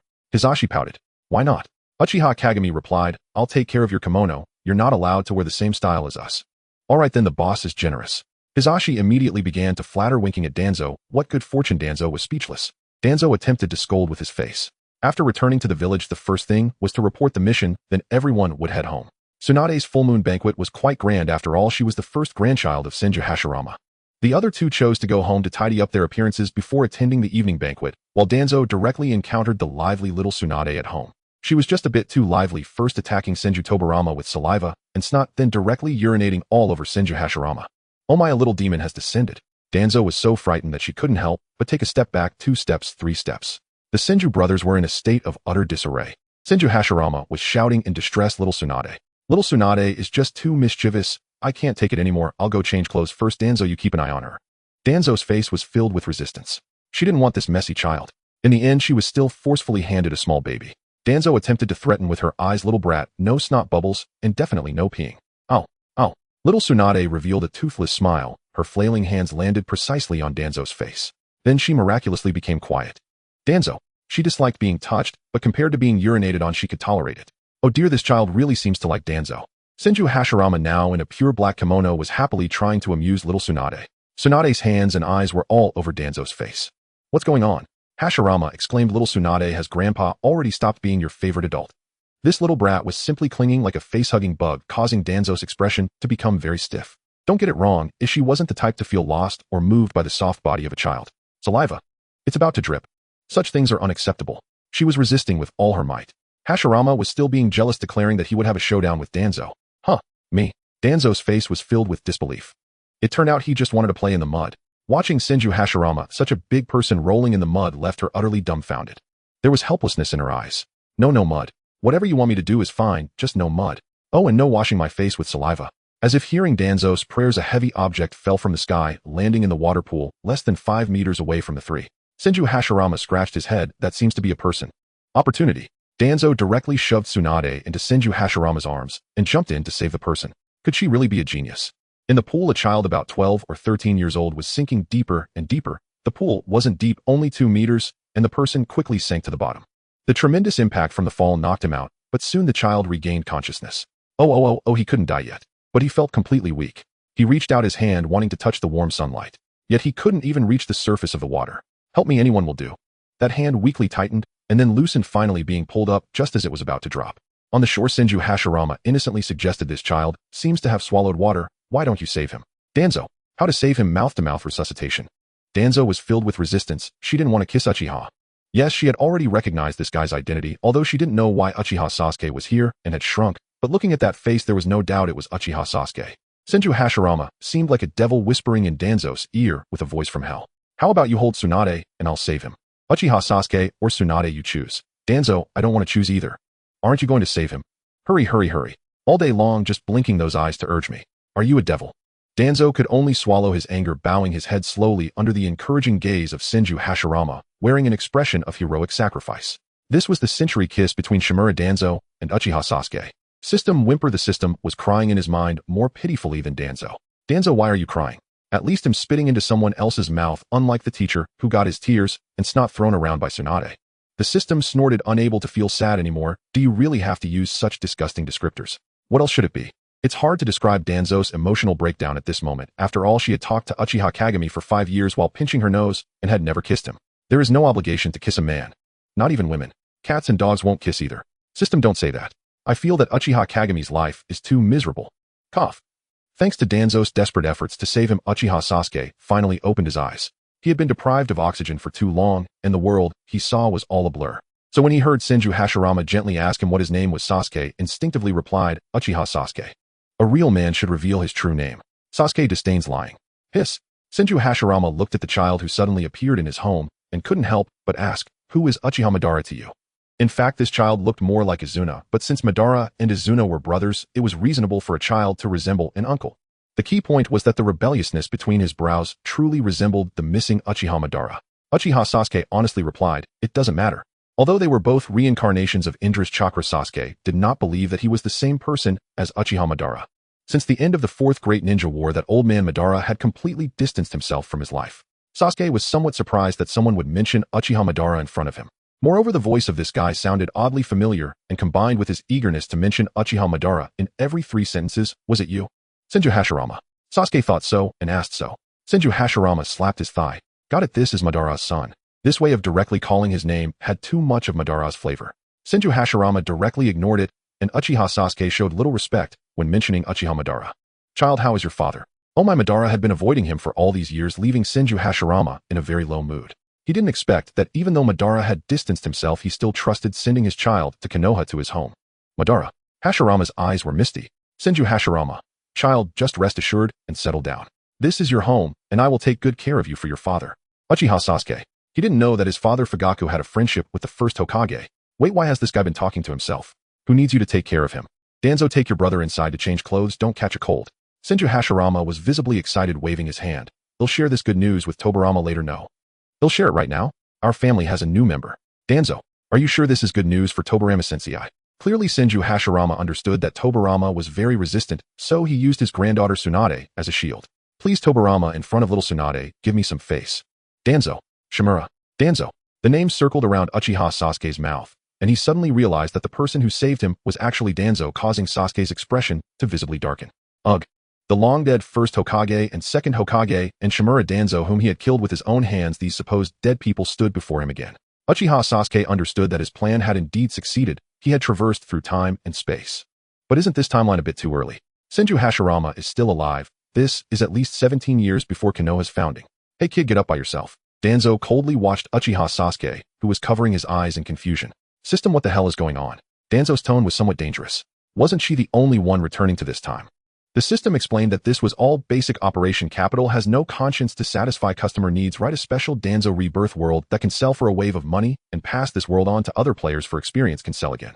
It was said that players enjoyed a world alone, but after players game add a bit of new content and resell it repeatedly, this world can still be called having special Easter egg NPCs. Dan special Easter egg zo. System cheer up sis, think positively. Uchiha Sasuke is a popular character. How many girls and boys want to save him? If you want to conquer Sasuke, you have to have some impressive bloodline. System, you little brat, you also got to enjoy this kind of good fortune. Just keep it to yourself. Danzo didn't want to enjoy it. Look at this kid's eyes, he looks like he wants to kill. Danzo's hands were itching to move, striking first was her principle. The system exceptionally pulled up a panel for Danzo. Under Uchiha Sasuke's panel, the bright Rinnegan sealed version. System, don't do something stupid. No, why should it be? This kid has a cheat. Danzo was at a breaking point and wanted to kill even more. System, deep breath. We are at a disadvantage, so bear with it. The Uchiha Sasuke standing in front of you is a washed white weaker version. As a righteous character, even if you killed his entire family, as long as you can prove you are not that old demon, you are safe. Dear Dan, smile smile. You don't want Sasuke to find out you are the old ghost who killed his entire family, do you? Danzo seemed to ponder. Danzo became self-righteous. Maybe you are right, under the eaves one must bow their head. I am still too weak. First I'll numb him, and then I'll get rid of him. Ha ha ha. System, ha ha ha. What's saving Sasuke? System? It has already taken the shape of Danzo. However, Danzo felt that the system's thinking was a bit off. Oh, what smile. She didn't want to be Uchiha Sasuke's lapdog. Why can't it be Uchiha Sasuke saving me? Danzo spoke with conviction. Although I am a villain who has committed all kinds of evil, I am an orphan with a tragic background, trapped in obsession all my life, and I am so good looking. Am I not worthy of a little celestial boy crossing time to save me? System, what did you watch behind my back? Danzo, I should have a white moonlight recorded in history. System 666. Danzo, right, and he has to die for the village, and then I will painfully realize that this was all Uchiha's conspiracy. System, be a decent person. The room of Shimura Danzō was quite conspicuous, with the slightly childish name Shimura Danzō crookedly printed on white paper and affixed to the front of the courtyard. This was a clever idea from Shinju Tobirama. With the name displayed, it became Danzo's home. I'm all wet, Danzo remarked, surveying Uchiha Sasuke's dripping clothes. The adult-sized clothing was somewhat oversized for the young Sasuke, but its wetness clung to his skin, which compensated for the fit. Danzo retrieved a somewhat fitting outfit from the wardrobe and handed it over. Hurry and change, or you'll catch a cold. Her expression and demeanor were cold, yet polite, perfectly reflecting the reaction one would expect from Shimura Danzō upon encountering a stranger from the Uchiha clan. Danzo harbored disdain for the Uchiha, but saw no reason to hold a grudge against a child. Sasuke instinctively recoiled. Shimura Danzō, that nefarious man, had orchestrated too many tragedies and darkness in Konoha throughout his life. Even though this Danzo had yet to commit such heinous acts, Sasuke bit his lip, finding it too burdensome to accept the kindness of Shimura Danzō. This is your clothing. Thank you. Sasuke's good upbringing compelled him to say this, although the gratitude felt rather forced. Danzo raised an eyebrow. Thank me. This is a training outfit worn by Kagami when he was a child. You should thank him instead. The other party clearly expressed a desire to avoid any connection with the Uchiha. Human nature is inherently petty. While Sasuke wished to steer clear of Danzo, Danzo's active display of aversion toward the Uchiha was another matter altogether. Sasuke pouted, realizing that this guy had shown his discontent toward the Uchiha long before now. Just as he received the clothing, he saw Danzo head inside, without a backward glance. We're both guys, do you really need to avoid each other while changing clothes? Brother, you're quite particular. A hint of confusion flashed in Sasuke's eyes, but he recognized that Naruto was indeed a well-behaved child and did not rummage through the owner's belongings out of rampant curiosity. After all, he had no interest in getting to know the old Shimura Danzō. After changing into the outfit, Sasuke was surprised to find the Uchiha crest on the back of the training clothes. Kagami. Sasuke finally realized that this must be the grandfather of Uchiha Shirasue, that curly-haired man. Indeed, Uchiha Kagami was also a disciple of the second Hokage, a genius, who tragically passed away young. Since they were comrades, it was entirely reasonable for Uchiha Kagami's clothes to be in Shimura Danzō's wardrobe. Or was it? No way. After all, he would never put his old clothes in Naruto's wardrobe. What kind of relationship do the two of you have? Danzo, who killed Uchiha Shirasue, is actually so close to Shizui's ancestor Uchiha Kagami. Sasuke pondered the relationship between the two, feeling a twinge of curiosity rise in his heart. Because he already knew the depth of their bond, Sasuke discovered numerous Uchiha embossed items in Danzo's room: talismans, combs. The pair of wooden clogs on the cabinet was particularly outrageous, with Uchiha Kagami's name inscribed on them. Uchiha Sasuke. Something's off. You two are really off. He began to wonder if the innermost part of Danzo's room, the most private space, also housed so many Uchiha-identified items. As a guest, he had no idea what the forthcoming arrangements were, so asking the host was certainly not a mistake. Successfully convincing himself with this rationale, Uchiha Sasuke knocked on the door. Then he directly pushed the door open. Shimura-san, may I ask? Uchiha Sasuke's words caught in his throat. He saw Danzo with her clothes half off, revealing the smooth curves characteristic of a woman, her expression filled with evident bewilderment and shock as she looked at her intruder. The sliding outer robe barely covered the rounded curve of her shoulders, and the skin from her neck to her shoulder blades glowed delicately like porcelain in the warm sunlight, nearly blinding Sasuke. Shimura Danzō, it turns out, is a woman. Uchiha Sasuke felt an inner confusion. How could he remember the old man being a pure male? He was so shocked that he could hardly speak, maintaining a somewhat foolish knocking pose. Although he seemed to be standing, he had actually left quite a while ago. Danzo's tone was displeased. Get out. Uchiha Sasuke struggled to speak, wanting to defend himself. You little pervert, even a girl is telling you to leave, and you still linger at her door. What do you want to do to someone else's girlfriend? A gentle voice sounded from behind as a pair of well-defined hands blocked Uchiha Sasuke's line of sight completely. Sasuke turned around to see Uchiha Shursui standing behind him with a smiling face. What the hell? Uchiha Shursui. No, this is Uchiha Kagami. Uchiha Shursui was almost a replica of Uchiha Kagami. Aside from slightly different nose shapes, there was hardly any significant difference. Uchiha Sasuke, is Shimura Danzō your girlfriend? Uchiha Kagami and Shimura Danzō are together. No, is that even reasonable? What does that make Uchiha Shursui, who died at Danzo's hands? Uchiha Sasuke felt as if the world was spinning, but Kagami had no time to pay attention to the little brat. Although he was stingy with showing Sasuke, he was very generous with himself. Kagami watched Danzo change clothes with ease. To be honest, this scene did not seem innocent at all. Not a typo. I did it on purpose, afraid that the moderators would penalize me. Danzo's fingers slowly peeled away the damp outer robe, draping on a white jacket adorned with koi patterns in the same color scheme as Kagami. The slow motion under the sun exuded an indescribable affection. Danzo, Uchiha Kagami leaned in, attempting to steal a kiss. Sasuke watched in wide-eyed disbelief, honestly questioning if he had stepped into a world of infinite Tsukuyomi. So the question arises, whose dream is this perverse? Danzo pushed Kagami's big face away, scolding, "Be serious, there are children present." "Just kidding, even if there were no children, I wouldn't let you kiss me." Sasuke inexplicably felt that Danzo's words were quite cute. He shook his head vigorously, trying to clear this horrifying thought from his mind. As Sasuke looked up, he felt that the atmosphere between the two was surprisingly warm. It was truly bizarre. Uchiha Sasuke's eyes darted around, filled with confusion. Once one accepts the premise that Tuanzang is a woman and that she and Uzeba Jing are lovers, there is no turning back. Look at that Yanfei Risen arm in arm with Xuanhua Shuehu. Uzeba Sasuke III is a woman. Yanfei Risen. Look at that Qinsho Feijian smiling at Gangzhou with a maternal tenderness. Sasuke II is a woman too. Qinsho Feijian.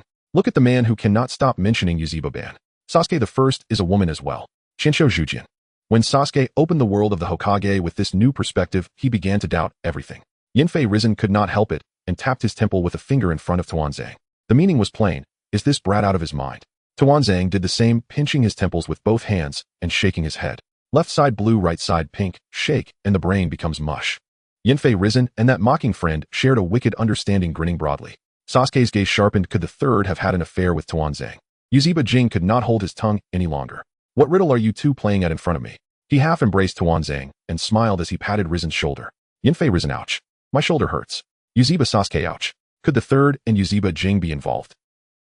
It is hard to describe the three of them tangled together. Jing had one arm around Tuanzang and the other pressing Risen. Risen, full of grievance, tugged at Tuanzang's sleeve, begging her to decide for him. Tuanzang struggled frantically.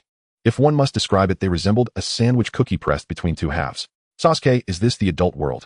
Tuanzang's face flushed crimson as she tried to hide it. She was the illustrious ninja Tuanzang and must not lose her dignity. Uzeba Jing rubbed against Tuanzang's cheek, so unbearably adorable. Yanfei Risen, friend, let us be the conspicuous spectacle together. In the end, the reliable Qinsho Feijian separated the three ostentatious pupils. Facing the scrutinizing gazes of villagers who attended Gang's house, full moon ceremony, Qinsho Feijian was speechless. Damn it, do not misread our Konoha ninjas, though our relationships are simple and pure. Settled in the capital of the Land of Fire, the eldest son of Qinsho Zhujian, Qinsho Liangjian, had brought his wife and child home for a rare visit. Gang's house mother, the daimyo's princess, still bore some postpartum weakness on her face, but with her husband close and their heads touching, she smiled radiantly. The couple first led Gangzhou to pay respects to Liangjian's late mother, then carried the child to stand before Zhujian.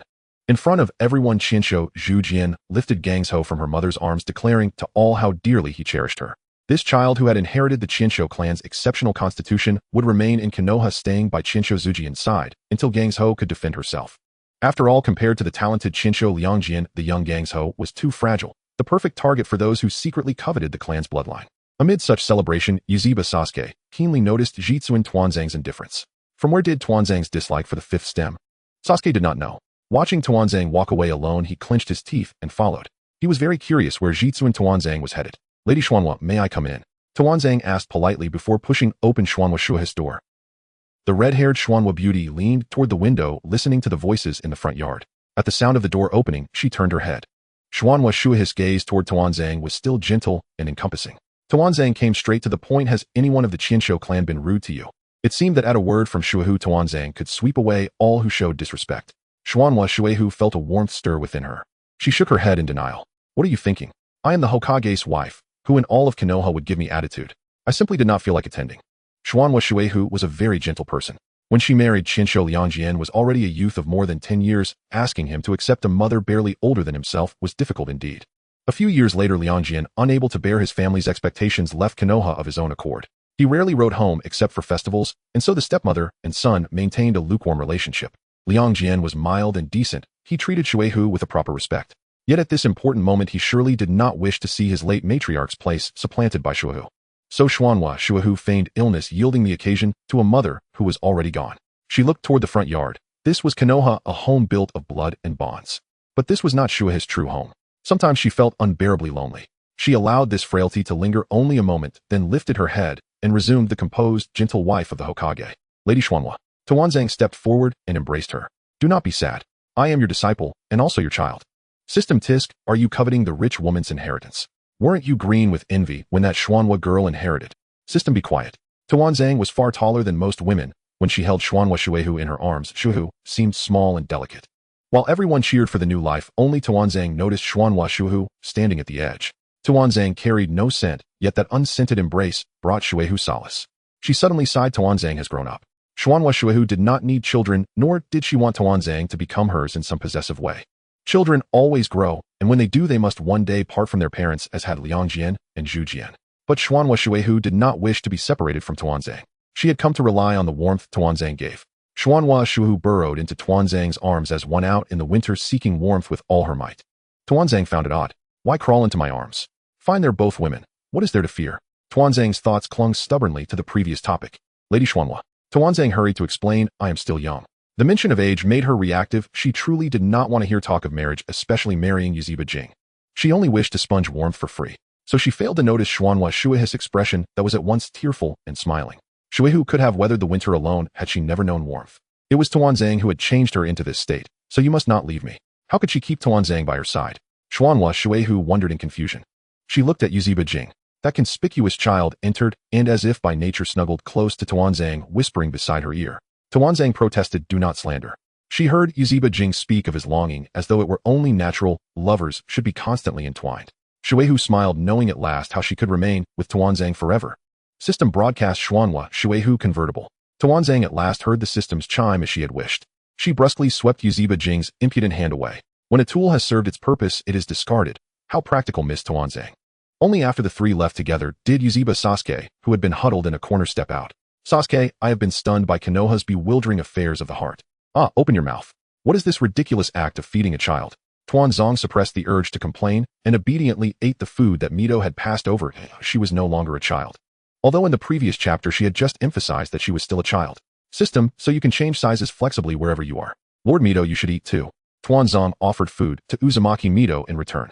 Once I start eating, you are not allowed to serve me any more food. It was certainly inappropriate for Uzumaki Mito in her position to sit together with Tuanzang, who was a junior. However, due to the way she maintained her public image, no one was dissatisfied with Mito's unconventional behavior. Instead, they felt that this Hokage lady was genuinely considerate and kind, willingly stepping back for the sake of her stepson's feelings. Thus the two sat side by side, shoulders touching, heads leaning against each other, sharing food back and forth. It was a beautiful scene of two graceful women, as if they were wives. This made Uchiha Kagami, who sat nearby, seem particularly superfluous. Uchiha Kagami. So he also began to serve food. How should I put it? The three of them sitting together actually looked quite harmonious. Senju Tobirama, sitting at the main table, felt that his elder brother's expression looked strange. Like an incompetent husband unable to provide happiness for his wife, he could only endure silently, even if his wife was unfaithful, just to maintain family harmony. Why would he think like this? Tobirama shook his head, casting aside this strange metaphor, and playfully nudged his elder brother teasingly, saying, Brother, no matter how much you like Tsunade, don't be jealous even when your sister-in-law hugs the children. Did you hear that? Let your sister-in-law hug Tsunade. The emotional interaction between the elder brother and the sister-in-law is too scarce, which really worries the younger brother.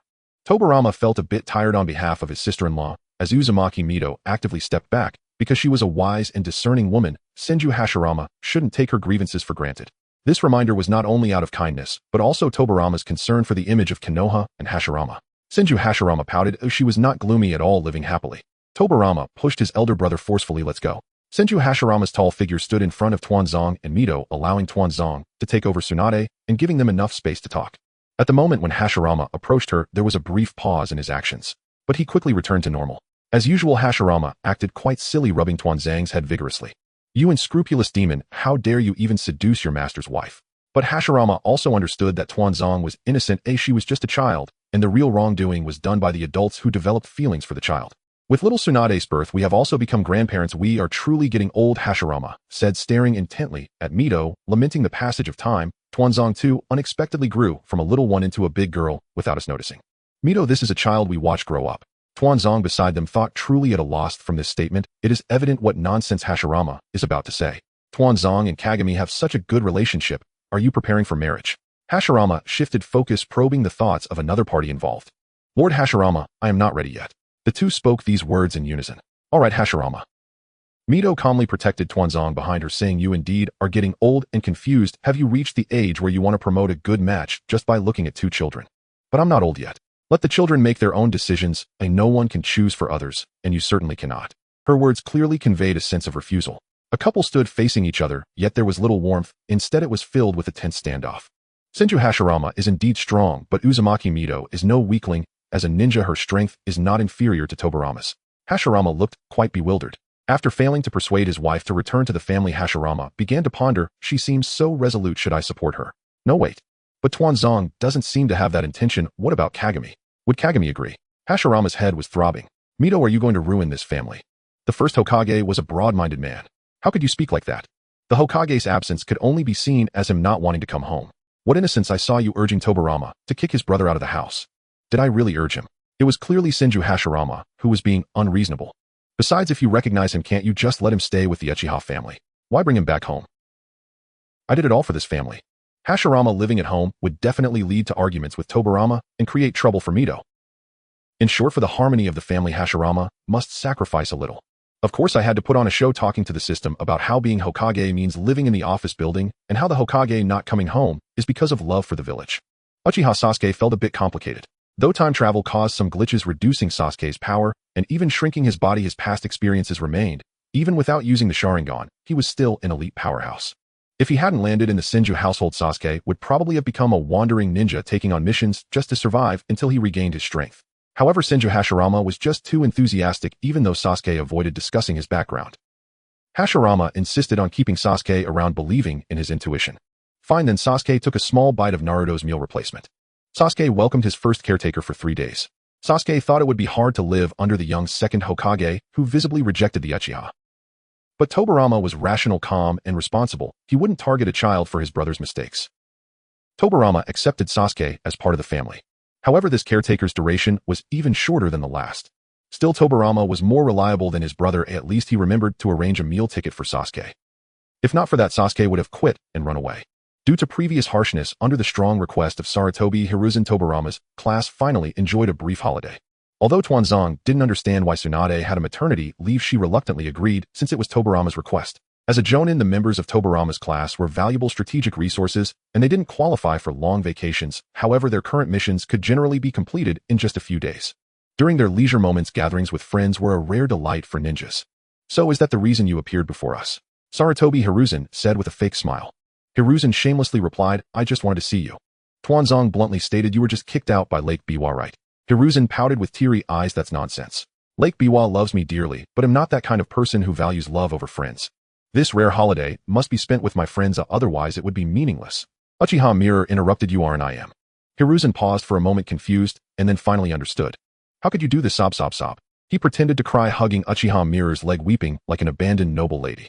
Tuanzong, standing between the two, quietly withdrew from the circle. The feelings among the three were too crowded. She had no desire to be named. Tuanzong hugged Uchiha Sasuke, picked up a toy from the store, and casually asked, do you like this? He'll buy it for you. Uchiha Sasuke. Friend, I am 13, not 3. What does a toy mean? Tuanzong, pretending not to be familiar with the obvious. Perhaps this daily life was so warm. Until the night he returned to the Senju household, Uchiha Sasuke was still pondering. Time really can change a person beyond recognition, can't it? What kind of person is Tuanzong? Tuanzong is a villain who will stop at nothing for power and strength. This is how Uchiha Sasuke views me. When reality and perception create a huge conflict, he will waver, become confused, and doubt himself. He will try everything under the instinct of self-protection to prove my evilness. He will want to investigate and understand me. The system then said he would discover your deep grievances. The system remarked, "You've got a deep scheme, you wicked woman, and I like it." Tuanzong and the system both emitted a cackling laugh. That night Sasuke certainly slept in Senju Hashirama's home, but Tuanzong also followed into the Hashirama household. In the words of Uzumaki Mido, with 2 men absent from home, leaving a weak woman with 2 children was quite frightening. If the weak woman refers to Uzumaki Mido, who suppressed the 9 tails, and the child refers to Uchiha Sasuke, who can destroy the world with his Rinnegan, then indeed the perpetrators should be afraid. But on the other hand, leaving Mido alone in an empty house was indeed wrong of Senju Hashirama. Tuanzong resolutely decided to atone for her master's mistake. Tuanzang's presence truly brings peace of mind. Mido's sparkling green eyes radiated with vitality, yet at this moment they felt as hot as fire, making Tuanzang's face flush. "Mido, what are you talking about? Are you feeling shy?" Mido pinched her chin, smiling with squinted eyes. "Oh my, so cute." "Mido." "Shoo." Uzumaki Mido covered Tuanzang's mouth. "Privately, I prefer you to call me Mido. Adding a respectful title feels too cold. I want to be the Mido in your eyes, not just any Mido." She seemed quite sad, exuding a lonely aura. "Mido." Lying in Mido's warm embrace, Tuanzong sincerely sighed. Her sacrifice was truly great. A week later, after finally placating Tobirama and making him do the work, Senju Hashirama saw the long-lost Senju residents almost moved to tears. He had finally escaped the office building. Hashirama still carried the morning dew's freshness. As he opened the door, he found that Uzumaki Mido had not yet woken up. Sleeping in. He pushed open Mido's door only to find 4 identical wooden sandals snugly placed together, hardly distinguishable as pairs. The more Hashirama looked, the more something felt off. His deliberately light footsteps didn't wake Mido from her dreams. But Tuanzong woke up from her dream, struggling to peek her head out from Mido's embrace. She looked up somewhat dazed at the astonished Senju Hashirama, then down at the blushing Uzumaki Mido. Her lips moved silently, forming words. Tuanzong didn't make a sound, but Hashirama understood. She was saying "shoo." The anger in his heart ignited at that moment. Senju Hashirama could not comprehend why Shimura Danzō could so naturally greet him while drowsily nestled in Mido's embrace. Undoubtedly, Shimura Danzō was a girl with delicate thoughts, incapable of being unaware of Mido's feelings. Hashirama always believed he understood this child who had grown up almost right under his nose. But it seemed, given the current tricky situation, he was not as clear as he had imagined. How did Shimura Danzō truly view emotions? If she loved Kakashi, she should not respond to Mido's feelings. If she loved Mido, she should not provoke Mido while having Kakashi. Senju Hashirama pressed his lips together, his expression colder than ever. Faced with Danzo's gaze, he merely turned away indifferently. Some things, once Hashirama lifted the veil of fog covering them, could never be returned to their previous state. Hashirama felt like a traveler who had stumbled into a secret realm, yet he resolutely tore up the invitation, refusing to explore. Breakfast was a mushroom risotto made by Hashirama. The 4 of them did not find the atmosphere at the dining table as awkward as Hashirama had imagined. Little Sasuke appeared to be a somewhat shy and introverted child, but Uzumaki Mido gently served him water and asked if he was happy these days, embodying the image of a tender mother. Though Danzo was cold since Sasuke was a child fostered by Tobirama, he occasionally interjected with concern, resembling a stern mother who wasn't very good at expressing care. Everyone appeared to be getting along harmoniously. Hey, wait a minute, such a perfect family of 3, who was he then? Senju Hashirama was shocked to realize that this seemed no longer to be a matter of whether he wanted to speak. He could not insert himself into the conversation. The 3 of them seemed to have their own barrier. Senju Hashirama: "So, I am the excess person, huh?" Uchiha Sasuke seemed to sense something, glancing at the first Hokage, a trace of barely perceptible sympathy flashing in his eyes. How tragic, being stolen away. Danzo silently turned Sasuke's head back. "Little one, eat your meal properly." After the meal, Mido went back to take care of the plants while Danzo took Sasuke to the nursery, the Uchiha clan. "Wait," Hashirama suddenly spoke, ruffling Sasuke's hair. "Little Sasuke, why don't you play by yourself for a while? I have some matters to discuss with your sister Danzo. Is that okay?" "Okay." Uchiha Sasuke glanced at Danzo, who nodded. He obediently agreed. "I understand."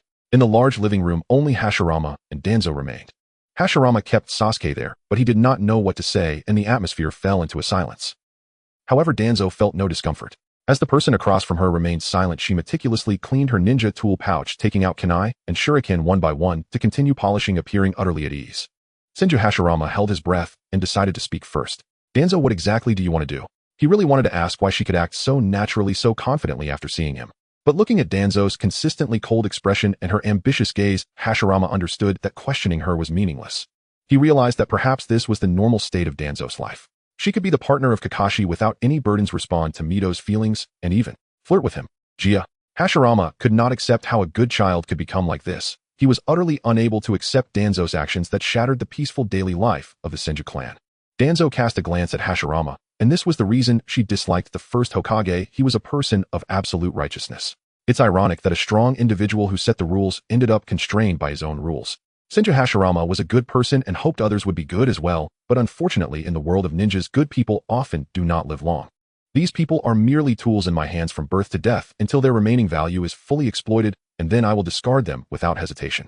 This is Shimura Danzō, a thorough villain. It is difficult to find any positive emotions in her, not to mention a sense of morality. Completely absent. What do I want? I simply hope everyone can find happiness.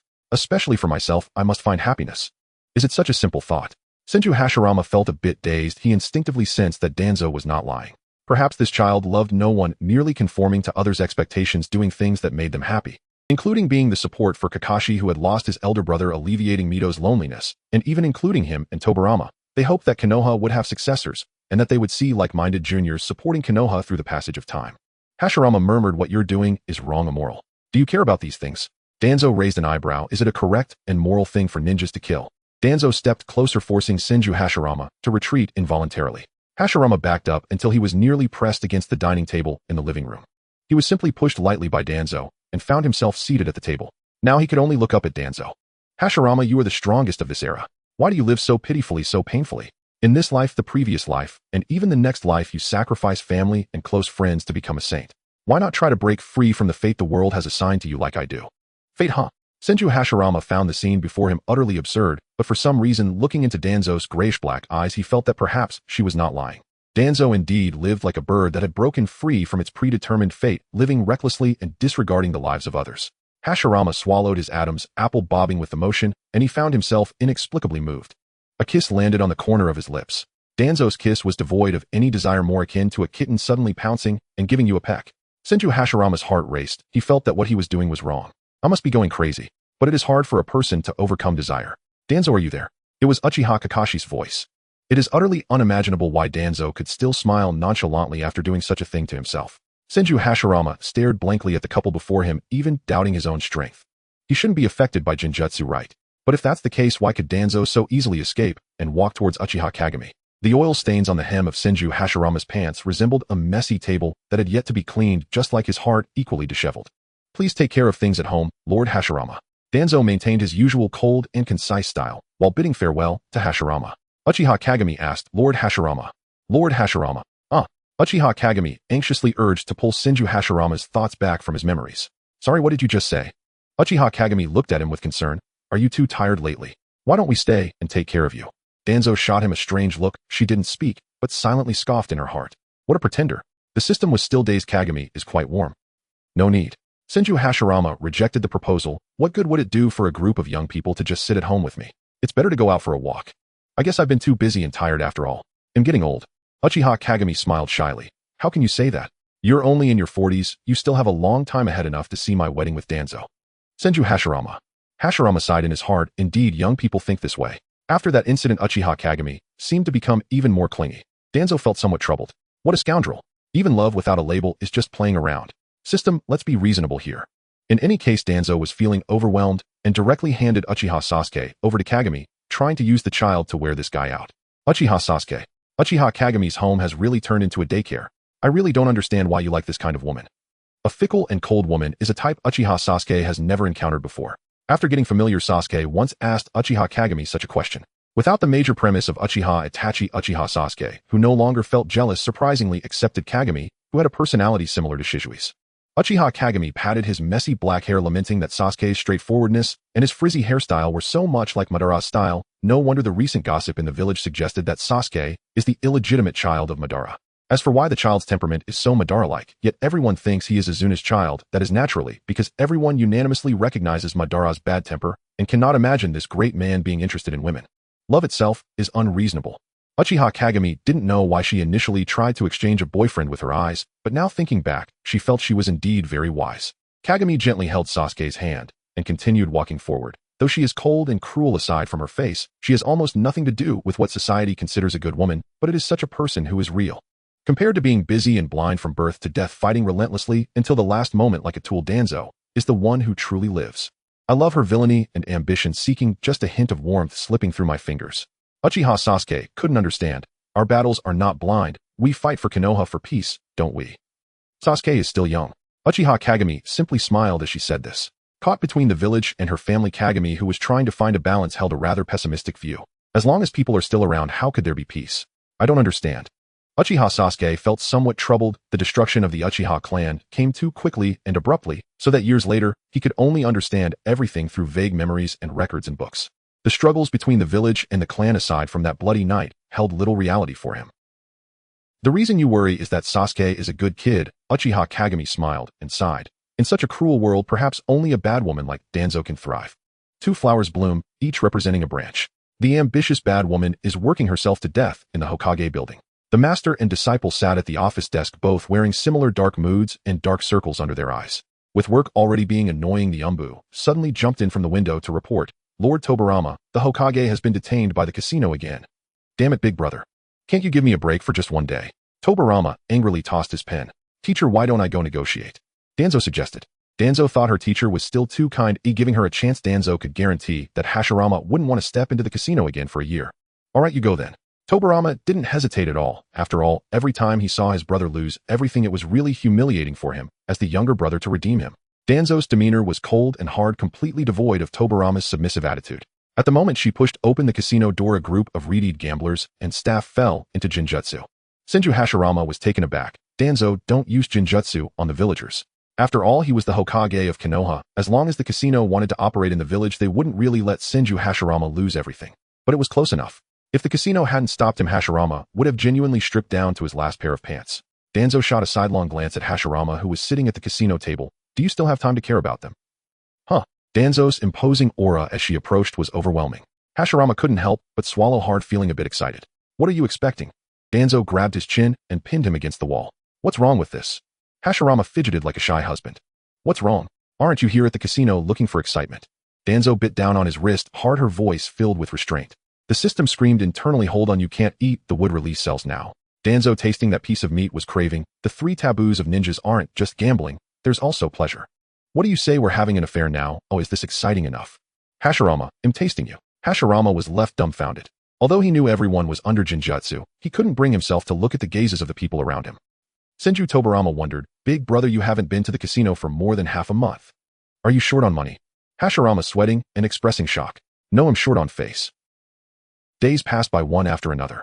The Senju residence was tacitly acknowledged by Danzo as the home of Mito. On the surface, the couple appeared to be a gentle mistress and a generous master, but behind the scenes, aside from Senju Tobirama, everyone else indulged in their damp desires. Senju Hashirama had some complaints about this, saying, why is it that I always have to be outdoors, making me feel like a secret mistress? Danzo glanced at Hashirama, wondering why he insisted on being here instead of fulfilling his duties as Hokage. Danzo's weekly vlog. Sunday, stationed at the Hokage building, the week begins, and he must madly compete with his teacher Tobirama. Senju Tobirama wiped his sweat, saying, Danzo, even teachers need rest. This week the teacher really didn't want to go to work, pleading to be let off. Monday, snuggling in Mito's arms and reading books, as they both shared a common interest in sealing techniques. Even without these sealing arts, whether discussing serious literature or the customs of different countries, Danzo could engage in conversation with her endlessly. Mito said, at least today your heart belongs to me, so you must not be distracted by others. Tuesday, gathering for a meal with dear friends, only to be taken advantage of by Sarutobi Hisashi again. Why does this guy have such a strong possessiveness over others' wallets? Sarutobi Hisashi complained. Because Haruno constantly blocks me, causing me to be chased by beautiful women. Where do you think my money went? Haruno casually whistled, her bright eyes watching the culprit who brought the news. Danzo lightly coughed, saying, who told me to indulge you, Hisashi? Don't do this next time. Hisashi's expression was sharp. He wondered if it was Danzo and Haruno colluding to set him up. Danzo turned his head away, blinking his innocent eyes, pretending to know nothing. Wednesday, accompanying his clingy boyfriend, they went shopping with Uchiha Kagami and took care of the kids. Uchiha Kagami lamented, why do we have to bring a third wheel when we spend time together? Sasuke, wrong choice. It truly was a reversal of fortune. Previously he had looked down on Uchiha Shurasue, but now it was he who was being despised by Kagami. Thursday, Senju Hashirama smiled as he pushed open Danzo's door. Time to get up, aren't you going to give me a kiss? Danzo turned his face away, feeling he had no obligation to kiss a man. Hashirama said, so you don't cherish what you have once you attain it, huh?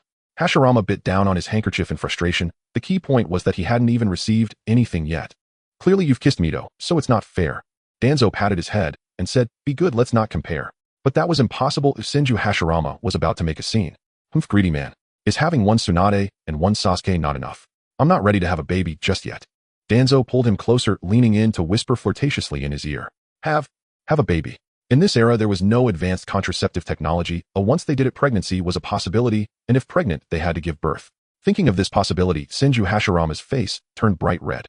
Tisk, little brat. Danzo blew a breath, feeling he had a grasp on little Hashirama. Friday family dinner. The Senju family gathered tightly around the table. Senju Tobirama looked across the table in confusion, seeing his sister-in-law serving Danzo food, while his brother was also serving Danzo. Doesn't Danzo have hands to serve himself? Tobirama felt a bit out of place. He decided to join in. However, Tobirama's eyes were filled with restraint as he watched their actions. Why did they insist on using their personal chopsticks to serve him food? Aren't those chopsticks covered in saliva? Tobirama had never realized before today just how disgusting his older brother and sister-in-law could be. The sky is falling. In the moment that Senju Tobirama reached for the food, Mito and Hashirama both turned their heads, simultaneously scrutinizing his actions.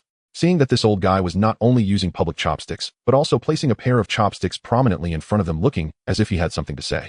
The couple exchanged knowing glances. This family was already crowded enough. Sharing another day with Tobirama was more than welcome. Tobirama's eyes were filled with wisdom. Would his older brother and sister-in-law understand such a subtle hint? System sharp commentary. While others are engaged in adult activities, Senju Tobirama is still in a childish state. Danzo, what do you know? Teacher Tobirama is showing a childlike heart. System, don't spoil him too much. Saturday, the overachiever Danzo certainly did not take a break. The ninja cat Flame stood coldly on Danzo's shoulder. Danzo said, Flame, you've gained weight again. Meow woo.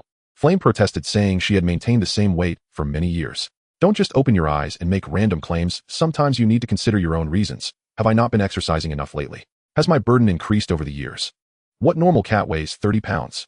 Danzo vigorously shook Flame, affirming, Flame, you need to lose weight.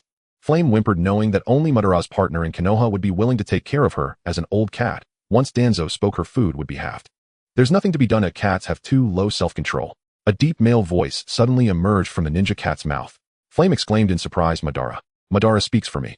The cat felt regretful that Uchiha Madara thought this plan was great. Danzo remarked, Madara hasn't shown up much lately. After all, you are living so happily, there's no need for my company. Wow, his verbal skills have improved a lot. However, Danzo was never swayed by fleeting warmth or sweet words. He reached out to tap Flame on her pink nose, continuing word by word. Have you not shown up because you are plotting some evil plan? It must be the Nine Tails attacking the village. Danzo dramatically clutched his chest, exclaiming, Oh my, this is too good. No, this is too terrifying. Ew, just the thought of soon having Konoha. Just the thought of Hashirama soon becoming seriously ill was enough to frighten him, to faint from the evil Uchiha. Yes, I've recently tamed a rather capable spirit beast and plan to challenge Hashirama Senju. Uchiha Madara spoke with such calm composure that it sounded as though he were merely announcing a casual visit to Konoha. Danzo's hand paused mid-pat on his beard before he smiled faintly. You tell me this so plainly. Why not? My sole adversary is Hashirama. He has already drawn his own boundaries and will not flee. Should I win this battle, all shall rejoice, or should I fall? Madara's voice dropped low and resonant. I shall erect a new order upon the ashes. Danzo, do not emulate Hashirama. True strength must never drown in childish sentiment. Madara's brow pressed gently against Danzo's. Power is absolute. Every trick, every illusion crumbles before true might. Even the bonds woven from emotion are no more than threads we may sever or tighten at our whim. Your path has strayed. Danzo smiled. I understand. Danzo knew precisely what he was doing. The ceiling for ordinary talent was simply too low. Orochimaru, was he not formidable enough? Across millennia of history, Orochimaru stood among the most exceptional experimental minds. Yet he fell short against Sasuke, Naruto, Hashirama, and Madara alike. Mighty Might Guy's Night Guy, the culmination of his life's devotion, a technique he could never repeat, still failed to claim Madara's life. Danzo had devoted his entire existence to mastering wind release and sealing techniques. Yet when history recalled him, the only aspects worthy of note were his Sharingan and would release. How utterly absurd. Thus within this world the path to true strength had become unmistakably clear. One Mangekyo Sharingan was insufficient. She would ascend step by deliberate step toward divinity. Flying Thunder God would release Rinnegan Sage Arts. Danzo would claim them all. Danzo, I refuse to remain ordinary system. Uchiha Madara remained blissfully unaware that his yet unawakened Rinnegan had already been claimed by Danzo. Their final exchange ended thus. Madara asked curiously, did I fail? Yes, you lost terribly. So, I was struck down from behind. Ah, was this what Danzo meant by losing terribly? Blood bloomed across his black robes as Madara listened to Hashirama's murmurs, and still found room for quiet reflection. Hashirama, such a world could never exist. If all things truly improved, why did you kill me? The world had not healed. Bloodshed had never ceased. Madara, Hashirama's dark solemn eyes watched as Madara collapsed, his vitality ebbing away. Then Hashirama coughed up blood. Madara was immensely powerful. His defeat at Hashirama's hands was merely a single misstep in an otherwise flawless game. Though Hashirama appeared effortlessly composed, without even a visible wound, his body was already stretched beyond endurance. The ferocity of that clash forced Hashirama to expend vast reserves of cellular energy to sustain his extraordinary regenerative capacity. Even for a Senju, renowned for longevity, his remaining years numbered barely a dozen. "Brother." Tobirama-sensei flashed beside him, reaching out to support Hashirama. "I'll be fine after a few days' rest." He was the Hokage. No sign of weariness could ever be shown to the world. Tobirama, lay Madara to rest with dignity. Hashirama stressed the words, with dignity, knowing his brother well enough to fear that left unspoken Tobirama might desecrate Madara's remains. "Brother, you still have the energy to fret over his funeral." Tobirama fumed, but seeing Hashirama retain enough clarity to issue orders eased half his dread. His gaze softened slightly at Hashirama's pallor. "Understood." Hashirama calmly directed Tobirama gather the body, dispatch the Umbu to cleanse the battlefield and evacuate civilians, and decree that the Nine Tails be sealed and guarded by Kushina Uzumaki. Only then did he finally falter, leaning heavily against Danzo. His voice faded nearly to silence. "I entrust everything to you now, Danzo. It shall be done, without dishonor." Danzo's pulse quickened. Hashirama's lifespan had shortened, but chakra was life force and he lacked for neither. Given sufficient time to recover, perhaps he might yet live many years. Yet that chance was gone. In year 16 of Konoha's founding, Madara unleashed the Nine Tails upon the village. The following year, the First Shinobi World War erupted. Hashirama decisively quelled unrest across 4 nations, convened the First Kage Summit, distributed the tailed beasts, and gradually war receded. So too did the life of the shinobi god draw to its close. The day the first Hokage died passed like any other ordinary day for every citizen of Konoha. Hashirama's stature weighed so heavily upon the village that even his brother Tobirama dared not publicly announce his grave illness. Only a handful of trusted kin and friends gathered one by one to bid him farewell. Uchiha Sasuke was not among them, his presence far too politically volatile, who indirectly had ignited the war and brought Hashirama to the brink of death. Uchiha Madara. Though all understood that Konoha's Uchiha bore little relation to the rogue Madara, resentment remains instinctive, especially given how during the war the Uchiha clan rushed headlong into battle, eager to prove themselves, intoxicated by combat, hungry for glory, and how a fringe of extremists openly revered the mighty Madara. Sasuke lowered his gaze. Was this what Naruto had endured? Excluded, blamed, despite shedding blood for the village. Yet he knew full well, not everyone was Naruto Uzumaki. To expect the Uchiha clan to respond to such injustice with forgiveness would be naive. Sasuke tilted his face upward. Rain. No wonder his vision blurred. Danzo was the last to approach Hashirama, emaciated, skin sallow as aged parchment. In less than a year, the once vibrant shinobi god had become a skeletal figure on his deathbed. "You've come." Hashirama lifted a trembling hand, brushing her cheek. "I erred deeply in my dealings with you." He was decades her senior. Even his eldest son surpassed her in age. Shame flickered in his eyes. He was no saint, and base desire had led him to act unworthily toward his brother's apprentice. "I believed we had time to amend my mistake." His gaze shimmered with longing and sorrow. "Forgive me. Forget me. Perhaps it's presumptuous to ask this, but I sense you've never truly cared for me." Hashirama gasped, then chuckled softly. "Yet that too is well. You are young. Your heart must not decay with mine." "Look ahead, Danzo. Always talking to yourself, Hashirama. You're insufferable sometimes." Say no more about regret." Danzo sank her teeth hard into his forearm. "And never question my feelings." Her bite was fierce, capable of tearing flesh, but Hashirama by then felt almost nothing. "I am young and long-lived. I'll bury many lovers in my lifetime. One more or less makes no difference. Your first 20 years belong to the Senju, your next 20 to Konoha. May these final minutes belong solely to me." Danzo raised her eyes, vulnerable and luminous. Hashirama fell silent, then whispered, "Yes." System alert. Hashirama Senju, convertible system. Even dead men's emotions get exploited.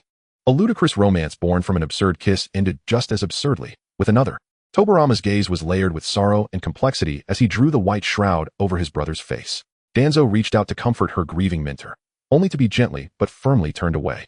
Tobirama said, "Sister-in-law, Danzo, please, let me be alone for now."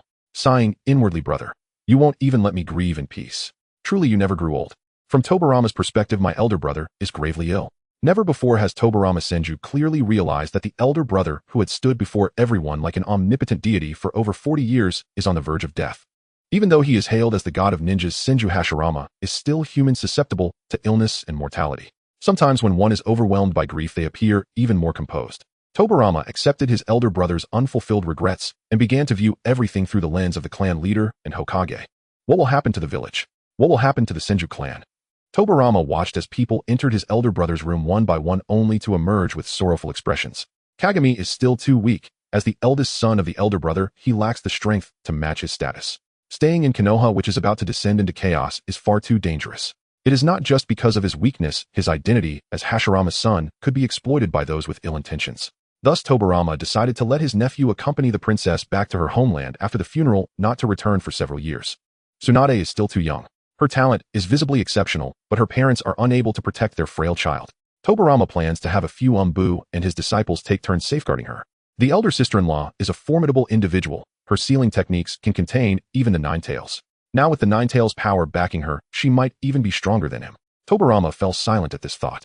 With such power, he was uncertain how to arrange for Mito. According to the agreements made at the 5 Kage Summit, Mito, as a host of the Nine Tails, cannot return to the land of whirlpools. She must remain in Konoha as the widow of his elder brother. On one hand, the bond forged over more than a decade is not false. Mito is family.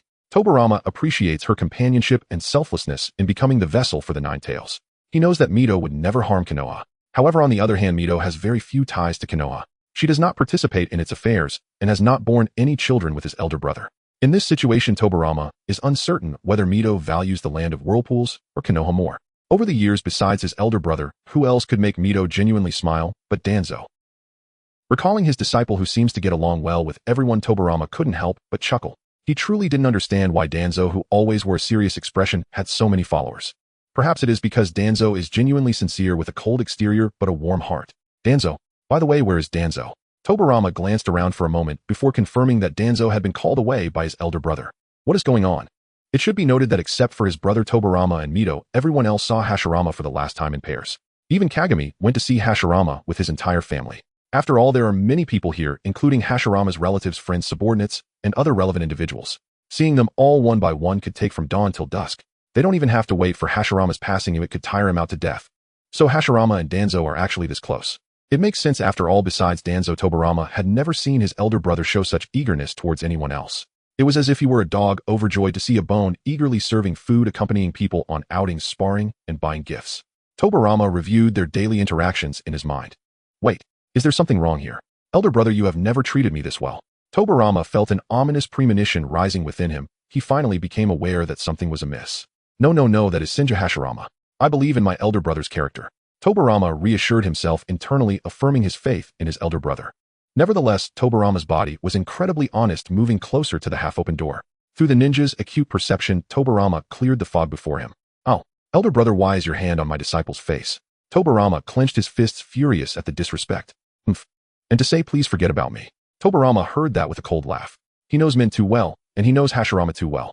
In this context, saying that to Danzo, elder brother, are you sure you don't want him to remember you for a lifetime? Stay calm. Stay calm. None of my disciples except for Kagami have a romantic mindset. Danzo will surely see through Hashirama's despicable and shameless nature and sever all emotional ties. Yes, Tobirama was so infuriated that he began calling Hashirama by his full name in his mind, unilaterally expelling him from the brotherhood. There is no way such a lecherous elder brother exists. Wait, disciple, why did you bite my elder brother? How could you two end up kissing? This is too stimulating, too stimulating. Tobirama felt dizzy. Elder brother, where have you placed me? How could you do this? I initially thought leaving behind a personal Ninetales host would be challenging enough. I didn't expect you to secretly pursue my disciple. Tobirama seriously contemplated what he should call Danzo now. Sister-in-law. Damn it, elder brother, you feudal remnant. Our Senju clan has no tradition of 3 people in a lifetime. Teacher, are you alright? Uchiha Kagami supported Tobirama from behind. Why do you look like you're about to faint? It must be the severe impact of Lord Hashirama's critical condition on you, right?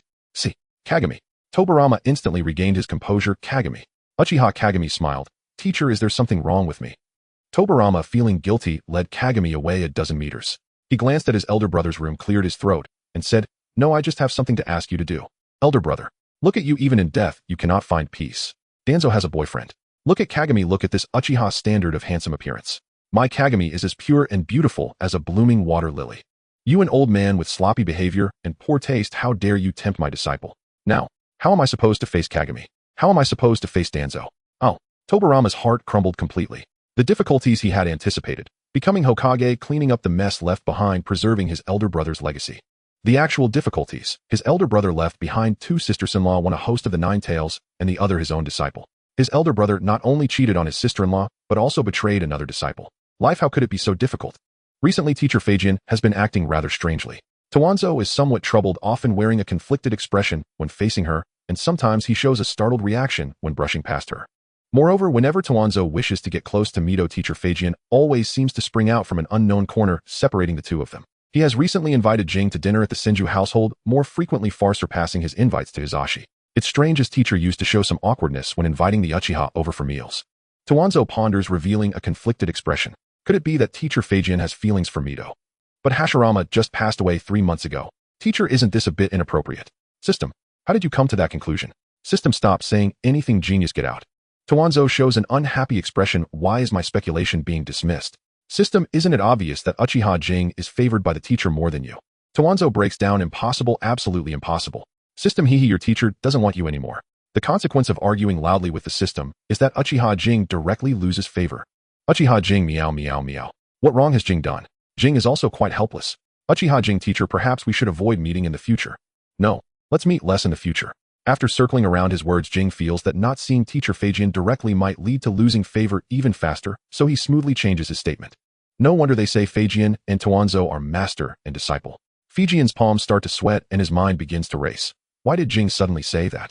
Could it be that he has already discovered something? How should I comfort him? You two are essentially a couple with a child, Sasuke, already. Danzo just made an error that women often do. For the sake of the child, Jing, you should forgive her. Wait, is this something that can be said? Feijian himself feels a bit off listening to it, cursing his brother for the umpteenth time in his heart. Senju Hashirama, look at the good things you've done. Ultimately, all of Feijian's thoughts crystallize into one sentence. Jing, you are a man. A man should be more magnanimous. Danzo is still young. It's all Hashirama's fault for leading her astray, as she only made a mistake because of him, so be more understanding. Uchiha Jing, did teacher Feijian's grief lead to a mental breakdown? Of course, Feijian does have feelings for his disciple Jing, and he decides to have a serious talk with Danzo tonight.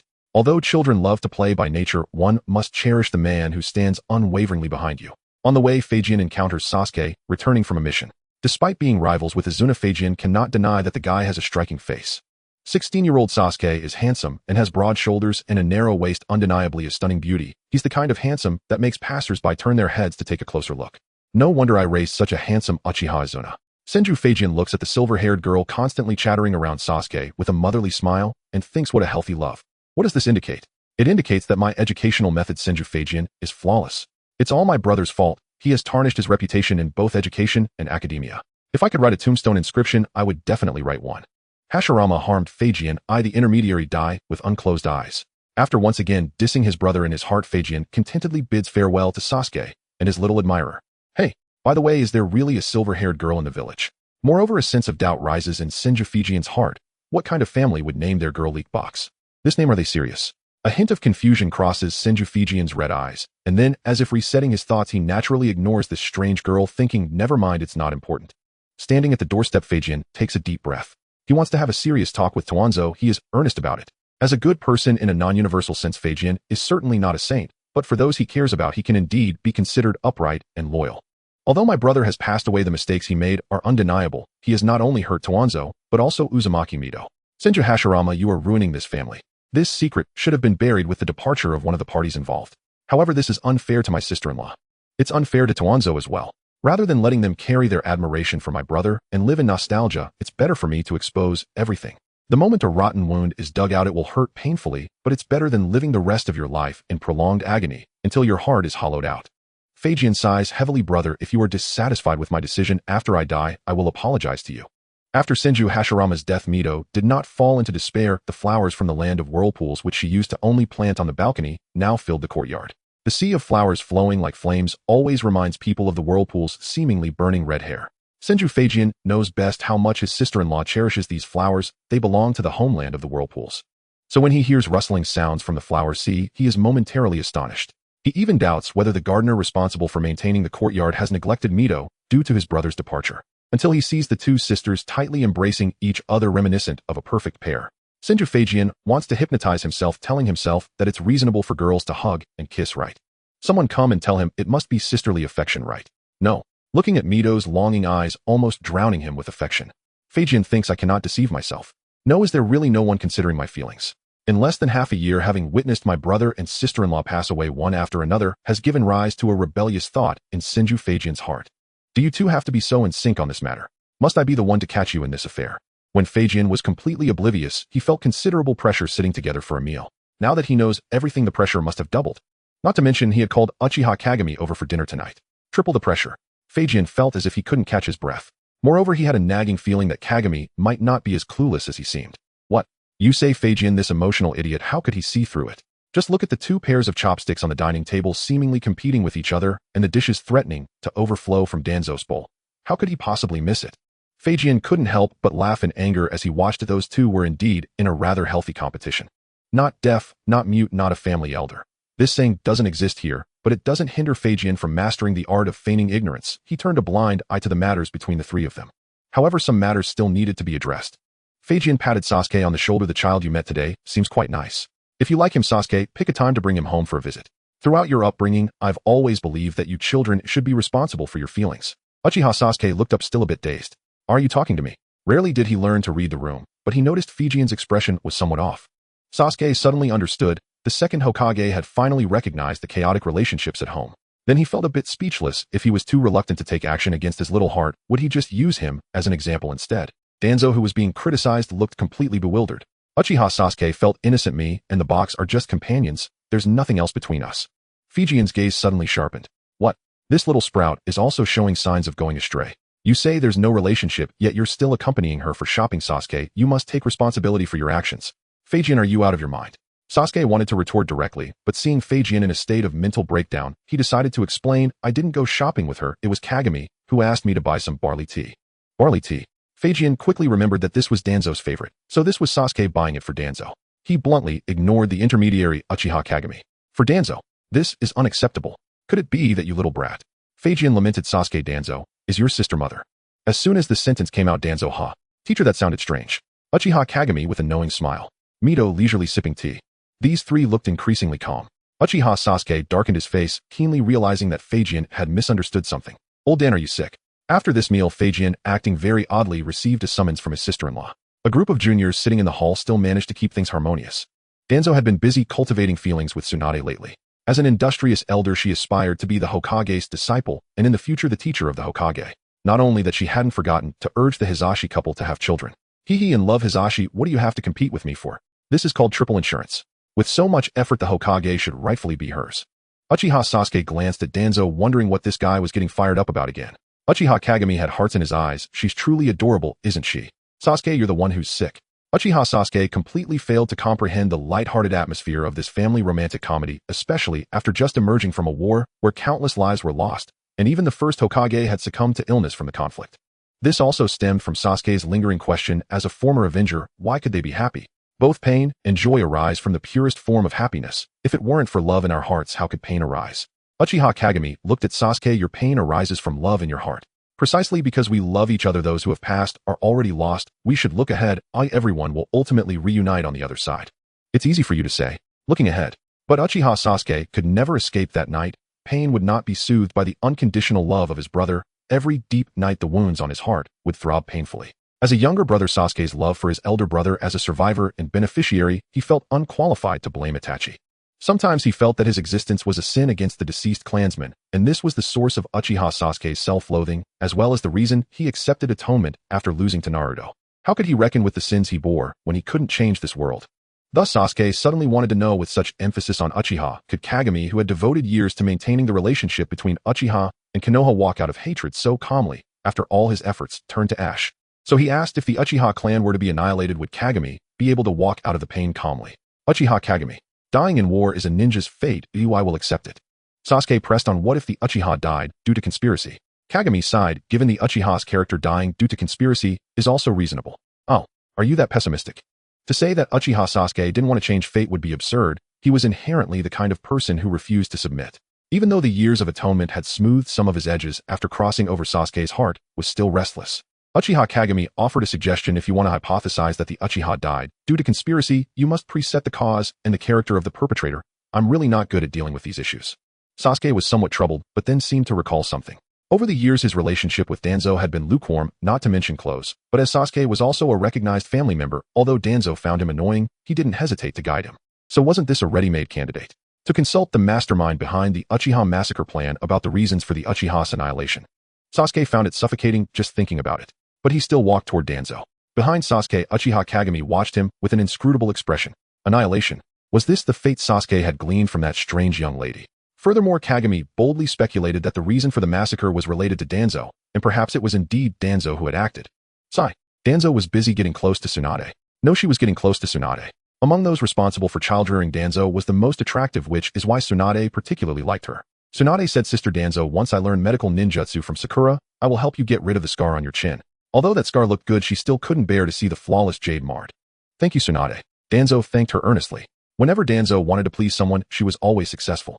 However, this scar was left to me by someone very important, so please allow me to keep it, she said while pressing her forehead against Tsunade's. Rejected. Tsunade felt a bit disappointed, but wasn't angry. She appreciated Danzo's attitude of speaking to her as an adult. After her grandfather passed away, everyone took better care of and loved Tsunade. But Tsunade didn't want to be a princess. She just wanted to grow up to protect her grandma, uncle, parents, and Sister Danzo. However, Tsunade, work hard, and in the future my injuries will be waiting for you to heal. Sister Danzo. Tsunade said hesitantly, if you do this, where does that leave Sakura? Won't Sakura be angry? You care about me so much, how could Sakura be angry? Danzo thought, silently scolding the system. What do you know? Sister Danzo is the best. This little brat was occasionally quite adorable. Upon closer inspection, she truly resembled her teacher Feijian, sharing 3 parts of his resemblance. The system isn't the key, the last sentence. I've had enough of this Naruto filled with substitutes. Resisting pre-prepared dishes starts with me. Danzo said, I like Tsunade the most too. The more he looked, the more it seemed. In any case, Danzo felt the warmth of the corpse. Sasuke paused, showing a look of disdain. Was the 5th Hokage this clingy with Danzo when she was young? Uchiha Sasuke was straightforward and disliked beating around the bush. So he got straight to the point. If the entire Uchiha clan were to be annihilated under non-combat circumstances, Danzo, what do you think was the trigger that led to it all? Uchiha Sasuke's gaze was piercing, as if to say, the moment you tell me, I will extinguish that trigger. Danzo thought, this guy is truly reckless, charging in headfirst. Perhaps it is time. Danzo set down Tsunade, providing an unexpected answer. The Uchiha are a noble clan shedding blood and tears for Konoha. After giving so much, they only receive a position in the police department while constantly being monitored by the Umbu. If it were you, would you be content? Uchiha Sasuke. Why treat the Uchiha this way? Danzo, I do not know what the Uchiha said to you after contacting you, but their role is certainly not innocent. The original clan leader Uchiha Madara built Konoha alongside the first Hokage for his ideals. I do not know what struggles Madara faced, but as a clan leader, he changed his ideals within less than a year and decided to betray us. Madara could be considered the first to pioneer the term traitor.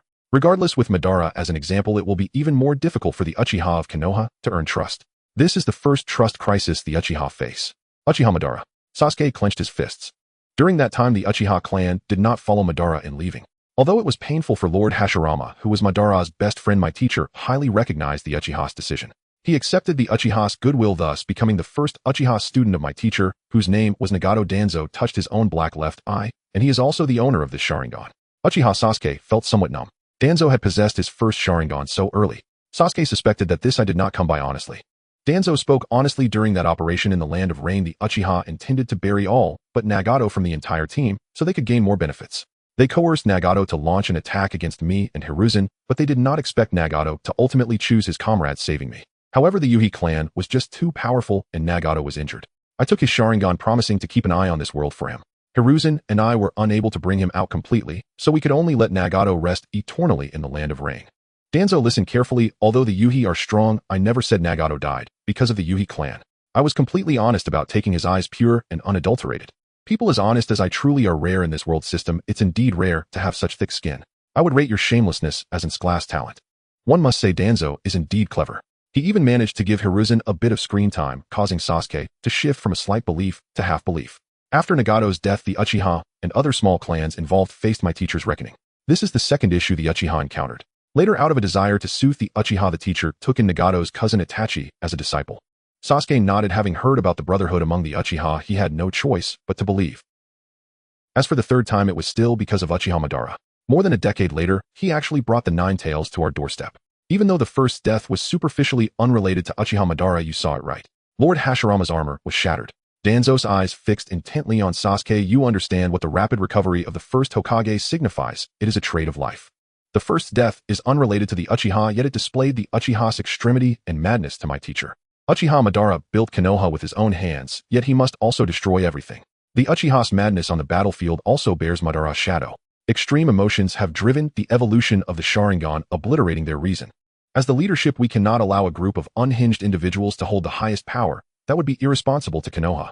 System, indeed, those of us with a history of mental illness cannot serve as public servants. Sasuke, the village has not made no effort, but every time the village's relationship with the Uchiha improves slightly, a madman stands up to prove that it was a wrong choice. Danzo tilted his head. Sasuke, building trust is difficult, but destroying it is simple. If there are next times, the Uchiha will only face increasingly stringent control, and the Uchiha's pride will decide that they cannot endure such treatment. The village feels wronged, and so do the Uchiha. These grievances accumulate gradually, and conflict is only a matter of time. Is the village and Uchiha's coexistence doomed to fail? Uchiha Sasuke lowered his head, his eyes ambiguous. If he had to choose one, it would be, without a doubt, Sasuke would choose his family. Uchiha Sasuke, I understand. He seemed to have made up his mind. System, I told you your nonsensical script. As long as the other side is a normal person possessing great power, the first choice will undoubtedly be to slay you, the scoundrel. Who would be an idiot enough to save you? System, let's take the opportunity to take down Sasuke. Danzo tisk, this kid really has the face of someone who has suffered greatly. What a joke, does she not want to kill Sasuke? If the other side were Uchiha Itachi or Uchiha Shirasue, those two would probably have knelt down long ago to apologize to the Uchiha, and might even take the initiative to attack the Uchiha, just hoping she would spare a few Uchiha. No matter, Danzo still had a plan. What do you know?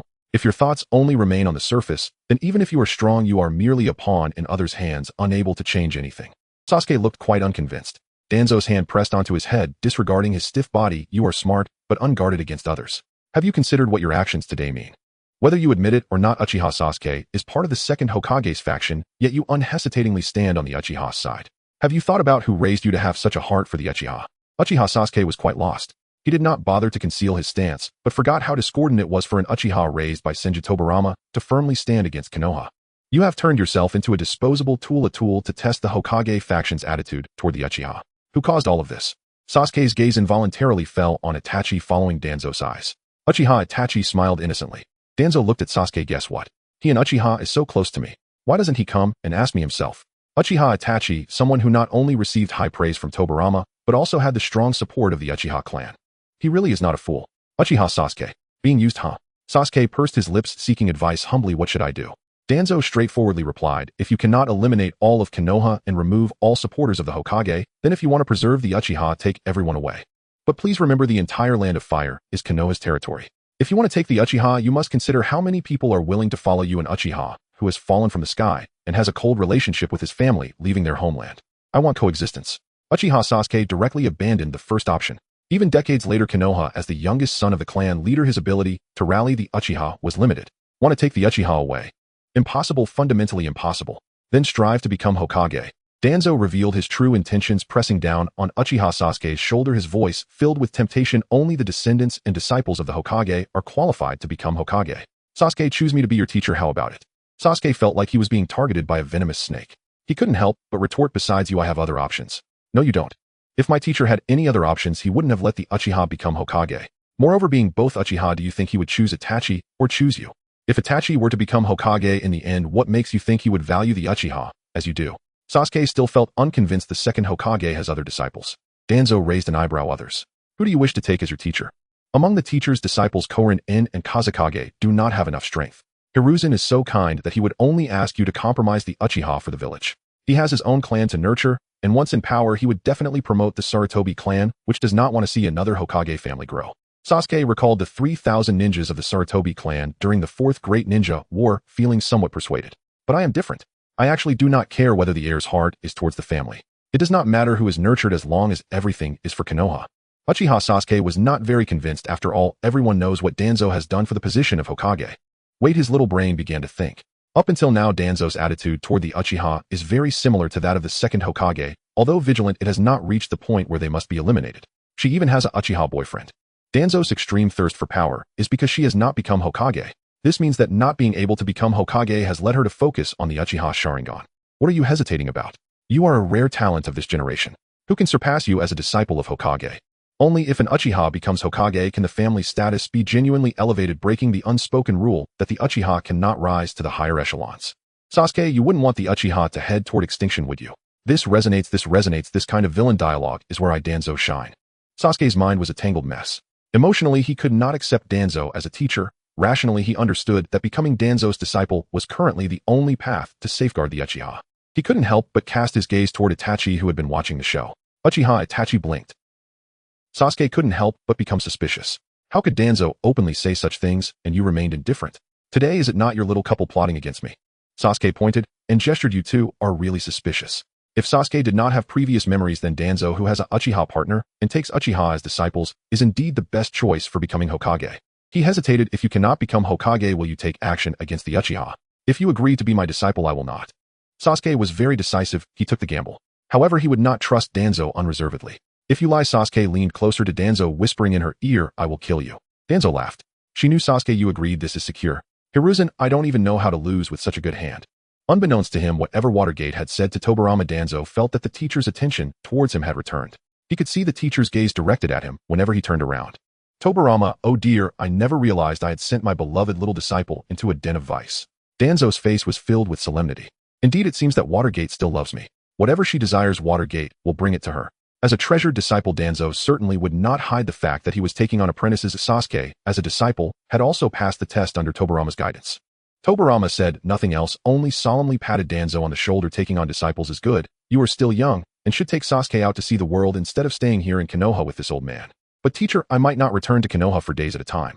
Danzo protested. Tobirama dismissed this. Whether it's home or a den of vice, I know how to judge. Move forward. Don't look back.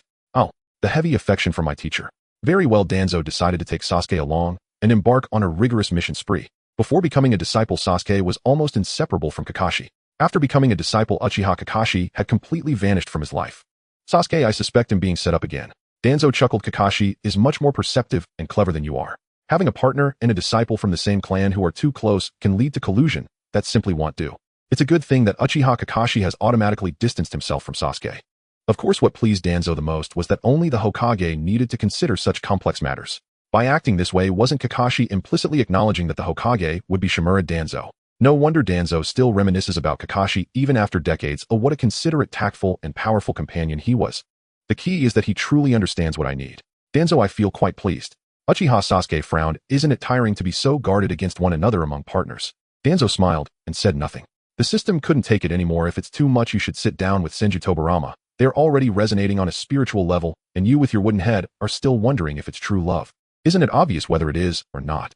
The system was sulking, unable to compete. Uchiha Kakashi, despite having so many negative buffs from the Uchiha clan, truly managed to turn himself into a part of their circle. What a terrifying skill. This must be the case where Uchiha possesses 800 Sharingan, while Kakashi alone has obtained 801 right. Danzo did not have much thought about enhancing Uchiha Sasuke's strength. Given how hard it was to suppress this brat, what would happen if Sasuke became even stronger? Thus, the nefarious Danzo decided to learn from his predecessor Kurizetsu. It was time for Sasuke to witness the darkness of this world. How could one create a world where the Uchiha still exists without becoming Hokage? Danzo had already begun to imagine the scene where all the resistance against him becoming Hokage was burned to ashes by the Uchiha kids Amaterasu. Hihihi. Under the pretense of going on a mission, Danzo took Sasuke away from the village and then received an unexpected piece of news from the boy. Do you need to say goodbye to your teammates first? Is your teammate also a Jounin? Sasuke nodded. She's a medical ninja, but her combat skills are not to be underestimated. I think that girl is lively and chatty, a bit like Sakura. However, Sasuke isn't one to rely on substitutes. He might just take care of that girl a little due to their similar personalities. Danzo was puzzled. Where do Jounin get fixed teammates? Even for large long-term tasks arranged by the village, teammate assignments are entirely up to the Hokage's discretion. The reason Hisashi and Kakashi always work together in a trio is that they were accustomed to this mode of operation since their student days. Teacher Tobirama trusted their strength and synergy, assigning them to the highest level missions, so over time, they became fixed teammates. But Uchiha Sasuke did not attend the Ninja Academy, and as an ordinary Jounin, he couldn't be executing rank missions every day. The tasks assigned to him were mostly brank or a rank, which could be completed alone. In the current situation where tasks were piling up, the village generally wouldn't assign two ninjas to the same mission. Danzo received an urgent communication from teacher Tobirama. Upon opening it, he found a strange name leak box added to the task list. Danzo, it seems I was slapped in the face. Unable to resist, Danzo glanced at the task information in his hands. It was indeed just an ordinary rank task, so bringing Sasuke along was already a waste of talent. Now they were adding another teammate. No, teacher, what are you doing? Are you using an urgent communication just to add a girl's name to the task list? You've changed, you've become a stranger to Danzo. Oh, Sasuke-kun has chosen Lord Danzo as his mentor. Hearing the news, player no. 2 instinctively covered her mouth in mild surprise. But Danzo Shimura was the mastermind behind the Uchiha clan massacre. Yes, player no. 2 is a devoted player, and for clarity, she shall henceforth be referred to as player no. 2. Player no. 2 comes from modest wealth and holds an ardent love for Naruto. Yet her deepest admiration lies not with the protagonist Naruto Uzumaki, but with Sasuke Uchiha, a man whose brow is perpetually shadowed by a mist of melancholy, both ethereal as drifting clouds and unyielding as mountain ridges. As a premium player, she enjoys certain privileges. Rather than compete with Sakura Ino Hinata or other popular kunoichi for affection, she commissioned a bespoke version of Sasuke Uchiha, retaining the fierce charisma of Hawk Sasuke, while subtly evolving toward the mature gravitas of Uncle Sasuke. To have it all, truly a most resourceful player adept at maximizing every bonus package. In short, the young lady is currently immersed in her interactive narrative, thriving in full sensory engagement. Indeed, even now her heart aches for the beloved two-dimensional figure she cherishes. Sasuke's reluctant submission must stem from his diminished strength and ambiguous origins, unlike player No. 2, whose background is impeccably documented, leaving him no choice but to swallow his pride and accept Danzo as his teacher. Perhaps behind closed doors he is even subjected to clandestine experiments under Danzo's command. Oh Sasuke-kun, the thought alone fills player No. 2 with sorrow. Why then is Sasuke in such dire straits? Simple. If he began the story already peerless, where would lie the need for player No. 2's redemption? If his lineage were pristine and his circle brimming with admirers and comrades, what role would remain for her? With unwavering resolve, player No. 2 patted her chest and declared, "Don't fear, Sasuke. You've forgotten I've been assigned to this mission too by the Hokage himself. Fear not, little Sasuke. Watch as your player unleashes cheat codes to rescue you from peril. As for how that peril arose, best left unasked." What do you mean I'm joining too? Sasuke frowned, puzzled. Could this rank mission conceal deeper machinations? Otherwise, why deploy a team comprising 2 jonin and a medical nin? Eagerly leading the advance, player No. 2 had chosen the redemption arc, followed by the arduous path of penitent devotion. Later she would sacrifice everything to revive Sasuke's entire clan using the Rinne Tensei technique. Her granted Otsutsuki form likewise emphasized healing over combat. Her martial prowess, frankly, merely passable. Yet none of that hindered her audacious plan to prank the venerable Danzo with a well-timed water jutsu. Gazing upon the figure standing by the bridge, player No. 2 sneered, "Old villain, perish." She launched a stealthy assault. Plop. The water balloon struck her own face.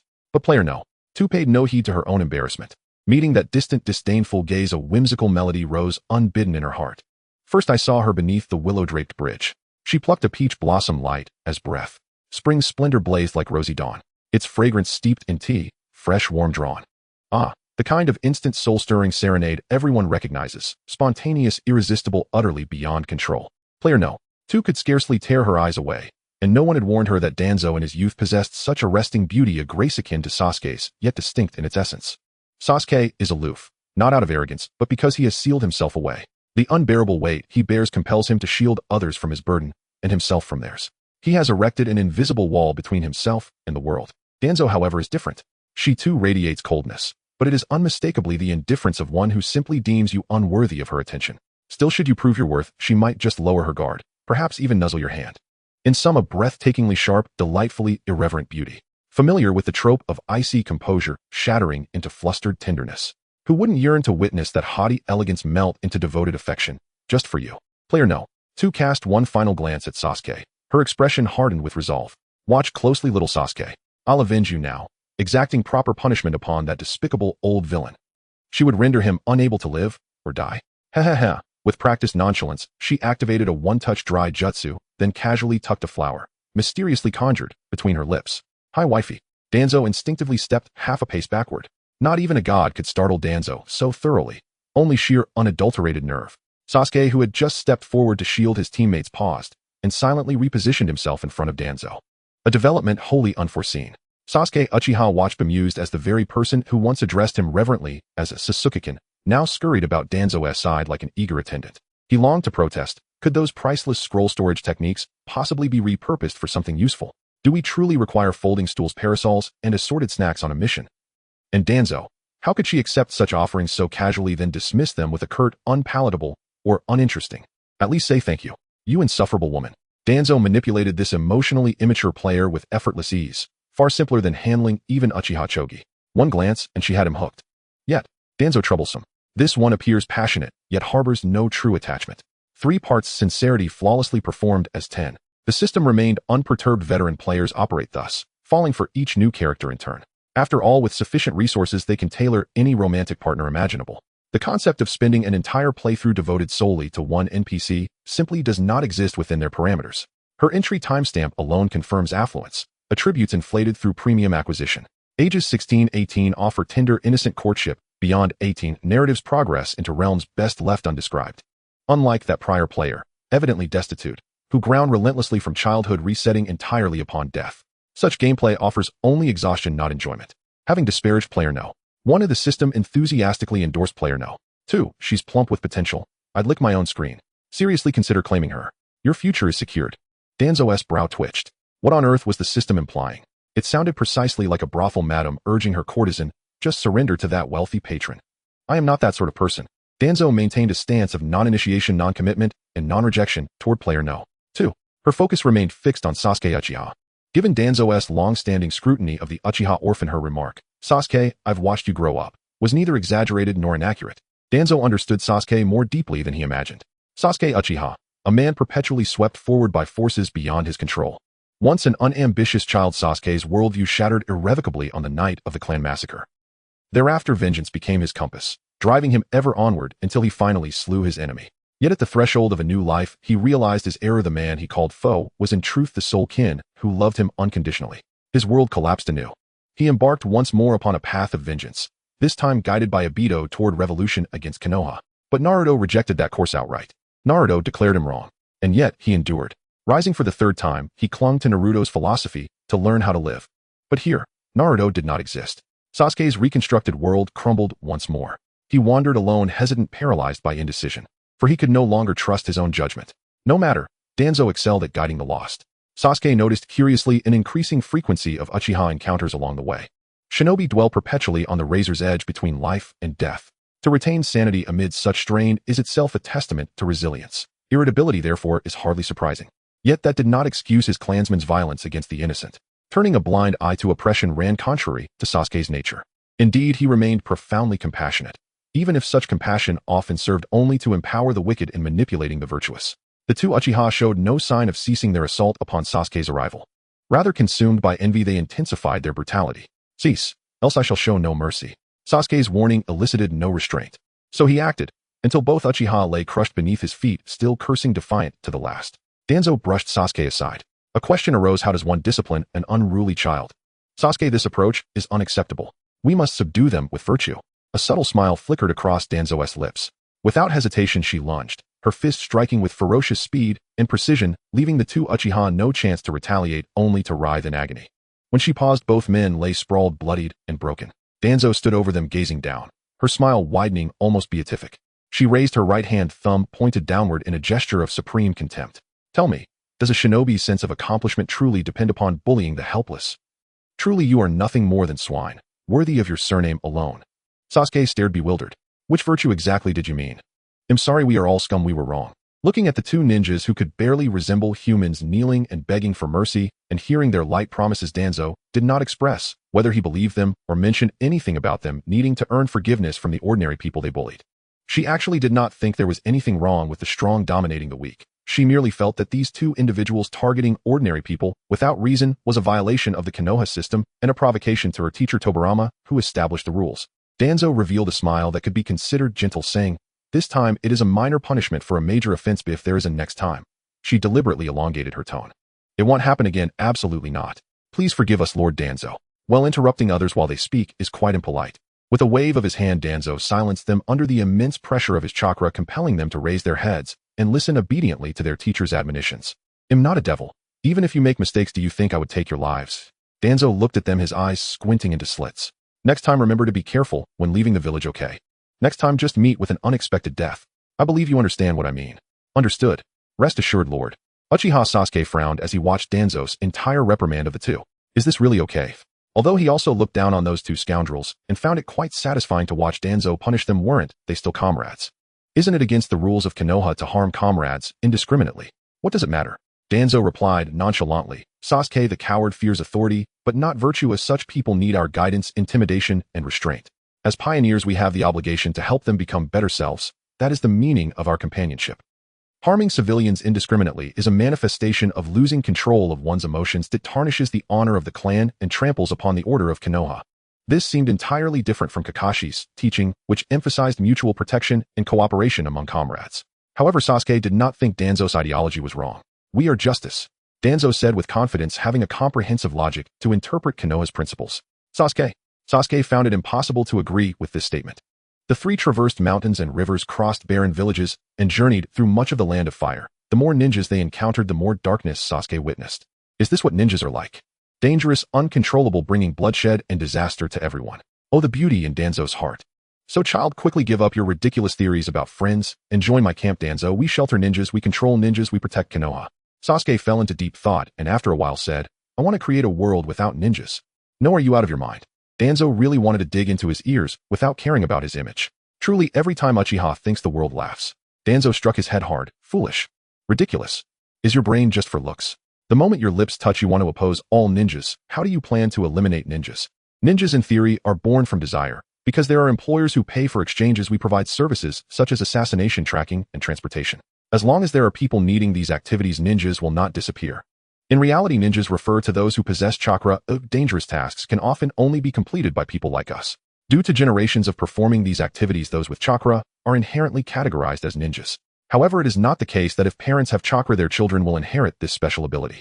Even two ordinary people can have children with chakra. How can you be sure that after you kill all ninjas, this world won't give rise to ninjas again? You might as well eliminate the entire world. Danzo pointed at Uchiha Sasuke's nose and scolded. How did I give birth to you, Ba? How did I take you as my disciple? All you think about is killing. You haven't learned even a bit of my wisdom. Sasuke was left questioning life, huh? Was he really that reckless? Danzo raged and outputted all day. It was evident that teaching a mentally challenged Uchiha student was exhausting her.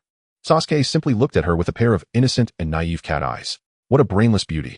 Danzo could no longer tolerate it as she believed her educational method was absolutely perfect. To get straight to the point, if you want to be Hokage, you must become the disciple of the Hokage. Supporting the argument, look at how dark Konoha is right now. If we don't allow this pair of saintly master and disciple to become Hokage, Konoha is bound to collapse. The final conclusion should be, teacher, please make sure to become Hokage, and then while Sasuke works hard to add bricks to her Hokage career, he should also diligently build goodwill towards her, just like he does with his teacher Tobirama. How could you deviate to?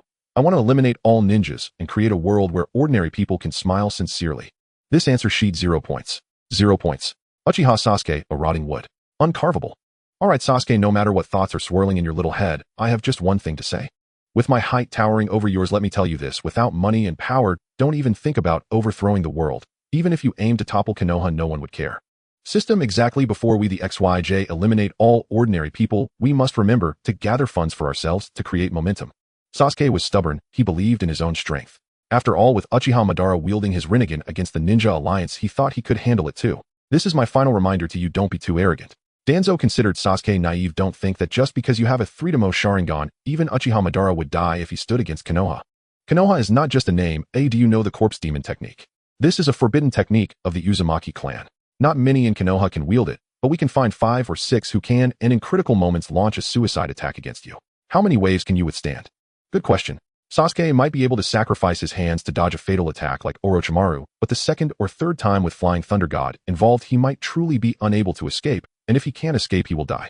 Do you know of the impure world reincarnation? This is a forbidden technique of Tobirama-sensei. Perhaps the strength of the reincarnated warriors is not even 1/10 of their former selves, but they won't die or tire. Can you handle 1, let alone 10 or 8 of them? You can last a day, but can you last 10 days or half a month? Sasuke. The Rinnegan Sasuke might be able to endure for a short time, but for an extended period he truly wouldn't be certain. I could even poison you. How can you detoxify? If Sakura or Karen were by Sasuke's side, they might avoid this move, but if he were alone, then unless Sasuke abstained from food and drink, and stayed within Susanu's protection, facing various complex toxins would mean 1 hit 1 kill. So Sasuke. Danzo slowly raised his hand, treating him as if petting a young dog. You must not stand against Konoha, or I will find 1,000 ways to kill you. You always assume the worst of me as if we are enemies. Danzo shook his head. I don't know why you feel so repulsed by me, but we are master and disciple in inseparable community. I value your potential and will cultivate you to become part of my power. In exchange, you can gain my authority. This is the value of a close relationship through mutual benefit. Shouldn't we be the closest beings in this world? Sasuke hesitated, wanting to say that Danzo destroyed everything about Uchiha Sasuke, but that was something that would happen in the future. He should not judge Danzo now based on the sins of the future, especially since this Danzo might not even be the one from his timeline. Sasuke pursed his lips. Although he appeared cold, perhaps he was the most soft-hearted and innocent person in the ninja world. He felt it was wrong to be so cold towards Danzo, who was unclear about everything, always holding prejudices against Danzo's actions. Uchiha Sasuke felt a bit guilty. Seeing Uchiha Sasuke's attitude soften, Danzo seized the opportunity to strike, starting to counterattack and blame the victim. Sasuke, be good, don't act like a mad dog that bites anyone you catch. Don't make me regret choosing you. He was warned. Sasuke felt a bit confused yet relieved. He strangely sensed a touch of elderly affection from Danzo's threat. Unlike Orochimaru's indulgent encouragement that only required progress and strength, Danzo seemed genuinely trying to teach him. She was teaching Uchiha Sasuke about the politics and games of adults that he had never encountered in his first 10 years of life. It's not just about rushing forward like a fighting vanguard. Rather, you must create value for yourself and exchange it for what you desire. Uchiha Sasuke did not like these convoluted matters, but undoubtedly this knowledge was useful. These relationships woven by interests were more stable than emotional connections. Uchiha Sasuke's increasingly restless heart, after wandering for years, calmed down at this moment. He rarely asked rationally, "But how can I be sure that once you are in power you won't discard me?" "Very good." Danzo nodded in satisfaction. She felt everything was returning to normal, and it truly was in Danzo's comfort zone to paint a picture for her subordinates. When it comes to asking cattle and horses to work for them, leaders can say the most absurd things. Danzo was no exception. She opened her mouth saying, "You are the most outstanding junior of this generation in Konoha. I won't speak in empty platitudes." At the time, the first Hokage advocated for the integration of the shinobi clan into Konoha. Who other than me could accept your actions of rolling back history and promoting the shinobi clan? Who could understand my ideals of guiding ninjas other than you?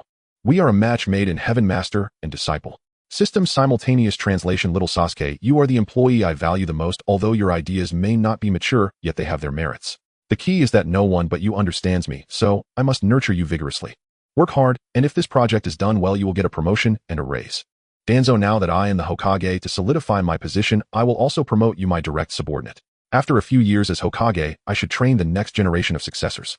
Am I supposed to neglect my own disciple to cultivate someone else's disciple? System, don't be afraid of me screwing you over. Here's the deal. I promise that when I grow stronger, I will be the chairman, and you will be my executive officer. You will never be wronged. I will only do this for a few years. When I leave, you are my direct subordinate. That position will still be yours. Sasuke was somewhat convinced because the last sentence seemed very credible. If you can't wait, just kill me. Either you die or I die. I will not accept any other option than a strong person staying in Konoha. Danzo leaned down to wrap his arms around Sasuke's neck like a cold, sticky reptile, hissing, as she flicked her tongue, "If you die, I will bury you in Konoha as a tool for impure world reincarnation. If I die, Konoha will fall into chaos and your chances of becoming my disciple to quell the unrest will be the greatest. In the end, it's a matter of skill. Why Danzo can rise and fall. As my disciple, you should think the same." System, this is a bit of a stretch. Could someone as fearful of death as Danzo so calmly accept death? Could she accept that her time as Hokage wouldn't be longer than her time of slaying? No way. But Sasuke believed it. System, it is recommended to pause all activities and urgently download a national anti-fraud app. Sasuke felt that this claim strangely suited his tastes. Either succeed or die. Such extreme thoughts truly had the style of the Uchiha. Completing this, Danzo's gaze fell on another uncontrollable factor in the team. "Do you like me?" MHM.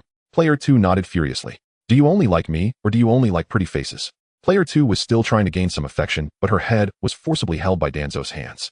Danzo held her tightly in her arms, openly seducing her. "Not a typo. I'm afraid of being caught." "Good child, I don't like being deceived." Her hand caressed the player's lips again and again. "Think it over, and tell me okay." Wah. What a beautiful big sister, a motherly big sister. The player was directly enchanted, and her fantasy exploded. "I just like faces, or I'm just a girl who loves good looks. Beautiful person, kiss me." "All right."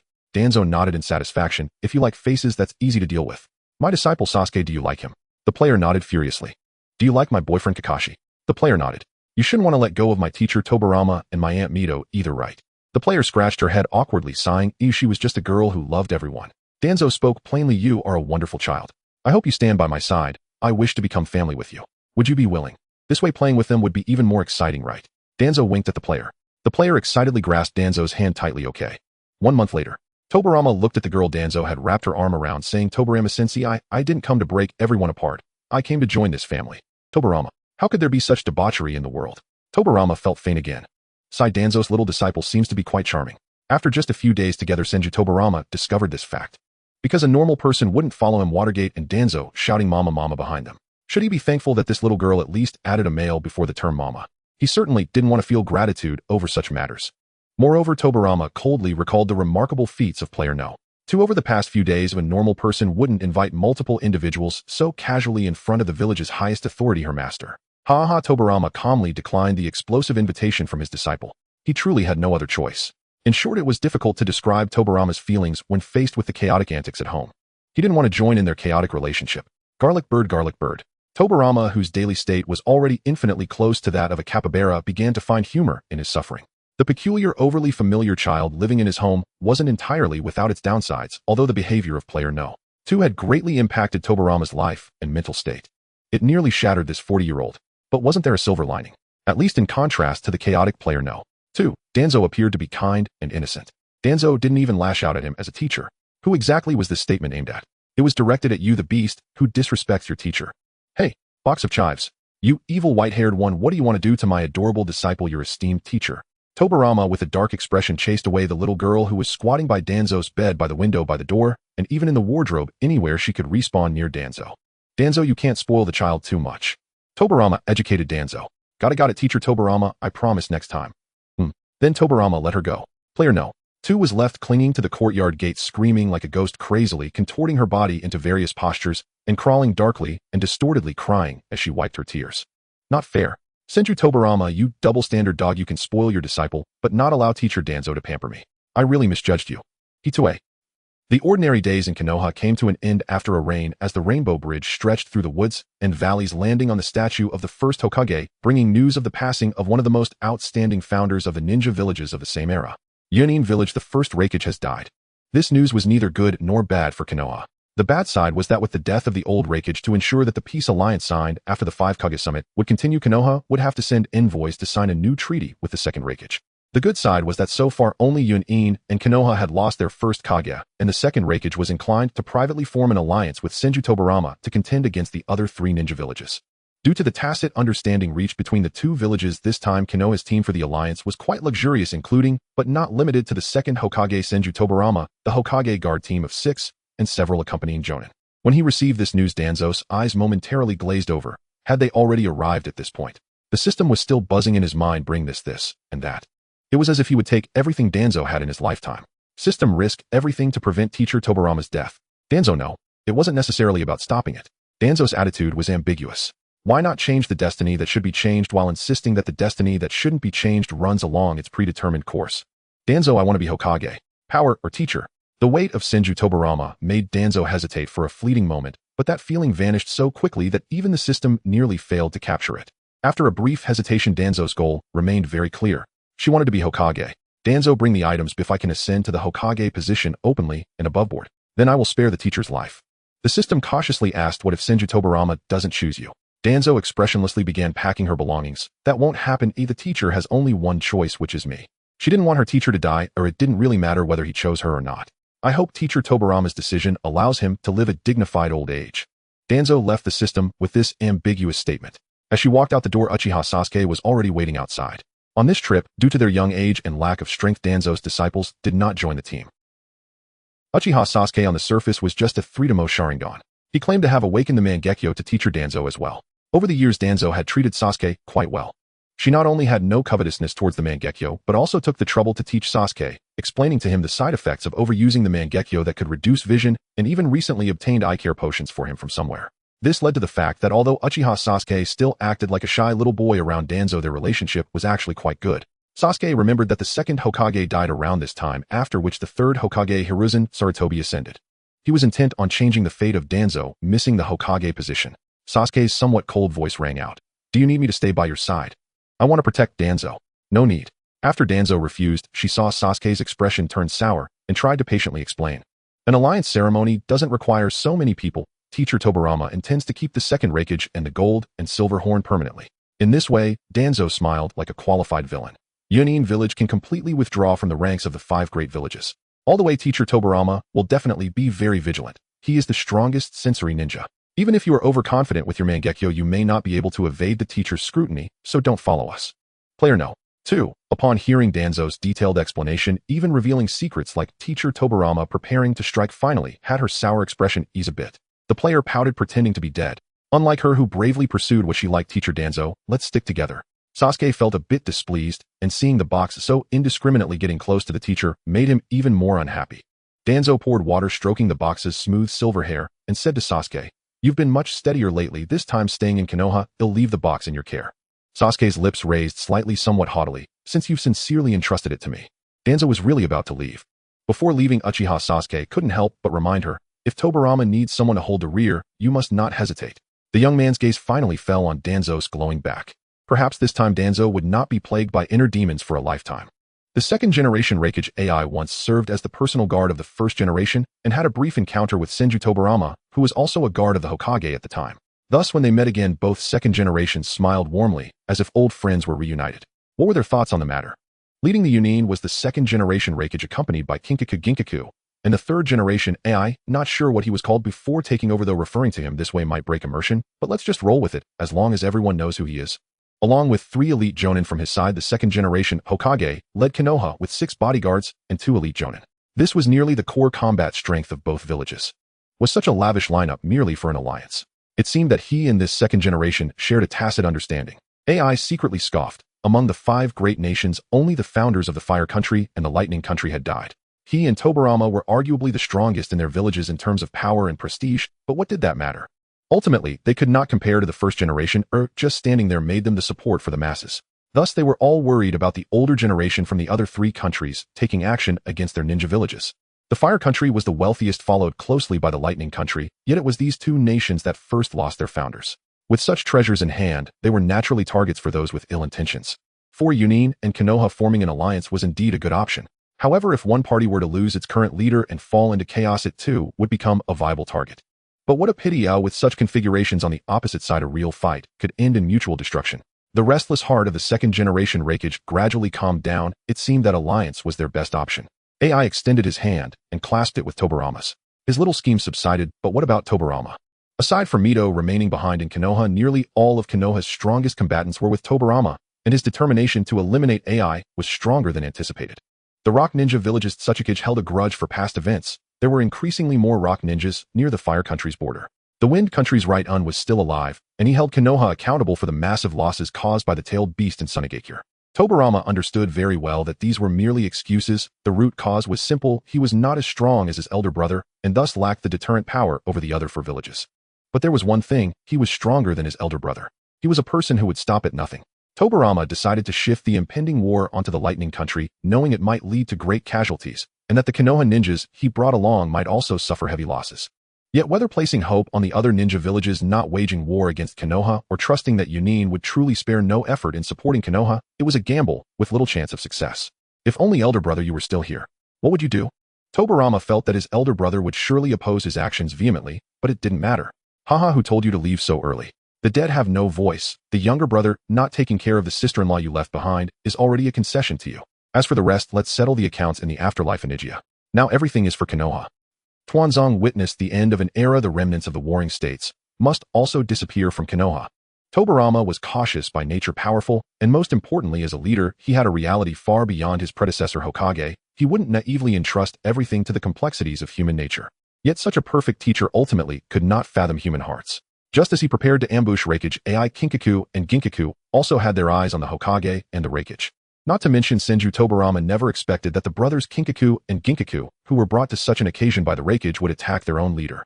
Even Hokage himself did not anticipate that the resentment of the 2 brothers who lost the election surpassed their loyalty to the village and to the first generation. This is human nature. Tuanzong suddenly regretted not bringing Sasuke along. He should have let that naive kid see what it means to trust others too easily. Both Tobirama's and Ace experiences were worthy lessons. System, have you finally gone crazy? This feels like a great teacher fully marinated. Tuanzang's daydreaming was noticed by Jing, who quietly took hold of Tuanzang's hand and squeezed it tightly. Don't lose focus. The 6 bodyguards standing on site were no pushovers. Tobirama entrusted several disciples with important tasks, each armed with a kunai marked by the Flying Thunder God technique. Once Tobirama signaled, all 6 would simultaneously throw their kunai to immobilize the Hokage's movements. This time they would definitely kill Hokage AI. Tobirama narrowed his red eyes, burying all his murderous intent deep within, deliberately distancing himself from AI. He had been sending friendly signals to AI, whether by leaving elite jonin behind in Yunin or maintaining a cautious distance. Tobirama was intentionally dulling the senses of his prey. With the Flying Thunder God technique, a mere 10 meters could be crossed in an instant. After a few moments, Tobirama would be grateful for the decision he made. AI. As it was a familiar voice, Hokage instinctively responded to the call. Yet even if they held the same status in this context, the Hokage could only refer to AI as Your Excellency. Who would dare address the name of a Kage directly? AI had already sensed something was amiss. Unfortunately, it was already too late. Responding to the holder's words would result in being sealed within the amber purification jar. The second generation Hokage had fallen for the trap. The Kinkaku and Ginkaku brothers tightly bound Tobirama, forcing him to speak the incantation. This was not good, and ninja combat information was crucial. Given the ruthless actions of the Kinkaku and Ginkaku brothers, this rope's function clearly wasn't merely to make Tobirama talk. Without any hesitation, Senju Tobirama ordered go. Taking advantage of Kinkaku and Ginkaku slaughtering Hokage's forces, the Konoha group fled swiftly. However, there were too many people, and they could not outrun the bloodthirsty Kinkaku and Ginkaku brothers. Tobirama watched his disciples silently express their judgments. Uchiha Kagami remarked, in this situation someone must act as bait to draw them away. Bait, huh? Akimichi Choji pursed his lips. Whoever goes will definitely not survive. Who will go? Tuanzong stepped forward decisively. You'll go. At this moment it seems she has finally conquered her inner demons. Tobirama-sensei, would you recognize me like this? Senju Tobirama replied, then we will go together. Tuanzong, is something off? Tobirama's expression darkened. Perhaps at this moment fleeing alone was the best choice. But if he could not stand in front of everyone, what kind of Hokage would he be? For Senju Tobirama, the honor of his elder brother, the honor of Hokage, and the honor of Konoha far outweighed his own life. I never expected that at my age I would still have such passionate moments. Tobirama sighed. You all go as Hokage before I die. No one shall harm Konoha's ninjas. I will join Tuanzong and do my best to buy time for everyone. Tuanzong, teacher, I hate you. At this moment the only comfort that Danzo could find was in the thought that as long as Hiruzen did not win, he would not be considered defeated. Danzo had no time to indulge in idle thoughts. He held his breath and concentrated, waiting for the pursuers. Fortunately, Kino stayed behind to eliminate AI and clean up the Lightning Shadow's subordinates, leaving only his brother Jino and a dozen of his subordinates before him. In terms of strength, Jino was inferior to the god of shinobi, but the few six paths treasures left to him by his elder brother made Hiruzen's tactics cautious. Hiruzen was unaware of all the activation conditions of the six paths ninja tools, yet having seen the Lightning Shadow ensnared before him, he focused on stalling the fight and rarely approached Jino. Hiruzen pondered. The gold binding rope forced the target to speak their words of power upon contact, and those words would inevitably appear on the Seven Stars sword. This was certainly not without purpose, so out of caution Hiruzen refrained from speaking those words. The Flying Thunder God technique required high-speed calculations for corresponding coordinates, and as he split his focus between his words and avoiding the opponent's banana fan attacks, he found himself in a precarious situation. However, Hiruzen was not fighting alone. Danzo had chosen a good moment to enter, and with Hiruzen deliberately creating opportunities for him, it was at the moment Jino swung his banana fan that Hiruzen was burned by the ninjutsu. Summoning technique. Blood scattered as the summoned dream moth appeared, now even larger than it had been 10 years ago. It opened its mouth to swallow, and with Danzo's wind release, a massive vortex of wind took advantage of Jinno's unpreparedness to snatch the red gourd he had left on the ground, disrupting the use of the banana fan. Damn it! Jino shouted angrily, roughly grabbing his hair. He was completely indifferent to the subordinates who had perished at the mouth of the dream moth, only complaining, if Kino knew I had to use my ultimate technique against a brat from Konoha, he'd definitely laugh at me. Forget it. Jino was too close to Hiruzen. At the moment the raging-tailed beast chakra erupted, there was barely half a meter between them. Water release, great exploding water wave. Jino laughed wildly. I am a descendant of the sage of six paths, the master of the nine tails chakra. Do you really think a mere water release can restrain me? The second Hokage was nothing more than this. Yes, he truly was nothing more than this. Hiruzen did not refute, but instead stepped back, revealing Danzo, who had appeared behind them at some unknown time. The Freedomo Sharingan activated its Jinjutsu. Jino fell into an illusion, and from his perspective, both the second Hokage and the girl with one Sharingan were torn to shreds by his claws. Then he heard a voice from above his head. It was familiar, the devious girl behind the white-haired Senju, who was equally sinister in her actions. Wasn't she dead? Jino, you should die now. Die. How could I, a descendant of the sage of six paths, die? I still want to conquer this world with my elder brother and dominate. In the gigantic oval water prison, Hiruzen soared freely within the water, densely packed with explosive tags nearly enveloping Jino, obscuring his features. At the moment of the final blow, Hiruzen leaped out of the water prison.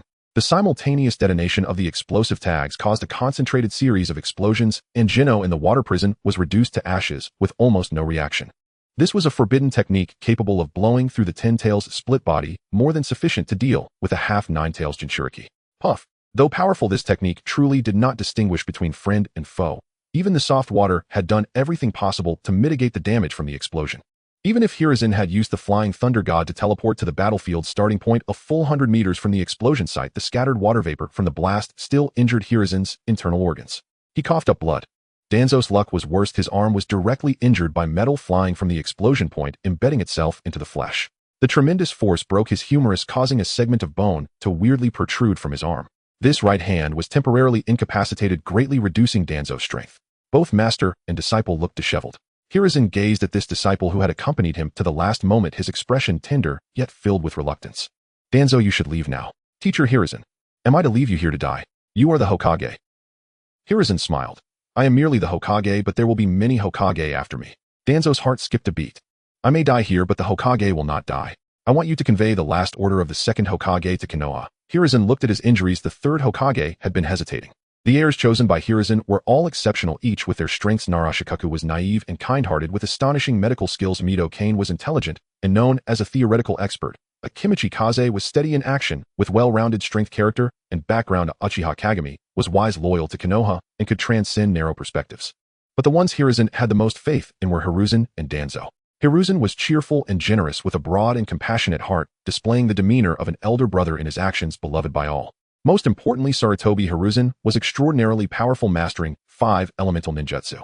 His signature technique, the 5 releases barrage, was known far and wide, and his contracted summoning beast, the Monkey King, was immensely powerful, comparable to a tailed beast. Together their strength even surpassed that of a village leader. Danzo was much more similar to him, calm and composed with extraordinary strength.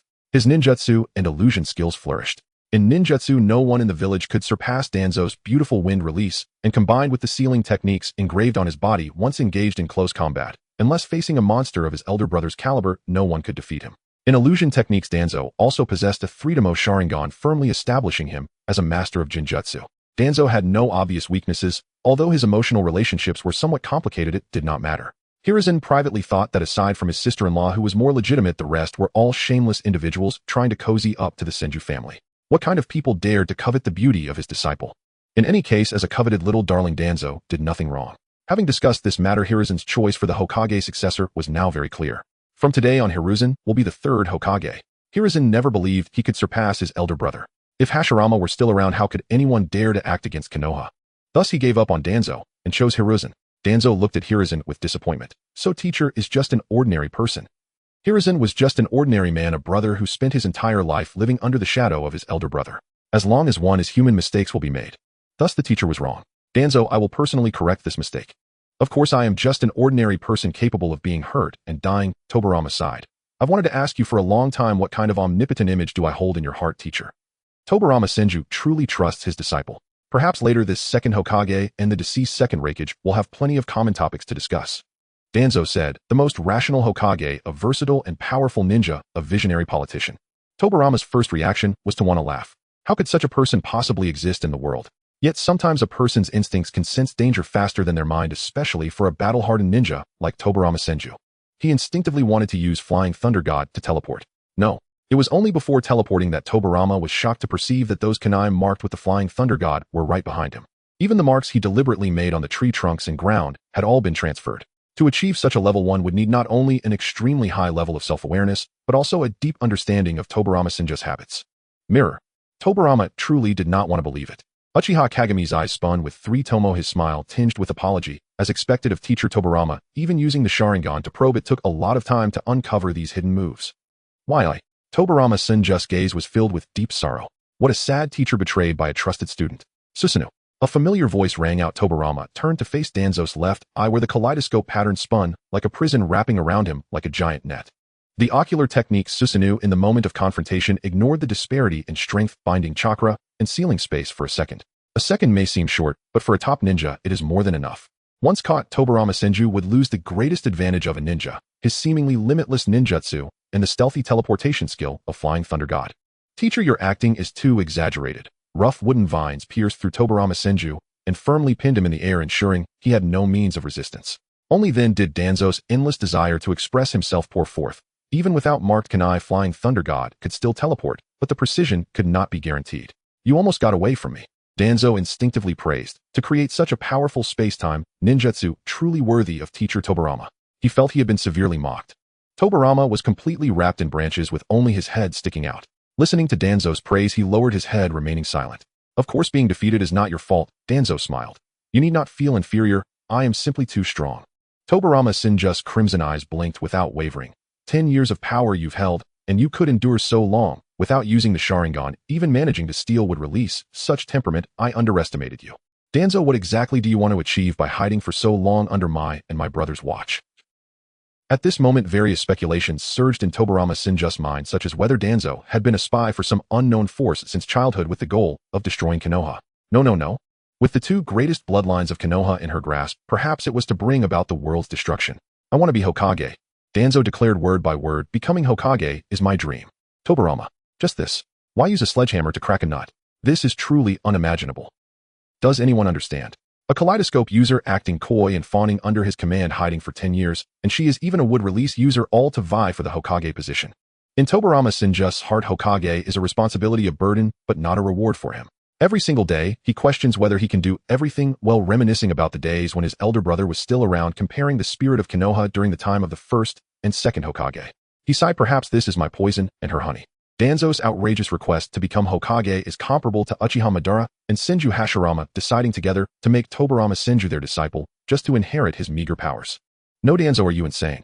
At this moment, Tobirama-sensei even began to genuinely doubt whether pure Uchiha blood flowed through Danzo's veins. Tobirama thought, let's not worry about how Danzo acquired would release. After all, the body of my elder brother is preserved by me. Am I still unaware of any missing limbs? Perhaps Danzo not only possesses Uchiha blood, but also inherited Senju blood. In any case, if the Hokage position can pacify Danzo, then some matters can truly be negotiated. So can we let these damned vines which are moving around in my body left there to absorb chakra in case Tobirama goes berserk come out? The feeling of something moving inside my body is truly bizarre. Tobirama struggled to call out Danzo's name. Shimura Danzō Dark Version refused to communicate. Tobirama then turned his gaze to Uchiha Kagami. It was only at this moment that Tobirama realized that the seemingly soft and gentle child in front of him, who did not resemble an Uchiha, also had his own sharpness. Kagami, why? Uchiha Kagami had always been a calm observer making rational choices, just as he abandoned the Uchiha to stand with Konoha, believing that such actions could balance both sides. So being scolded by his family as a traitor was not a problem. So being mocked behind his back by the Hokage faction as a hound under Senju was also of no concern. Kagami simply felt that this approach could maximize benefits, easing the relationship between the Uchiha and the village, and allowing him to shine beside the Hokage, becoming part of Konoha's leadership. Uchiha Kagami's voice remained as steady as ever. Teacher, if Hisashi becomes Hokage, he won't be able to stop Danzo at all. Only when Danzo sits in that position can we six avoid turning against each other. The Uchiha will have a future, and you can have a good end. I am simply making the most advantageous choice. Everything is for a better future. You will understand me, won't you? Absurd. How did she acquire those powers? How could those bloodline clans submit to a leader who harms his comrades? Konoha is not a cruel experimental ground. We cherish our comrades. Danzo waved his hand to interrupt. All right, teacher, let Hashirama and me discuss these matters. Are we good people? The Uchiha Madara corpse you stole the research on Hashirama's would release sells the experimental materials used for Edo Tensei one by one. We are truly on equal footing. Stop talking about these intangibles. Formally notifying you, Tobirama-sensei, you have been confined to my little black room. Danzo declared this decision with utmost seriousness. This is the first command issued by me, the third Hokage. She looked up and down at the disheveled Tobirama-sensei, suddenly recalling the nonsensical words of the players. Player no. 2. This little NPC is seducing the players in a crime again. I'm going to suck it up. As for the charge you seduced the third Hokage and ended up in the little black room, remember to reflect on it. Uchiha Kagami pointed at his own nose. The real boyfriend is here, huh? Tobirama-sensei's face turned pale. What? Well, he has gone in. The world has finally become peaceful. How did you end up here? Just a freedom, Uchiha. Danzo's occasional displays of genuine feelings always felt awkward. You should have retreated with Hisashi and the others. This is not a battlefield for you. She felt a bit restless. Last time Jing had died in Yunin village, their 6-person team was too conspicuous, so they chose to scatter and escape. Unfortunately, Danzo and Jing had bad luck during their retreat, being chosen by a pursuing enemy. They indeed possessed strength surpassing that of elite Jonin nearing shadow level, but withstanding a team of well-coordinated elite Jonin was still quite troublesome. Moreover, that bastard from Yunin village, the third Hokage, emerged under the pretext of avenging the second, but only took away the amber purification vase, left by the gold and silver horns, showing little diligence in pursuing them. In such circumstances, the two not only had to guard against the subordinates of the gold horn, but also be careful not to run into the third Hokage's team. Thus, Jing became the first to die in this battle. Danzo's words were harsh, but fortunately Uchiha Jing understood his aloofness. Because I'm very worried about you. Sensei Tobirama likes to keep a backup plan. If he gets away, it'll be troublesome. Uchiha Jing pulled out a series of objects marked with the Flying Thunder God technique from his pocket, slowly approaching Danzo. You're worried about me too. Am I worried that you might die? Danzo's words were highly aggressive, yet Jing did not shy away, shooting straight. I just want to cherish every moment of being alive with you, dear third Hokage. Jing was always able to keenly sense the anxiety within Danzo's heart, using beautiful words to tease him. His sincere and gentle language combined with his naturally delicate drooping eyes made Uchiha Jing always successful in social interactions. He appeared too gentle and harmless and too skilled in the art of language. Thus Danzo smiled. Stay close to me, don't die. Just a week ago, Uchiha Jing had celebrated his 25th birthday. Would he die? Danzo believed that fate had always favored her, such as the deaths of Hashirama and Tobirama, which were deemed unchangeable destinies. One should conform to the will of heaven. Fate that did not favor her, like Hisashi succeeding as the third Hokage or Uchiha Jing's death, was something that could be overcome with determination. It was a damnable fate, and Danzo did not believe in destiny. Danzo felt that she was stronger than ever before. Even if surrounded by a team of elite Jonin like in her previous life, it mattered little. They were just a bunch of ants. Let the storm come even fiercer. Systemo. So cool. The extreme overconfidence led Danzo to confront the enraged Biju-transformed Gold Horn directly. On one side was the Gold Horn in a complete victory state enhanced by rage buffs, and on the other were Jing and Danzo, who had just gone through a battle with chakra severely depleted and Jing's Mangekyo in a brief cooldown. This was a battle destined to be extremely difficult. The Biju-transformed Gold Horn clad in impenetrable Bijou armor saw the Six Paths ninja tools belonging to his brother in the hands of Danzo and Jing. His brother was dead. Post-transformation, the Gold Horn retained his personal consciousness, yet his emotions were influenced by the Bijou chakra, making him violent and aggressive.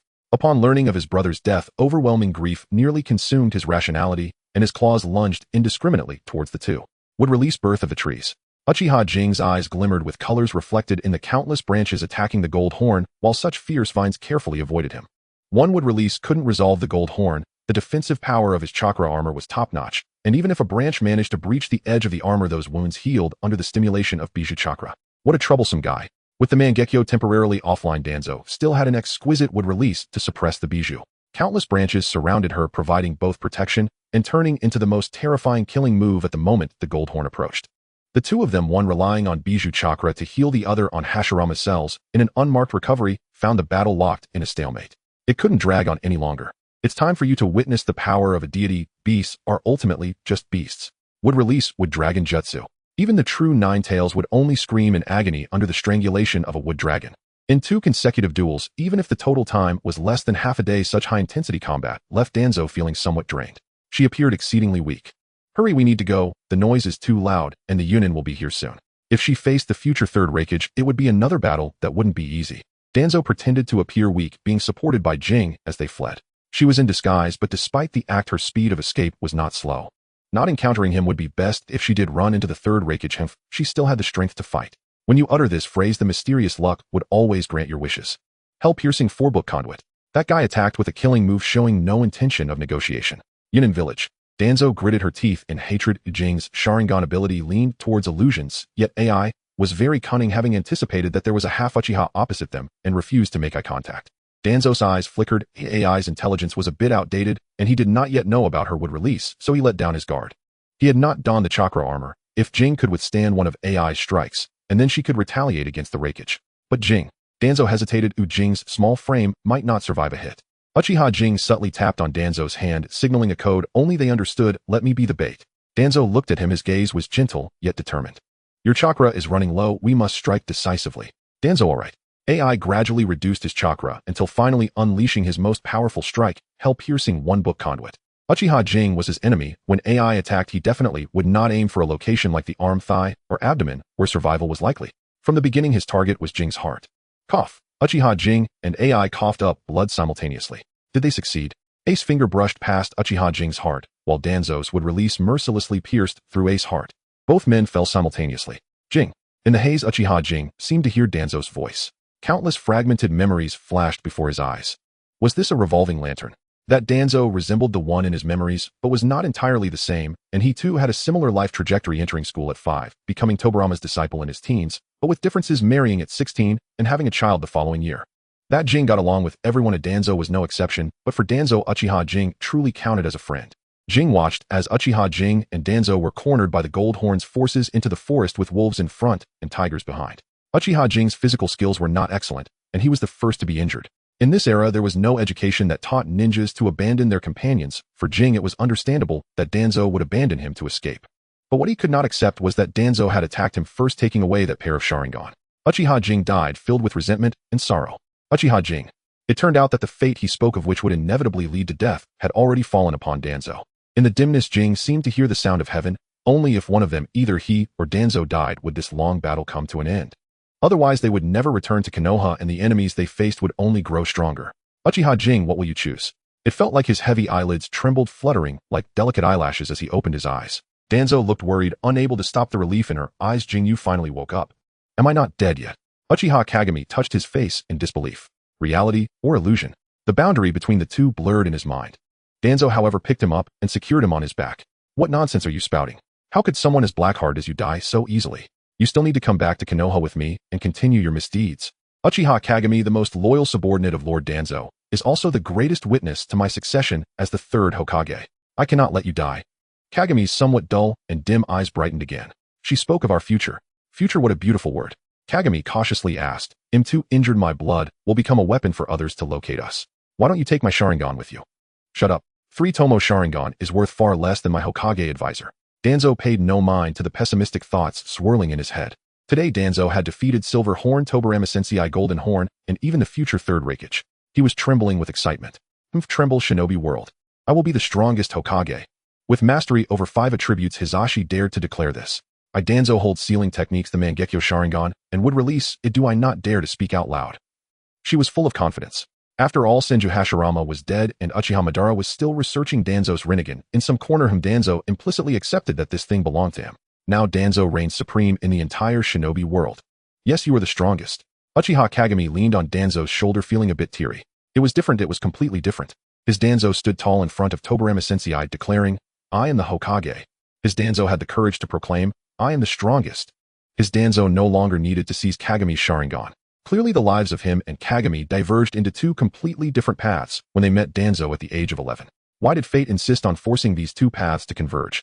Hey, what are you afraid of? Danzo's appearance was quite disheveled, his face covered in tiny wounds and dirt, yet his eyes shone brightly. Kagami, trust me. I will definitely take you back to Konoha. Uchiha Kagami forced a smile, instinctively diverting Danzo's attention. I'm just a bit sad. I never expected to grow old so quickly. 25 years old is no longer youthful enough for the 3rd Hokage, right? Are you going to break up with me? So what are you talking about? I'm discussing serious matters with you. Danzo was speechless. Half of his body was wrecked by the 3rd Hokage ninjutsu, and he was still thinking about such matters. Kagami, you are simply terrifying. Uchiha Kagami smiled slightly. How can the happiness of the second half of my life not be considered a serious matter? Your upper body is almost gone. Let's consider the lower half after your injuries heal. Danzo mumbled, letting you take a bit of verbal advantage first. Once you're healed, I'll break up with you dramatically. Ooh, I won't let you cry. Then promise me you can't say those unhappy things until your injuries are healed. Uchiha Kagami suddenly hugged Danzo's neck. Yes. You must take care of the injured. Danzo felt a bit aggrieved being the strongest in the shinobi world. Damn, Uchiha Kagami, such a demanding little thing. Angry, she kicked a thick tree branch hard while leaping through the forest. Uchiha Sasuke is an ungrateful brat who holds grudges and disobeys. He threatens me. You should talk to him less in the future. Yes. Hisashi is also annoying. He already has Lake Biwa, yet still acts so unseemly, always getting close to other women. Alright. Danzo was truly helpless. He felt a bit tired and never expected Kagami to have such strong opinions about the people around her. Koharu is also very annoying, always asking you to go shopping, and even likes to flirt with you using medical ninjutsu. Uchiha Kagami seemed to envision Koharu's smug face. Yet you are so undisciplined, you always indulge her. Fire. Wind. Lady Mito. Stop. Brother, are you going to make it back to Konoha after saying so much? Danzo was genuinely surprised. The two engaged in a casual conversation as Danzo moved swiftly. They quickly reached the border between the land of lightning and the land of fire, and they were about to exit this expanse of mountains and endless forests. Danzo, we are about to get out. A certain monk, sensing the rampant chakra of the Nine Tails in the land of lightning, stood at the border of the land of water, gazing into the distance. Nine Tails chakra appeared and then disappeared. Uchiha Kagami's smile was bittersweet and reluctant. You are about to get out. For a ninja, self-termination is the best choice to prevent being captured, tortured, and leaking information. The whole process is brief and not painful, leading to the eternal sleep that belongs to a ninja. Uchiha Kagami, if I die, you can take my Sharingan with you. I will be very useful, you know. I already told you not to. Slightly envious, Nagato is so fortunate. With the Mangekyo, it would be difficult for his Sharingan to become Danzo size. Danzo, what is wrong with the Uchiha? Why are they all devaluing their own eyes? Uchiha Kagami, Kagami will always like Danzo. Saying I love you is too heavy, whether for the dead or the living. So liking you is enough. I like you enough to give you my life and eyes. But I do not love you. System announcement. Uchiha Kagami, convertible. How sudden. Danzo, Kagami, we have come out. At the border of the land of water, that imposing figure paused. He sensed the chakra of the two Nine Tails, chaotic and not from the Nine Tails. So those two mixed bloods of the Kagaya clan from Kumogakure. How strange, or why did I feel that the Nine Tails would appear in Kumogakure? Forget it, that's not important. It started raining. The damp rainwater flooded over his mouth and nose, creating a suffocating feeling, as if drowning. Kagami, wake up. How noisy. What is that thing ringing in his ears? I remember I should be dead. He lost his eyes and jumped off the cliff, flowing away with the water. Danzo. The Tomo and Uchiha Shizui's eyes overlapped at that moment, the kaleidoscope Sharingan reappearing. He did not understand why he who had lost his eyes and should have long been dead would once again see the light, but Shisui would never mistake it, even though his appearance had become youthful. This was definitely Danzo. Did Danzo save him? What the hell? Uchiha Shisui did not comprehend the meaning of this action, but one thing was certain: Danzo would absolutely not let Uchiha go. Konoha Uchiha. Once the manipulation of Konoha's higher-ups came to light, the Uchiha clan would undoubtedly face annihilation. However, he had no better options left. The Sharingan spun rapidly, Betsutenshin. No. Uchiha Shursui felt dizzy. What was this? By what right did you use my body to harm those I vowed to protect with my life? What do you mean by my body? My head hurts. Blood seeped from the corners of Uchiha Shizui's tightly shut eyes. This body was severely damaged. Any ordinary ninja with such serious injuries would have long been dead. Only due to Uchiha Kageme's strong abilities and vitality combined with Danzo's mediocre medical ninjutsu to prolong his life was he barely clinging to existence. The blood trickling from the corner of his eye was not as much as that flowing from his chest, but Danzo still noticed something was off with Kagami on his back. Is your body in pain? Hang in there, we are returning to Konoha, hold on. Is this Danzo? Danzo would speak in such a gentle tone. It was shocking to Uchiha Shursui, who had always been cold, unyielding, and filled with prejudice against the Uchiha clan, that the Hokage's assistant would communicate with him in such a tone as if soothing a child. Then Uchiha Shursui heard Danzo calling him. Kagami, do not sleep. Kagami, I will take you home. Home. Uchiha Shursui had no family nor a home. But Uchiha Kagami did. Before Uchiha Shursui completely lost consciousness, he did not know whether to be shocked that he had become his own ancestor or shocked that his ancestor had such a good relationship with Shimura Danzō. Forget it, let's be shocked together. The scene of Danzo carrying Uchiha Kagami back, leaving a trail of bloody footprints, was indeed very striking. Danzo, Kagami. Tsurugi Komatsu rushed forward in one leap. Are you both all right? What could possibly happen to me? I am very strong. Danzo allowed Komatsu to pat him all over. Compared to Kagami, her injuries were indeed minor. The injury that had almost severed her arm had healed during the battle with Kinney, and the remaining wounds were from a side wound sustained while fighting Reikage and some minor scratches. In contrast, Uchiha Kagami's injuries were far more severe, with a large hole in his chest through which the scenery on the other side could be vaguely seen. This massive penetrating wound was nearly touching the heart. It was truly a miracle that Uchiha Kagami had survived to this point. Danzo gently placed Kagami on the stretcher and said seriously, Komatsu, I entrust Kagami to you for now, while I have more important matters to handle. Her gaze was heavy as she scanned the solemn faces of those standing at the village entrance. Everyone, Teacher Tobirama has sacrificed himself, and we need to discuss the new future of Konoha. Shimura Danzō was Tobirama-sensei's beloved disciple and the only known individual who might be aware of the second Hokage's final words. She turned and walked towards the Konoha conference room, with Uzumaki Mito being the first to respond, following behind Danzo. Mito stepped forward and gently grasped Danzo's hand, offering silent comfort. Danzo's respect for Tobirama was evident, and the one most heartbroken over Tobirama's death was likely her. I'm fine, I'm good. If not for the inappropriateness of laughing in this situation, Danzo would have genuinely grinned like a fool. Today, Danzo will become Hokage. After Teacher Tobirama and I defeated Ginkaku, we prepared to retreat, but encountered Kinkaku and his troops. Teacher Tobirama, outnumbered, chose to perish together with Kinkaku. His final instruction was for me to inherit the position of third Hokage. These are all your words. How do we know that you, Shimura Danzō, are not lying? Danzo tilted his head to look at the speaker, the Hyuga clan leader. Are you questioning me? Well, Danzo, don't blame Takuma for being straightforward. It's just that this is too suspicious. After all, he was the great Tobirama-sensei, a powerful ninja. How could he possibly be matched by Ginkaku and Kinkaku? Nara clan leader stepped forward to smooth things over. While he felt that the Hyuga clan leader's words had ulterior motives, it was indeed suspicious that such a strong figure as Tobirama-sensei met such a demise. Danzo looked at them, HMPF, the wolf-hearted individuals. The moment the news of Teacher's death broke, they could not wait to leap out to seek benefits. It was truly disgusting. The Hyuga clan jumped out eagerly, the Inuzuka Nara and Akimichi clans hesitated and probed, while the Uchiha simply watched. I don't believe Teacher was that strong, Danzo said with a hint of sarcasm. If Tobirama-sensei was truly strong enough, how could others question his last wishes? Is this the Konoha that Teacher Tobirama wanted to protect? After all, Tobirama-sensei is already a dead man. Danzo didn't mind elevating Tobirama's status. Everyone knows he excelled in space-time ninjutsu, so it's not that he didn't want to escape, but rather he couldn't. Ginkaku and Kinkaku possessed the Six Paths ninja tools and had mastered the ability to tail beast transformation.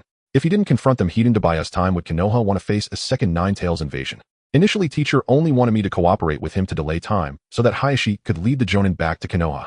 However, when Ginkaku and Kinkaku transformed into tailed beasts one after another, Teacher made a resolute decision and stated that if he did not return, I should inherit the Hokage position. Not long after I left, I encountered the lagging Kagami. We were detained by the Umbu of the Cloud Village, and Kagami was severely injured. During the battle, we heard a massive explosion. Teacher Tobirama had used the mutual explosive tag technique to take Ginkaku with him, leaving no trace behind. As Danzo spoke, his eyes reddened slightly. Everyone believed his words. Yes, the Hokage was such a great leader. The Hyuga clan leader said, it's truly a pity for Lord Tobirama, but how can we be sure that Lord Tobirama designated you to succeed the third Hokage position rather than someone else? Such words. as Danzo's companions and members of Tobirama's team facing the Hyuga's blatant power grab all, but Komatsu, who was absent, had cold expressions and stepped forward to express their support for Danzo. Danzo's expression remained calm. I understand that it is unreasonable for Lord Tobirama to designate a Hokage. Although Konoha is currently in turmoil facing pressure from other ninja villages at any moment, I understand his desire to avoid creating issues in a critical time, but this decision indeed feels like a slap in the face. So let's vote for an election. How did the first Hokage Senju Hashirama ascend to power? How did the second Hokage Senju Tobirama ascend to power? Then how should the third Hokage ascend to power? The moment these words were spoken, everyone looked at Danzo with changed expressions. Those with ambition were overjoyed, the neutral faction looked on with admiration, and the former Hokage faction could not wait to vote for Danzo on the spot. Danzo great. Both the first and second Hokage were the undisputed choices for Hokage at that time. Tobirama Senju might have just needed an election ceremony, but at that time Hashirama had just passed, and everyone was busy mourning, lacking the mood for such matters. Now that the Hyuga had raised doubts, Danzo did not mind following along with his words to hold a Hokage election. Was she joking? Did she think that her earlier praises for teacher Tobirama were said in vain? There was a teacher who sacrificed for the village. Danzo gained significant points. What? This teacher even designated Danzo before his death. Never mind how this information known only to the higher-ups got out. Oh, anyway, the second Hokage chose her, so I will choose her too. The second Hokage sacrificed himself for the village. How could the person he trusted possibly harm Konoha? Danzo gained another point. Before long, more rumors spread that the so-called election was actually Danzo's own request. The reason being he did not want his teacher to be labeled as appointing his own kin. Oh my, what a righteous person. It would truly be a shame if such a righteous person did not become Hokage. 1 week later, in that same large conference room, watching the voting results, who would claim the position of Hokage? Amidst the cheers of the crowd, the Hokage hat flew high into the air. Danzo laughed triumphantly. I am the third Hokage. If you were to ask Danzo what her first act was upon becoming Hokage, she could confidently tell you that it was to place the nepotistic hat she had taken from her teacher Tobirama upon her own head. The power structure of Konohagakure is roughly divided into 6 departments: the Umbu, Administrative Department, Education Department, Analysis Department, Interrogation Department, and Police Department, with the Administrative Department being the primary target for Danzo's overhaul. Initially, the Administrative Department, established by the first Hokage Senju Hashirama, aimed to provide a platform for various ninja clans to have a voice. Regardless of size, clans that joined Konoha could secure advisory positions where these advisors would collectively discuss significant matters concerning Konoha, devise strategies, and solve problems. However, over the following decades, many clans gradually declined or even vanished, with their positions being replaced. Some prominent families could even occupy 4 to 5 seats within the advisory council. If these old geezers were aligned with Danzo, things would be manageable. But if they were as clueless as the Hyuga, they must go. All of them must be replaced. Whether the Hokage holds real power depends on the foundation beneath them. To be honest, among all the Hokages of Konoha, only someone like Namikaze Minato stands out as a lone commander. With Danzo ascending to power, the status of her confidants also soared. Especially the companions from Tobirama's class, as staunch supporters of the Hokage faction, each held high positions. The clan of the Uchiha had keen insight. After Danzo's rise, the current clan leader wisely entrusted the advisory position to Kodo. With Nichiren succeeding as the clan leader, he also snatched away his father's advisory position. Danzo, upon seeing this, pondered for a moment before decisively granting Nichiren 2 additional titles, one as an aide to the Hokage, which was merely an honorary title that sounded impressive, the other as the head of the education department, as Danzo appreciated Nichiren's persuasive skills. Mizuhamoto was of commoner origin, but that was fine. Danzo appreciated his down-to-earth attitude and appointed him as an advisor. Akadu Takafumi had no interest in power. Although he accepted the advisory position from the clan leader, he declined Danzo's invitation, preferring to enjoy good food and fun after missions. However, under the strong insistence of his friends, he felt somewhat pleased. After all, while he didn't want power, he didn't wish to be entirely disregarded. Even knowing that Danzo was after the reputation of the Inuzuka clan, Takafumi readily acted as a bridge for his old classmates, recommending 2 eager juniors. It is said that the Inuzuka, Aburame, and Nara clans form a trinity. Due to the lack of suitable children from the other 2 clans, Takafumi was placed in Tobirama's class alone. However, Takafumi's brother had companions, so a branch member from the mountains and the youngest daughter of the Nara clan became the deputy minister and minister of the interrogation department. As for Uchiha Kagami, the current clan leader and minister of the police department, was chosen by Tobirama, a very straightforward fellow. Sometimes Danzo felt uneasy just looking at him, as he somewhat resembled Hashirama. Was that something one could say? In any case, because Tobirama had shown great admiration for him during his lifetime, and since there were still many high-ranking positions available, Danzo took a moment to think before deciding not to transfer Uchiha's leader's position, but instead appointed Kagami as the minister of the Umbu. My minister of the Umbu is worth far more than Tobirama's minister of the police department. Up to this point, Danzo's personnel adjustments seemed reasonable. After all, Senju Tobirama also favored a similar approach after he took power, until she publicly announced the appointment of Uzumaki Mito as an advisor to the Hokage. Hokage-sama, isn't this inappropriate? Danzo-sama, please reconsider this. To this Danzo had only one reply. I am the Hokage. Uzumaki Mito had also heard the opposing voices questioning. Is this really okay? What's wrong with it? Danzo replied nonchalantly. With less than 10,000 people in Konoha, there are over 500 leaders, when you add them all together, of which 33 are advisors. Advisors. Danzo elongated her tone with disdain. How are they really valuable? For every 1 or 200 Konoha citizens there's one leader, and among 15 or 16 leaders there's one advisor. Danzo looked at her seriously. Giving you an advisory position is an injustice, Mito. You are my 1 in 10,000. Damn it. A bunch of useless chatterers think they can touch my sealing master and the Nine-Tails Jinchuriki. Who is more important? Danzo had already made her decision. Successfully winning Mito's favor, Danzo rushed to her next task. The exquisite white paired with the exquisite red, the over 20-year-old third Hokage truly looked spirited, although a bit childish. Teacher, I am already the third Hokage, you know. Perhaps all antagonists have a buff for verbosity. Danzo was no exception, as she elaborately described to the defeated Tobirama how she used him to secure her position as Hokage, how she deceived allies and Konoha's ninjas to become the third Hokage. Simply put, it was like a child. At this moment, the one wielding power between the master and disciple had become Danzo. She had never realized that she had so much to say without the need to consider her teacher's thoughts or weigh her words. Because the person before her was Senju Tobirama. Senju Tobirama, who lost all identity along with his authority. In a sense, her once lofty teacher was now even less than an ordinary commoner, as Danzo still had to consider her image as Hokage when facing others, needing to display a leader's demeanor. However, in front of Tobirama, she could do anything without any need for pretense. Senju Tobirama felt somewhat complex in mood, sensing that he was witnessing a formidable side of Danzo. Everyone has a dark side, but often this darkness can only be known by oneself. Now Danzo was sharing this side with Tobirama. Sometimes I really don't understand the meaning of locking me up here, Senju Tobirama said expressionlessly. Is it just to vent your own desires?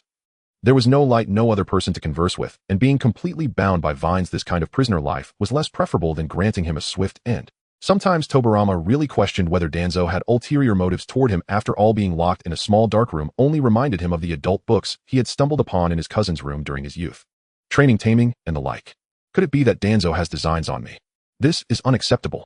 Because I'm worried someone might resurrect you with Edo Tensei. Danzo was honest. After all, with Tobirama in her grasp, there was no escape for him. Thus Danzo had no desire to conceal her dark thoughts, stating frankly, before I turn Konoha and even the ninja world into a single voice, you cannot die, teacher. Although Edo Tensei has now become a forbidden technique, it is not surprising that ninja world players, even those with experiences like mine, might use it a little. My teacher and Lord Hashirama are both prime candidates for Edo Tensei. This possibility must be eliminated.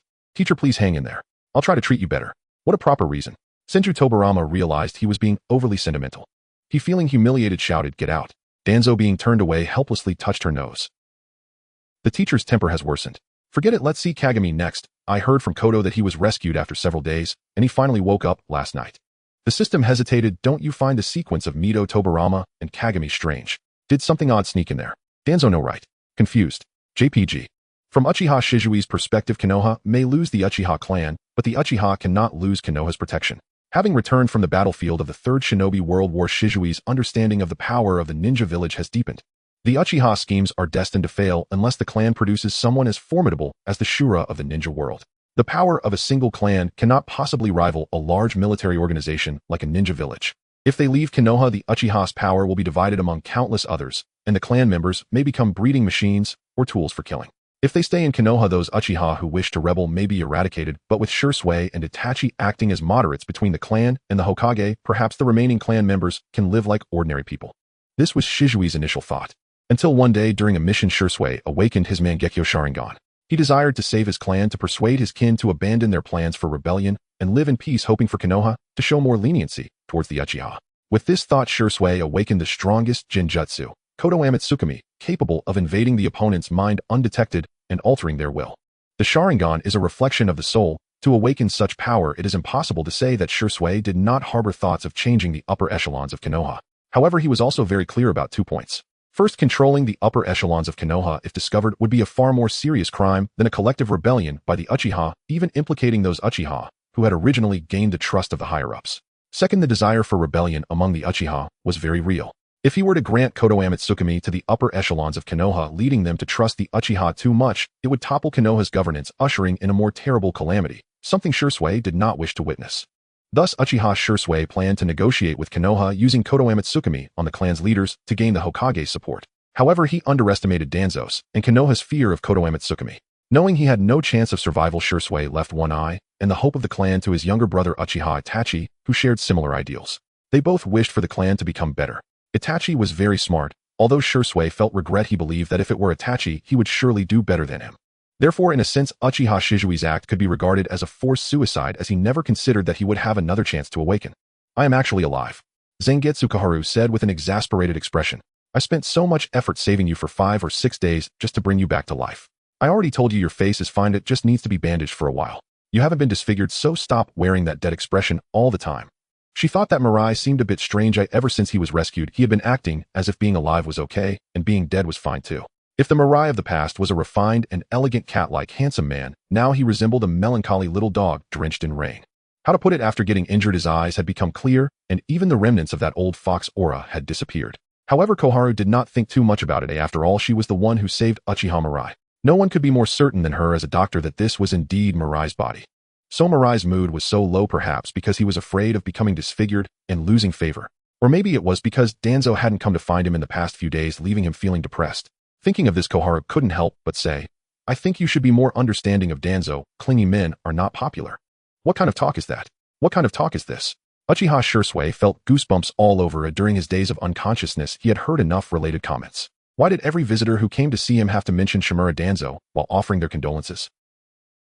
Although he had spent a few days in the rescue room, Uchiha Shisui had calmed down. After regaining his rationality, he felt that his desire to control Danzo was too easy to expose, so he gave up. But this did not mean he could smoothly adapt to coexisting peacefully with this enemy who had disrupted his plans and killed for his eyes. Shisui listened to the advisor Zangetsu Koharu rambling on as the topic had shifted from Mirai's lack of understanding to praising Danzo. No one wanted to hear about Shimura Danzo's great achievements. Okay, actually it sounded like Danzo was indeed a significant contributor to Konoha. If she could be a bit kinder to the Uchiha on that basis, that would be even better. Uchiha Shizui's eyes glazed over, feeling as if he had truly died a little. Keikoharu, if Danzo is busy, he can come to see me later. He stuttered while calling the names of the advisor and Hokage. Such a familiar address felt truly strange. Zangetsu Koharu was somewhat surprised, saying, You are surprisingly considerate. I thought you would make a fuss and try to bribe me to go to Danzo to complain for you. Just then Sarutobi Hizashi, who had walked in from outside, without anyone noticing, set down the consolation items prepared for him, casually sat down, and put his arm around Uchiha Shizui's shoulder, winking at Koharu. Koharu, you are such a straightforward woman. Our little Mirai is joking. What man wouldn't want to wake up and see the person he loves? Uchiha Shizui's eyes widened, pointing at himself. Huh. What loved one? Hizashi laughed lewdly. They say men can be spoiled and women's souls may wander. Mirai, I must tell you that you absolutely cannot confront Danzo Hiden. That guy is weak to gentleness. If you shed a couple of tears, Danzo might just promote you to a full-fledged member. Hizashi said, dramatically wiping his tears with a hint of boastfulness in his tone. Our poor boyfriend Mirai, all of his successes and failures hinge on this one moment. He who was the one who had a boyfriend title long before, but remained unmarried for years. It turned out to be Uchiha Mirai, who bragged about having a girlfriend since he was 12. Uchiha Shisui. His tone was very weak and his expression was extremely dazed. Huh? Am I Danzo's boyfriend? At that moment, Uchiha Shisui was utterly convinced. This world is fake. Wake me up quickly. Danzo Shisui misses you in another world. Jishui lay motionless on the bed as if turned to stone. He lowered his head, appearing to smile gently, but his mind was entirely occupied by the notion of having a boyfriend. He reminisced about the little moments shared with Danzo. First, he dismissed any notion of their blood relationship. Though Jishui had never met his great-grandmother, he had heard his late father occasionally mention her. She was a carefree woman who, after fulfilling her family obligations, married a handsome young man and lived a happy life. It couldn't be that Danzo, even at the cost of disguising himself as a woman, wanted to be listed alongside Grandpa Kagami in the Uchiha family tree, right? How intriguing. Jishui was certain of his parentage, but the more he imagined, the more terrified he became, beginning to suspect that Danzo's targeting of the Uchiha might stem from love turned to hate.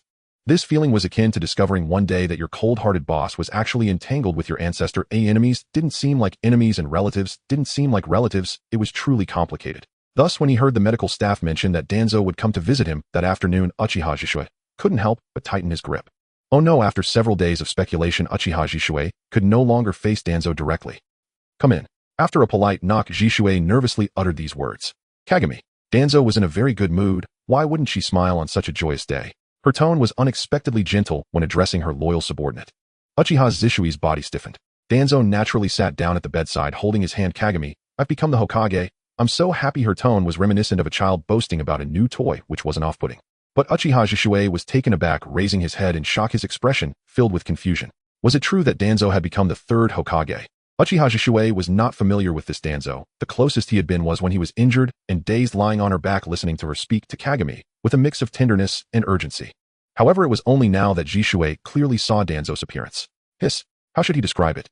Even though she wore the standard ninja combat uniform, and her messy short hair grew wildly due to her indifference to hairstyles, and despite her face and hands showing the wear of a ninja's life, she possessed a striking beauty that was not the delicate kind seen in shop windows, but rather a stunning presence that pierced the heart like a blade.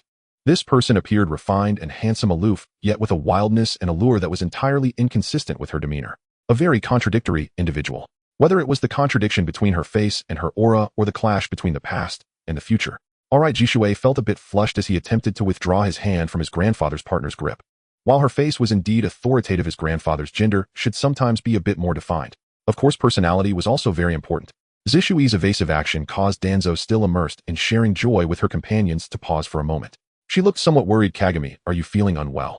You mustn't hurt yourself on purpose. You need to take care of your health. Danzo evidently recalled her promise to Kagami and completely failed to understand her good friend's obsession with love. Isn't power appealing? Uchiha Jishue, why does everyone think that Grandpa would intentionally harm himself just to gain Danzo's concern? Love-struck. Danzo embraced Uchiha Jishue, and as an experienced mentor had a set of insights on how to deal with love-struck individuals. Kagami, I want you to be my Umbu captain. I need you, and so does Konoha. What? Uchiha Jishue was shocked. The power he had sought for so many years had just fallen into his hands so easily. This was the Umbu captain. Zishui's expression turned serious. So it was like this he had truly misjudged Uchiha Kagami. The problem that had plagued the Uchiha clan for many years was actually resolved in this manner. At that moment, Jishue found his goal. Since his ancestor Kagami had already paved the way for him, all he had to do now was follow this path. First be a good Umbu captain, and then become the Hokage's wife. Danzo, I will take good care of my injuries. Uchiha Jishue had no idea how to interact with his partner, so he could only mimic his interactions with Itachi. Are you tired recently? Have you eaten? Have you slept? Yikes. What was he even saying?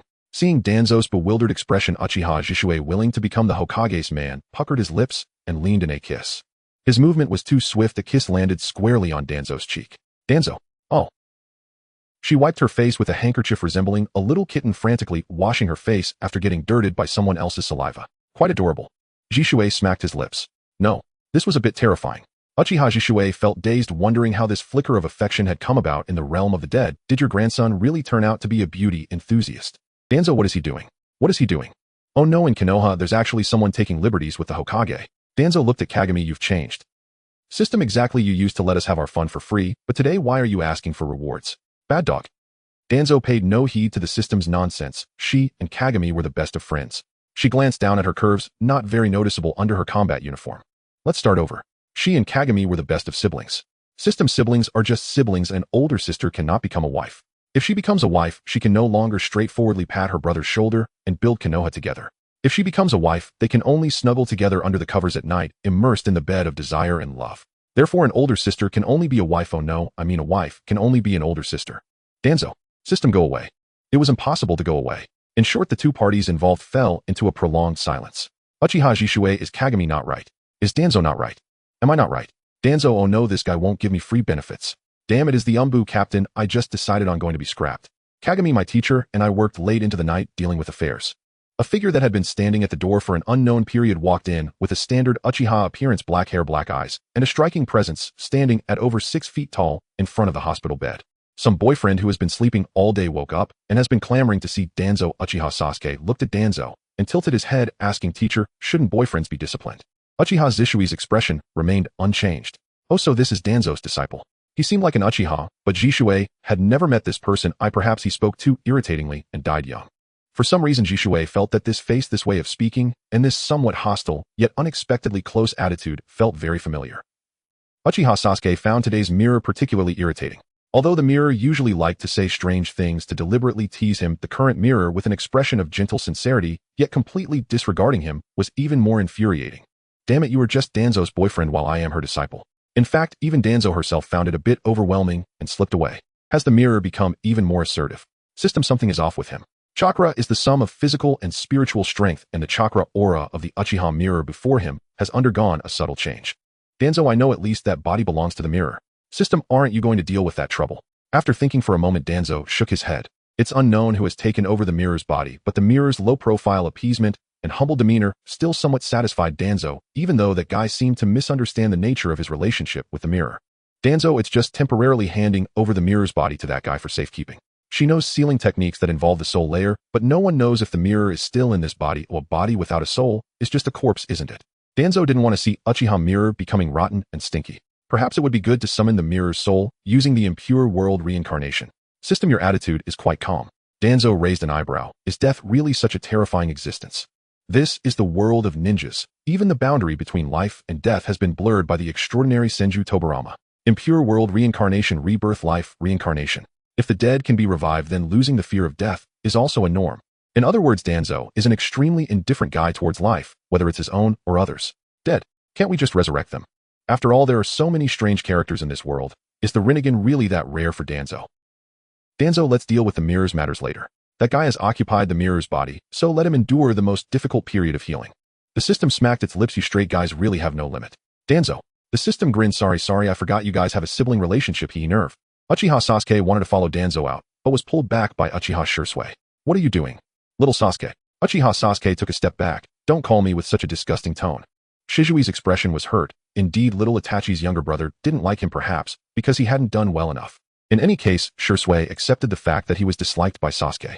Since Sasuke seemed to have a very good relationship with Danzo, it left him uncertain about his standing in Sasuke's heart.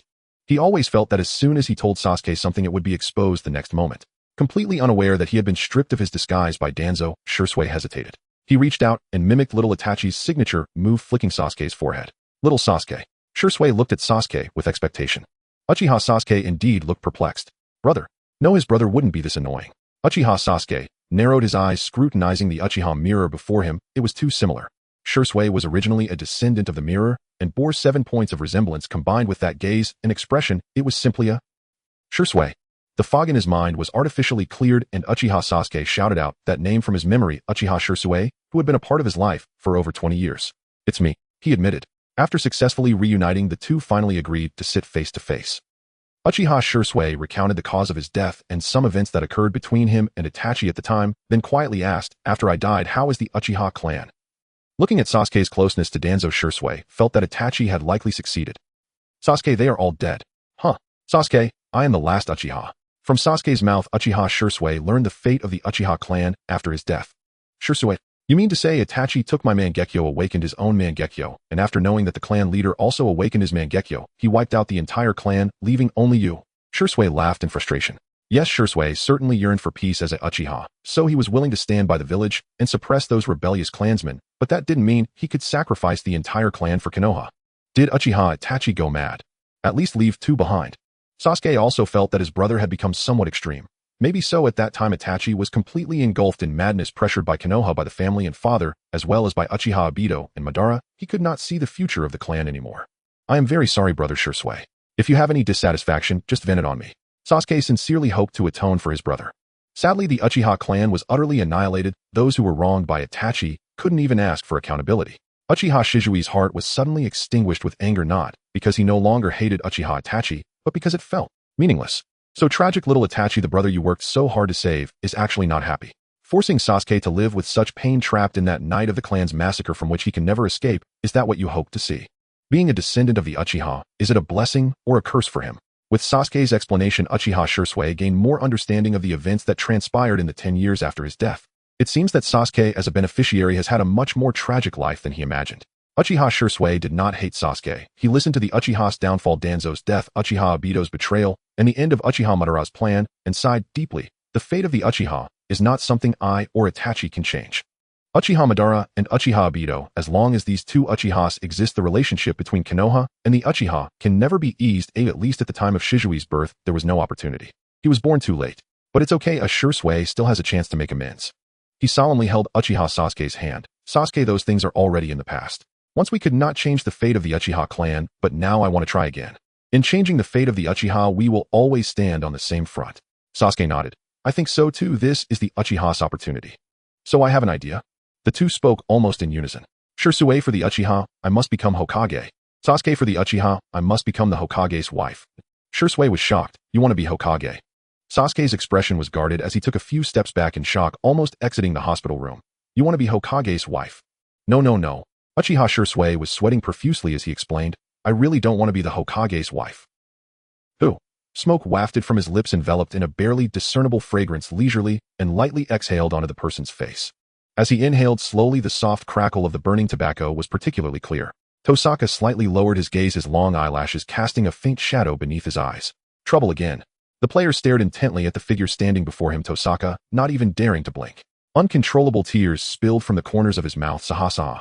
Good child, do you want to puff too? Tosaka's gaze fell upon her head. Is that allowed, Oi? Such a delightful opportunity. The player happily began rubbing her hands together. Why not? Tosaka had a high tolerance for useful individuals and allowed the player to take his pipe. As expected, this person had no experience at all, like a puppy eagerly suckling at the mouthpiece, then suddenly understanding how to operate it, taking a deep drag. Cough, cough. Silly fool, Tosaka chuckled inwardly, then took her hand. Don't suck hard with your mouth, instead use your nasal passages to draw in the smoke. Follow my instructions and give it a try. Tosaka half embraced her, holding the pipe, slowly teaching the student how to use it. How is it? Those upturned cat-like eyes held a deep affection. The player's cheeks flushed. I love you, teacher. Yet you go provoke those men. Tosaka lazily reclaimed the pipe, took a puff, and exhaled slowly. She turned her head, her gaze falling outside the window where the scenery of Konoha was shrouded in smoke. What a mesmerizing power, or perhaps this was how Hizashi felt back then. The player fidgeted, trying to argue. It's different, him just playing a role like them. Last month, I slept with a Nara child. The month before was Inuzuka and Uchiha, and this month 2 Hyuga and a Hitaki. Too much energy, so they come to help me, their teacher. Tosaka couldn't even be bothered to count those small ninjas or the men and women from the brothel. She didn't mind her disciples' flirtations as long as they were strong, loyal, and useful to her, just as Hizashi had demanded of his disciples. However, the player's behavior was a bit excessive. Those abandoned lovers were fine if it was just a game, but those who developed real feelings and sought death daily severely affected Tosaka's work. You terrible person, not only do you not work, but you disturb my tools. The player complained, it's not my fault, but it's all their fault. In the one who needs love the most, why is their love more scarce than mine? A little kindness gets them right away. Possessing unparalleled beauty, extraordinary talent, a powerful background, and an abstract personality, the player said, I'm here to experience love, but I feel nothing at all. Since this can't make me feel loved, I might as well move on to the next. If only teacher would spend more time with me. The player revealed her true intentions. Greedy little brat, Tosaka scoffed, isn't my love for you already enough? Everything you do is under my surveillance. I know exactly which lover you whispered sweet nothings to, what you ate today, and how you plotted against Sasuke behind my back. You are my eyes and ears to the outside world, the roots of my control over Konoha. I love you without a doubt, don't I? Yeah. Such a pathological love. But the player was appeased. What serious person would remain in a game endlessly conquering? She's not a content creator. Her mother's money was enough for her to enjoy a lavish life for 10 lifetimes. The player didn't lack for money, as she just wanted an abundance of love. She snuggled tightly against Tosaka. Teacher, please pay a bit more attention to me. On Tosaka's panel, the player's name was already marked with converted. Tosaka could now face those who rushed in, shouting love with calmness. Is this your reason for keeping the existence of new players a secret? Tosaka already knew that player 2 was a bit eccentric. A new player had appeared, but this person just wouldn't speak, deliberately writing it down, waiting for Tosaka to find out on her own. The player confidently stated, oh, if teacher is really watching me, you must know, right? This is also a test for our little Sasuke. The player said slyly, if little Sasuke knows and doesn't report it, that's a crime. Teacher, will take care of him. Tosaka felt a headache. That was your senior brother. Do you even remember why you came here? Tosaka asked, so you already know the identity of that person on the other side, right? Tell me. This is an order from the Hokage. The player immediately engaged, covering her face in bliss. Teacher's so strict, I love it. If it's teacher, I can do it. Don't be inappropriate. Tosaka pinched her brow. That guy'll call her number 3 for now. Landed in the Hidden Mist Village, but the customized character has descended in Konoha on Uchiha Kagami. Player 2 glanced at Tosaka's expression. The Uchiha character related to the Hidden Mist Village is probably only Madara Uchiha, and Tosaka calmly stated another name. And there's Shirsue Shunshin Shirsue. Uchiha Madara is still unaware of which corner he's hiding and playing with his eyes. Uchiha Obito and Kagami have basically no connection and wouldn't show such a low posture in front of her. Considering how twisted these players are, the Uchiha and Kagami's body is likely Shirsue. The old trope of the dazzling Uchiha genius and the nameless hidden mist female ninja loving and killing each other is indeed what these players love the most. Player 2 pouted. Damn, this guy really knows how to play the grandparent-grandchild Donburi. Sounds even more thrilling. Teacher, please don't get tempted. Who would be tempted by that? Tosaka really wanted to scream. Don't project your feelings onto others. I wouldn't do that. Player 2 said, if you don't believe me, let me play with Tobirama, teacher. Am I not still your favorite? You secretly play in such a thrilling little black room without me. Why not bring me along? Tosaka replied. My relationship with Tobirama-sensei is innocent. She weakly defended herself and her teacher. Really?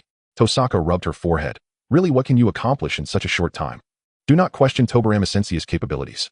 Next time I bring food, I'll take you along. Okay, the player knew when to stop. She leaned against Tosaka, watching her draw on the map of the hidden mist village, and began to annoy Tosaka again.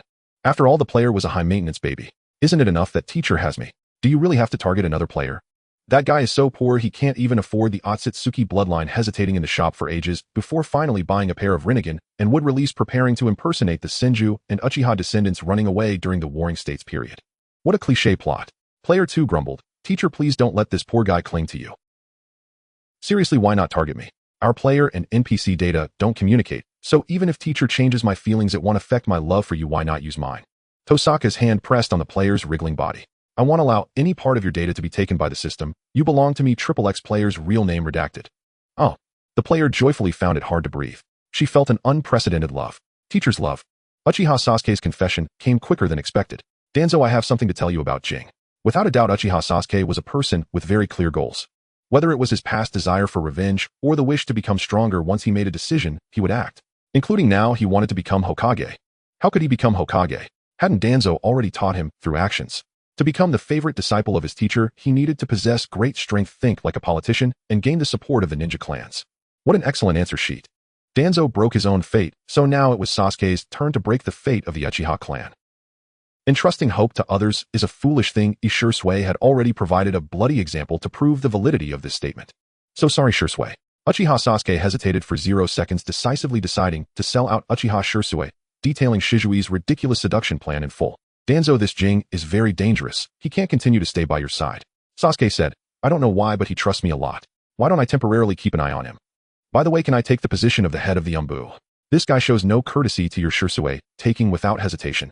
Danzo didn't even bother to nitpick Sasuke's excessively ridiculous words. "A guy occupying Jing's body trusts you so much and shares the entire plan with you. Does that sound reasonable?" Years of teaching have led Danzo to develop the skill of turning a blind eye. At least Sasuke was willing to use words to appease me. That shows some intent. "I can let you temporarily take the Umbu leader's position, but that Jing belongs to me."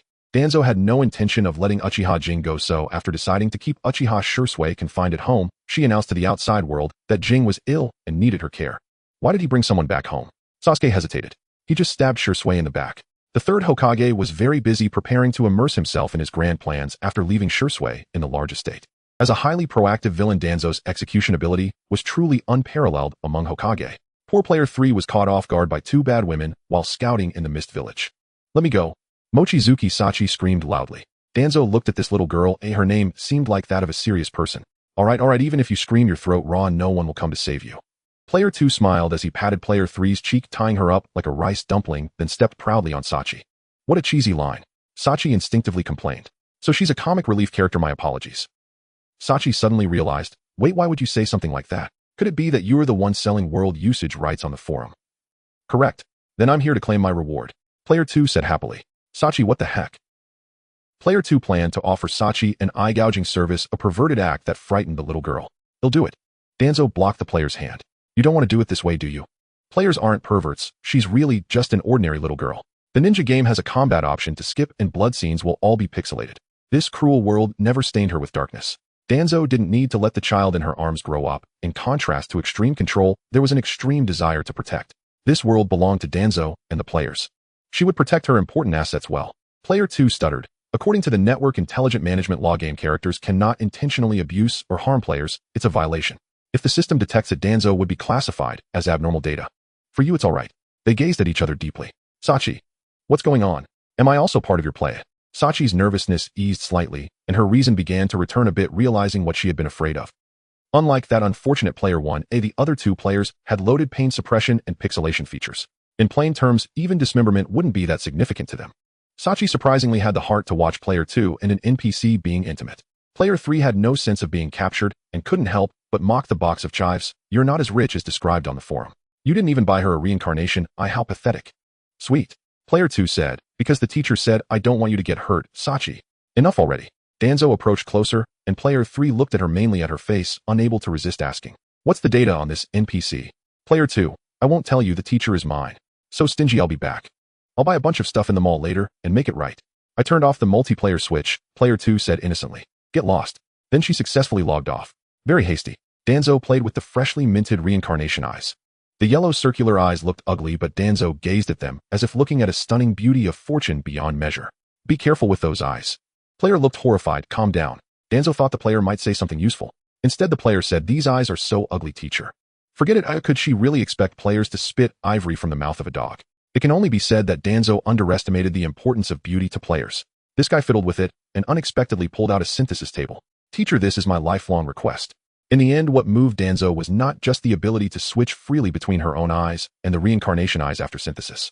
There's also the fact that this thing could retain the abilities of the kaleidoscope. So what are we waiting for?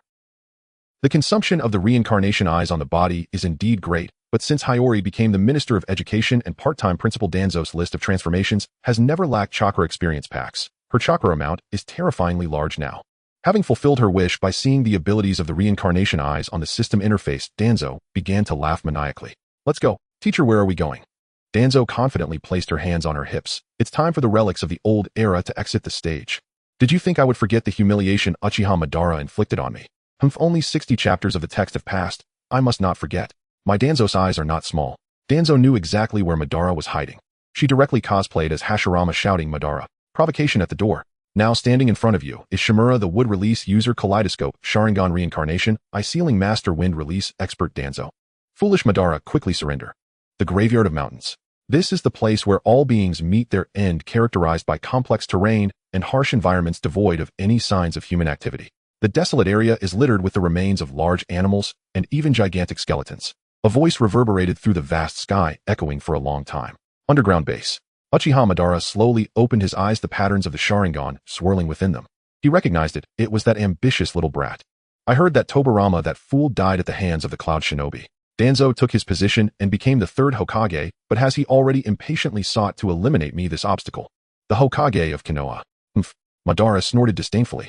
Uchiha Madara would not initiate trouble. After all, in the eyes of this proud man, the ninja village is merely a cage for tailed beasts, and the Uchiha are my reserve eye stock. Until the moon's eye plan requires the use of such things, there is no need to invite trouble, as he has no interest in safeguarding weak little creatures or the decayed Uchiha.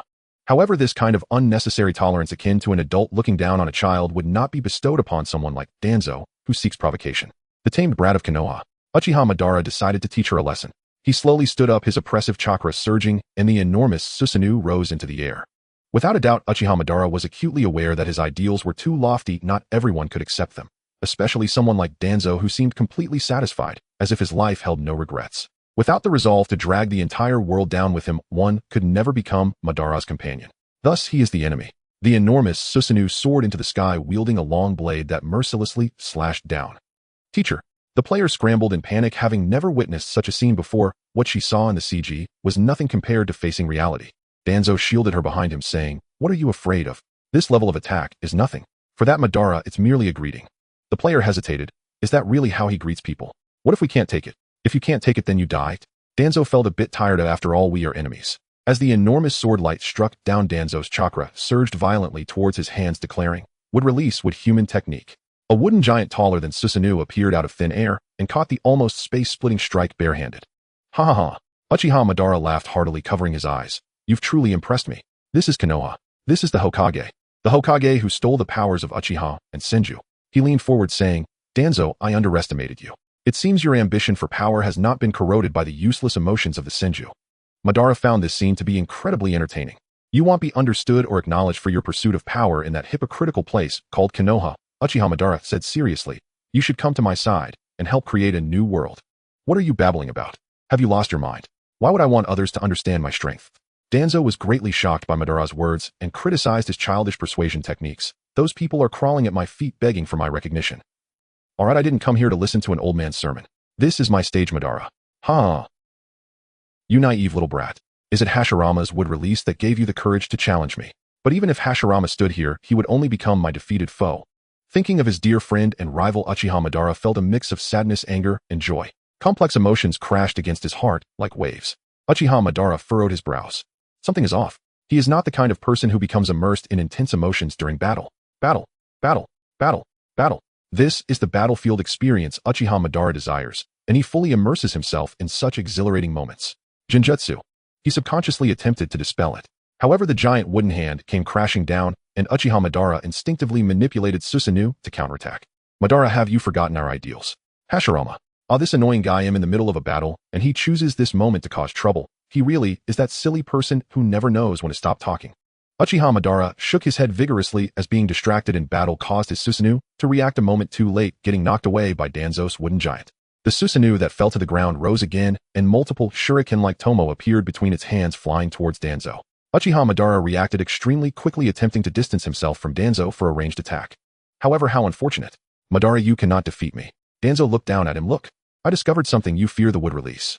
You believe your incompetence caused the death of your only brother, right? How useless, Lord Madara. Why do I feel this way?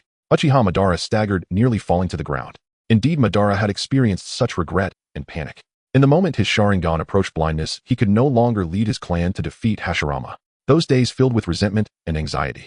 Uchiha Madara is human. Being human means he would panic over losing his eyesight and his means of survival. Danzo very cooperatively added, darkness technique. A mere darkness technique. Unbeknownst to him, darkness came and went. The enormous Susanoo automatically disintegrated, and Uchiha Madara held his head, staring blankly ahead. He faced those golden Rinnegan. Do you see? Madara, this is the power you have always yearned for, the power of a god. Raging soul, the desires of man are endless, and they are my blades. A tremendous, unresolvable sorrow enveloped Uchiha Madara, leaving him utterly unable to resist. His soul cried out for battle, yet he could not defy his physiological instincts. He could only weep. So pitiful. Danzo reached out to catch that drop. Madara, you are crying. You are not as omnipotent and invincible as you claim, Danzo said with a smug smile, hypocritically teaching him, Madara, you are a strong man, and strong men should not indulge in emotions like a child's play.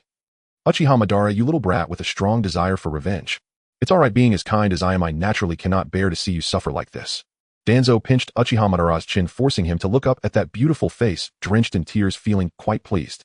Harmony, soul, the wailing souls of the world find relief in my eyes, and all things return to tranquility, depriving the target of all emotions.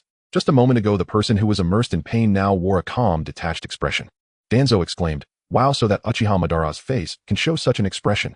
What a terrifying ability. This ability is simply amazing, perfectly suited for Danzo's big mouth. Alright, let's go, my captive. Danzo's tone became lighthearted. Teacher, aren't we going to deal with him? The player made a cutting gesture around her neck. Danzo replied seriously, he is still useful. Just thinking about Uchiha Madara, who was beaten by Ijan like a rat in the Fourth War, working like a horse for me at my roots, makes me feel so good. This is the life that I, Danzo, should lead. I said, could it be that you have a collection obsession with the Uchiha? Are you planning to turn the Senju residence into a separate Uchiha estate? Uchiha Madara rested his chin on his hand, saying, if Sunjust's second brother found out, he might just come back to life, you know. The chakra of the Uchiha clan is highly distinctive, and Uchiha Madara would never mistake it. It's quite impressive that 3 Uchihas are residing in this small Senju house. This guy was sitting nonchalantly on the floor, completely unaware of his status as a captive, even when a mischievous player deliberately asked, what's it like to be made to cry by Master Danzo? Uchiha Madara could frankly share his feelings, saying it's quite fascinating. To be honest, I haven't thought about my lovely little brother in a long time. Time has passed too long. Even profound feelings can be washed away by the years. All that remains for me now is regret, and I feel like I'm starting to forget what Senna looked like. However, my brother has always been a very adorable child. The player bit their handkerchief, saying, wow, such a beautiful brotherly bond. You know, players can't possibly refuse a pair of beautiful brothers. She muttered things that Uchiha Madara couldn't understand as she walked away. Uchiha Madara, what a strange child, but having the courage to talk to me, I'd say that's at least somewhat passable in terms of bravery, right? Danzo snorted coldly, is that courage? You really underestimate the player's bravery. Whether it's talking, flirting, or even getting intimate, players are quite bold. I say you. Uchiha Madara suddenly leaned forward. Though you seem like a closed-off person who doesn't speak much, I feel like you must be thinking something, right? I'm really curious, why not kill me? Just like Hashirama did. Or perhaps, Uchiha Madara took her hand and placed it on his face. Is it because you have some thoughts about me? Don't be ridiculous. Danzo casually patted his face with his hand. Why would I kill you? Which owner gets angry with their pet? Uchiha Madara. That line is clearly something I said, right? His point of focus is quite intriguing. Danzo replied, now it's mine. The handsome entrance and pretentious quotes are all from me, Lord Danzo. Such a childish brat. Uchiha Madara shot her a glance before slowly collapsing onto the floor. Lying on the dry wooden planks, basking in the long-lost sunlight, was a rare moment of relaxation for Madara. But as your senior, the last lesson I must teach you is that when facing an enemy, the best solution is to kill them. You shouldn't have left me alive. One moment we're laughing and joking, the next I send you to the afterlife. Uchiha Madara struck without mercy. TCH. Then he was elbowed by Danzo. I already said I am Kimui now. You are too weak. Uchiha Madara clutched his abdomen, retching a few times. Those eyes completely unable to resist. Unable to escape, unable to rival, unable to defy. What kind of teaching are you talking about? Danzo pressed on his shoulder. Then, as your junior, I would also like to teach you a lesson. Never oppose a strong opponent. Look at you being made to look so pathetic by just an unnamed pawn. How will Madara achieve his ideals? What do you mean? The Sharingan has the ability to exchange information, and in that moment of eye contact, Uchiha Madara's mind flashed with more images. It was the future. He thought he had earned victory, but this time the future was even more detailed. Stepping on Uchiha Obito's body to become the Ten-Tails Jinchuriki, activating infinite Tsukimi Black Zetsu, extracting his heart, the progenitor of chakra, making an appearance. What does Uchiha Madara's life even amount to? Is this a joke? What then is the meaning of his existence as he roams the world like a specter? Philosopher Uchiha Madara pondered life and reached a conclusion: a damn life, I'm done with it. Hey, are you preparing to commit suicide since you can't kill me? You're a bit extreme. Danzo smiled as he caught Uchiha Madara's falling body, indulging in a wicked whim, arranging him to lie flat, with his arms crossed over his chest. Uchiha Madara turned his head away, refusing to engage. Now you're also a miracle. Miracle. Uchiha Madara found that term quite disgusting. Hey, let me ask you, do you think this world is false or real? Uchiha Madara looked at Danzo. Just show me your memories. Are you still caught in infinite Tsukuyomi? The creator doesn't care about the characters under his pen. He merely finds the life of a ninja cool and novel, so he paints a story centered on ninjas where the battles and wars become mere background spoken of in a few lines by the protagonist. Then what do we count as? Uchiha Madara asked, have you finally gone mad? Mad. If the world is a game, I will do my utmost to seize the crown. Danzo looked at Madara. Do you really not understand what I'm saying? If this is a reasonable world, why can't ninjas choose the life they want? What limits us to the positions of killing and being killed? Being strong to the point of respect, strong enough to instill fear, I can understand, but to be strong enough to become a tool in the hands of the weak, what kind of logic is that? Uchiha Madara was left speechless. This is what it means to be a ninja. This is a game. Danzo told him this world is inherently false. There's no need for infinite Tsukuyomi at all. Madara, the world is like a game. We are all players. Why not play a game together happily? Uchiha Madara. When an idealist wanting to activate infinite Tsukuyomi, to turn the false into reality, meets a carefree player treating the world and its beings as a game. Uchiha Madara, kid, I think you're a bit too extreme. Senju Tobirama, how did you teach this disciple of yours? I have begun. It was truly a warm family dinner. After a tiring day of work, the members of the Senju family rarely gathered together to share a meal. Without a doubt, the head of the family, Danzo, sat at the main seat of the round table, with Uzumaki Mito on his left and Uchiha Madara on his right. Beside Madara sat a player with a vacant spot between them belonging to Sasuke, who was working hard overtime. So where is Senju? Well, just like there's no wife in a wife cake and no couple in couple lung slices, it's perfectly reasonable that there is no Senju at the Senju dining table. Therefore, these minor issues are not the focus. Uchiha Madara was eating the tofu sushi placed in front of him, looking utterly bewildered. Oh, why was he even here? Oh, right, he had to involve himself to stop Danzo from manipulating the world in such a terrible manner. Never would he have imagined that the old man would return to his old profession, picking up the script titled, "To Save the World, I Must Redeem My Archenemy's Beloved Disciple." Although Madara was not a good person in the worldly sense, do not doubt his love for this world and its people. The members gradually took their seats, and Madara glanced at this one and that one. Uchiha Kagami's pale face held a look of confusion in his clear black eyes. This was very normal. When he left Konoha, this junior was only 4 years old, and not everyone could have extraordinary memories like Danzo. Madara skillfully ignored the fact that Danzo was an old ghost. Then he turned his head, meeting the gaze of Hashirama's wife, who calmly nodded at him. Uchiha Madara raised an eyebrow. He certainly recognized Mito, and he was sure she recognized his identity as well. Could you remain so calm when facing the rogue ninja who indirectly caused your husband's death? Madara felt a bit melancholic. Such a resilient character, if cultivated well, would surely become a formidable opponent in time. What a pity. The battle-crazed Madara expressed his regret, then labeled the Uzumaki clan as decayed. Danzo bit into a piece of fish brought over by Mito, saying, "It's delicious, Uchiha Madara. Wasn't that supposed to be a serving utensil?" Mito melted under Danzo's gaze, covering her lips with a light laugh. She felt all her day's fatigue dissipate and could work for Danzo for another 100 years. Br. Uchiha Madara's eyes held confusion. Did Danzo not have hands? Why did Hashirama's wife have to serve him food? Wait, is this how you Senju spoil your children? Uchiha Madara's expression turned serious. Perhaps it was this overly accommodating environment that shaped Danzo into such an exceptional character. Madara gradually understood everything. So this is how Tobirama acts as a teacher. Yes, he still chose to curse Tobirama with strong personal feelings. Uncle Madara, is it good? Uchiha Madara's thoughts were interrupted by a voice. He turned to look at the little girl sitting beside him. The player watched Madara chew on the sushi, feeling a bit envious. Thank you, that's very thoughtful of you. Uchiha Madara politely expressed his gratitude. Danzo's little disciple was very considerate and seemed to have learned of his preferences from somewhere. Madara could never refuse the kindness of others. Hihi, can I touch your grandpa's wife? Such a beautiful lady, how lovely. What is a grandpa's wife supposed to be? Madara widened his eyes in shock. What kind of outrageous words were those? He glanced around. Uchiha Shursui had nearly buried his face in his bowl, devouring food vigorously, finally able to escape the persistent player. So don't look at him, he has no experience dealing with such incidents. Danzo and Mito both had expressions that said, what's wrong? Is there anything strange about this? Madara began to doubt that he might indeed be getting old, or was he hearing things? But looking at the player extending two claw-like hands, something was off. What on earth happened to Konoha during the years he had been away?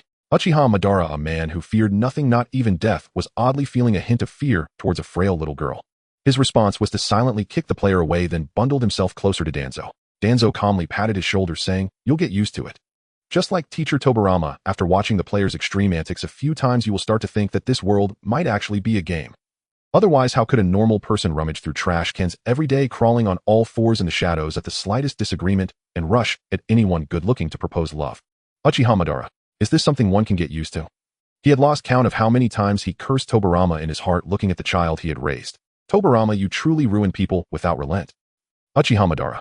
Sasuke came home only to be hit with a barrage of words, nearly summoning a meteor with his Rinnegan to crush this old cat. Why call him? Uchiha Madara tilted his head, looking at the approaching youth. Izuna. No, this isn't Izuna. This guy is the Uchiha who was adopted by Senju Tobirama, according to the intelligence. Uchiha Madara observed carefully. Izuna's lips were not so thin. They say thin lips signify a lack of affection, while his brother was a very loyal and caring child. Moreover, this chakra felt somewhat familiar. It was the Uchiha aura he sensed in the morning. This violent and gloomy chakra flavor was completely different from Izuna's gentleness. In summary, while he was somewhat similar, he could not compare to his brother at all. Uchiha Madara refused to substitute. However, for a junior resembling his brother, although he wouldn't fall in love, the basic goodwill was inevitably higher than others. It was like turning trash into something that grows well. Madara's self-perceived friendly gaze made Uchiha Sasuke a bit anxious. Teacher, did this old man say anything weird to you? Uchiha Madara, old man. For instance, abandoning Konoha and rushing into the embrace of the moon eye. Danzo's eyes were confused. No, I didn't. You absolutely cannot be lured by his sweet words. Uchiha Madara, good children shouldn't speak like that. Everything is under my control. Oh no, Danzo must have been bewitched by that damned Uchiha Madara. Uchiha Sasuke shot Madara a glare full of murderous intent. Uchiha Madara, do you really fancy the one-eyed dragon with only one Sharingan? Madara, little brat, what are you saying? Do you want to die? Is there not a single normal one in the Tobirama family? The head of the family, Danzo, calmly put down his chopsticks, wiped his mouth, and said, all right, stop arguing. He turned to Sasuke, saying, this is our family's new member, Madara, not Uchiha Madara. How could such a terrifying person appear in our Senju family? What you just said was too rude. You need to apologize to him. Sasuke puffed his cheeks in anger. Refuse. Are you kidding me? She said to Madara, Sasuke's temper has been spoiled a bit by me, but he is a good child. Please be more tolerant with him. What's good about him? Uchiha Madara was probably genuinely confused by this strange Senju family, without Senju quickly turning into a voice of complaints. Hurry up and take off the filter of life. Where are the good children here? Clearly a house full of demons and monsters. Of course, Uchiha Madara felt that this was probably not Danzo's fault. After all, many years ago, she was still a normal person. So it must be Senju Tobirama's fault. Tobirama, what kind of example are you setting? Children should not be raised like this. Sasuke retorted, your prejudice is also heavy. Clearly all reincarnations of Indra's chakra, yet these two seemed particularly incompatible. Danzo glanced at this one, then that one. The two began to argue again. How strange, separated by a lecture, they still managed to argue heatedly. Uchiha Madara, Danzo, can't I really take care of this little brat? Sasuke, teacher, let's kick him out. Danzo tilted his head, looking at Shursui. Kagami, come to my room for a moment. I need to talk to you about something. Uchiha Shursui was somewhat restless. To the outside world, the journey from the hospital to the Senju residence marked the transition of Uchiha Kagami's longtime boyfriend into a lady heralding the arrival of spring. In reality, this was a form of confinement. Danzo had severed her ties to the outside world. Uchiha Shursui appeared free, yet standing by the door, he could sense the omnipresent gaze of the Umbu. He seemed to have messed things up again. You are not Kagami, are you? Shursui tensed his body, awaiting Danzo's verdict. Am I going to die again? It hardly matters, at least Sasuke's path has been very successful. In this moment, Shursui even felt fortunate that Sasuke had not become entangled with someone as incapable as himself. How does Lord Danzo plan to deal with me? I want to know if Kagami is still alive. Both of them asked simultaneously. Uchiha Shursui fell silent for a moment and chose to respond honestly. I am not entirely sure. At present, this body is entirely under my control, but occasionally I hear thoughts that do not belong to me in my mind. Perhaps only those soul-related ninjutsu can find the answer to this question. Danzo nodded, observing him make a brave expression with Kagami's face, and remarked in surprise, do you think I want to kill you? Shursui, isn't that so? Although Sasuke has repeatedly stated that you are a dangerous individual who needs to be controlled based on my current observations, this unidentified ninja, you seem a bit foolish. Shursui. He clenched his fists tightly, nearly grinding his teeth. Uchiha Sasuke, you have no heart. Look up. Uchiha Shursui complied blankly. Then the two locked eyes. Danzo smiled. I can see that you do not like me, so please refrain from making such intimate gestures towards me, and do not entertain those strange plans. It is disrespectful to me and to yourself. I am sorry. Uchiha Shursui prostrated, feeling extremely awkward. How could that dead brat Sasuke say everything out loud? Shizui's face turned red, whether from anger or embarrassment, all the way to his neck. You indeed owe me an apology, Danzo accepted with conviction and continued to ask, do you know what else I have seen? Shursui tilted his head. How could you read so much from my gaze? I see your love for Konoha. I do not know who you truly are, but as a certain deity has said, for love humans can be extremely gentle and also incredibly strong. I have seen your determination to protect Konoha. As Hokage, I accept you as one of our kin. It is only natural. Danzo patted Shizui's head. System, do you dare to tell him which deity said that? Come on, your current identity is a bit complicated. Danzo, do you have some kind of racial bias? How is Athena not a deity? Uchiha Shursui couldn't help but clutch his chest, feeling somewhat complicated. The recognition he had craved for so long was now heard from Danzo's mouth in the body of his ancestor after his death. He couldn't help but ponder, why is there such a vast difference between Danzo and the two worlds? I, Uchiha Shursui, formally report that the world owes me a good Danzo. As for the suggestion you've given, Konoha has many soul-related ninjutsu, the most famous being the heart transfer technique of the Yamashiro clan. Tomorrow I will have a ninja from the Yamashiro clan visit. The root ninjas are tight-lipped, so you need not worry about your secrets leaking. If even the Yamashiro can't sense it, there is a 13-year-old genius from the Uchiha clan, I believe. He is called Uchiha Dan, whose awakened spiritual transformation technique may be able to see Kagami's soul. Uchiha Shursui listened as Danzo recounted the famous soul ninjutsu in the ninja world, feeling a twinge of envy towards his ancestor Uchiha Kagami. Kagami had a boyfriend who loved him dearly. Hey, are you even listening? Danzo couldn't help but wave a hand in front of Shizui's eyes. Shursui looked at her somewhat bewildered. I mean, this unidentified ninja, as the first person in Konoha to know you, should I be hearing your name from the Yamashiro clan? So tell me, who are you? Uchiha Shursui felt a sting in his eyes. Shursui, I am Uchiha Shursui. Shursui, I will remember that. System, that kid looks like he's about to cry from being touched. System, I really don't understand you. Why do you want to spare this group of Uchiha lives? Danzo's expression was gentle as he kindly greeted the civilians and ninjas by the roadside. Danzo, because I am a good person now. System, I don't believe it. Danzo found the system very strange. Oh, what was there not to believe? Humans are inherently complex beings. Without power when she was not yet Hokage, she had been cynical, feeling that the whole world was against her, unable to obtain what she did not want, thus choosing to madly create chaos across the world. Now that Danzo has everything, power nurtures people. She possesses a youthful body, immense strength, and with more possessions comes greater tolerance. System, have you finally learned to love? Don't let the antagonist's redemption be a bit weak. Love. Danzo felt that this description was not quite accurate. Rather than love, it was more like arrogance. She had racked her brains targeting the Uchiha, because they were powerful and unruly. Now the Uchiha seems not that strong anymore. She no longer needed to care about the Uchiha. From now on, they were just an ordinary ninja clan, obediently staying behind. As tools, the rebellious ones could be discarded. Inside the office, Danzo was preparing to resume his old ways as the puppet master of the ninja world. Unlike the first Hokage, who upheld pacifism, and the second Hokage, who inherited that, while Danzo was dissatisfied with the current minor skirmishes occurring in Konoha. Ninja villages, ninja towns, ninja nations. Danzo will build a powerful Konoha empire step by step. Ugh, that was a slip of the tongue. Returning to the main topic, how to develop Konoha boils down to maintaining internal stability and expanding externally. Danzo was confident in his strength, glancing at the surrounding frail and aging ninja villages. In Sunagakure, the first Kazekage was aging, and the candidate for the Kazekage was just a young man obsessed with puppet techniques. In Awagakure, the first Tsuchikage Ishikawa delegated power to the second Tsuchikage, who was mediocre. Danzo evaluated that these two were just average at best. In Kirigakure, the first Mizukage, the White Lotus, was barely holding on, and the second Mizukage, Hongguang, attempted to perish alongside the enemy during the war. Unfortunately, without an heir, he was not qualified for reckless combat, and the current Mizukage, a former bodyguard of the White Lotus, had to eliminate Hongguang. Kumogakure was standing out among the frail and aging, with the first Reikage deceased, both the second and the candidate for the Hokage dead, and the elite ninja brothers Kin and Jin also perished. In the end, the position of Reikage fell to a Jinchuriki named Fukai, and the only noteworthy ninja in the village was a master of magnet release Troy.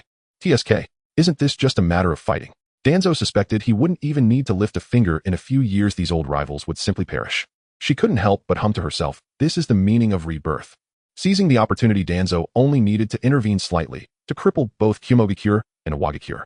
Of course, directly annihilating villages would be too dull. After all, what Danzo desired was not just to be invincible in the ninja world. She wished to replicate the success of the Land of Whirlpools across the entire ninja world, to drive out all the daimyos and nobles, asserting that Konoha ninjas were the most noble. To this end, Danzo had already prepared a fitting conclusion for those individuals. For instance, Konoha could be caught off guard by an enemy attack, causing the poor daimyo of the Land of Fire to panic and lose his way. How careless, Your Excellency Daimyo. A ruler of a nation going missing despite heavy protection is clearly due to the presence of an insider, so it is understandable that Konoha would demand accountability from the noble minister's right. According to the knowledge Danzo learned from the system, was this considered cleaning up the internal side? To find the missing daimyo, Konoha would request a search of the other ninja villages, and even the capital. This is quite reasonable, right? After all Konoha ninjas are patriotic citizens. By the way, if Konoha were to find the gruesome remains of the daimyo at the junction of the four countries, it would be entirely reasonable for me, Danzo, a loyal subject, to unleash the Sharingan in anger, right? With this thought, Danzo was filled with excitement. She unhesitatingly pulled out a long list from the system database, and anyone who could occupy a spot on Danzo's assassination list was bound to be a powerful ninja in the future. She would personally select the lucky one to unveil the drama. Damn it. Danzo cursed her quick fingers for killing off the troublemakers too soon. Inoki, and the third Reikage returned to us. She wished she could summon these two rivals back. This was just too good. The plan was stuck at the first step. Danzo, could it be that this time she had to personally stir the pot? But she was the villain, wouldn't that make her lose face? 3 days later in Kumogakure, the hurriedly appointed third Reikage Fukai received an accountability letter from Konoha. At only 10 years old, Fukai looked like a small bitter melon. As a Reikage, he lacked the strength to earn respect, and as a Jinchuriki, he was ostracized by others struggling to survive with his 2-year-old cousin, the fourth Reikage AI, let's just call him that.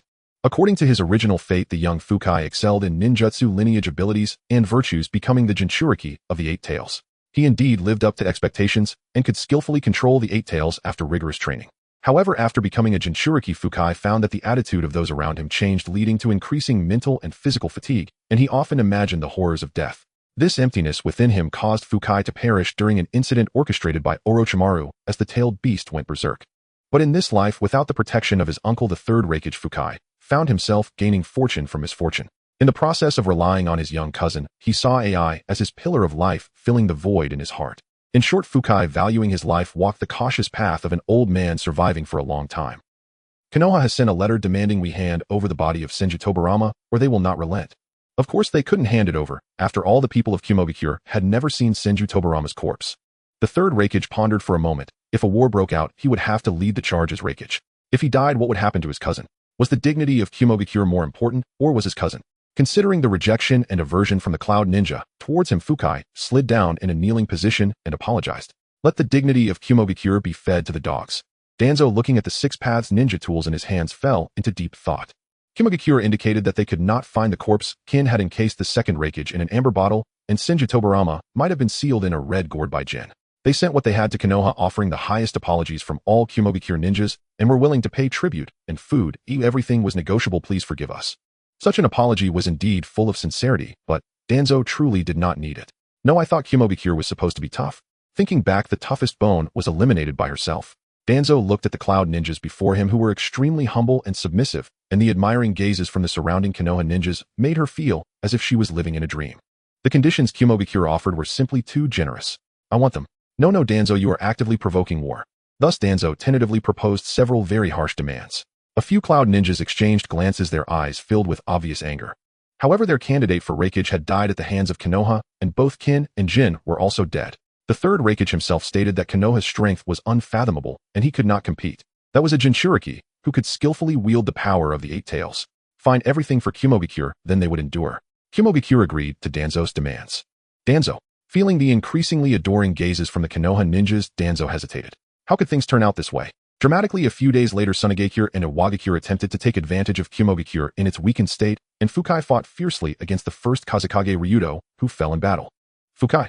In fact, it was Ryudo who actively led a group to ambush. If Fukai was prepared to just fight casually and flee, but as a result, the Eight Tails had barely unleashed a few tails before Ryudo, having aged and unable to dodge the flying ninja tools, met with a dramatic death. Upon hearing this shocking news, the first Tsuchikage of Iwagakure immediately ordered the IWA ninjas to shrink back into the village, appearing as if they could hide in Iwagakure until the end of time.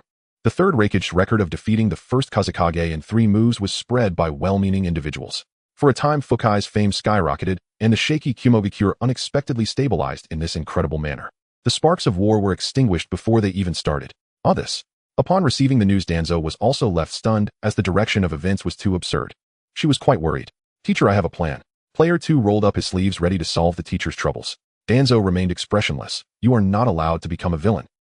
Player 2 visibly expressed disappointment. Danzo snorted, fearing that if she sent him out today, tomorrow she would hear tales of a legendary seducer spreading through the ninja world. The box of leaks poses no threat to me in the ninja world, but could ruin my reputation in the education sector. Player 2 wilted. Teacher thinks too badly of me. But I also like the naughty teacher. I like the teacher the most. Player 2 daily expressed loyalty to Danzo, and then proposed another plan. We can redeem those villains from abandoned worlds at a super low price, thus filling the gap of villains in the ninja world. Player 2 listed several candidates for the best villains in Danzo's mind. Danzo was intrigued and agreed with the player's idea. Success in casting. Player 2 cheered. Wait, isn't there a selection process? Danzo felt an ominous premonition. Player 2 was confused. This is a blind box. Did I not say? You didn't. Danzo, so who exactly are the villains that have been cast over? The sound of dripping echoed. Tick-tock, tick-tick-tock. At the moment a head hit the ground, the body would resemble a plastic bag, unable to hold water, with bright red liquid gushing out from the wound. As body temperature gradually dissipated, the warmth of the liquid would drip slower, each drop falling from the hanging limbs onto the ground, producing barely audible sounds. If there were more bodies that couldn't grasp the situation, the sound of dripping liquid would increase, growing louder, just like now, each drop sounding like small stones tapping against stone slabs, the echoes dissipating in the air, clearly audible as the blood droplets hit the ground and spread out. Let me see, what is this? The sound of paper unfolding. Ryuen is in danger, return quickly. The clear and bright voice contained evident confusion. Have we already resorted to desperate measures, sending a letter for help to the traitorous ninja? He had done nothing, yet merely approaching made the middle-aged ninja retreat uncontrollably until he sat down in a pool of blood. Ryuen village enjoyed a spring-like climate. Even if warm blood leaked out of the body, it would not cool down quickly. So this is the warmth belonging to a companion. The middle-aged ninja was nearly driven to madness. Why? Because you are a madman. Ever since this peculiar figure in black entered the tranquil village half a year ago, a nightmare had descended upon Ryuen village. Whether it was through poison or the death squads formed by the village's strongest, or even the rampaging tailed beasts, none could harm this man in the slightest. The higher-ups of Ryuen village even attempted to send letters for help to the surrounding ninja villages, but there was no response. In their most desperate years, they even considered seeking help from the traitorous ninja within the village, the immortal ninja Kakuzu. This time the messenger team consisted of 20 people, as long as one ninja could cross the defense line and escape this deadly place. Unfortunately, the middle-aged ninja was the only hope left for the entire village. He was terrified to death, yet truly dared not to die. Living here continuously, is it not enjoyable? You don't have to endure the torment of death, nor say goodbye to loved ones, nor worry about food, clothing, and shelter. Don't you enjoy living in such an ideal paradise? The figure in black spread his arms wide. Pilot project. That should be the term to describe this, right? According to the words of the Lord of that world, I intend to refine this great ideal through a small-scale pilot project. This is a pilot for world peace. The middle-aged ninja listened to the madman's words, disregarding the blood on his body, desperately crawling backward. Don't you want to return with me? The middle-aged ninja proved by his actions that he shared the same thoughts as the 19 deceased comrades. They would rather die outside the village. No one wished to return to hell. That was true hell. He died. Tisk. The figure in black felt a hint of regret. He had lost another piece of experimental material. Inside Ryuen village, a woman with tear-streaked cheeks was fervently praying for her husband's safe return. What a pity, madam. Your wish has been received. The woman's body stiffened as she turned to see the dust floating around her husband's body and the cracks on his face. The middle-aged ninja's dark hollow eyes held confusion as he greeted Shinoko him home. She stood up like a wandering soul, crossing over her deceased husband and the figure in black opening the door. There was no distinction between inside and outside. This was a place where the living and the dead cohabited, filled only with puppets of the living and the flesh of the deceased. In this place, anything you desired could be fulfilled. At first, everyone would be thrilled by the treasures and beauties they obtained until they discovered that the deity, who brought miracles, forbade any negative emotions. If you felt sorrow for missing deceased loved ones, then be resurrected. If you feared the terrifying faces of the dead, then you could also become like them and no longer fear. If you envied the strength of other ninjas, then cripple everyone in the village, forcibly bringing everyone back to the same level. Truly a rotten hand in Winter Divine Doctor. Everyone's lives revolved around the whims of the self-proclaimed savior. The woman watched the absurd scene before her, instinctively revealing a smile, for this was Ryuen village, where even crying was not permitted. Can you tell me your name? She suddenly turned her head, smiling as she inquired of the young man in black. You said that whatever we want can be fulfilled. The figure in black raised an eyebrow. Toby, my name is Tobirama. I will remember. The woman gazed deeply at him. Shinoko would carry this name accompanied by the deepest hatred. She took her own life. Since there were no relatives needing consolation, the middle-aged ninja's soul found liberation. The woman's death was like an inception in the nearly empty Ryuen village, which included many deceased. One after another, many chose to die. The living became even fewer. A month later, the only remaining living person in Ryuen village stood on the ridge. Infinite Tsukuyami is a falsehood, but peace is not. Therefore, I shall establish a real infinite Tsukuyami world. A world that can fulfill everyone's wishes with no sorrow, only joy. The figure in black gazed into the distance. Where should the next pilot project be chosen? Danzo sneezed. She glanced at the calendar. 8 months had passed. Why was the world still so calm? No matter how scheming Danzo was, whether through provocation or coercion, a conflict just wouldn't ignite. The Wind Shadow was completely obsessed with those damned wooden dolls, Iron Head dolls, and Head dolls, the third generation of Wind Shadow training. The Water Shadow was as stable as a capybara. Even if his mouth was on fire, he wouldn't provide any feedback. The Earth Shadow was still tucked away at home, like a turtle declaring that this world was too dangerous. Just think about it. Within a year, 1 Hokage, 2.5 Raikage, and 1 Wind Shadow had died. Which ninja village would be next to lose its shadow? He thought of the ghostly Hozuki Mangetsu who drowned himself 7 years ago and unhesitatingly began his hermit life.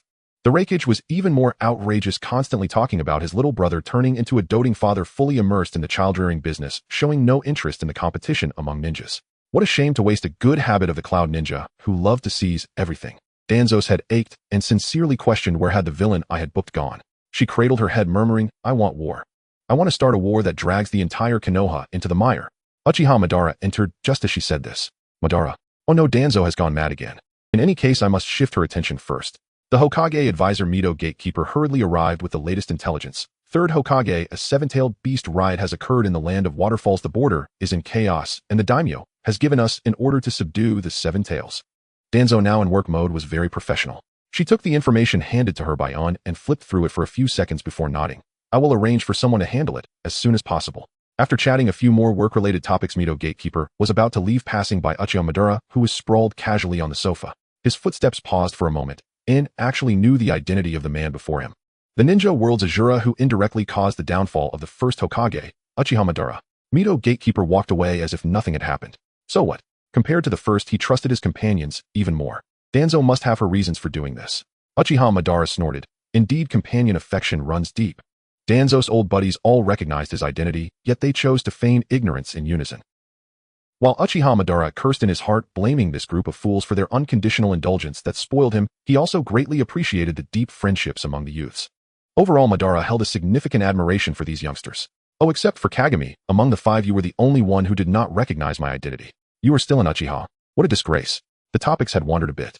In any case, Uchiha Madara truly felt at home, taking the thick pile of information from Danzo's hands, flipping through a few pages before placing it back on the table. Madara was disinterested. Just 7 tails, any Uchiha, whether it's Kagami or Sasuke, could take care of it. No, Danzo unusually said, I want to go personally. The others were unaware of the specific situation with the 7 tails, but Danzo was not clueless.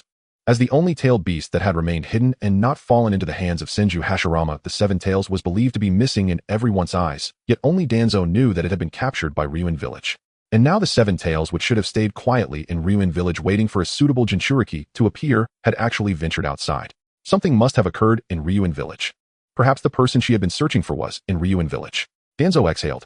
Who could hide so well? 8 months, a full 8 months. Before dragging that person out to work, I must give them a good beating. The land of waterfalls, situated between the land of fire and the land of earth, is a nation characterized by numerous waterfalls which effectively deter the invasion of foreign lands. Conversely, Konoha, as the enemy of the land of waterfalls, must traverse the land of rice and take the route through the land of frost to enter. Danzo bid farewell to his reluctant friends from Konoha and set off westward with Uchiha Madara. Although Madara had already grown complacent, he was still formidable against this group of inexperienced shinobi. The self-proclaimed unique T0 of the new version Danzo would never allow such a killing machine to remain in his beloved Konoha.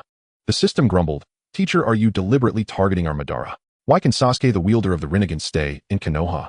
It's not about targeting, but how could a domesticated Uchiha compare to a wild one? Danzo scoffed. Sasuke was merely seeking revenge against Konoha, yet his actual achievements included only the defeat of a single weakling. Just look at this guy. The first thing he did upon becoming the acting head of the Umbu was to show off to his 6-year-old father, spending his daily activities bonding with his recently born mother. Would someone like that actually lay a hand on Konoha? However, Madara is different. Danzo pondered for a moment before stating, he is like a phoenix tree. Even when his heart is empty, he can still stand. Everyone believes that once Madara learns the truth, he can start anew. His life will sprout in the next spring. But in reality, that winter, Madara died. The system asked, so why do you insist on keeping him alive? Danzo found the system to be a remarkable entity, more moral than herself, a living being. Wasn't it initially quite resistant to Uchiha Madara? Now it even felt sympathy. A mechanical life is truly incomprehensible. Danzo stroked the scar on his chin, beginning to contemplate, eventually arriving at a conclusion. Why should he have so many questions about his life? Watching a strong person struggle to survive, even in pain, never giving up, this feeling is very pleasurable. She relished the power, enjoying the thrill of being in a high position. The more the other parties suffered, the more pleasure Danzo felt, even rising to a bizarre sense of security. The system. Dead scum. Danzo, I feel scolded. But actually it's not entirely wrong.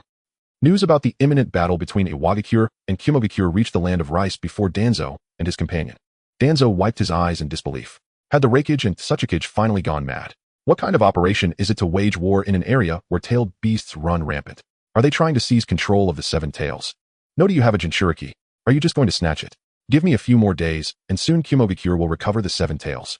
The third Raikage was almost in tears. If it doesn't work, please let my brother borrow the 8 tails. The man in black wore an innocent expression. I would love to help you, but my dear friend, I received unfortunate news yesterday. Your brother has already been turned into the four-tailed Jinchuriki by the inherently evil Iwa shinobi. Fukai felt as if his heart was shattering. He rarely felt passionate preparing to fight the man in black, unleashing a lightning plow-hot knife, yet his opponent did not evade. Great son. Although it was the man in black who was pierced, a massive wound inexplicably appeared on Fukai's abdomen. Ugh. The Jinchuriki supported by tailed beast chakra had terrifying vitality. Fukai was seriously injured but still far from death. The man in black couldn't help but exclaim, a truly enviable survival ability. Fixating on Fukai with a predatory gaze, he thoughtfully offered a suggestion. Although your brother has become a Jinchuriki and is held captive by Iwagakure, I believe if you are willing to exchange the 7 tails, you might be able to bring that lovely child back. Fukai was so enraged he couldn't speak, feeling even more guilt. If it weren't for his desire to buy time that displeased the man in black, his cousin wouldn't have been turned into a Jinchuriki. Who exactly are you and why are you doing this? The man in black lowered his hat and smiled. I just want you warmongers to truly feel the pain of war. Feel the pain, experience the pain, accept the pain, understand the pain. He sighed. Those who do not know pain will never appreciate peace. Fukai's expression grew serious. Where do you come from? Have you ever been harmed by Kumogakure? The man in black remained silent, but Fukai subtly sensed his disdain from the lower half of his revealed face. Just based on you. Damn, what do you mean by that? It's just pure charm, right? The man in black watched Fukai stagger away until he finally sighed. In this world there exists a group of ambitious individuals, Fukai, eager for war and plunder, Iwagakure, who attacked our Jinchuriki first. Let's be reasonable. These folks make your suffering so profound, don't they? When will peace arrive? When will I have the right to awaken you from eternal slumber?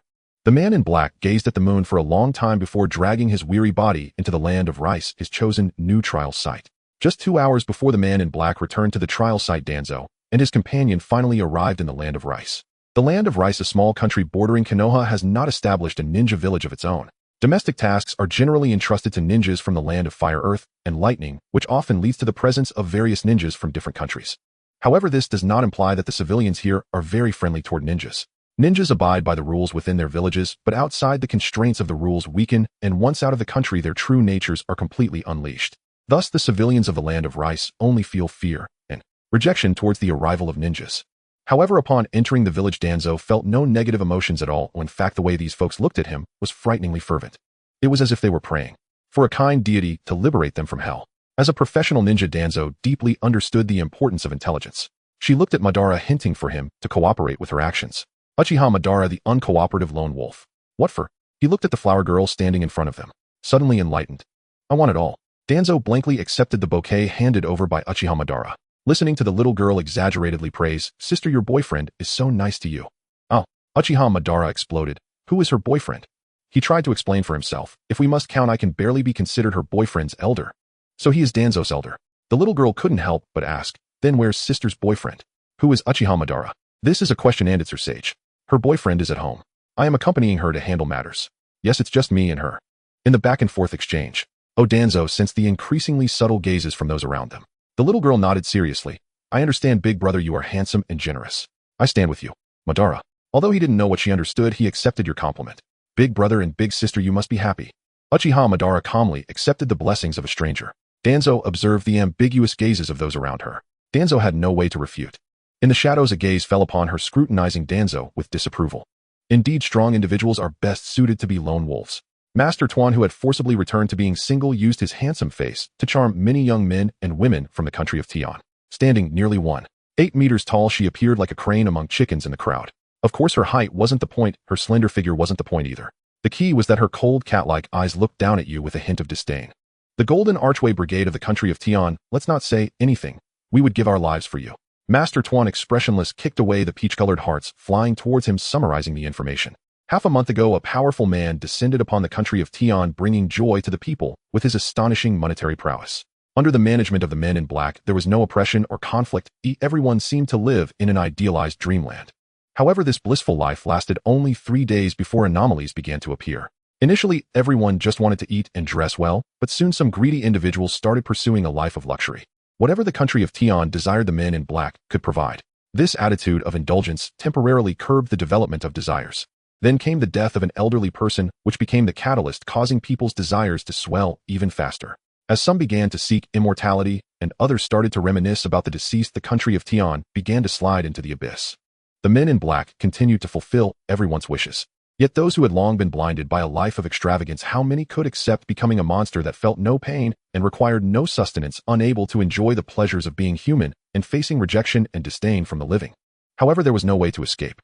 Having lost the concept of being human, they were no longer considered beings whose desires needed to be satisfied in the eyes of the men in black. A group of the corrupted could only despairingly realize one thing: they could not even control their own deaths, existing only based on whether their friends or even enemies still needed them. This distorted and unequal relationship undoubtedly intensified the conflict between the corrupted and the living. People began to collapse, attempting to vent their panic, anger, and anxiety. Yet this was the country of Tian, an ideal land where negative emotions were not allowed to manifest. After hearing the girl's description, Master Tuan was stunned. This is that villain playing such twisted games. Master Tuan tried to gather more information about the mastermind. Do you have any other information regarding the men in black? Upon realizing that both Tuan and the others were powerful ninjas, the excited Miho, who had regarded Tuan as her last lifeline, exclaimed, "Senju Tobirama, that is the name of the men in black." It turns out to be Tobirama. Uchiha Madara, who had also fully utilized his advantages, ignored the small fry kneeling before him, his expression clearly showing shock. No, upon closer thought, it wasn't that surprising. After all, he was the insidious and cunning Senju Tobirama, the one who created the forbidden technique that disrupted the balance between the realms. Using Edo Tensei to toy with people's hearts, huh?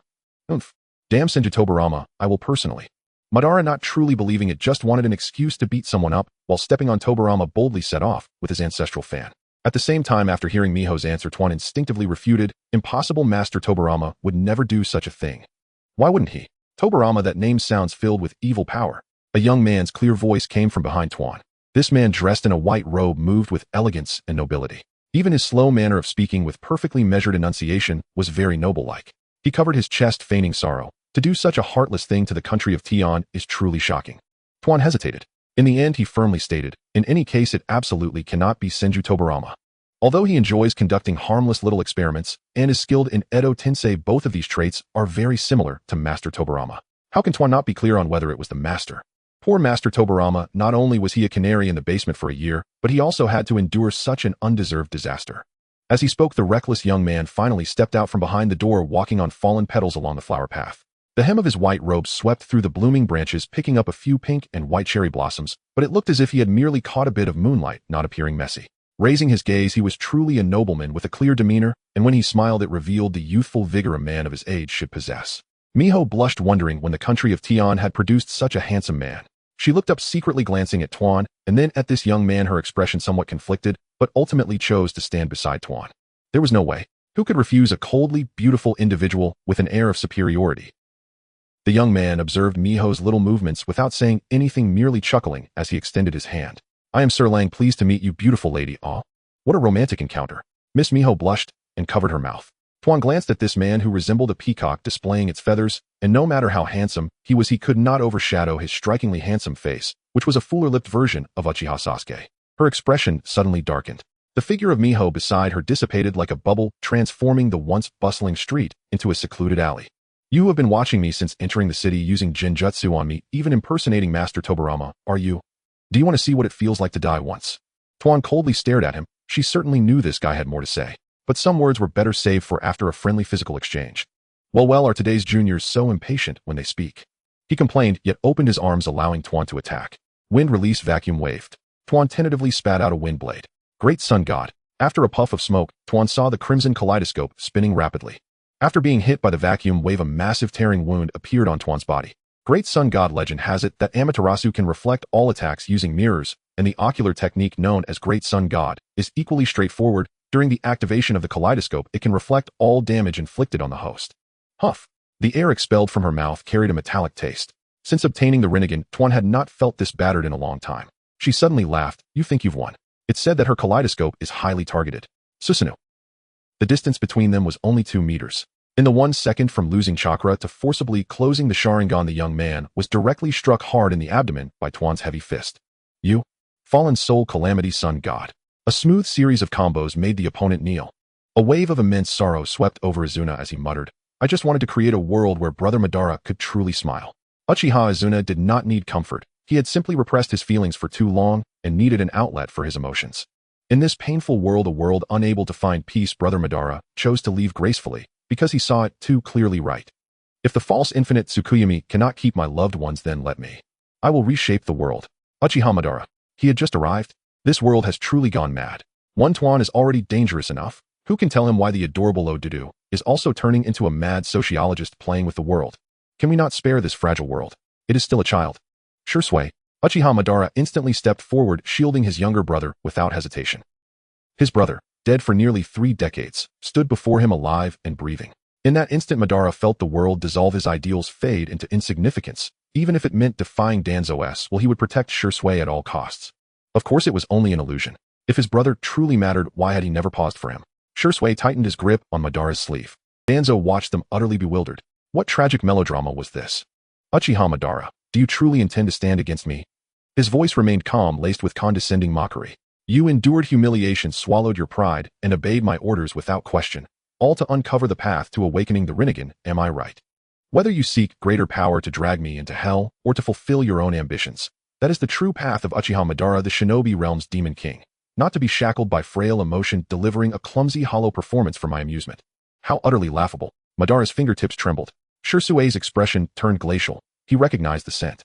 This man was like a rat skulking in the gutter, coveting the radiant glory of his peerless elder brother, envious of Madara's dazzling presence. This was not love, merely the intoxicating thrill of watching Uchiha Madara, the undisputed apex warrior of the shinobi world, shattered by his own hand. Indeed, without his protection, his elder brother would suffer harm. Uchiha Shursui resolved himself. Aniki. His expression softened, his entire being fragile as translucent glass. Danzo's lips twitched. This scene was painfully familiar. He seemed fully aware of his own beauty, and unashamedly wielded it as a weapon. Danzo mused if Sasuke could muster such audacity, the 4th Hokage's seat might already be secured. Uchiha Madara went pliant, allowing Shursui to nestle into his chest like a frightened, insecure kitten. Danzo, unusually considerate, warned Madarasan, you'd best throw him out. A sickening thrust.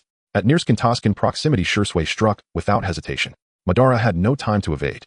Sunban pierced multiple vital chakra points, a ruthless technique capable of disabling a shinobi's mobility in an instant. Still unsatisfied, Shursui activated fire release. Searing flames raced along iron wires, clearly aiming to end his life. His face was frozen, cold, devoid of feeling, like a corpse. Madara gazed into his younger brother's indifferent eyes, pitch black, depthless, like stagnant marshes reflecting nothing. He moved with chilling composure, as though confronting a sworn enemy, not the brother who cherished him above all else. Shursui, what has become of you? Madara was discarded outright, as bait. Shursui knew full well before thoroughly breaking his elder brother this rat would never abandon such a rare and precious toy. As expected, Danzo instinctively caught Madara mid-fall. Opportunity seized. Shursui wasted no time. Leaping several meters back, he immediately unleashed a jutsu. Mist rose thick and heavy.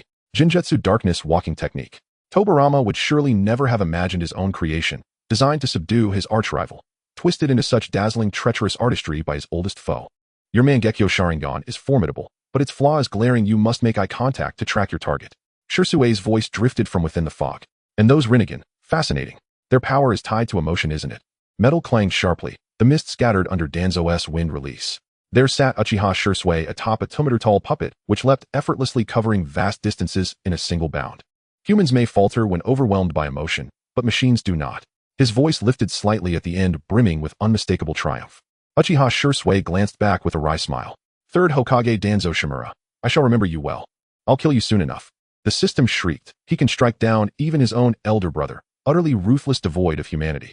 This one must not be allowed to live. Danzo murmured reflexively, because he knows Madara won't die, doesn't he? The system grew grave, to perceive your intentions so incisively. Calculating, decisive, dangerously perceptive. This one must not be allowed to live. Look at that resentful little glare. Perhaps he merely intends to teach his brother a lesson. Shursui likely hasn't pondered this deeply. The system intoned mysteriously, wishing only to humble Madara, not end him. A vision both bold and farsighted. Heed my counsel, this one must not be allowed to live. Danzo, softly, I suspect he genuinely lacks the intellect for such scheming. Before departing, he meticulously catalogued every weakness of his opponent's ocular techniques and shared them with exhaustive clarity. Uchiha Shursui, truly a most peculiarly generous adversary. In truth, he hadn't yet fled 50 meters, and his hearing remained sharp enough to catch Danzo's words perfectly. Uchiha Shursui nearly tumbled off the puppet's shoulder. Damn it, why do I suddenly feel so foolish? Shursui adopted a solemn expression, perhaps in that moment of physical contact with Aniki his intellect rubbed off on me. The system, that sounds almost admirable. Admirable as a fool. System precisely. A self-destructive wreck like him poses no threat.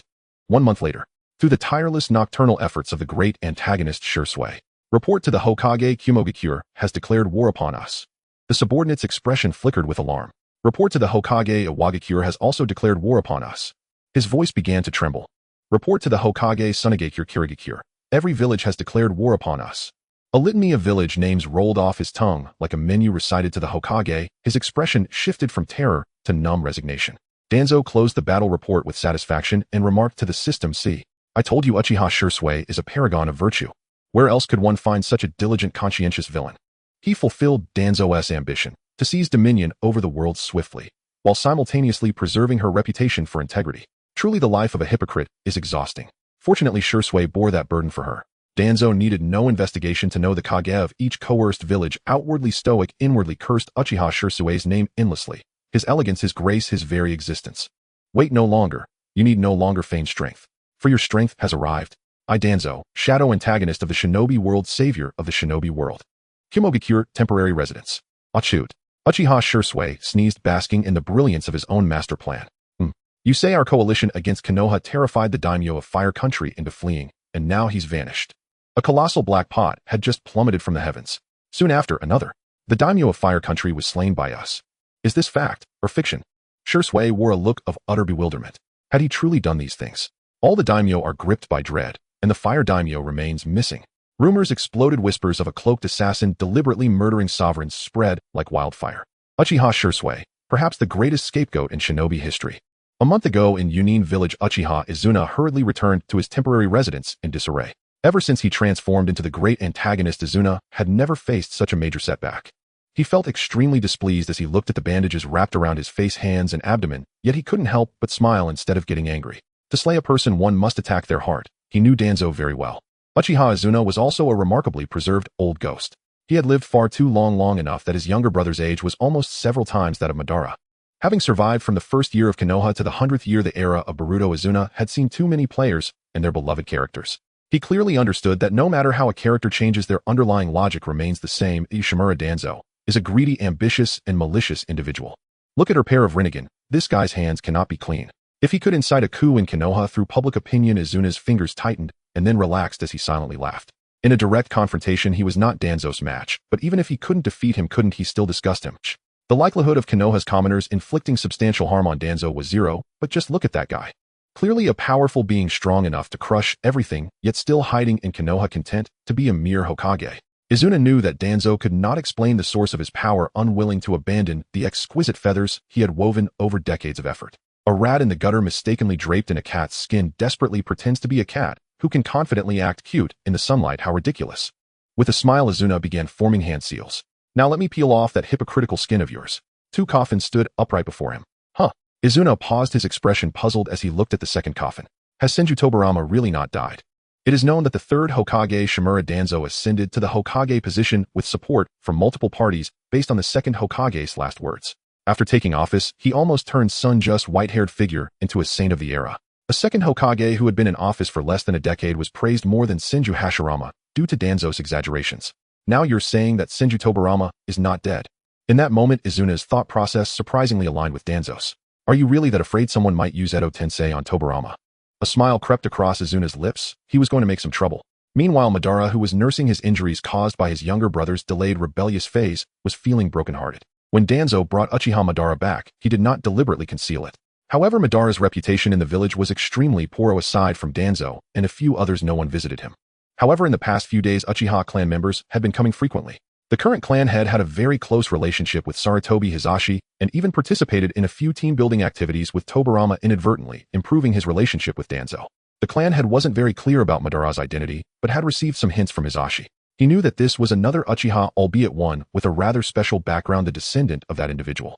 Looking at Uchiha Madara's very youthful face and his relatively amicable demeanor, the clan had actually accepted this explanation. After all, the village already had Sasuke, a descendant of Uchiha Izuna. Having another Madara who inherited his father's name was acceptable. This clan head was indeed a good-natured person. Hearing Uchiha clan members mention Madara being injured and neglected, he even approached the Hokage, hoping Danzo would allow Uchiha Madara to return to the clan. Danzo. Madara doesn't want to return to the Uchiha clan, Danzo explained. Due to certain issues, he has even abandoned the Uchiha surname. He actually doesn't want to associate with the Uchiha clan at all. The clan had nodded understanding. He understood very well certain issues. Isn't it just that Uchiha Madara abandoned his wife and children? Look, now the problem has arisen, hasn't it? The child doesn't even want to acknowledge his father. How could he care about the family behind him? The clan had settled for the next best option, then why not let the clan members take care of him? So a few days later, the 3 young Uchiha members received orders to take turns caring for Madara. Shizui's feelings were quite complicated. 2 years ago, the mountain used secret techniques to conduct a checkup on him, concluding that Uchiha Kagami was indeed still alive, but his soul waves were very weak. Although he was the owner of the body, his soul and physical body did not perfectly overlap, instead it was as if only a thin thread connected them. At any moment it could snap. In contrast, Shisui as an outsider matched remarkably well with Kagami's body, and there was an almost imperceptible connection between them. With him acting as a link between Kagami's soul and body, it was much more stable than that thin thread.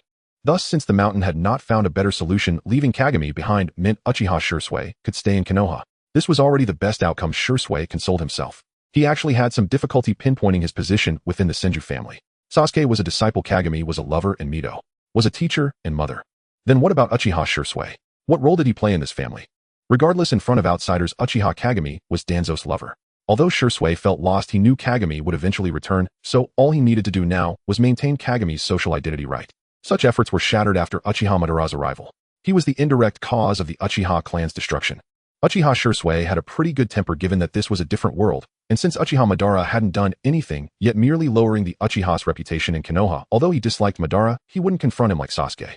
This indifference continued until Uchiha Madara and Danzo became inseparable, always together. From Shizui's perspective, Madara was a baffling character who, in front of the old ancestor's girlfriend, declared he would save the world starting with her redemption. It felt like the sky was about to fall. That was Kagami's girlfriend. Shizui's gaze towards Uchiha Madara gradually turned unfriendly. Fortunately, Danzo's attitude towards Madara was quite normal, providing enough security for Shisui, for Kagami as her boyfriend. Thus, Shisui could still barely maintain a facade of kindness until he discovered that Uchiha Madara had returned from the land of rice, changing his demeanor. What was this guy pretending to be a sickly beauty for? Watching Danzo's concern for Uchiha Madara increase dramatically, Shisui gritted his teeth in anger and couldn't help but observe Madara's every move. He wanted to see what tricks Uchiha Madara was playing. Then Shisui saw Madara, encouraged by several young Uchihas, enter Danzo's room. Madara pushed open the door. He discovered a hidden chamber within the room. Madara saw the supposedly dead Senju Tobirama. Senju Tobirama. Madara is still alive. Uchiha Madara. Uchiha Shisui. The second Hokage is not dead. Shizui's first reaction was not to rescue the great second Hokage, but rather to forcibly restrain the only little Uchiha present who did not belong to the family category. The news of the second Hokage still being alive absolutely cannot be leaked. What a mess, Tobirama. Uchiha Madara looked at the once proud Senju Tobirama now in such disarray and couldn't help but be amazed. A strategist who excels in both civil and military affairs, is this all you have? Senju Tobirama. He let out a cold laugh. How much better can you be than me? Are you trying to say that you Uchiha Madara, a super rogue ninja who defected for over a decade and never gave up on your revenge against Konoha, suddenly realized one day and decided to submit to my disciple? Call me Hokage-sama, let me hear it. Uchiha Madara roared in fury. Do you really think I wouldn't dare to kill you? Madara had promised Hashirama not to lay a hand on his brother, but that did not include Tobirama's provocation. Fool. Tobirama cursed. If anyone with an empty head could be manipulated, why couldn't he? He couldn't find a reason to continue living. 2 years had proven that Danzo was indeed doing a fine job as Hokage. In that case, as a predecessor, clearing obstacles for his successor was something he as the second Hokage should do, even if that obstacle was Tobirama himself. Why had he become Danzo's inner demon? Tobirama didn't understand. But as he said, the most important thing was the village came first. The combined weight of Konoha and his beloved disciple had already surpassed his very own life. If death could bring fulfillment to Danzo, it might not be such a bad choice. I'm sorry. Uchiha Shisui, who had been intentionally ignored by Tobirama and deliberately excluded from this conflict, grasped Madara's wrist. This belongs to Hokage-sama, Mr. Madara, you have no right to handle it privately. Uchiha Madara glanced him over. Wow. To refer to Senju Tobirama as property, you have some guts, kid. Madara seemed to realize something and actually complied, letting go. He watched as Uchiha Kagami calmly adjusted Tobirama's collar and tied up the small Uchiha on the ground. Throughout the entire process, there was surprisingly no communication with Senju Tobirama. Ha ha ha. Uchiha Madara suddenly burst into laughter mockingly. Tobirama, you've truly raised two remarkable disciples. Tobirama thought Kagami. Danzo, you two have completely tarnished my reputation in the education field. The clash between the two old predecessors did not disturb Uchiha Shisui, who was communicating with Danzo, Senju Tobirama, and Shimura Danzō. In the past, Uchiha Shisui could never have imagined that if he had to choose a leader, he would choose Danzo between these two men. He believed that the result of this choice had nothing to do with love. If he had to describe it with a specific emotion, it would be trust, a trust more precious than love. Unlike the previous two Hokages who governed with emotion, the third Hokage, Shimura Danzō, was a ruthless Hokage. Her methods of governing Konoha were more rational and cold, extending her management of the Anbu to Konoha using systems to restrain ninjas. Such a Konoha seemed inhumane, but perhaps it was more suitable for the Uchiha to survive. That was enough. Shisui, you did well. In the shadows, Uchiha Shisui couldn't see the expression on Danzo's face. But surely she would be satisfied with her choice. Shisui thought uncertainly. Unfortunately, aside from that one compliment, Danzo had nothing else to say to him. Shisui felt a bit dejected as he withdrew. Danzo had no interest in understanding the psychological games of a people-pleasing personality. She was only pondering one question. Why had Uchiha Izuna targeted teacher Tobirama as his target? Danzo was a thoughtful and cunning villain. Not killing Tobirama was to prevent the teacher from being reincarnated by others. But in reality, teacher Tobirama, standing opposite Konoha exposing the darkness of the third Hokage, was a low-probability event. Tobirama was absolutely pro-Konoha. However, Danzo placed too much importance on reputation to the extent that he was bound by fame and fortune. Sometimes having too much can lead to greater anxiety, fearing loss. Had Hiruzen been like this? As Hokage, he valued reputation. Clearly, Konoha was the powerful side, yet he always made concessions to other forces. Had he also walked the old path of Hiruzen? Had he ultimately lost himself in the maze of life? Clearly, what I hate most are hypocrites like Hiruzen who want to have both ways. Thanks to the ideological course, never forget your original intention, keep your mission in mind, that Izuna sent remotely. Danzo had a great epiphany reflecting on the confusing actions after becoming Hokage. He felt like his head was filled with nonsense. What a load of crap to have Konoha stand on the side of righteousness. I am so strong. I am the position of this scene. Uchiha Madara, just a toy of mine. He has become increasingly arrogant these days. Time to teach him a lesson. A toy should look like a toy. Senju Tobirama. Danzo no longer wanted to use flimsy reasons to convince himself that he had defeated his teacher. I, Danzo, am just a weak girl who needs her teacher's company, so what? Orochimaru, who received an emergency summon from Danzo. So teacher, what is your request? Danzo declared firmly. I greatly admire teacher Tobirama. Orochimaru, what are you doing? Why are you suddenly so loud? It's been almost 2 years since the second Hokage died. Are you just now accepting this news? Danzo forcefully brought out the living Tobirama and placed him in front of Orochimaru, making her demands like a rude client. Do you know about the Nine Tails Jinchuriki? Orochimaru controlled his gaze to avoid drifting toward Lord Tobirama. Bondage play. You two disciples are really having fun. I know. Orochimaru replied, thinking that Danzo was stating the obvious. But as long as Danzo was willing to spend a fortune to support his small interests, that's good. Then you give me the Tobirama Jinchuriki. Orochimaru, is someone preparing to rebel against this pervert? Orochimaru will be the first to respond. Even I, a pervert, feel that this method is a bit twisted. Orochimaru quietly stepped back a few paces. Tobirama struggled desperately. Danzo, I think this is bad. Help. He doesn't want this. Danzo silently reached out to cover Tobirama's mouth. How about we talk about not using the impure world reincarnation? Orochimaru's eyes lit up. Don't worry, boss, just a mere Jinchuriki. Very well, now Danzo no longer needed to struggle over who was the teacher's favorite. Now I am Senju Tobirama. Thus, during this time, she looked at Hiruzen, Koharu, and the others with an indescribable affection. Tobirama's class. After handling everything, Danzo's gaze finally landed on Uchiha Izuna. Considering their half-master-disciple relationship, Danzo generously decided to let Izuna frolic for another month. System. What mercy. It's clear that she wants to see the collapse of the opponent after realizing the futility of their efforts. Listen to me, Danzo. Please carry the hope of Konoha and leave this place. In time returns to the present. In Hiruzen, Sarutobi, having just received the declarations of war from the major shinobi villages, hurried into the Hokage's office and spoke these words. His expression was grave, his voice strained. If Konoha truly reaches its end, take with you its embers, the hopes of us all, and keep walking forward. A sigh echoed softly. The dead no longer feel physical pain or wounds, only the living endure the sorrow and torment of the soul. Hiruzen stepped forward and clasped Danzo's hands. My wife, my children, my entire clan. I entrust them all to you. In this time, let me be brave, just once. Hiruzen raised a thumb, grinning broadly with both front teeth on full display. Danzo, don't try to wrestle me for the rearguard duty this time. Danzo paid no mind to such gloomy talk. After all, enough. Hiruzen knew nothing of the true depth of his power. Danzo merely arched a brow and countered, you dare entrust your wife to me. Hiruzen, Sarutobi, the old fox, was astonishingly perceptive. That incident occurred while the first Hokage was still alive. Hiruzen had been invited by his teacher to dine at the Senju residence. It happened just once. At the dinner table, Hiruzen suddenly turned pale mid-bite. And from that day onward, already fiercely protective of his wife, Hiruzen struck Danzo's name permanently from the Sarutobi household's guest list. For years, Danzo and Biwako lived in the same village, yet they met fewer than 5 times. That such an absurd act could be committed by Hiruzen Sarutobi. Can you believe it? Then I have no choice. Hiruzen muttered in complaint. NTCH, not right. Now is no time for jokes.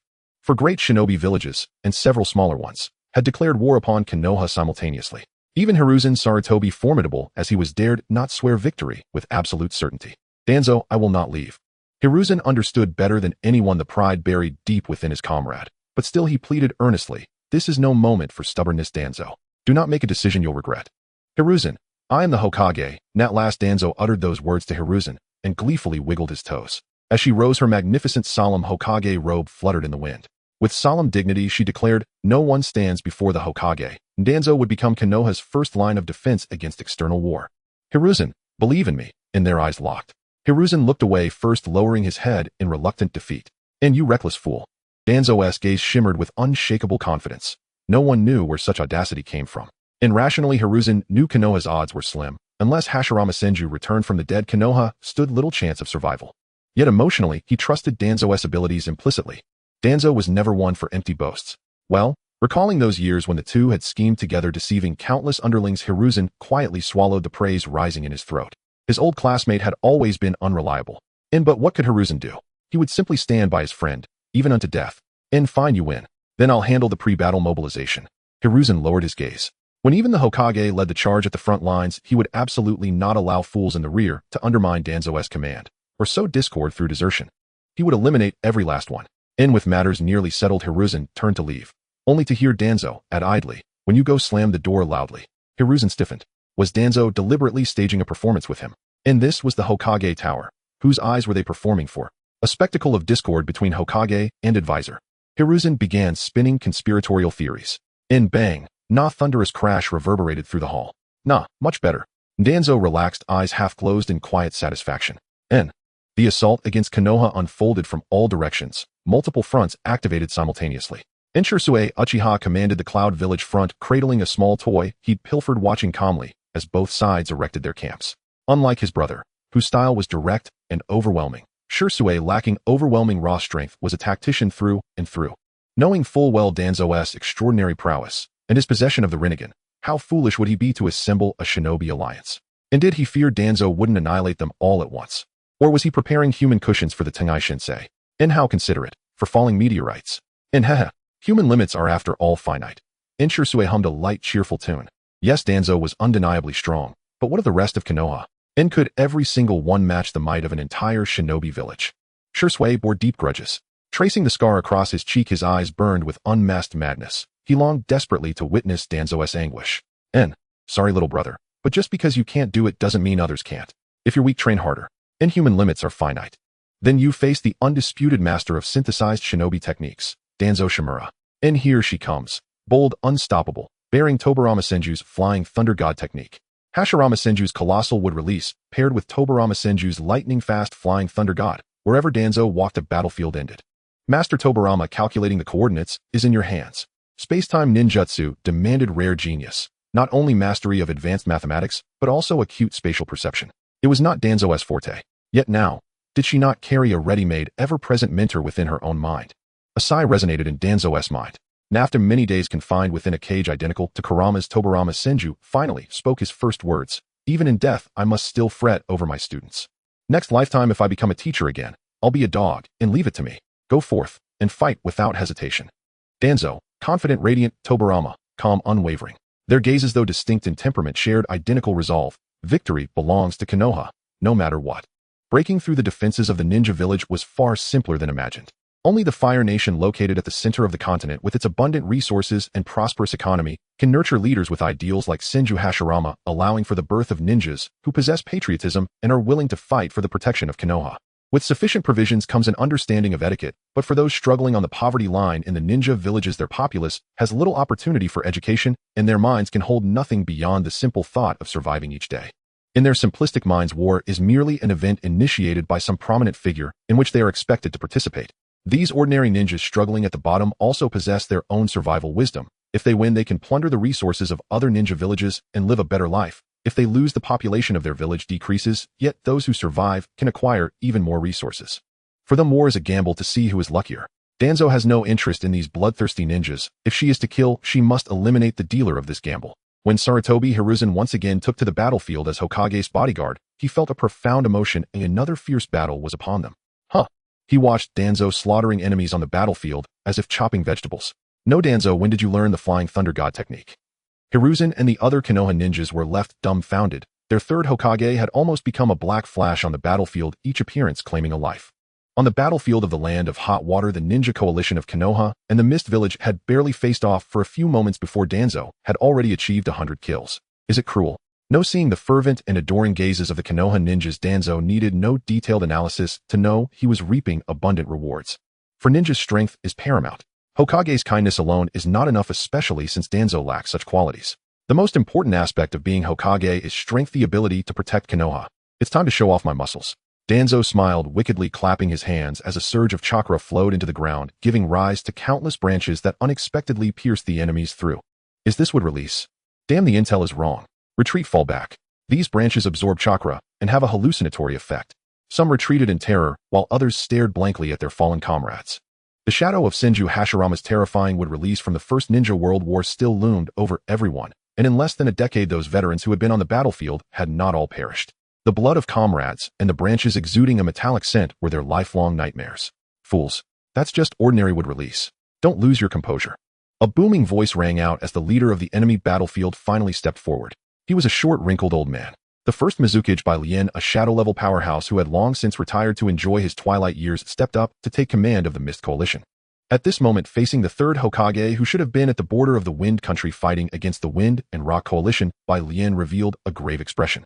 Bai Lien, with his extensive experience, was the only one present who had seen both Senju Tobirama and Senju Hashirama in person.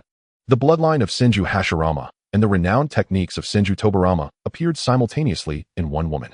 Bai Lien looked at Danzo with a complicated expression, and after a long sigh he said, "Senju Tobirama, you have hidden too deeply. You are truly insidious." The others were left bewildered by Bai Lien's words. Bai Lien with utmost sincerity explained to everyone, "I have seen Senju Tobirama. The resemblance between him and the third Hokage is striking. Learning the Flying Thunder God can indicate the third's exceptional talent, but the rare combination of space-time abilities and would release leads to only one conclusion." Bai Lien pointed at Danzo with conviction, saying, "Third, I am aware of your experiences over the years, losing your parents in childhood, being adopted by Senju Tobirama. Adopted? You must be Senju Tobirama's biological son, right?" Hiss. The crowd gasped. Bai Lien's words seemed absurd, but upon reflection, they made sense. Regarding the third being a love child of the second, one could argue that the possibility is not small. Bai Lien sighed. "Senju Tobirama is such a cold-hearted and ungrateful man. You are also so filial, willing to inherit his will. You might ask why it couldn't be Senju Hashirama's daughter. That's just nonsense. Senju Hashirama was a broad-minded saint. Bai Lien felt that a man with such light in his eyes could never commit such shameless acts. So it must be you, Senju Tobirama. Senju Tobirama. Damn it. Even in death, can't one escape the fate of a tarnished reputation? I want Bai Lien dead." Insert Sishi meme. Danzo could feel Tobirama-sensei's rage, the terrifying chakra nearly breaking through the ceiling prison. Mizukage, do not tarnish the reputation of Tobirama-sensei. The old man with a cunning heart spoke nonsense, betting on the possibility that Danzo's previously unshown would release awakened only after Tobirama's death. After all, would Danzo, if he had would release, just sit by and watch Tobirama die? Who would believe that a favored disciple would stand by while their master perished? Danzo hee. Bai Lien's eyes flickered. Regardless of which of her parents possessed a trace of the Senju bloodline, everyone preferred to believe they had a remarkable ancestor. Women value emotions the most, as long as they can sway Danzo's will. Bai Lien was taken aback. "Oh, Junior, do you have no sense of martial ethics?" Danzo squinted and smiled. "Apologies, Mizukage. Old man, what are you blabbering about? Would release is nothing. My Tobirama-sensei is Flying Thunder God, is the true unbeatable technique." The imprisoned Tobirama snorted coldly. "A flattery was futile. You who turned against your master won't be easily appeased." Bai Lien died, as if it were a game, the light in his eyes fading along with his blood. "Also, Tobirama-sensei sends his regards to you," Danzo said with a smile. "What does that mean?" Bai Lien couldn't comprehend. After all, he was nearly dead. Perhaps the saying that those about to die can see souls holds some truth. Bai Lien felt he could see Senju Tobirama. Even in death, he must protect the third. If not a daughter, could she be a wife? Bai Lien died. Even before death, he aimed to vex Tobirama. Although only Danzo and Tobirama could hear, Tobirama still felt a sense of discomfort. Danzo smiled helplessly, then wiped the blood from his face and calmly addressed everyone. The Mizukage is dead. Surrender, and you will not be killed. Do you think gathering a bunch of rabble can deal with me? Standing before Uchiha Izuna, Danzo smiled and inquired. After several battles, her clothes were only slightly soiled, yet not a single one among so many could harm Shimura Danzō. Izuna smiled innocently, sitting on the shoulder of a puppet far away, saying, I don't know what you're talking about. His voice sounded soft and harmless. Wasn't it that Hokage-sama accumulated strength first, and only when the actions to secretly swallow the ninja world were exposed did the 4 great ninja villages attack Konoha? Danzo nodded. Although she knew Uchiha Izuna was just fabricating a reason to fight, she had to admit he was speaking the truth. Indeed, I do want to do that. Tobirama, prepare. Tobirama, don't get reckless just because I can calculate the coordinates. As Uchiha Izuna's old rival, Tobirama understood Izuna quite well. Uchiha Izuna's eyes have the ability to reflect all damage. Killing him is extremely difficult. Tobirama emphasized the word extremely twice. Danzo suddenly became curious. If he can reflect damage, then how did he get killed by Tobirama-sensei? He was so strong, how did you take him down? After all, Senju Tobirama didn't have the cheating ocular technique of Susanoo. Tobirama seemed somewhat proud as he mentioned his past achievements. Defeating a weakling is meaningless. Uchiha Izuna, a powerful user of the Mangekyo Sharingan, ultimately perished under his flying thunder god. The higher Izuna was exalted, the more it elevated the value of Tobirama, who defeated him. I had already guessed that the side effects of the Sharingan must be significant. The Mangekyo probably cannot be activated for long periods. Before Uchiha Izuna's ocular technique is activated, he must lock onto a target. An ordinary Mangekyo cannot withstand such consumption. Compared to the Uchiha Madara's ocular techniques, which are used to enhance oneself and amplify ninjutsu effects, Izuna's techniques are actually more useful. Once this topic came up, Tobirama became excited. The two even started chatting on the battlefield. Tobirama enthusiastically offered his suggestion: if I could choose, if the side effects of a pair of Mangekyo must be offset by another pair, Izuna should not have given his eyes to Uchiha Madara. Madara's strength in Jinjutsu is already peak and often does not require enhancement. Tobirama's tone sounded a bit regretful. Izuna's eyes should have been used as a foundation to merge with Madara's Mangekyo, then give that pair of eyes to Madara. Danzo, are you a devil? That would mean allowing Uchiha Madara to watch his dying brother endure the torment of having his eyes purified, only to personally hand those eyes over to him before dying. Once again, even a heartless person like Danzo was merely absorbing a bit of Tobirama-sensei's true teachings. Be a decent person, Senju Tobirama. Tobirama smacked his lips. Your Mangekyo is actually quite good at conceal space and bind chakra, but the duration is too short, only 1 second with a cooldown of 10 minutes. As Danzo's human-shaped tailed beast, Tobirama had access to more information that was not open to others. Chang'e, I remember he is the younger son of Hano, and Hano has another son. Since Uchiha Madara can strengthen his ocular techniques by exchanging eyes with Izuna, we can also. What a living tyrant in the ninja world. Senju Tobirama's lower limit is simply terrifying. Danzo had no choice but to stand up as a righteous Hokage to stop his teacher's evil thoughts. Stop.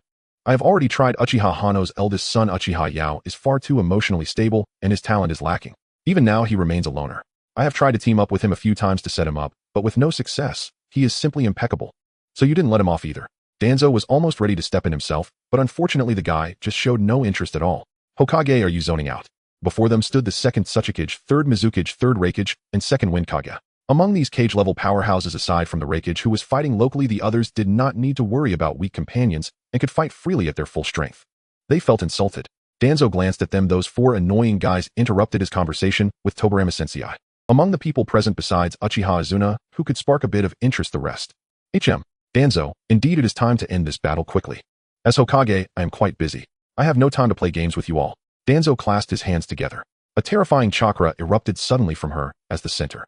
A majestic and insurmountable power stood before them. The sky split open. Cloud Ninja, are you kidding me? A massive meteor emerged from the clouds, starting a big attack without warning. The 4 Kage were stunned. Fukai, who had been slacking off, gaped, feeling as if the 8 tails might fly out of his mouth. Is this the kind of power a human can possess? Hokage, you have this kind of strength. How low-key can you be? Next time you can't be so mischievous and toy with us. The calm and serene pupils of the Sand Ninja reflected the shape of the falling meteor. Although it was already known that even that terrifying person in black wouldn't dare to face such an opponent directly, isn't this a bit too complicated? Oh, are we fighting against the Hokage? Wu, even more clever, is already thinking about playing with the disappearing Tsuchikage. A decade ago he seemed so weak that a single finger could crush him. How has he grown to this extent? What has Konoha fed you? A small cake that evolved into Godzilla. The only one who remained relatively calm, the nameless Mizukage. Sai, is the Mist Village about to get its 4th Mizukage? To be honest, isn't this changeover speed a bit too fast? But with the Cloud Village as company after some thought, the third Mizukichi felt it was still acceptable, thus regaining his calm. Seemingly accepting, but in reality it was because he had no moves left. Danzo crossed his arms, looking down at the four Kage. To oppose me. Let me see if you all have that qualification.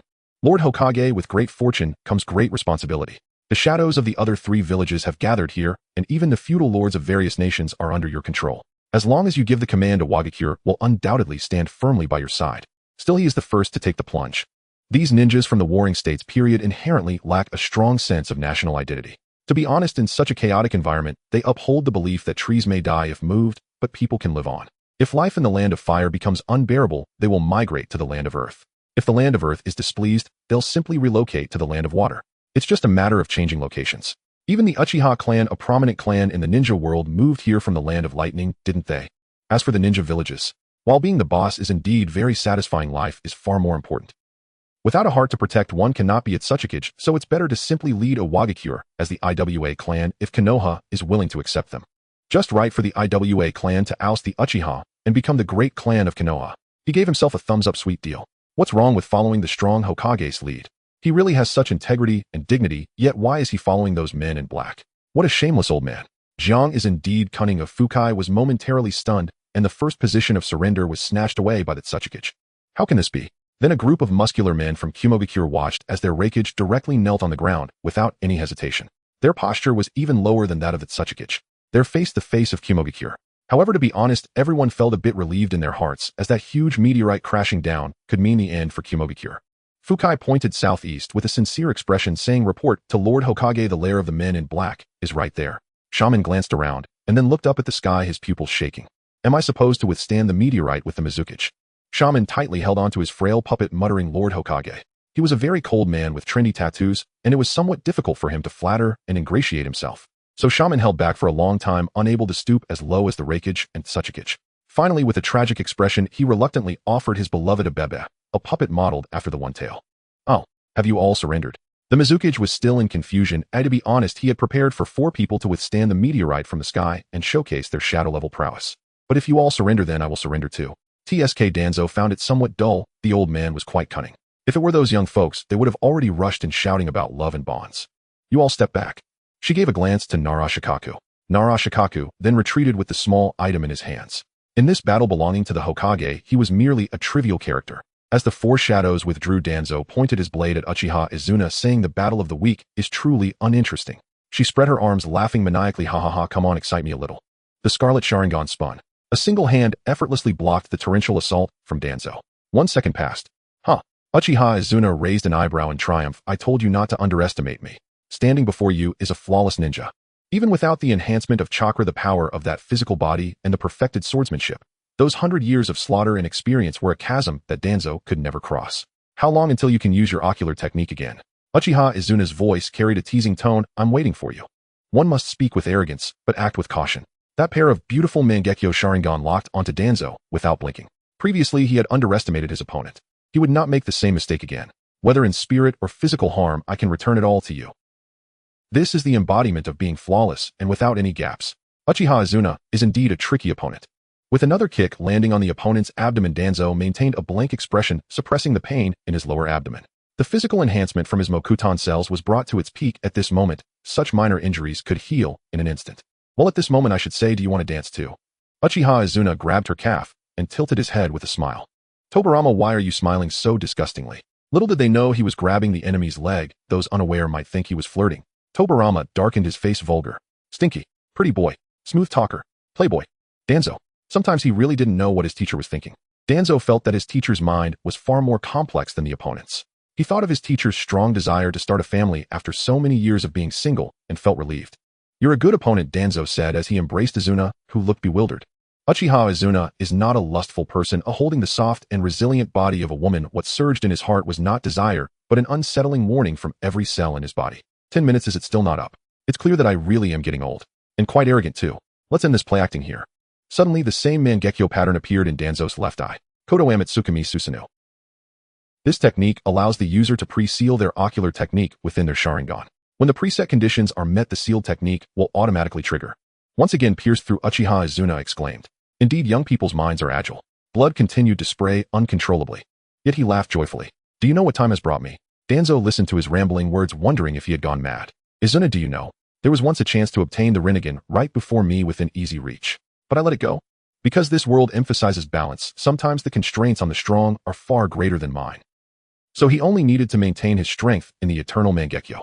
Without needing Tobirama to remind him, Danzo immediately tensed his body and swiftly retreated.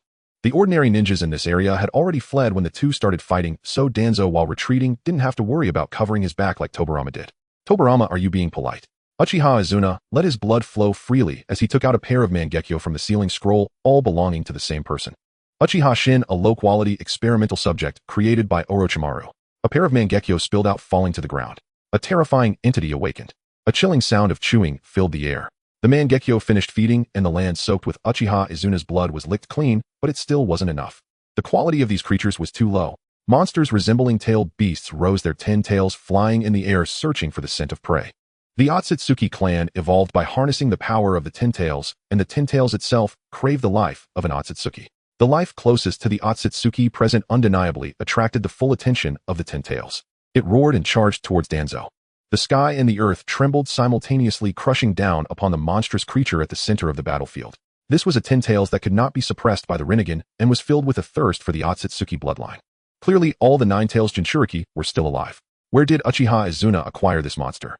Did he bring it across worlds? The system was frantically spinning in the mind. If it were a 10 tails from another world, it would have been exterminated by the GM long ago. Without a doubt, it belongs to our world. System unable to view related plot. We are in Naruto's timeline, while this fellow belongs to Boruto's timeline, and I do not have the authority to access this. TSK. Danzo said nonchalantly, it's just a 10 tails, all obstacles in my way will be eliminated one by one. Uchiha Izuna merely looked at his opponent with an appreciative and triumphant gaze. The beautifully furred beast wielding would release in one hand, and the Rinnegan in the other perfectly suppressed the rampage of the juvenile 10 tails with sheer might. She would definitely win. Uchiha Izuna's lips silently curled into an exaggerated arc. She would also lose horribly. Danzo seemed like a tireless machine. By this point, the chakra he had accumulated from others had reached a terrifying level as meteor after meteor rained down, causing the 10 tails, which had been well fed since its summoning, to roar in agony. The 10 tails was not completely devoid of intelligence. Although their emotions were usually so faint, they were nearly imperceptible. What was happening now? It was being hammered into the ground by Danzo's fierce attacks. Ah! Its scream was sharp. The sound itself was one of the 10 tails' methods of attack. Even from dozens of miles away, Sarutobi Hiruzen, at the edge of the battlefield, could feel as if his eardrums were being pierced. What about Danzo? Hiruzen dared not continue frightening himself. He merely gritted his teeth and raised the camera equipment high. The technological development of the ninja continent had progressed rapidly. In the brief span of 20 years of peace, electronic devices had emerged. Although not yet common, in every household no ninja village could be without at least one television. Hiruzen tried hard to adjust his mindset, continuing to introduce the great third Hokage in a relaxed tone. He did not understand the significance of Danzo's live broadcast on the battlefield, nor did he comprehend why it was necessary to subjugate the ninja villages during wartime. None of that mattered. Sarutobi Hiruzen just needed to know that this was a task assigned by Danzo. Danzo must have his own considerations. The ninja world lacked psychological professionals, but Hiruzen was self-taught in these psychological principles. Repeatedly mentioning something, praising and extolling it, could easily provoke the opposite reaction. He did not need to directly commend Danzo's achievements. Simply interspersing a remark about Danzo shattering their conspiracy while describing the terror of the 10 tails and the cruelty of the black-cloaked figures would suffice. Naturally, people would develop curiosity about Danzo due to Sarutobi Hiruzen's concise introduction as a battlefield reporter, and at that moment the spies planted by Konoha in various villages would play their roles. Shimura Danzō, the third Hokage, the strongest in this era, was also the one who saved the world from the schemes of the black-cloaked figures. The Kage of each ninja village had pledged allegiance to the Hokage. She might become the first matriarch to unify the ninja world and even the entire continent. Ordinary ninja, it's impressive but unclear. Each monkey has its own way of restraining. As for Sunagakure, they could say the Hokage is proficient and would release. Under her leadership, Sunagakure no longer has to endure the harsh life amid sandstorms. For Kirigakure, the land of water harbored a deep-seated resentment towards ninjas, especially bloodline ninjas. Now you need not continue pretending to be strong, for your strength has arrived. For Kumogakure, it was even more straightforward. Our Hokage is incredibly powerful. We have already taken you all. Even your leader has knelt. Be wise and surrender quickly. The Wagakure currently preserves the strongest fighting force among the ninja villages. Konoha's spies initially thought infiltrating a Wagakure would be the most difficult task, but unexpectedly that Tsuchikage was quite astute. Upon hearing this assessment, Tsuchikage chuckled wryly. There was no choice. Although a Wagakure looked vibrant, he was nearly 80 and his successor was approaching 50, with not a single leader emerging from the next generation or even the generation after that. Iwagakure was in dire straits. As countless branches sprang up from the ground amidst the Ten Tails' final wails, Danzo defeated the Ten Tails, sealing it away completely. A white transparent figure quietly appeared at the center of this upheaval in heaven and earth. He said, "You should not be here." At the same time, the major ninja villages officially declared their loyalty to Konoha and the Hokage. Danzo tool, one-click transformation. Is this your ultimate trump card? Danzo completely ignored the ethereal figure and curiously inquired of Uchiha Izuna. In the astonished gazes of the Sage of Six Paths and Uchiha Izuna, Danzo's chakra finally surpassed a certain limit. One could say this was the true embodiment of the world's great power. The treatment of the strong and slightly stronger children is completely different. The Sage of Six Paths directly transformed the child who was about to speak into young friend heroes emerge in youth. However, to control this world, one cannot rely solely on violent suppression, one should. Danzo waved his hand dismissively. All right, this is my era. He did not want to listen to the old man's ramblings. The Sage of Six Paths obediently closed his mouth. There was no doubt that provoking this young lady would result in his soul dissipating. Young friend speaks wisely. I suddenly remembered I have some matters to attend to. By the way, my brother should be fed. I must go home to cook. He fabricated a completely illogical excuse as the Sage of Six Paths made a grand entrance and exited in a dejected manner. Danzo looked around. Now the entire world belonged to Konoha. By the way, I almost forgot about you. She grabbed Uchiha Izuna, who was trying to sneak away, smiling with ill intent. Izuna-kun, we have some half-master disciple ties. Why not come to Konoha as my guest? Izuna wanted to cry, but had no tears. Can I refuse? Tobirama was fuming. What is he to be a teacher? Tobirama was dissatisfied. This teacher's identity belongs only to me. Does everyone have it? Danzo rejected. No, you a heinous war criminal will come back with me to work off your debt. According to a certain brother's strong recommendation, this person was quite adept in domestic affairs, rivaling Master Tobirama. Danzo, you aren't injured, are you? Sarutobi Hiruzen hurriedly arrived with a medical team. Danzo turned around, beaming. Hiruzen, in the end, I have won you. At this moment, the world belongs to Konoha. Hiruzen was taken aback, then smiled. I know. If it's yours, you can certainly achieve it. The end of the text. At this moment, Otsutsuki Ishiki, who had lost a Ten Tails, exclaimed, damn it, which bastard stole my Ten Tails? Sasuke's life seems to have been sweet only during his childhood. He was born into the first ninja village and the foremost clan as the youngest son of the clan leader. He possessed exceptional talent compared to his peers, outstanding looks, a prestigious background, and a harmonious family. Before the age of 7, Sasuke's greatest worries were probably that he couldn't surpass his elder brother, couldn't earn his father's praise, and most importantly, the neighbor, with curly hair, always tried to run over and steal his beloved brother. However, such happiness occupied too short a time in his life, too brief to bring any warmth to his existence, even when reminisced upon. At the age of 7, his life took a sharp turn. His parents fell in a pool of blood, and the kind-hearted clansmen all died with unclosed eyes, with the culprit behind this tragedy being his most beloved elder brother.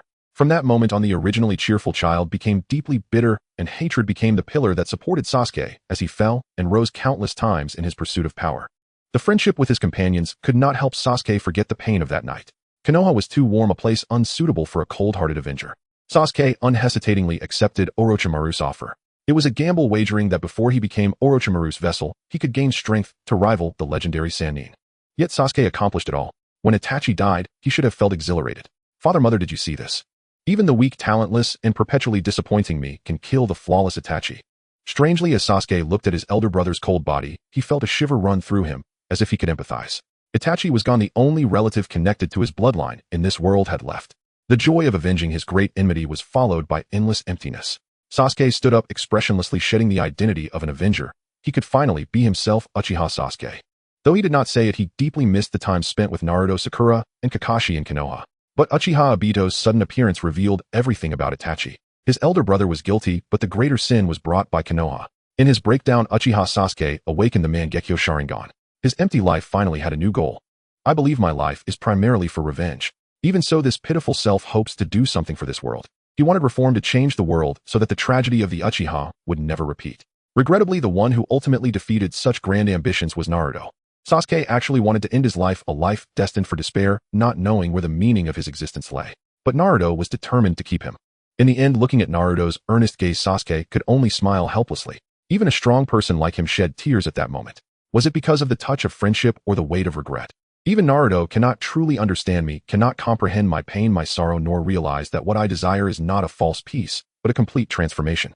So be it. Sasuke could not bear to hurt Naruto's true feelings. After all, Naruto was the only bond he had with this world. So be it, stepping onto the path of redemption. Even though Uchiha Sasuke was not a sinner, but a victim, he loved Konoha and feared the Konoha that took everything from him. Sasuke refused Naruto's invitations to return to Konoha with one excuse after another that lacked sincerity. He measured the land with his own feet, while time gradually smoothed out the sharpness and madness of his youth. Uchiha Sasuke wore a smile once more. He had finally found redemption. But could that scarred heart truly emerge from the night of many years ago? The hidden pain deep within went unnoticed by anyone as everyone continued walking forward with smiles, as if pretending to be deaf and mute could erase all the harm. This is the world of adults, a world without perfection. At 18, while atoning and tracking the Otsutsuki's trail, Uchiha Sasuke encountered an unprecedented formidable enemy. He calmly conveyed a message to Naruto, then resolutely walked towards his destined conclusion. Shouldn't the last Uchiha shed blood for Konoha? Is this what you wanted, Itachi? Only at this moment did Uchiha Sasuke realize how deeply his hatred and resentment for Itachi were buried, and at this moment, he even felt a sense of pleasure in having successfully avenged that perfect lifeless elder brother. How pitiful elder brother. The moment of death carried little pain. Yet Sasuke naturally pouted and complained as he did in childhood. Father, mother, and Itachi, am so cold. As if hearing his call, a pair of hands pulled Sasuke from a cold and suffocating environment. Uchiha Sasuke returned to the realm of the living. This world felt a bit strange. Upon witnessing that his archenemy was a woman who had an affair with the first Hokage's wife, and also had ties with Shizui's grandfather, he thought, wait, are you an octopus? Sasuke felt that in just a few days, though his body had shrunk, his heart had aged countless times. Uchiha Kagami patted his head. Sasuke has become more lively. He had transformed from a bitter little boy into a comic relief, showing progress. Not at all. Sasuke began to speak in a rough manner to Uchiha Kagami. Look carefully, I have nothing in my heart, not even pain. This void was carved out by this hellish world. Is your brain broken? Kagami tilted his head and asked him. Uchiha Sasuke gave a thumbs up. Yes, kid, you have good insight being able to speak such words. Uchiha Obito must have had a broken brain. It's fine, it's quite normal for Uchiha to have problems with their brains. Do just drink more hot water. Sasuke watched the unfeeling Uchiha Kagami casually leave this remark like a bee chasing after the blooming flower of Konoha. You really are a scumbag. Sasuke with dead fish eyes watched Kagami and Danzo cling to each other. Although he pretended to be disgusted, he inexplicably felt a long-lost sense of relaxation. It was so peaceful. Here there were no remnants of the Uchiha clan. As time passed, day by day, the image of his old enemy Shimura Danzō became increasingly vivid in Sasuke's mind. The second Hokage's favorite disciple, a relentless taskmaster, the girlfriend of Uchiha Kagami, who was not very good at taking care of herself. Sasuke twitched his lips as he watched someone muddled and feverish in the middle of the night, having mistakenly collapsed onto his own bed. This guy is too dedicated, isn't he? Sigh, I really dislike Danzo. In the end, Uchiha Sasuke still dutifully took care of him throughout the night. He didn't intend to seek any favors in return, but after Danzo woke up, he simply said, what does a thank you even mean? What a stiff, unlikable guy who I really don't understand what Kagami sees in him. Sasuke continued to observe Danzo. He realized that this guy was completely different from his own world, that gloomy old man. However, no matter what, Sasuke could not calmly engage in light-hearted conversation with the enemy that annihilated his clan. Watching Uchiha Kagami blissfully unaware and sweetly interacting with his girlfriend, Sasuke felt a twinge of annoyance. So he posed the classic dilemma: family or girlfriend, which would you choose? Kagami, as expected, was a sly one. He didn't answer, but threw the question back at Sasuke, asking under what circumstances would the Uchiha clan be annihilated. Naturally, it was due to the oppression from the narrow-minded higher-ups of Konoha. However, Sasuke learned another version from Danzo. Did the Uchiha clan do anything wrong? They only wanted the status they deserved. Did Konoha do anything wrong? The madness exhibited by the Uchiha clan repeatedly shattered the fragile trust between the two parties. He thought a lot, recalling the Nine-Tails attack on the village and Uchiha Obito's killing of the fourth Hokage and his wife, and ultimately had to admit that perhaps Konoha's concerns were not without reason. This madness rooted in bloodlines could take root and grow in the right environment. Sasuke could not change the entire Uchiha clan, nor did he have the ability to persuade them to leave with him.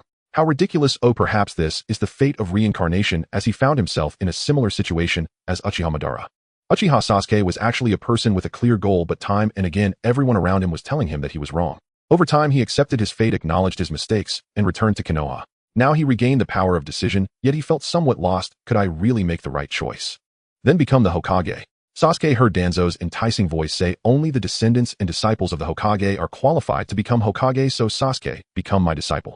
Only an Uchiha Hokage can genuinely elevate the clan status and break the unspoken rule that Uchiha cannot rise to the higher echelons. Actually, you just want my support, don't you? Sasuke felt like he wanted to scoff. This guy really is trying hard just to become Hokage. He even thought that Danzo's earnestness in promoting himself was somewhat endearing. Thinking back to what Kagami had said about how a confused Uchiha would like a girl with a strong sense of purpose, he thought, go to hell with that. All men understand this. You just like this guy's awkward expression while his eyes sparkle looking at your youthful self, don't you? Kagami, you're truly disgusting. Sasuke struggled to shake off the bizarre thoughts in his head and began to seriously consider Danzo's suggestion. Alright, let's do it. But I have to say this up front, if you betray my trust, I will kill you. After saying that, he felt like Kagami's expression turned a shade greener. Was that just an illusion? In the time that followed, he and Danzo interacted as the most ordinary teacher and student. Politics and balance. These were concepts Uchiha Sasuke had never encountered before. He clumsily navigated these interpersonal dynamics and tackled the challenges Danzo had presented. Danzo, do you really think you've solved it?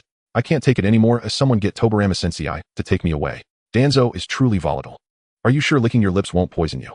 Sasuke, feeling a bit aggrieved, thought he was an honor student. If he couldn't learn well, it must be Danzo's fault. Stop. Why are you teaching Orochimaru? Isn't he Sarutobi Hiruzen's disciple? How could you exaggerate Orochimaru's talent?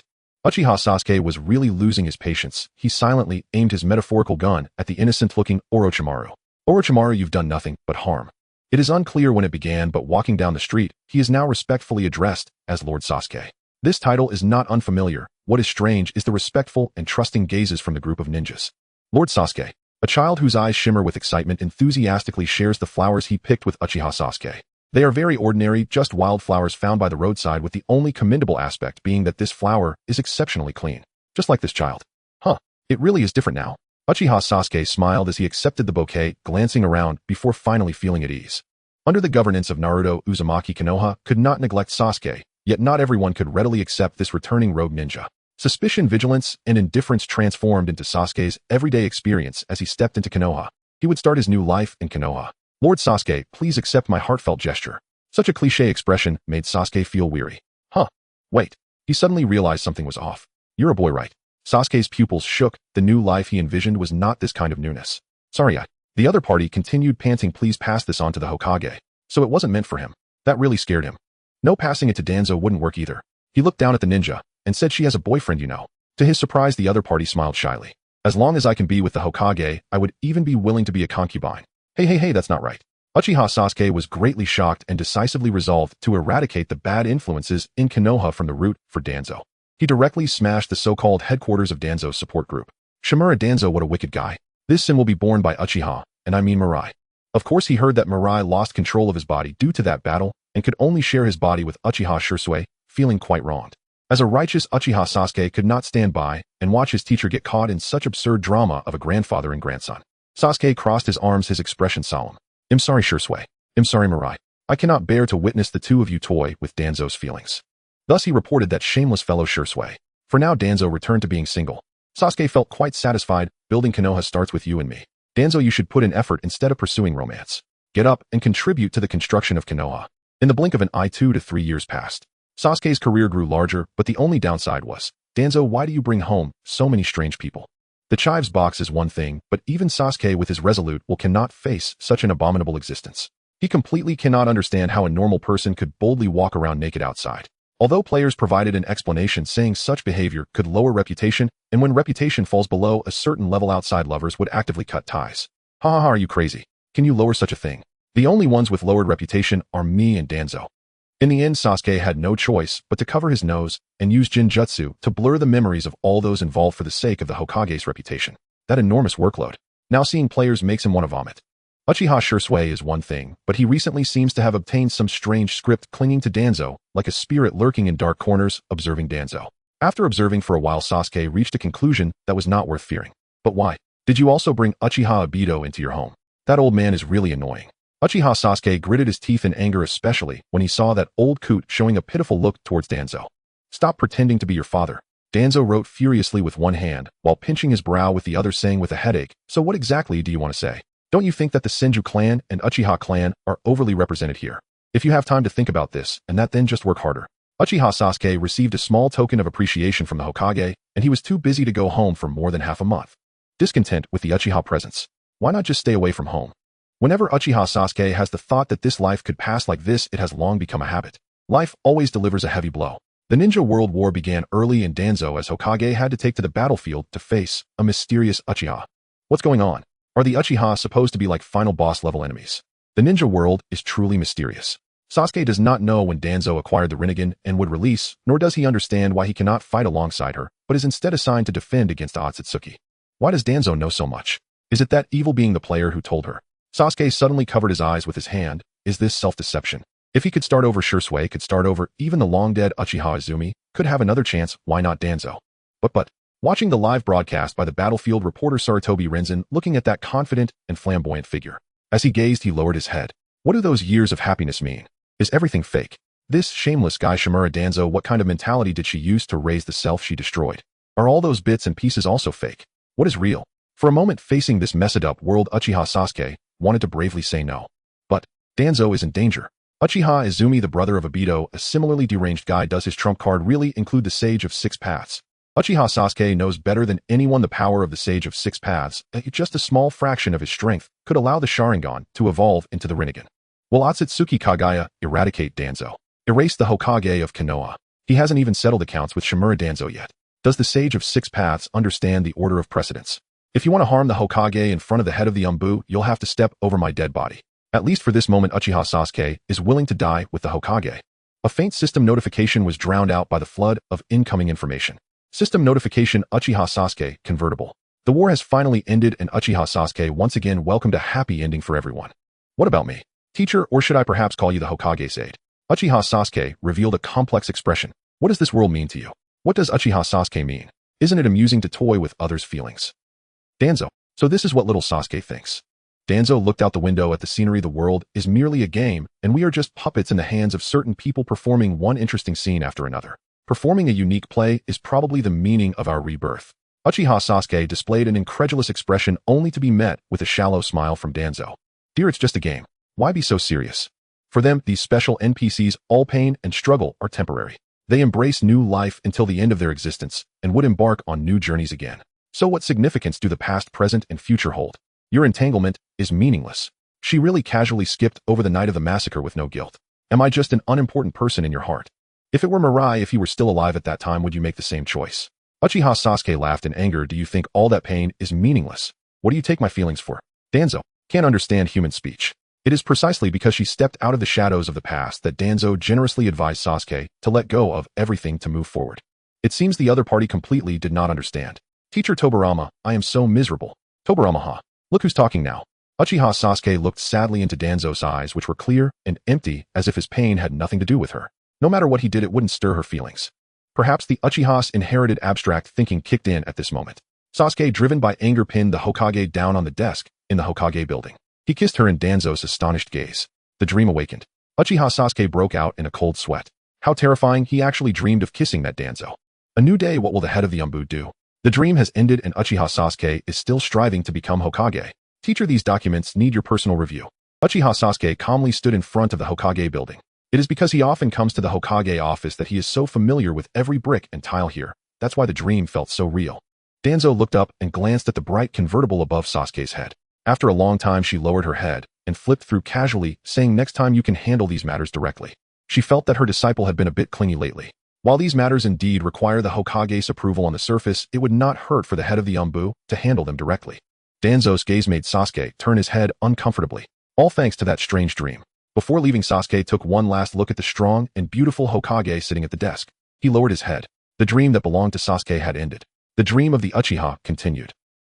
Uchiha Sasuke did not have the courage to shatter the fragile peace. Let it be pretending that nothing happened, pretending that nothing was discovered. He can pretend to be indifferent in front of Danzo, just like he once did in front of Naruto. Sasuke held his young parents bathed in the warm glow of the setting sun, smiling gently. Who is this life for? For the Uchiha, for Sasuke, or for Danzo? He can no longer distinguish. For Uchiha Sasuke, living in an imperfect world has long become a habit. He can endure it. The name Uchiha Shursui originates from the phrase, still water reflects a clear mirror. As the saying goes, flowing water cannot reflect any appearance. However, still water serves as a mirror capable of humbly and honestly accepting all things. According to his father, his name actually has some connection to his grandfather, whom he has never met, known as Mirror. Sometimes Shursui ponders what his parents intended for him to accept when they chose this name. What thoughts occupied the mind of his ancestor who harbored similar ideals when faced with a complex environment? In the eyes of everyone, Uchiha Shizui's life was always smooth sailing. At a young age, he earned the title Instant Body Shursui due to his gentle and reliable personality and his beautiful, harmless appearance, making him quite popular in Konoha. Even coming from the Uchiha clan, he was trusted by the higher-ups because of his ancestor. It was precisely because Uchiha Shursui faced no obstacles that he arrogantly believed he could shoulder the family's fate. This savior-like mentality peaked after he awakened his Mangekyo Sharingan. Everyone claims that the Uchiha are arrogant, yet Uchiha Shursui is an exception. In hindsight, Shursui believes he was the most arrogant during that time.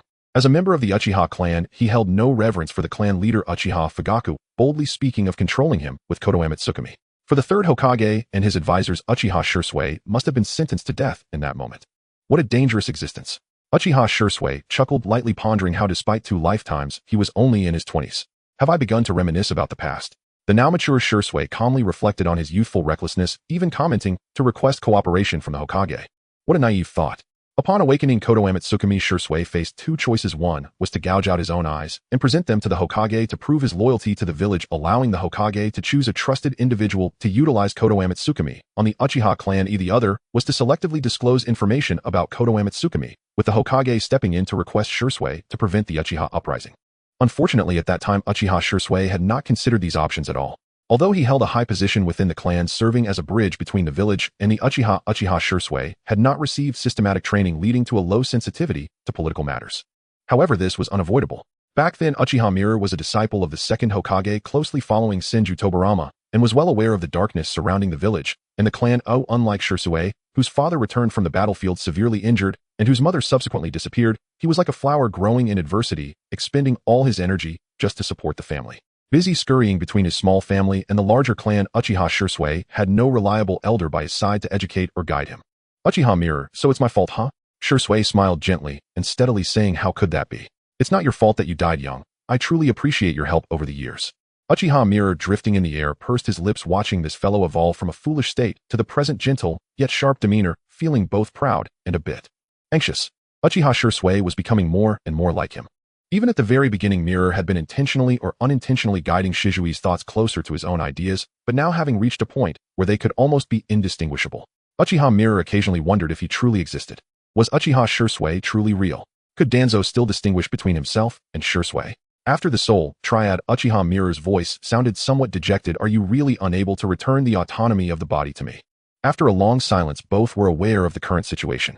Uchiha Shursui responded with a tone slightly higher than his original voice, which reflected Mirror's gentleness. Of course, Lord Danzo has already confirmed with the ninja from the Yamenka clan, hasn't he?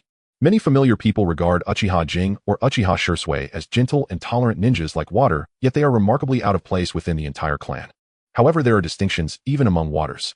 If Uchiha Jing is like a stream that appears calm, yet conceals swirling eddies, his gentleness is merely a facade, and behind his amiable demeanor lies the truth that only a few can hold a place in his heart. In contrast, Uchiha Shursui is the embodiment of pure and gentle lake water. As long as you can recognize the profundity of this lake and avoid touching its bottom line, you will not drown.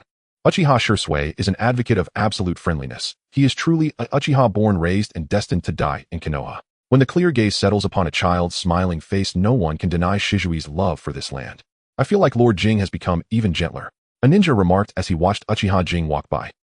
In the past, Uchiha Jing would smile at them, but it was just devoid of warmth. This thought suddenly popped into his mind. Now Lord Jing's smile seems more genuine. Everyone is improving. The village elders smiled broadly, watching the few disciples of Lord Tobirama grow up slowly. Hisashi had become the children's great teacher, lively and cheerful, blending in well with the kids, and was quite popular. Konohamaru Shikadai and Inogen have all become a doctor, a homebody, and a theorist respectively. Everyone is moving towards the future they desire, yet Uchiha Jing always gives off a sense of confusion. He follows the second Hokage, follows Danzo, follows Hisashi like a ghost wandering in Konoha, and apart from Danzo's obliviousness that always manages to break the ghost's defenses, Uchiha Jing himself seems to have little thoughts or emotions. Now Jing has finally gotten back on track. Lord Tobirama must feel gratified to see this version of Jing right. Tobirama, who was backstabbed by Jing and Shursui in succession, has Uchiha Jing become better? Shursui felt a bit dazed. In other words, everyone thinks they are doing better than Jing, right? He felt a little guilty towards Jing. Sorry, it seems he has caused his ancestors some trouble again. Uchiha Jing. Jing, nauseating brat. Damn, this is what happens when a green tea meets a white lotus. Uchiha Shursui certainly cannot be well versed in all of Jing's circumstances, especially when he has not received much familial education and faces the old foxes of the clan, naturally falling at a disadvantage. In front of those elders, Uchiha Shursui looked as tender as a young cucumber, watching as this kid was about to make some foolish promise about becoming the Hokage's wife in exchange for the clan's XXX. How could Jing allow the interests of the Hokage faction to suffer? Uchiha Jing's resentment ran deep, yet he still had to pinch his nose and teach Shursui the art of conversation, analyzing the traps hidden behind the friendly words of the clan leader and elders. You shouldn't smile in front of Elder XX. You should wear that outfit when meeting the clan leader. You can't be so straightforward, you have to beat around the bush, beat around the bush. Jing clearly realized that he had inadvertently taught another version of himself. This kid named Shursui resembles himself more than anyone else. He felt a bit melancholic. However, there is no one who loves Danzo more than I do. Uchiha Jing would never admit defeat. After the incident with the second Hokage, Uchiha Shizui's freedom increased. As a subordinate, Shizui's mentality is more mature than Sasuke's, and his methods, under Jing's Hansen guidance, have become more sophisticated. He even has an impressive background in the Umbu. With the same treatment as the Tobirama class, Jing also had plans to arrange for Shisui, and Danzo undoubtedly chose to promote Uchiha Shisui. Well done, Shisui. You've really been a great help. Shisui is indeed a ninja worth trusting. Shisui. Shisui. Similar phrases surrounded his ears. Shizui's dark eyes curved with a smile. It's an honor to serve you, Lord Hokage. He actually doesn't like the title of Lord Danzo. Why? Shisui recognized earlier than Uchiha Sasuke the simple fact that Shimura Danzō is still Shimura Danzō. This guy's essence has never changed. However, my essence hasn't changed either. Shisui smiled faintly. He has always been aware of his own cowardice and avoidance. Uchiha Shisui is a failed coward, someone who could even entrust his own ideals to others. He said, if I die, the situation should change. I'll let my death postpone the coup. I entrust this to you. Everything will be up to you, my dear friend. Why can I have a second chance at life to change my regrets? Can I really break the fate that belongs to the Uchiha? Uchiha Shisui is an emotional guy who perhaps his long-term care for his father has nurtured a particularly considerate and somewhat ingratiating nature. Just like when he learned about the fate of the Uchiha from Sasuke, feeling defeated, yet able to understand Itachi's difficulties, that kind-hearted and gentle child would also be tormented by such actions.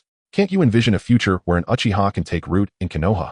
Just as he understood under Jing's guidance how unstable and threatening the Uchihas appeared in the eyes of the Hokage faction, he could also comprehend the actions of Konoha's higher-ups, eliminating the greatest threats at their roots. As for those Sharingan, rather than destroying them all, it would be better to extract them for reuse. Plundering bloodlines in the ninja world is merely the norm. Understanding that everyone reached a consensus, but what about Uchiha Shisui? He also understood his own cowardice. Let the cold waters completely bury the life of Uchiha Shisui. Since Uchiha Shisui has chosen to evade, let this coward vanish completely. From today onward, I will no longer be Shisui. Uchiha Jing strives to earn the praise and recognition of the Hokage. But it's different now. Uchiha Shisui needs to anchor his position through this recognition. Uchiha Jing does not need that. His actions stem from a single motive: love. Uchiha Jing loves Danzo, even at the cost of his life, hence Uchiha Jing will be this way. Danzo is powerful, Danzo is strong, and Danzo is a qualified leader. In truth, falling in love with someone isn't that difficult. After all, in his 20s, Danzo had power and looks. His temper wasn't great, yet this bad temper softened remarkably when facing Jing. This particularity is already intoxicating. Uchiha Jing approached that silhouette with ease, just as he had countless times before, draping a coat over the exhausted Danzo, who had fallen asleep directly on his desk. From clumsily styling her hair to becoming a skilled Hokage's exclusive stylist, their distance drew ever closer, until Uchiha Jing set down a stack of documents and naturally reached out to touch Danzo's face. He pinched Danzo's cheek and smiled. It's not acceptable for the Hokage to be so busy you haven't come home for a week to eat. Tonight I've prepared your favorite dishes. There was a sense of conversation between an old married couple and a ninja passing by remarked on it. Facing the teasing of outsiders, Uchiha Jing smiled with a blush. When he smiles, he has the innocence of youth, a gentle and tender expression filled with familiar affection. Even Danzo, in that fleeting moment of looking up, appeared dazed. She murmured, "Jing." Uchiha Jing's eyes curved, resting his hands on the desk. "Lord Hokage, it's Shisui." Uchiha Jing's expression remained unchanged, but his tone was somewhat subdued. "Are you sad, Lord Hokage? If you treat me as him, would it bring you some comfort? As long as you can be happy, I believe Uchiha Jing would understand too." Uchiha Jing ignored the rare display of disregard for decorum, nonchalantly replying, "Sometimes it's not necessary to differentiate so clearly between me and him." Uchiha Shisui has ceased to cling to the symbol of Shisui. It seems that as long as he considers himself Jing and Danzo as Hokage, he can forget the grudges between Uchiha Shisui and the Hokage's aide. Let's just be Jing and Danzo. Can we? My name is Uchiha Jing, with the surname originating from the prestigious Uchiha clan in the ninja world, and my given name derives from a heart, like a clear mirror reflecting all that comes.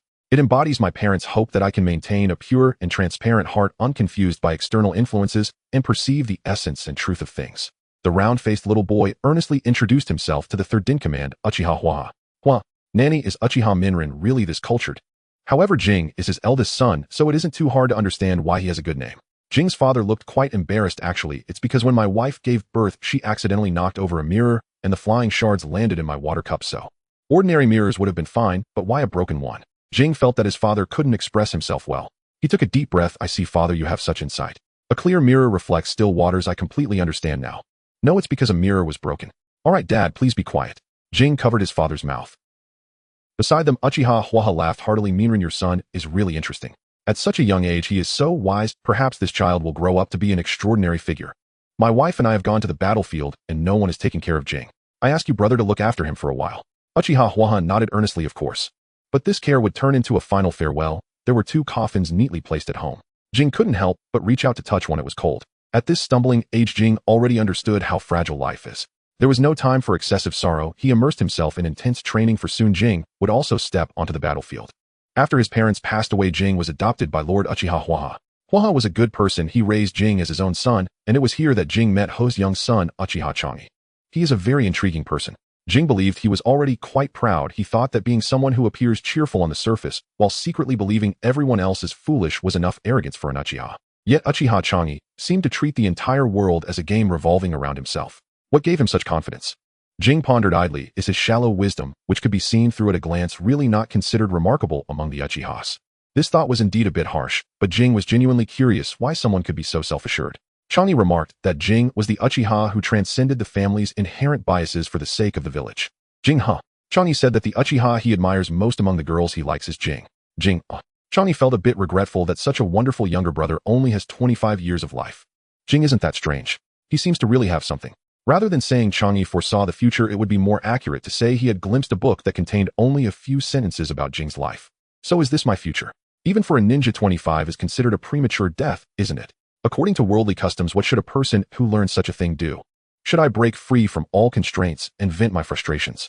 Jing frowned and contemplated for a while. He felt he did not have such an impulse. Tisk, he spoke too soon. Perhaps he fell in love at first sight at the funeral for the woman his deceased brother cherished. Uchiha Jing always presented himself with ease, calmness, and politeness. He did not seem like an Uchiha. But upon seeing Danzo, he realized that he truly was an Uchiha, as intense emotions surged within his heart. This was a feeling Jing had never experienced before. He decided to go wild for a bit. Uchiha Jing shamelessly fought for a place as a boyfriend. He craved to experience the sensation of his heart racing to the point of temporary numbness. He thought that this fervent feeling would fade over time, just like the love for the foolish couple from years ago, until the entity known as Uchiha Jing met his end, achieving a death without regrets where all emotions returned to nothing. But Jing was quite mistaken. They traveled through the ninja world, secretly tasting the strongest wine, collapsing on the grass for a long dream, watching the sun slowly rise from the horizon. Would it truly be a death without regrets? Uchiha Jing's hand slowly covered his heart. Why does only unwillingness remain in my heart? Why do I only have 25 years of life? He turned to look at Danzo, seeing her offer him a gentle smile. He began to resent the cruel fate. However, the intricate and sorrowful thoughts of the little boy are of no use other than to cause unnecessary worry. Tobirama, we are on a mission, Kakashi. She was completely perplexed by his gaze, feeling that there was a little hook in the way he looked at her, sending tingles down her spine. Could it be a combination of lightning release and jinjutsu? Quite creative. As expected of you, Kakashi. Uchiha Kakashi, for some unknown reason, astonishingly understood Tobirama's gaze. Kakashi gritted his teeth. You're not bad either. As expected of you, Tobirama. I hate that you are such a blockhead. Occasionally, Kakashi would wonder if he had made a mistake in the beginning.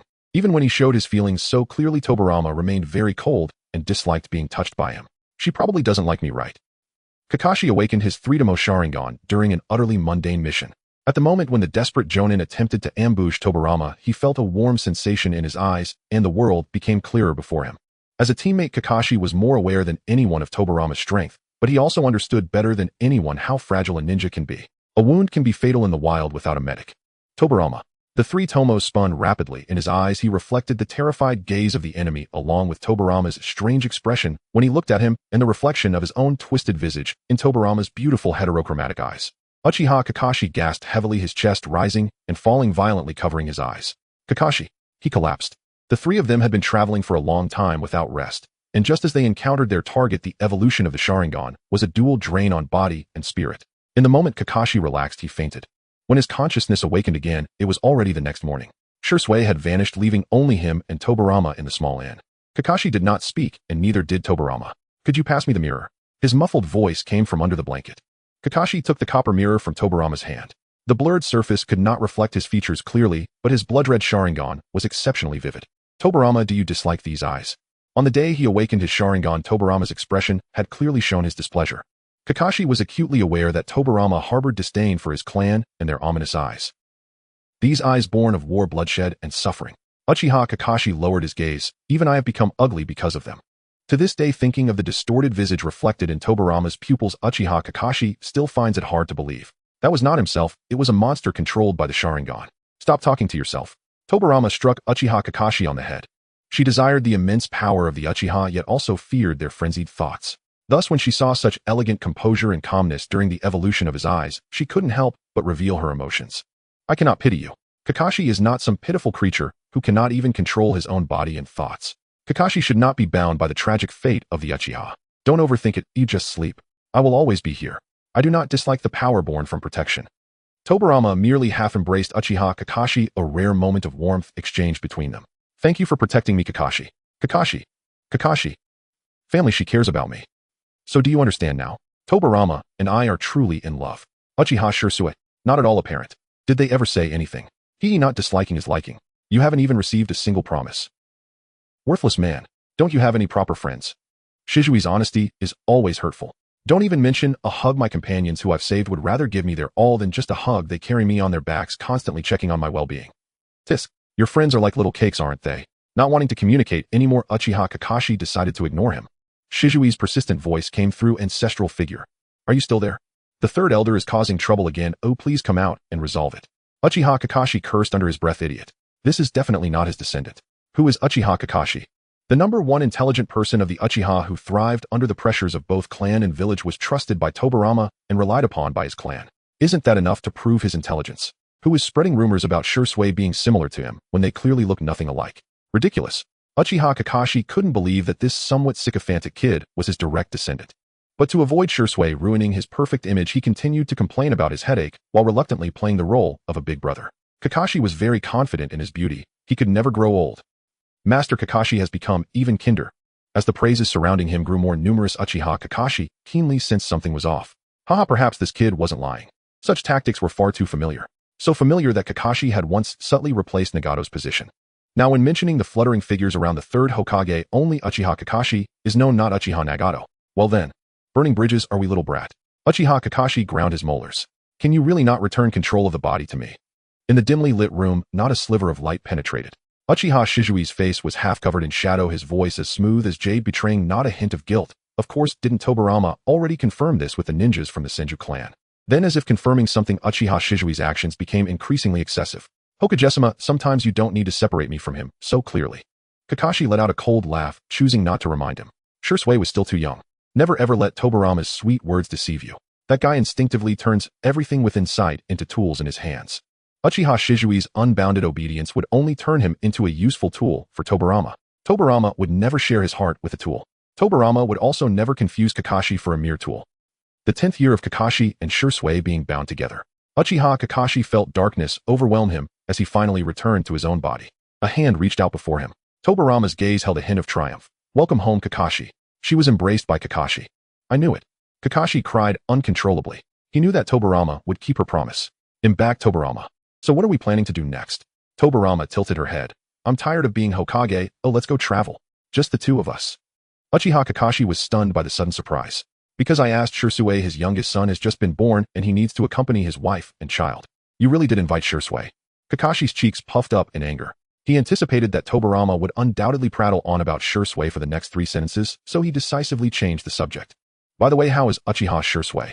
Tobirama paused for a moment and replied honestly. We finally found a body for Shursui. He probably returned to that body. I see he seems quite happy being the Umbu captain. After we leave, let him learn to stand on his own. Uchiha Kakashi felt a mischievous thought arise. How old is that body? Shursui often used his age of 16 to tease this old uncle. He better really be that young. 16 years old. Kakashi held Tobirama's hand affectionately. I have a good relationship with Shursui. Oh, I admire this junior a lot. Shursui is still an unregistered black household. Why don't you just bring him over and let him be my son under my name? Edge. Wouldn't that be crossing a generation? Tobirama hesitated a bit, but seeing Kakashi's tearful expression that insisted on not agreeing, she sighed. It's not too much to ask from Kakashi after all. One day 5 years before the events in Konoha, Madara and Hashirama, out carousing with their friends, were simultaneously caught in the act by each of their younger brothers. Was it friendship or family loyalty? A battlefield of emotions was on the verge of erupting. In Konoha's 56th year, Shursui Uchiha, having lost an eye, stood hand in hand with his close friend Itachi, their eyes brimming with tears as the countdown to gouging an eye began.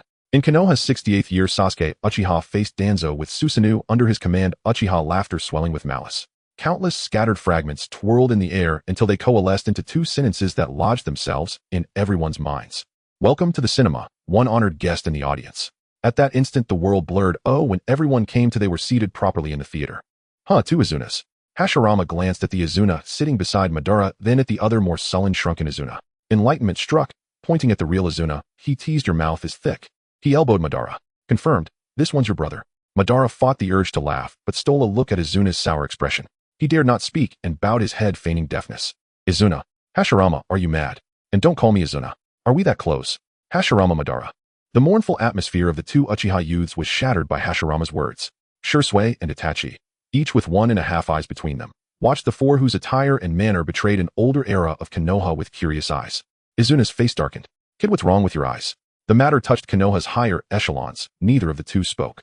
Sasuke scoffed. "There's no mystery. Hashirama, the first Hokage, allied with Madara to found the village."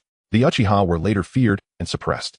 Danzo seized Shursui's Mangekyo as the fuse. Within years, the entire Uchiha clan was annihilated. Danzo. The War Era listeners chewed over the unfamiliar name. To wipe out the Uchiha, who or what manner of man was he?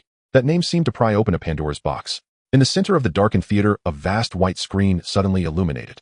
The third Hokage and the untold story of the Uchiha, the bewildered quartet from the Warring States era, fell silent. They already knew Hashirama to be the first Hokage. The title of Hokage suggested an alliance leader born of Hashirama and Madara. The theater's veneration of the third Hokage implied he was a man of remarkable ability or singular talent. So what could this third leader have had to do with the Uchiha? Izuna and Tobirama's thoughts ran in uncanny lockstep. If the third was so formidable, might he have been responsible for the Uchiha's destruction? The three knowing Uchiha youths fell silent. They imagined the aged Sarutobi Hiruzen and a certain radiant Uchiha, maiden embroiled in some hidden affair. A chill ran down spines. The film did not disappoint. The opening scene struck like a thunderclap. Madara hurled a young girl beneath a tree like a bully while the child opposite him turned deathly pale. Tobirama, versed in such matters, recognized the symptoms. The girl had been used by the Sharingan. "Madara, what a scoundrel." The film continued. Madara's voice was low. "Are you from the future? What is our relation?" The beautiful girl's expression remained cold as she delivered a blow. "Madara, I am your wife." "Pervert." 7 voices cried out. After the curses subsided, they exchanged glances, then fixed their attention on Madara. "Madara, why even curse yourself?" Madara murmured, "Truly a despicable man." He looked deeply wounded. Hashirama rose to his friend's defense. "If it was an arranged marriage, it wasn't your fault." "Exactly, Madara." Izuna smiled broadly. "Hashirama himself shamelessly arranged to marry a cousin years younger than him. You're marrying someone decades younger is hardly worse. You beat him by 20 years. Well done." No, this was not the kind of victory anyone wanted. Izuna must still be angry. Tobirama offered a sober observation. "The Uchiha rarely practice political marriage. They tend to intermarry within the clan. Exceptions occur when a clan leader fancies an outsider. That child clearly isn't of the Uchiha. So Madara is simply a scoundrel who takes to little girls." Madara seemed on the verge of shattering. The quartet gossiped animatedly, while Konoha's 3 Uchiha kept to themselves. After the impulse to wish for death passed, Shursui felt like a terrible elder brother. What had he said to Itachi? Mortified, he wanted not to speak. Itachi was still reeling from the double blow of Konoha's leadership striking at Shursui and Shursui's demand that Itachi kill him. Sasuke frowned at the glowing screen and peered again. So where is the third Hokage? Where was Sarutobi Hiruzen, that doddering old man? Though their banter filled 1,000 words on the page, only seconds passed in the story. On screen, Madara and the little girl stared at one another for a handful of heartbeats. Madara, impossible. He flung the girl away in terror. Why impossible? Madara snapped, face black. Because you are Tobirama's disciple. What? Madara and Tobirama shared identical expressions of shock. Tobirama reacted swiftly. Madara, have you no shame? Laying a hand on my disciple. He grieved and raged, pointing at the beautiful child on the screen. She is so young. You are a despicable man. The on-screen dialogue pressed on. Danzo pressed him step by step until Madara had nowhere left to retreat. You resented my status and I do not blame you, but I cannot accept that you chose another. Was that other not a student of Master Tobirama? Your eyes could belong to that person or to anyone else. Yet my image has never been there. You severed the ties around that Uchiha just to take that person from Konoha. What a... Tobirama did not know whether to be astonished that he had taken an Uchiha as his student or more astonished that Madara would shamelessly seize his disciple. Izuna whispered, Madara. My brother, was he really this kind of man? Hashirama urged Madara, perhaps let Tobirama be. He worked so hard for it. Madara gave a rueful laugh. I tell you I am not that sort of man. Do you believe me? Believe him? Of course not. Shursui watched in stunned silence and realized the only Uchiha apprentice to Tobirama aside from my grandfather must be me. Itachi's face was blank. Sasuke blurted the thought on everyone's mind. Madara takes both men and women. Madara protested, I do not. He suspected a grave misunderstanding. On screen, Madara himself raised objections, and Madara in the theater brightened at the chance. Well done, film self, vindicate me. No, Madara frowned, spotting the blind spot. After all this, you still wed me. Danzo dug in viciously and smiled wickedly. Who told you to? Now I cannot do without your body. Madara broke like glass. Who is that person inside the film? He is certainly not me. He resolved to expel the film's Madara from the clan. The name Uchiha Shursui originates from the phrase, still water reflects a clear mirror. As the saying goes, flowing water cannot reflect any appearance. However, still water serves as a mirror capable of humbly and honestly accepting all things. According to his father, his name actually has some connection to his grandfather, whom he has never met, known as Mirror. Sometimes Shursui ponders what his parents intended for him to accept when they chose this name. What thoughts occupied the mind of his ancestor who harbored similar ideals when faced with a complex environment? In the eyes of everyone, Uchiha Shizui's life was always smooth sailing. At a young age, he earned the title Instant Body Shursui due to his gentle and reliable personality and his beautiful, harmless appearance, making him quite popular in Konoha. Even coming from the Uchiha clan, he was trusted by the higher-ups because of his ancestor. It was precisely because Uchiha Shursui faced no obstacles that he arrogantly believed he could shoulder the family's fate. This savior-like mentality peaked after he awakened his Mangekyo Sharingan. Everyone claims that the Uchiha are arrogant, yet Uchiha Shursui is an exception. In hindsight, Shursui believes he was the most arrogant during that time. As a member of the Uchiha clan, he held no reverence for the clan leader Uchiha Fugaku, boldly speaking of controlling him with Kodoame Tsukumi. For the third Hokage and his advisors, Uchiha Shursui must have been sentenced to death in that moment. What a dangerous existence. Uchiha Shursui chuckled lightly, pondering how despite 2 lifetimes, he was only in his 20s. Have I begun to reminisce about the past? The now mature Shursui calmly reflected on his youthful recklessness, even commenting to request cooperation from the Hokage. What a naive thought. Upon awakening Kodoame Tsukumi, Shursui faced 2 choices. One was to gouge out his own eyes and present them to the Hokage to prove his loyalty to the village, allowing the Hokage to choose a trusted individual to utilize Kodoame Tsukumi on the Uchiha clan. The other was to selectively disclose information about Kodoame Tsukumi, with the Hokage stepping in to request Shursui to prevent the Uchiha uprising. Unfortunately, at that time, Uchiha Shursui had not considered these options at all. Although he held a high position within the clan, serving as a bridge between the village and the Uchiha, Uchiha Shursui had not received systematic training, leading to a low sensitivity to political matters. However, this was unavoidable. Back then, Uchiha Mirror was a disciple of the second Hokage, closely following Senju Tobirama, and was well aware of the darkness surrounding the village and the clan. Unlike Shursui, whose father returned from the battlefield severely injured and whose mother subsequently disappeared, he was like a flower growing in adversity, expending all his energy just to support the family. Busy scurrying between his small family and the larger clan, Uchiha Shursui had no reliable elder by his side to educate or guide him. Uchiha Mirror, so it's my fault, huh? Shursui smiled gently and steadily, saying, how could that be? It's not your fault that you died young. I truly appreciate your help over the years. Uchiha Mirror, drifting in the air, pursed his lips, watching this fellow evolve from a foolish state to the present gentle, yet sharp demeanor, feeling both proud and a bit anxious. Uchiha Shursui was becoming more and more like him. Even at the very beginning, Mirror had been intentionally or unintentionally guiding Shizui's thoughts closer to his own ideas, but now having reached a point where they could almost be indistinguishable, Uchiha Mirror occasionally wondered if he truly existed. Was Uchiha Shursui truly real? Could Danzo still distinguish between himself and Shursui?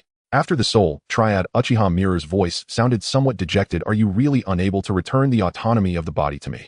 After a long silence, both were aware of the current situation.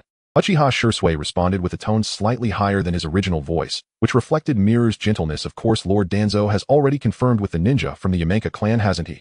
My name is Uchiha Jing, with the surname originating from the prestigious Uchiha clan in the ninja world, and my given name derives from a heart, like a clear mirror reflecting all that comes.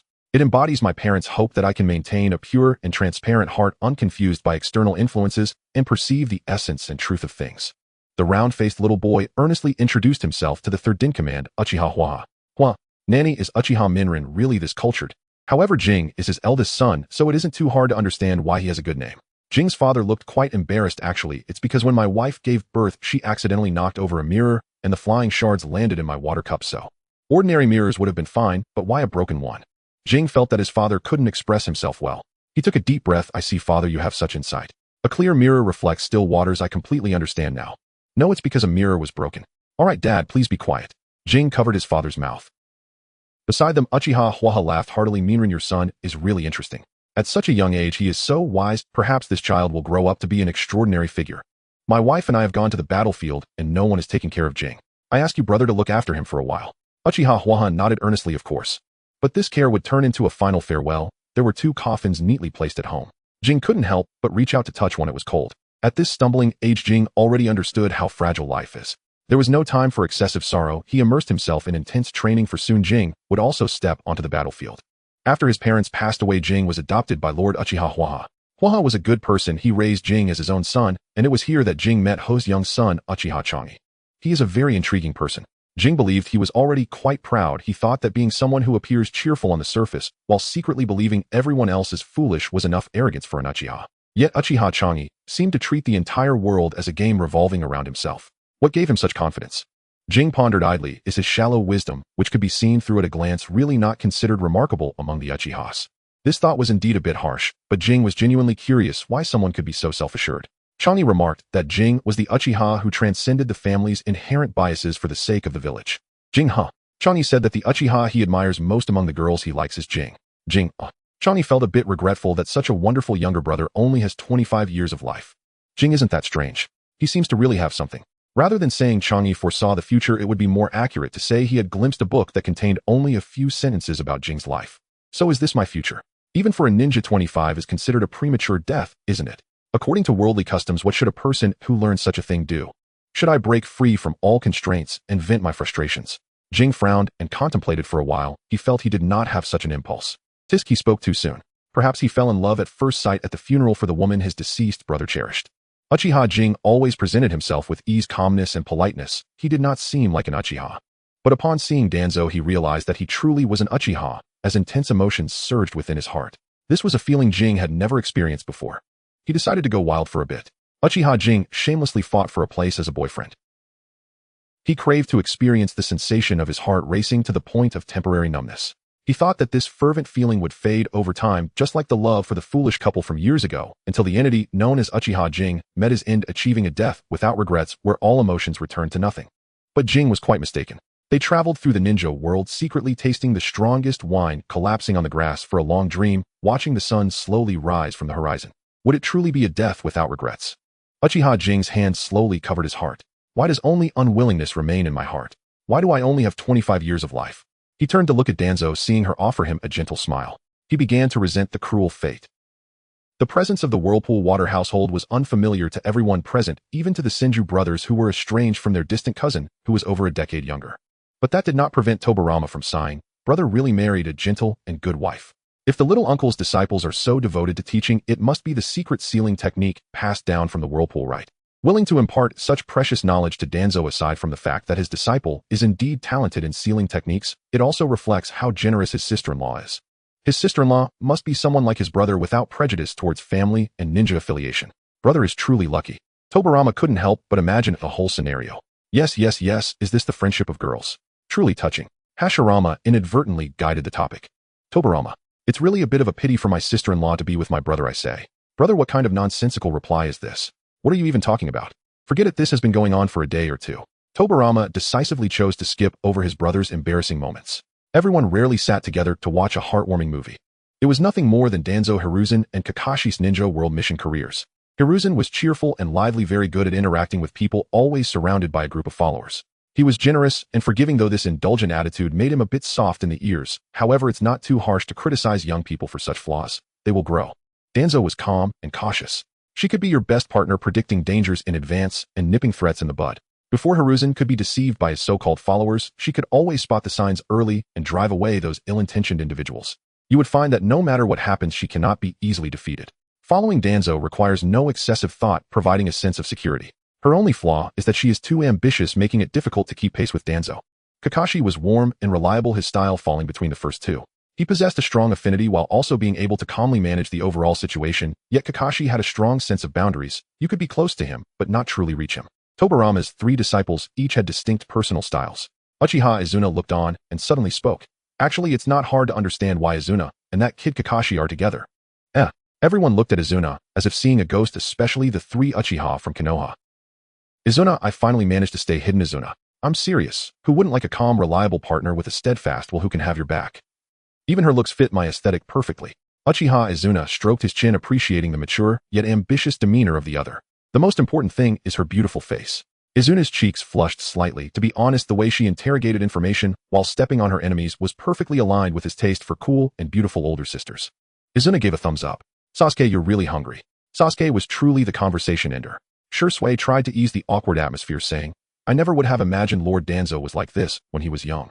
A cold yet awkward concern for companions. Such a person could say thank you to Kakashi, expressed that he doesn't dislike the Sharingan and wouldn't hate this power born from the desire to protect. How could he have turned into someone hostile towards the Uchiha? Time is indeed a cruel thing, robbing Danzo of his beauty and good character.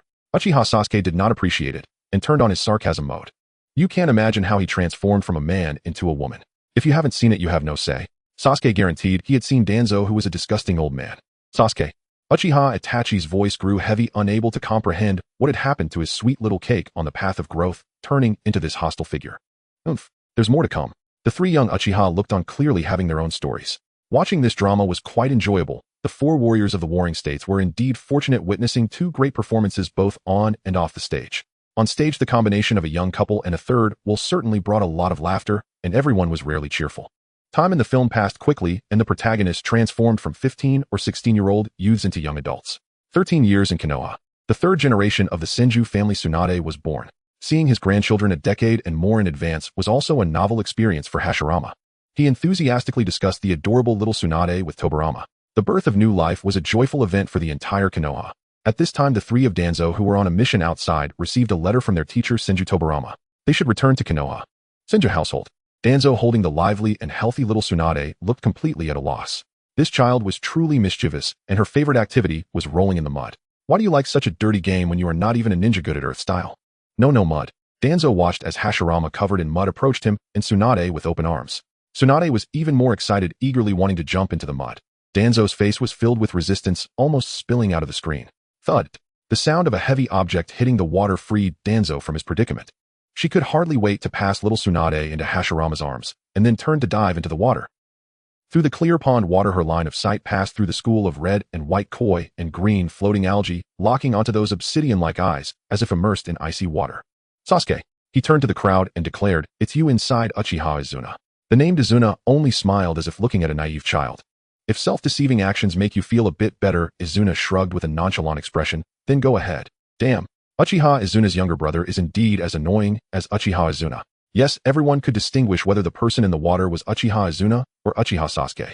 That was Uchiha Sasuke, just younger, gloomier, and more lifeless than the Sasuke sitting in the cinema. Hashirama asked Izuna, "Am I seeing things? Is there someone getting younger?" Tobirama rolled his eyes as his brother leaned closer to Uchiha Izuna. He silently grumbled, "Is there really such a person? Brother, aren't you the one? You're getting younger, even more unreliable than when you were a child. Sasuke, what exactly has happened to you over the years?" Uchiha Itachi's expression looked somewhat downcast. After all, ever since he arrived here, he had seen both of his younger brothers without a trace of happiness. Is such a future truly worth it? Uchiha Shursui patted his good brother's shoulder. For Itachi, Sasuke had fantasized about what it would be like to see his brother again, perhaps on the other side, when he too would be dead. What kind of reaction would he have upon meeting Itachi? Resentment? Hatred? That detestable brother left him all alone in this world. The deceased are already dead, only the living will suffer. Yet upon seeing Itachi's confused and pained expression, Sasuke merely opened and closed his lips, finally managing to squeeze out one sentence, "Want to take care of me? Perhaps you should take care of yourself first. In this world, just taking care of oneself has already consumed all of one's strength, so don't take on the fate of others as well. Uchiha Itachi, you are not as strong as you imagine." In the cinema, Uchiha Sasuke appeared cold and hard, like an unfeeling stone. "Brother, I'm so cold. No matter who it is, please save me. I cannot fall now. There are still responsibilities to fulfill." Reaching out, he wanted to touch the sunlight, yet he couldn't even reach the surface of the lake. Uchiha Sasuke's outstretched hand tightened and then fell weakly. At that last moment, a hand reached over and gripped him tightly. How could it be with fingers interlocked? Uchiha Sasuke was greatly shocked. At this moment, his brother no longer thought about the family, nor Konoha, nor revenge. His mind was filled with, I'm holding hands with Danzo, really? Sasuke. Uchiha Itachi, sitting beside, was startled. "Are you okay?" Uchiha Sasuke was still holding on. What could I possibly do? Danzo wore a heroic expression, lowering his head at Hashirama's urging. Gurgle. Danzo performed artificial respiration on Sasuke. This dealt a decisive blow to Uchiha Sasuke. Sasuke's HP dropped to 0. "I think I have a problem." Uchiha Sasuke's face was filled with despair, even casting aside his typical pose of being cool and composed. He hugged his head directly. "A cool search. Is my eye not a Sharingan? Why? It feels like my eyes are about to go blind. Don't say anything, I desperately seek a pair of eyes that haven't seen the movie." Sasuke's youthful appearance indeed amused the old veterans from the Warring States period, causing them to burst into laughter. In that chaotic era, flesh and blood were the least valuable things. For them, it was akin to being kissed by a stunning beauty. Look at how anxious the kids are. The two pairs of brothers from the Warring States period were more focused on Hashirama's reaction to Sasuke, or at least the two younger brothers were particularly sensitive to those few words. Under what circumstances would Hashirama ask about Madara's well-being, thinking that Sasuke and Madara share a deep bond? "Would I take care of Madara for you?" Due to the fragmented movie clips, they were unaware that Uchiha Madara had already left the village, yet they could still analyze the situation to some extent. Madara was alive, but he neither wished to see Hashirama nor stay in Konoha. Uchiha Izuna tightened his fists. Brother Madara, I've told you before that forming an alliance is not a good thing for the Uchiha. If Madara could crush Hashirama decisively, then naturally there would be those from powerful families to sing his praises. Even the naturally proud Uchiha could be interpreted as embodying the demeanor of a strong warrior. However, the reality was that Madara and Hashirama were merely evenly matched with more losses than victories. Forget it, what's the use of analyzing so much? It's just hindsight. Uchiha Izuna felt a bit disheartened. Resting his chin on one hand, he stared into the screen with his dark eyes watching as the Senju family's estate bustled with activity. But what about his elder brother? However, Tobirama was acting uncharacteristically unable to hide his joyful aura. Why wouldn't he be happy? This victory belonged to the Senju, and it was his triumph. Soaked Sasuke followed Danzo back to change clothes, and the camera from Sasuke's perspective revealed all the decorations and ornaments inside the room to everyone. This place was imbued with a very strong Uchiha style. Sasuke curiously surveyed the room's furnishings, noting an Uchiha emblem here and another Uchiha clan crest there. Now who could tell whether this was Shimura Danzō's house or Uchiha Danzo's? Sasuke instinctively wanted to search for more traces left by his clan before pushing open the innermost door. A fleeting glimpse of an image flashed by, then the screen turned black. Little pervert. Uchiha Kageme's gentle voice emerged. What do you intend to do with someone else's girlfriend? Ha ha ha, what a thunderous laughter. Uchiha Sasuke was caught off guard by that little pervert remark, and it took him a long time to recover. The others accepted it well, especially Hashirama, who enjoyed such lively commotion. Oh, that little Uchiha who resembled Madara was just too amusing. Even the other party involved, Shirasue, could smile calmly. Please let that person deal with the ancestors. Just don't let him step onto the battlefield like Sasuke did. Whatever happens, let it be. Facts prove that those who watch for fun will eventually become the source of entertainment. Still, from Sasuke's perspective, at this moment of celebration for the new life, only Danzo hurriedly left the banquet midway. Sasuke smiled knowingly. Indeed, it was still that power-hungry Danzo, which even the young Tsunade could not accept. The other few also frowned slightly. Tobirama's disciple seemed to have a somewhat narrow-minded temperament. She walked along the winding path and finally found the quietest courtyard amidst the lively Senju residents. Lady Mito, has anyone from the Senju clan neglected you? Mito gently patted her head. I am the Hokage's wife. Who would dare to be disrespectful to me? Good baby. You two are both good babies. Danzo was concerned about whether Mito had been neglected, while Mito hoped to return to the mother who had been with her on Tsunade's full moon. Their sincere feelings made the audience in the theater seem rather sordid. Lady Mito, don't be sad. I am both your disciple and your child. Danzo took the initiative to embrace Uzumaki Mito. This warm moment continued until Uchiha Kagami came over, taking Danzo away from Mito. What a touching master-student bond. Those watching felt a warm sensation. Tobirama really identified with this. After all, Danzo was also his disciple. If Danzo loved Mito so much, how could he not love his legitimate teacher to the point of obsession? Brother, you have a good wife, and I also have a good disciple. Tobirama attempted to immerse his elder brother in this touching emotion. Hashirama was sweating profusely. Moved. Is this the friendship between girls? Tobirama. Brother, what's wrong with you today? Sasuke prepared to follow Danzo's footsteps, but a long and sorrowful sigh stopped him. Children, huh? But children must grow up and leave their parents. Mito touched her own face. She was still beautiful, and the strong vitality of the Uzumaki clan allowed her to maintain a youthful appearance. What can I do to keep you by my side? She looked at Kageme's back. That person naturally took Danzo away from her. Mito had already understood. Sasuke had gone blank. The audience in the theater. Uchiha Shirasue hesitated to speak. Is that what I imagined it to mean? Hashirama insisted. This is the friendship between girls. Surely not. Hashirama, why has your head turned green? Compared to the others who looked on like spectators, Senju Tobirama's reaction was the strongest. He sneered. Is this the sincerity of the Uzumaki clan? Shinobi Mito is miserable, pitiful. So what? For Senju Tobirama, this is not a reason for the Uzumaki clan's woman to trample on his brother's dignity. Since it is a marriage alliance, and since his brother has not abandoned this marriage, what right does Uzumaki Mito have? Tobirama. Senju Hashirama sighed. This was the reason he had been trying to conceal. He had always been passive regarding marriage and his wife. If the family needed it, and the other party was willing and he himself had no objections, then he would marry. However, men and women are inherently different. In a marriage of sacrifice, Hashirama would not suffer. Having a wife would not affect his life, but what about her? Hashirama knew he could not offer her affection and understood the difficulty of being trapped in the clan as the main wife. Such a life must be painful, right? So as long as Mito did not make a fuss, he could turn a blind eye. Provided that Tobirama was unaware, his brother who loved him dearly would never allow Mito to act in such a manner. Brother, be quiet.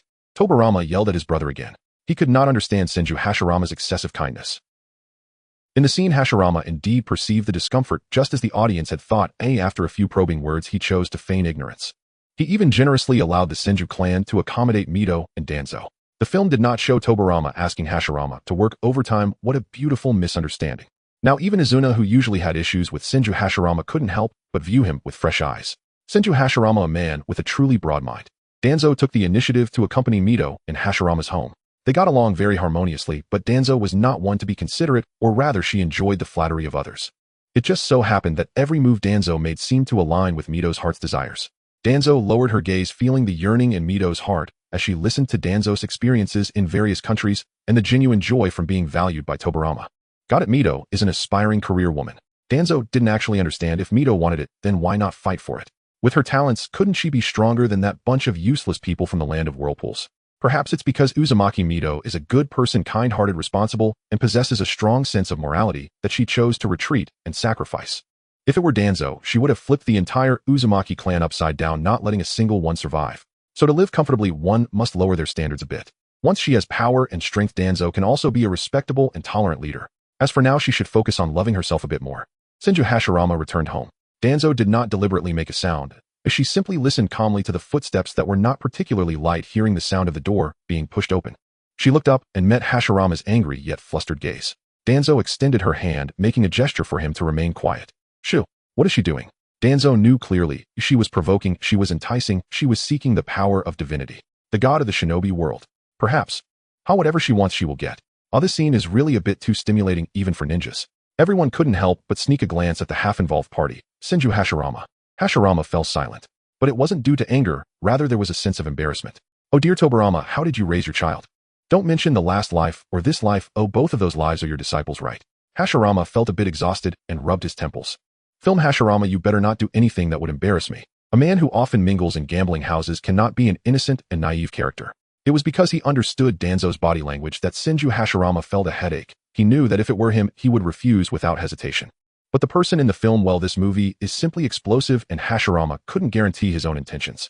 Unexpectedly, the film switched perspectives abruptly here. The moment Uchiha Kageme's face appeared, Hashirama's heart skipped a beat. He chuckled bitterly, probably already guessing the subsequent developments. Producer, are you trying to stir things up? Uchiha Kageme walked into the Senju clan's territory with a relaxed smile. He was Tobirama's disciple, so naturally no one stopped him, and he walked smoothly into the living room. Hashirama, you are the strongest of this generation. Why do you live so miserably and painfully? In this life, the last life, and even the next life, you have lost family and close friends for the sake of becoming a saint. Why not try to break free from the fate the world has bestowed upon you like I do? That voice was like a bird's song as she combed her black feathers and looked down at the struggling people of the filthy world. It was also like a desire from the depths of the heart, numbly questioning after bearing the responsibilities and pains imposed by fate. Wanting freedom, wanting to follow the desires of the human heart. Why pretend? Life is not perfect. You are the deity walking in the world in everyone's eyes, yet you are merely Senju Hashirama. A mortal crowned with the name of a god will also suffer and feel sorrow, pushed forward by the entire era and unknown expectations. Do you want to kiss me? Her voice was actually very calm, as if she were not asking a married senior for a kiss, but rather inquiring if you needed chopsticks at the dining table. Uchiha Kageme's hands suddenly tightened. Even the Sharingan cannot penetrate wooden boards, unable to see the scene inside the door. Thus Kageme could not see, nor could the audience in the theater. But aside from Danzo's voice, there was no reprimand from Senju Hashirama, which was another kind of response. Senju Hashirama wavered. But isn't this quite normal? Even the self sitting in the theater had a moment of such impulse. Tobirama said dryly, but then again, at least the Uzumaki clan has a good eye when it comes to choosing people right. What a nest of snakes and rats. Oh no, a couple with matching interests. Aniji, what are you doing? Izuna looked at his brother, wanting to say something, but stopping short. His expression was complex. It is said that people flock together. Madara. He seemed to have made a significant sacrifice. If you really like Madara. No, I do not. Uchiha Madara denied resolutely. He did not want to hear Izuna's unfinished words, which surely would not be pleasant. Sasuke simply shut his eyes. This was a high-level situation he couldn't interfere with, and he hoped the self in the theater would quickly grasp this reality.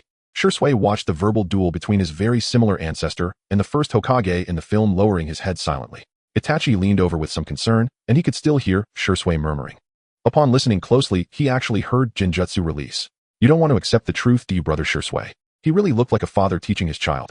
So I still don't understand why you like that woman so much. Sasuke, you ask a good question. Everyone is actually quite curious. Because of her appearance, because of her strength, and because of her special gentleness, it is of course understandable to fall in love with someone. But to accept that person being involved with others without changing expression, we can only say Uchiha Kageme, this version of you is still too ahead of its time. In the scene, Kageme smiled slightly. She is neither gentle nor virtuous, does not wash clothes or cook, nor does she take care of children, completely failing to meet everyone's expectations of women. You can pile all the negative words on her, despicable, vicious, fickle, greedy. But people should not live by standards. We who are ordinary and mediocre speak of ideals, speak of peace and protection, yet who isn't lost and hesitant in their hearts? Kagami smiled brilliantly. Those whose minds are not firm will naturally be attracted to desires. And she is the embodiment of desire. Uchiha Izuna clicked his tongue. I understand a clear-headed romantic brain, right? What a mystical notion. No one present had a more resolute will than Izuna of family, and Madara were his goals and ideals. Confusion, hesitation, non-existent. He appreciated Danzo's reason more straightforwardly, loving her face, loving her assertive personality, always feeling that if he played hard to get with Danzo, it would be very interesting. Wouldn't it be fun? As if reflecting the words of Uchiha mirror, at the same time the image split into two. The normally noisy casino was eerily quiet. Surrounded by the crowd, Hashirama was cornered against the wall. Why do you refuse me, Hashirama? Danzo bit down hard on his wrist, as if to tear a piece of flesh. Did you not come to the casino in pursuit of excitement? The 3 prohibitions for ninjas are not just gambling. There's also lust. Danzo's gray eyes fixed on him as he spoke each word deliberately. Isn't it thrilling to have the righteous first Hokage and me engaging in an affair under everyone's gaze? Hashirama was left dumbfounded, his face flushed, lowering his head in embarrassment and unable to meet the gaze of the person before him. But Danzo would not let him have his way, forcefully turning his face around. I am savoring you, Hashirama. What is this? Tell me what this is. How could she say such embarrassing things with a straight face? Is the Sharingan meant to be used like this? Hashirama's mind was filled with countless thoughts, but the momentary palpitation in his chest was real, and the fleeting desire in his eyes was also genuine. Tobirama looked bewildered, as if he couldn't comprehend such lewdness in the world. Big brother. Tobirama, I am definitely not that kind of person. Hashirama vowed with utmost sincerity. If he couldn't lie to himself, he naturally couldn't deceive others. Having been assessed, his credibility was zero. Beside them, Izuna thought, feeling somewhat dissatisfied as he pulled on Uchiha Madara's hand. What happened to the story of the Uchiha? Why is it all about the Senju? Isn't this overshadowing the main event? He was truly immersed in the experience, fully accepting that his respected brother Madara had a bit of a scandalous quirk. Madara, alright, shut up, you truly are my little brother. Uchiha Madara covered his little brother's mouth, as if he could hear the deep regret you felt for not seeing your brother appear. Because she is genuinely interesting, Izuna mumbled through his covered mouth. Madara felt something was off. What do you really like this sort of thing? Madara saw the person across from him chuckle lightly, leaving no further comment. While you all watched her immersed in an emotional whirlpool, the only thing I saw was the unyielding ambition and determination in those eyes. Izuna enjoyed this tacit understanding, this unspoken ambiguity. The 3 young Uchihas were still sitting there in a daze, feeling the awkwardness of being forced to watch a familiar person's video. While a group of people tangled over who Danzo truly loved, Danzo had already begun to lavishly indulge himself. Madara appeared on screen, and even though he and Danzo were at odds, the crowd, having weathered storms, could calmly accept this little display of affection. It was rather numb. Danzo, do not emulate Hashirama. A strong person should not indulge in childish emotions like playing house. Danzo certainly would not, for he who understood everything could only watch as Madara dragged Hashirama toward death. Then hypocritically giving a dying care, do not question my feelings. Your first 20 years belong to the Senju, the next 20 to Konoha, and the last 10 minutes can belong to me. Hiss. Watching Danzo's last smiling gaze was rather chilling. Hashirama paused for a moment, then pointed at his own nose uncertainly, saying, Did I finish filming? Big brother, you really are. Tobirama wanted to say that this is not how to lighten the mood. But looking at his brother's dim eyes, Tobirama found it hard to say anything harsh. Sasuke asked, Don't you hate her? Hashirama looked at him and smiled, gently wondering why this kid was still tangled in matters of love. His brother Tobirama acted as his mouthpiece. As a brother of the big brother, I resent her for choosing to be a bystander. But as a teacher, I also understand that Danzo simply lacks the ability to change. Tobirama didn't understand why Danzo got close to his brother, whether it was a child seeking excitement or an attempt to gain more power through this connection, but in the end, since she wanted to cling to Hashirama, it meant she didn't have the strength to surpass her brother. Since Danzo could not resolve the issue, whether to inform or not would not greatly affect the final outcome. Since Madara decided to go to battle against his brother, the fight was only a matter of time.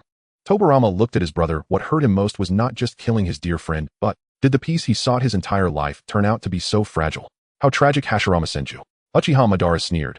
What kind of gloomy expression are you trying to show? I never thought someone would stab me in the back. Madara. So is it not reasonable that you didn't expect your peace to be so fragile, eh? Uchiha Madara's tone was very calm. I don't intend to blame you. I just want to say there's no need to be so hard on yourself, Hashirama.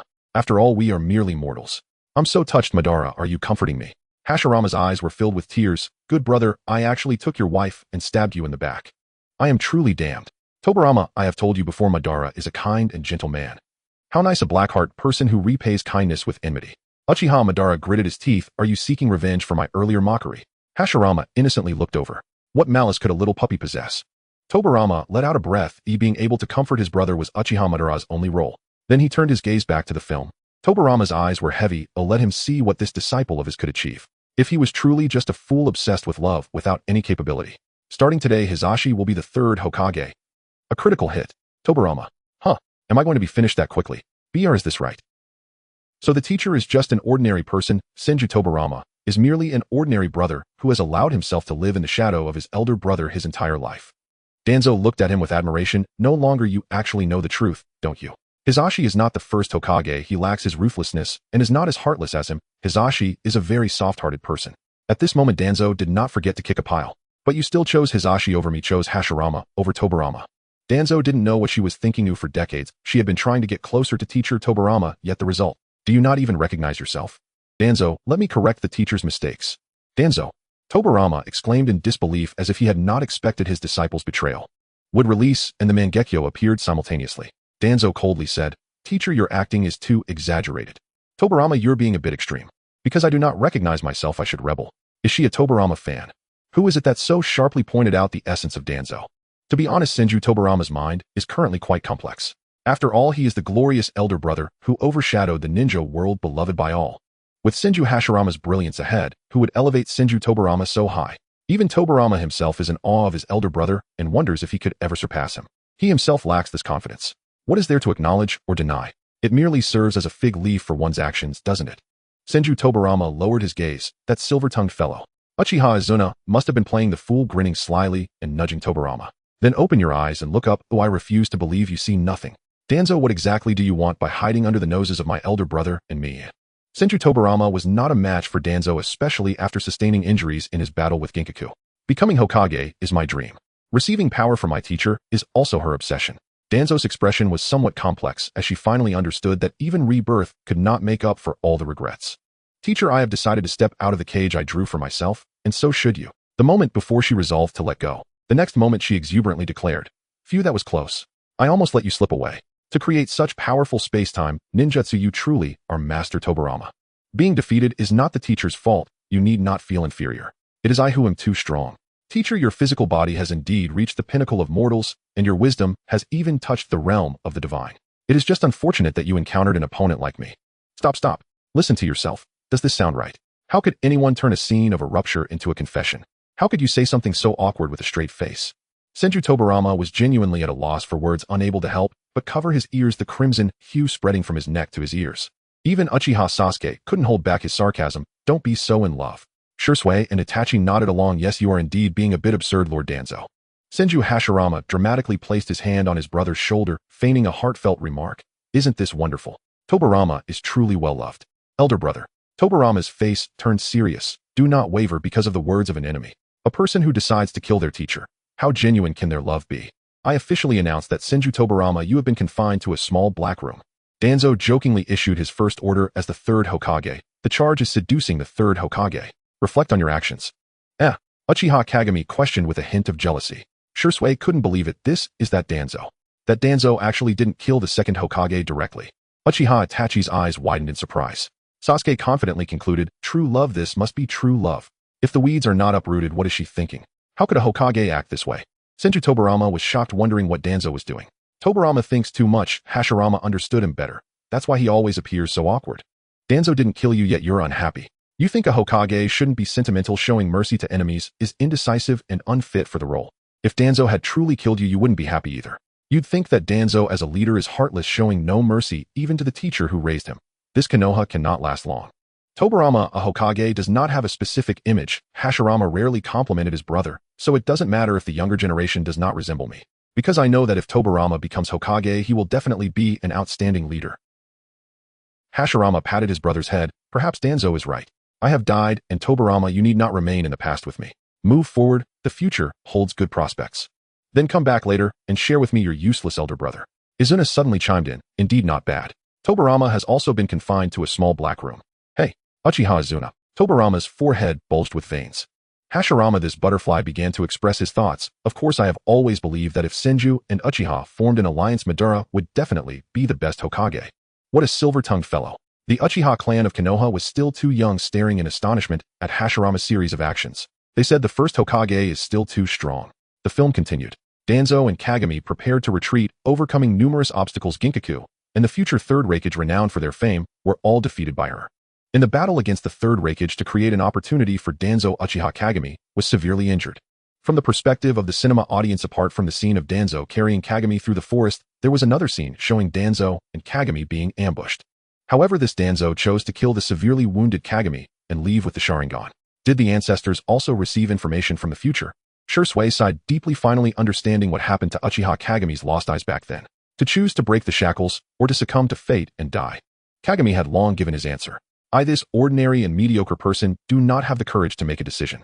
Uchiha Kagami calmly asked Danzo, do you need my eyes? Shut up. The value of the 3 tomo cannot compare to my Hokage advisor. Kagami smiled. Are you being tsundere? I indeed like Danzo the most, and Kagami will always like Danzo. Love is too heavy, so there is no need to leave you with a burden. I do not love you just as you do not love me. Let's remain at the stage of liking each other just right. Uchiha Izuna sighed. You lack the courage to make a choice, yet have the courage to die for her. They all saw Kagami's future. That bright and gentle man resting on Danzo's back. They are about to exit the forest. He can no longer escape this forest. Kagami's eyes gradually dimmed. It started to rain. The damp rain could wash away the blood on his body, but could not erase the emotions. Danzo, Kagami. We have come out, haven't we? How tragic. Hashirama burst into tears. Although Danzo might be considered his wife, Hashirama's heart is broad enough. No need to say anything else. Kagami's concealment is indeed real. The screen lit up again, revealing Kagami and Sasuke sitting on a hospital bed. Shursui in the cinema let out a breath. Great. So Kagami did not die. Uchiha Kagami extended his hand towards Sasuke, curling his fingers slightly and lightly flicking his forehead. He tilted his head and called out, little Sasuke. Uchiha Itachi silently buried his head, feeling a sense of shame, as if a private brotherly affection was laid bare under the scorching sun. Damn it, why hadn't he felt this action to be so cheesy when flicking Sasuke's forehead before? Shursui, no joke, I really have a bad feeling right now. In the next moment, his premonition came true. He heard the video Sasuke hesitate for a moment before asking, brother Shursui. That Uchiha Kagami actually admitted it. Uchiha Shursui forced a smile. Is life really going to take action against me, this blind man? He seemed like a faded statue scattered into pieces by the wind. Shursui, brother Shursui. Uchiha Itachi exclaimed in shock. So Kagami ultimately didn't wake up, did he? Tobirama also felt a sense of regret. Although Kagami was a rebellious disciple, it was still disheartening to see him come to such an end. He began to feel how similar he was to Danzo, having lost quite important people in their quest to inherit the Hokage position. Uchiha Izuna was more pragmatic, asking, how did Shursui manage it? They hoped to glean answers from Shizui's subsequent conversation, but unfortunately the 2 Uchihas in the video were not very interested in discussing the grand topics of time travel and resurrection. They talked about the Uchiha clan that was also exterminated shortly after Shizui's death. Hep. Izuna sneered, having anticipated this. He knew that once that group of foolish Uchihas chose to drive out Madara, the chances of the Uchiha clan meeting a good end were negligible. When the village and clan clashed, the Uchihas retreated first, shamelessly flattering and even willing to voluntarily give up the position of clan leader. Such a precedent was utterly disastrous. It was no different from exposing one's debts before the game at the gambling table even began. The Uchiha were completely read by others. Uchiha Itachi listened and lowered his head. Had he disappointed Shursui? Indeed, he was disappointed, as Shursui no longer wished to die, feeling his choices were too hasty. Uchiha Shursui maintained a serious expression. Since his original plan was unworkable, it was time to seek a new path. He even politely asked, Mr. Madara, where do you think you will choose to settle after leaving Konoha? Uchiha Madara was taken aback. Upon understanding Shizui's implied meaning, he even wanted to praise this bold junior. Huh. He cast a disdainful glance. What do you want to do? Use that eye technique that Konoha's higher-ups are wary of against me. One could say that Shursui was still a bit conservative, fully intent on demonstrating his loyalty, the loyalty of the Uchihas to Konoha. Even if Shursui proved that there were other Uchihas outside of Konoha demonstrating that the Ninetales incident had little to do with the Uchihas, its effect on improving their circumstances was minuscule. However, the Shursui in the video was different. Uchiha Shursui solemnly held Uchiha Sasuke's hand. Sasuke, those things are already in the past. We could not change the fate of the Uchiha clan before, but now I want to try again. Sasuke nodded. I think so too. This is the Uchiha's opportunity. Both spoke almost in unison. Shursui, for the Uchiha, I must become Hokage. Sasuke, for the Uchiha, I must become the Hokage's wife. Yes, the Shursui in the video decided to seduce the Hokage. As Shizui's words fell, the video quickly flashed through several memories of Shursui, including, but not limited to, touching a hidden hand, sneak attacking a close friend with a kiss. It was simply a flurry of movements at a rate of 800 actions a minute. Boom, boom, boom, boom, boom. What does it mean to be struck by lightning? Shursui muttered, is this extreme? Then you truly won. To seduce the Hokage. That was truly close to insanity and far from humanity. Uchiha Shursui felt a tingling sensation at the back of his head. Sometimes human beings find it hard to understand their own thoughts. Just like Shursui now, he could not comprehend why he had become so detestable just by jumping into the water. He understood now the water in Konoha is poisoned. Uchiha Obito clicked his tongue saying nothing, but Shizui's face turned red. Who isn't a reserved Uchiha with an image to maintain? He had just spoken harshly to Obito, only to be slapped in the face the next second. In any case, before a new victim appeared, Uchiha Shursui decided to appreciate the theater floor with his own eyes. This floor is truly a floor. The giant screen seemed to have heard Shizui's inner plea. The image darkened and Sasuke appeared in the center. Danzo, I have something to tell you about Kage. Uchiha Sasuke recalled Shizui's outrageous plan and without a moment's hesitation decided to betray his dear clan brother. Danzo, this Kage seems to have lost his mind. He harbors ill intentions towards you. Do not let him stay by your side. For some reason he trusts me very much. Why not let me supervise him for the time being? Sasuke paused for a moment, not out of guilt for betraying Shursui, but due to careful consideration. After contemplating for a long time, he decided to get straight to the point. This was not foolishness, but sincerity towards his mentor. Uchiha Sasuke successfully convinced himself, becoming very assertive. He tilted his head and asked seriously, by the way, can I sit in the position of the Umbu leader Kage? Good brother, you keep me in your heart while you push me into the ditch. Shursui looked at Sasuke with great heartbreak, really wanting to perform a gesture of stabbing his heart and shouting, Uchiha Sasuke, how will you repay what you owe me? Sasuke, how can you take and eat at the same time? Uchiha Itachi hesitated for a moment, but chose to take sides. Shursui, Sasuke is still just a child. Shursui looked at little Itachi in disbelief. Yes, he had almost forgotten to blame Sasuke. You two brothers really are no good. Uchiha Shizui's expression was somber. There must be some problem with Lord Fugaku's genes. The three Uchihas in Konoha were fighting fiercely, and Senju Tobirama watched these immature juniors with genuine concern for the future of Konoha. He cleared his throat, drawing the attention of the few people. Tobirama looked at the three pairs of clear but foolish eyes and tiredly educated them. Don't focus on useless things. For us this is the future, for you it is the past. Even if the information you receive is limited, you can still infer the future from the past. Uchiha, forget it. Tobirama, expressionless, began to attack Izuna. Sometimes Uchihas should pay more attention to the political and cultural education of their juniors. Izuna smiled insincerely. He'll return that remark to you. It is Konoha's joyful education that has harmed the Uchihas. The two exchanged hurtful comments, achieving nothing. Senju Tobirama began to seriously distribute exam answers crossed out, analyzing the film. After Kage was severely injured beside Sasuke, visiting no other Uchiha appeared. With the third Hokage in position, Kage being deeply trusted by Danzo, had the Uchihas ready-made backing, but did not immediately submit. What does Uchiha want to do? Izuna proposed his thoughts. Is it possible that you have raised the Uchiha to be useless? He received an angry glare from Senju Tobirama. How can even the useless not understand some common sense? That is what parents should educate. Senju Tobirama is not the Uchiha's father, so do not push this ridiculous blame onto him. Alright, Izuna briefly reflected. Uchiha can be arrogant, but they should not voluntarily give their opponents leverage. If they cannot even perform the superficialities, while the clan's offspring indeed need to be tightly reined in. Then, as an elder, Izuna also analyzed. Rather than saying Kage is strange, it is Danzo who is the odd one. From her consistent behavior, she should be wary and alert towards Shursui. The sudden appearance of this guy, but her current handling, he pondered for a moment, is too lenient. Uchiha Izuna continued, Shizui's vulnerabilities are too apparent. In the 6 days that flashed through his memories, even we outsiders could see his unnaturalness. Meanwhile, Kage's original companions appeared briefly, and then never showed up again. I think they were likely purposefully isolated. Up until now, Shizui's situation is very dire. Kage's companions exhibit a wary and distant attitude, while Sasuke, as the informant, is responsible for monitoring Shizui's actions and those ordinary ninjas that Shursui needs to face using Kage's mask. Only Danzo is a lenient leader. Hashirama and Madara's expressions also turned grave. She is doing this on purpose. For what reason? After leisurely enjoying Shizui's pale face, Izuna slowly spoke. It is certainly not for love. Except for that one time with Senju Hashirama when the atmosphere was right and desires clouded judgment taking the initiative for intimacy, Danzo has always maintained a strong sense of vigilance and distance. Hashirama. Izuna proposed a hypothesis. Danzo loves power. To become the leader of the ninja's strength is still the most important thing. She can orchestrate these schemes by pinching her nose. Can she draw strength from the affection of others?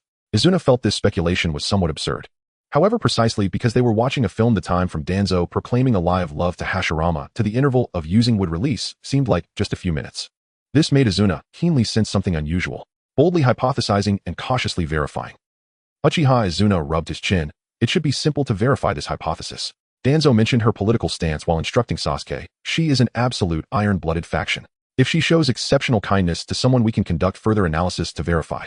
Izuna and Tobirama engaged in a serious analysis of Danzo's character and actions, while the others' gazes were once again drawn to the third-rate melodramatic plot playing on the screen. In the gradually Zoomingen shot, there was a crying Madara. Tears dampened his eyelashes rolling down from that beautiful face, heavily landing in Danzo's palm. So pitiful. Danzo reached out to catch that tear. Madara, you are crying. You are not as omnipotent and indestructible as you claim, Danzo mockingly taught him. Madara, you are a strong man. A strong man should not indulge in childish emotions like playing house. Uchiha Madara, a vengeful little brat. It's fine to as kind as I am. I naturally cannot bear to see you in such pain. Danzo grabbed Uchiha Madara's chin, forcing him to look up at that tear-streaked, beautiful face, feeling quite pleased. With just a glance, the person who had been immersed in pain moments ago returned to a serene and transcendent expression. What a terrifying ability. Danzo's hand brushed over her eyes, her tone filled with fervor and excitement. This ability is so wonderful. It perfectly matches Danzo's personality. All right, you should come with me now, my captive, Uchiha Madara. Why is it me again? The expressions of the crowd were somewhat peculiar, as if they were enduring something. It was that Uchiha Madara who had been made to cry during a fight, right? Uchiha Izuna coughed lightly and spoke. At the very least, we can confirm one thing: Shimura Danzō has ulterior motives regarding Madara. He still tried to defend Madara out of brotherly love. Unfortunately, at that time, Madara completely disregarded Izuna's good intentions. Returning to those ridiculous lines from the film, Uchiha Madara's attention was entirely captured by those swirling eyes, those eyes. Such power, is it the legendary sage's eye? How is it possible? Did it evolve from the Sharingan? Uchiha Madara looked at Danzo with unprecedented fervor, but she clearly only has one Sharingan. Madara, you truly are. Uchiha Izuna sighed heavily. Having long understood Madara's nature, he admired strength and yearned for powerful abilities himself. In the eyes of Madara, he could only see the strong, and only those strong enough would be treated as equals in conversation. Senju Tobirama said, indeed, it is astonishing. Perhaps, as Izuna said, Danzo has encountered some extraordinary fortune. Such eyes seem to be glimpsed only in certain legends of sages. The only certainty is that this is not Danzo's bloodline limit, otherwise after the eye transplant, she should only possess one sage's eye. As a researcher, Tobirama's words carried credibility. She still possesses the abilities of a Sharingan. It's as if she has fused a sage's eye with her original abilities. This kind of feat is beyond our current experimental capabilities. Several young Uchiha listening to Tobirama and Izuna's analysis nodded in agreement. Uchiha Sasuke suddenly interjected, so are we going to see Danzo and Uchiha Madara in a romantic relationship? Both are enemies, and the thought of them having a passionate romance in front of everyone made Uchiha Sasuke's lips involuntarily curl up. Uchiha Madara shot him a glance. That's still better than you, a little brat who has clearly fallen but hasn't received any screen time. Truly pitiful little supporting role. Who cares about having more lines in such a bizarre script? I'm genuinely curious, why not just kill me? Madara, reappearing on screen, looked just as handsome, appearing brighter and more charming than when he had been living in the desolate mountains. Madara was now quite aware of his good looks, his deliberately elongated tone, sounding both flirtatious and provocative. Or is it? He took Danzo's hand and placed it against his face. Is it because you have thoughts about me? Sasuke couldn't help but chuckle. The protagonist. This kind of scene could definitely allow Uchiha Madara to have more screen time. He loves watching it. Uchiha Madara remained silent, thinking the little brat was strange. Oh, what's the loss in flirting with a beautiful person? Truly a very mature mindset, Madara. If one were to ignore the slight blush on his ears. Until it, don't be silly. Completely shattered the illusion Madara had fabricated. Madara, how could she do this? With a serious expression, some things are better said in private for amusement. In public, it becomes a social death scene. Forget it seems for those two in the film it indeed was private. Facing Madara's inquiry, Danzo calmly replied, why would I kill you? Does any owner get angry with their pet? Are you imitating my speech? Danzo chuckled coldly. You are now my little canary, my delicate wife. Oh, why bother with so many cool quotes? Let me Lord Danzo handle all your pretentious lines. Childish. Uchiha Madara spat at her, and then slowly lay down on the floor. Lying on the floor felt comfortable, much better than in the cave.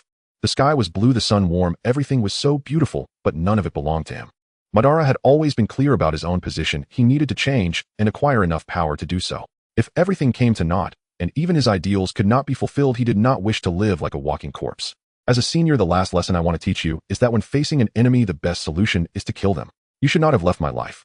Uchiha Madara chuckled softly. This could be considered his last shred of warmth towards Danzo. With ambition and strength, he hoped that this little brat would also have enough luck to go further than him. When he struck, he was merciless. Either live to realize your ideals or die for them. Unsurprisingly, he failed, and it seemed Danzo felt Madara wasn't desperate enough, as he cruelly transmitted even more of the future to him. The belief that supported him, allowing him to survive like a ghost, was merely a dream, not belonging to Uchiha Madara. Then what was his life worth? Damn world, I don't want to live anymore. This is very much in line with Madara's character. Senju Hashirama looked at this scene, not at all surprised. Madara's conviction towards his ideals was certainly not inferior to his own, especially since that Madara in the film had lost everything. If you must lose your ideals, then it's better to become a martyr. To bury the dead self, and everything lost. Suddenly curious, how does Danzo plan to save Madara in this situation? Safe. Danzo said there's never been anyone trying so hard to manipulate me. Hey, let me ask you, do you think this world is fake or real? Danzo asked with a smile, being powerful to the point of respect, powerful enough to instill fear, I can understand, but what logic is there in being powerful enough to become a tool in the hands of the weak? In this world belonging to ninjas, if nobles and daimyo are so esteemed, why do daimyo have no constraints over ninja actions and war decisions? Even appointing and dismissing a Hokage is merely about participation. If they are merely weak ants, why must we obey their commands, exhausting ourselves to complete assignments with the stronger being enslaved and oppressed by the weaker? Does this not resemble a predetermined illogicality? To rigidly apply the ninjas setting into this world born as tools for slaughter, do we truly have no opportunity to choose? Uchiha Madara, have you finally gone mad? Mad. Am not mad, I have merely recognized the essence of the world. This is just a game for entertainment. Uchiha Madara was left speechless. The essence of ninjas is cruel, and so is the essence of the world. Danzo said to him, this world is inherently fake. What need is there for any infinite Tsukuyami? The world is like a game, we are all players. How about we enjoy a game together? Senju Tobirama dryly asked, do you think she is serious or just teasing Uchiha Madara? Uchiha Madara looked at Danzo with disbelief, like a farmer who had nurtured a perfect red fruit ready to smile in the afterlife, only to find that the back of the fruit was rotten. Music played, what is true despair, classic BGM of short videos. Isn't this idea a bit extreme? Uchiha Madara tried to correct her dangerous thoughts, toying with the entire world. Everyone is a living person. Is it that old scoundrel Senju Tobirama who has influenced you? Tobirama, you are indeed a troublemaker. Madara thought mournfully. Madara, who believed he held the script for salvation, suddenly didn't want to die anymore. When Madara sat at the dining table, he was still a bit bewildered. Is this real? 1 second, he was assassinating the Hokage, the next he was having dinner. Hashirama, something is wrong with your Konoha. If Danzo could hear the ridicule in Madara's heart, he would certainly pat his shoulder and comfort him. Assassinating the Hokage is just a basic operation in Konoha. As long as the person involved isn't dead, what's wrong with sitting down together for a meal? You didn't even sit across from me, and loudly slammed the table, saying, XX, you will definitely regret it. This brief warmth not only confused the perception of movie Madara, but also temporarily made everyone in the cinema overlook the complex emotional relationships at the dining table. No, I can't ignore it. Hashirama bit his handkerchief with tears. Mito, how come you have two faces? When I was sitting in the main seat, why didn't I receive this kind of warm treatment? It's not about these two dishes, it's just that this comparison is too hurtful. By the way, can I take some of these two dishes? It's really not about these two dishes, I just want to experience the joy of feeding the third Hokage. Madara's face turned crimson. What kind of talk is that? He wished he could wash his ears. It must be auditory hallucination. Otherwise, what does it mean to touch grandma? Excuse me, are there any normal people at this table? Tobirama covered his face. Just thinking about the fact that the people sitting at this table are either his sister-in-law or his disciples and grandchildren suddenly made him feel unable to raise his head. What's going on? No, let's think differently. Sitting at the table are my elder brother's wife and mistress along with the disciples of the mistress. It has nothing to do with me, nothing at all. Tobirama took a deep breath. Let the social disgrace be borne by my elder brother. Soon it was finally Sasuke's turn to appear. Izuna and Sasuke exchanged glances. Izuna, how can you insult my dear brother, your ancestor, is that right? Sasuke, oh, I insulted him, so what? In the film, the presence of Shisui gradually diminished, either eating or serving as a background, and Itachi exchanged a glance with Shisui, clearly seeing the relief in Shizui's eyes. Fortunately, it wasn't me who embarrassed myself. Itachi wanted to say something, but hesitated. Shisui, you are again raising your own flag. Come to my room, I have something to discuss with you. Shisui felt a bit restless, frequently looking up at the screen, watching himself after his identity was revealed, feeling uneasy, watching himself apologize for his reckless behavior. Is Danzo's poisonous hand finally reaching for him? Holding himself tightly, he truly felt miserable. What will he do if Danzo confesses or lightly kisses him later? I urgently need a way to cope. I don't need to delve into your identity because Danzo's eyes fixed on him as if he saw the soul belonging to another Uchiha beneath the skin. I have seen your determination to protect Konoha, so, as Hokage, I am willing to accept you as part of Konoha. Your love for Konoha needs no one to question. Tears burst forth. No joke, Shisui, a man who could pluck out an eye without changing his expression, he was truly shaken by just a few words. At least everyone could see Shisui crying with his remaining eye. The film Shisui did not know that Danzo had long known his identity, but the cinema Shisui knew. So his love for Konoha was truly recognized. Warm tears uncontrollably poured from his eyes, falling to the ground, and instantly drying up by an unknown force. Shisui. Uchiha Itachi patted his shoulder. Useless. Uchiha Madara glanced at him, a little brat who was easily appeased by Danzo's words. What about your earlier determination? Uchiha Shisui took the handkerchief to wipe his tears, mumbling. As long as she is willing to put in effort for me, that is enough. The leaves are still too small. Towanzo's gaze lingered over the vast map. The 4 great ninja villages are weak, their survival environment harsh, and their leaders dwindling. As the strongest ninja village, Konoha cannot bear to witness the suffering of the masses. Instead of enduring this, let us unite under Konoha to discuss the grand plan of the ninja countries, which in reality is dictatorship. The daimyos of the 5 countries are all incompetent fools born, without strategy, merely leeching off the common people. They incite conflicts among ninjas while those with talent should replace them, thus the position of daimyo shall be taken by me, Toanzo, with a smile. Toanzo chuckled as he crafted a script for the powerful. Oh, and I must choose a lucky one to execute this plan. Who shall it be? Toanzo pulled out his assassination list and flipped through it for a long while. What is this? Most of them are already dead. This must be the meaning of rebirth. All those troublesome old rivals have been swiftly sent down. She pondered the 8 tails, Jinchuriki Fukai. This child is only 10 years old, but now he should be referred to as AI. Because of his status as a Jinchuriki, he has become the strongest in Kumogakure, and due to the village's belief in strength, he was promoted to the position of Reikage. Let's give it a try then. What a waste. The esteemed third Reikage allowed himself to be scolded and openly extorted by Konoha. The illustrious first Kazekage was killed by a stray kunai while fighting. That truly is a hasty death. General MacArthur of the U.S. once said this world is a huge makeshift stage. Toanzo deeply agreed, never having imagined that the ninja world could be at such peace. She truly has no way out. In the film, Shimura Toanzo seems almost omnipotent, yet this is the first time the others realize that Toanzo also sulks in the office due to continuous setbacks in his plans. Shursue, what a cute little trouble. Lord Hokage is really working hard. You must be hungry, Sasuke retorted. Senju Tobirama watched the entire scene with a frown. He sighed, this child has been completely corrupted by his elder brother. Hashirama was taken aback, pointing at himself. Me. Tomato Lord, how he cherishes peace. Toanzo's actions are akin to dancing on his grave. Can he be blamed for that? If it's not you, then who else could it be? Senju Tobirama spoke somewhat rudely. We are ninjas. If we fight, then we fight. What reason do we need? Is it hard to understand that the ninja clans fight among themselves? The strong devour the weak, even to the point of clan extermination. What great righteousness, what peace imposed upon us who are born for slaughter. All began with elder brother, did it not? Anyone would be angry knowing that they have a disciple of the continent's ruler, yet the plan gets stuck in such a ridiculous place. To be honest, hearing such words from the second Hokage surprised the 3 Uchiha of Konoha. Maintaining peace and order in the ninja world is the education they have received. It is the mission of a Konoha ninja. Uchiha Izuna glanced at the 3 embarrassing juniors. What peace mission do ninjas have? We only care about honor, for it determines whether our clan can continue to thrive and survive. Thus, maintaining honor ultimately aims at expansion and survival. I do not deny peace. Without a relatively stable environment, a clan cannot prosper. However, peace is the invincible state after expansion, not a means for expansion. Your thoughts are entirely misplaced. The first sight that caught the eye was the lively and beautiful face of a woman. As she moved, more scenery unfolded, the simple faces of villagers, the vast and tranquil lake, and the distant lush mountains. Then the scene rapidly changed. Smiles grew scarce, and the bright sky became increasingly dim. Blood flashed in the corners, and the villagers' faces bore cracks like dry earth. You need not endure the torment of death nor the separation from loved ones. You need not toil for daily survival. This is the utopia I have established for the world. Peace will be born from my hands. The scene swiftly contracted and extended, finally freezing on the figure of a man in a black robe atop a mountain. He looked down upon longing village, observing the small village shrouded in darkness, and sighed from his elevated position.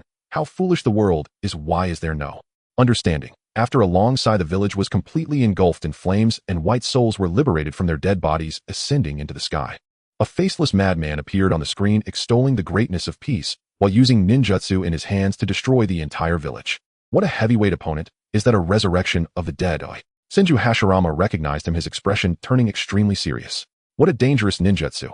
Come on, brother, there's no right or wrong in ninjutsu, Tobirama said, feeling speechless. He understood himself and always felt that this forbidden field was something he would be interested in. Most importantly, he had secretly been experimenting with certain forbidden techniques behind his brother's back. Tobirama interrupted, shouldn't we be considering the identity of the man in black right now? Uchiha Itachi, an honest man, said, this technique is the impure world reincarnation rite. It's a forbidden technique created by Lord Second Hokage. The forbidden scroll he left behind during his lifetime is difficult for outsiders to touch, even with the approval of a few of his disciples. And Uchiha is even less likely. Tobirama stared intently. Hey kid, are you also playing both sides? I just changed the topic in you. Was that on purpose? Uchiha Itachi smiled innocently. Senju Tobirama casually remarked, the film is titled The Story of the Third Hokage and the Uchiha presence on this man in black is too strong. A pure madman vibe that's very Uchiha. What about Izuna and that kid Sasuke? Do you recognize them? Izuna replied, actually I feel that voice is a bit familiar, which is not good. Sasuke asked, are you a devil? I was exterminated at the age of 7. How could I have any ghostly memories? Just when you think the film is creating suspense for you and dragging out many episodes, this low-budget movie declares there's no such thing as subtle hints or clever setups. The next chapter will reveal the identity of the villain right away. In the Hidden Cloud Village, the third Hokage, forced into war against the Rock Village, was nearly brought to tears over his captured brother. Give me a few more days, and soon the Hidden Cloud will reclaim the Seven Tails. Please spare my brother. The man in black had an innocent look on his face. Oh, I would certainly be willing to help you, but my dear friend, just yesterday, I received unfortunate news that your brother has already been turned into the Four Tails Jinchuriki by the inherently evil rock shinobi. Who wouldn't be angry upon hearing such words? Do you really think being a Jinchuriki is a good job? The third Hokage, for once feeling passionate, prepared to fight the man in black with a thunderplow heat blade, yet the opponent stood still without dodging. Great Sun Goddess. Although it was the man in black who was pierced through a massive wound inexplicably appeared on Fukai's abdomen. Is it me? Who exactly are you? Why do such things? Feel the pain, experience the pain, accept the pain, understand the pain. Uchiha Izuna sighed. Those who do not know pain will never appreciate peace. How can I, the character in the film, utter such pretentious lines? I can't take it anymore. Uchiha clan estate is about to be born beneath Izuna's feet. Huh. Tobirama said nothing, but it was laden with sarcasm. Izuna is still a middle school kid. Uchiha Madara looked heartbroken. It's all my fault. He did not take care of his brother. Brother Madara. Izuna disagreed. It's my immaturity. The two Uchiha brothers became affectionate again, while Tobirama felt a toothache glancing at his brother, thinking, they are so disgusting. Hashirama. He laughed heartily, opening his arms. Tobirama, do you want a hug from your big brother too? At that moment, Danzo and Madara, eager to incite war, finally arrived in the land of rice. They faced a scene where Senju Tobirama was highly suspected of causing trouble. Uchiha Madara stated, using impure world reincarnation to manipulate people's hearts. That damned Senju Tobirama, I will personally. Danzo interjected, absolutely impossible. Damn it, while teacher Tobirama is in the little black room, there are people outside tarnishing his reputation. Oh, my poor weak and helpless teacher. Why is it impossible? A remarkably handsome and noble young man stepped out from behind. Tobirama, what an evil name. He looked at Danzo with an expression as if he were looking at trash, feeling a bit stimulated. I am Shiro, nice to meet you, beautiful lady. Tobirama glared at Izuna. You little rascal, you actually flirted with my disciple. Izuna looked back innocently. It's my fate to like older sisters. This face really strikes me. Before they could exchange barbs, they were stunned by the film. I saw the defeated Uchiha Izuna expressing his emotions with a sad face. I just wanted to create a world where Brother Madara could genuinely smile. If the false infinite Tsukuyami cannot keep my loved ones, then let me. I want to build an ideal land free of sadness and loss where I can protect him. What a similar ideal. Uchiha Madara looked at his disheveled brother, recalling how he once wanted to create a village to protect his beloved brother. He affectionately embraced Izuna. Your brother will protect you. Danzo interjected. Your brother is already dead, you know.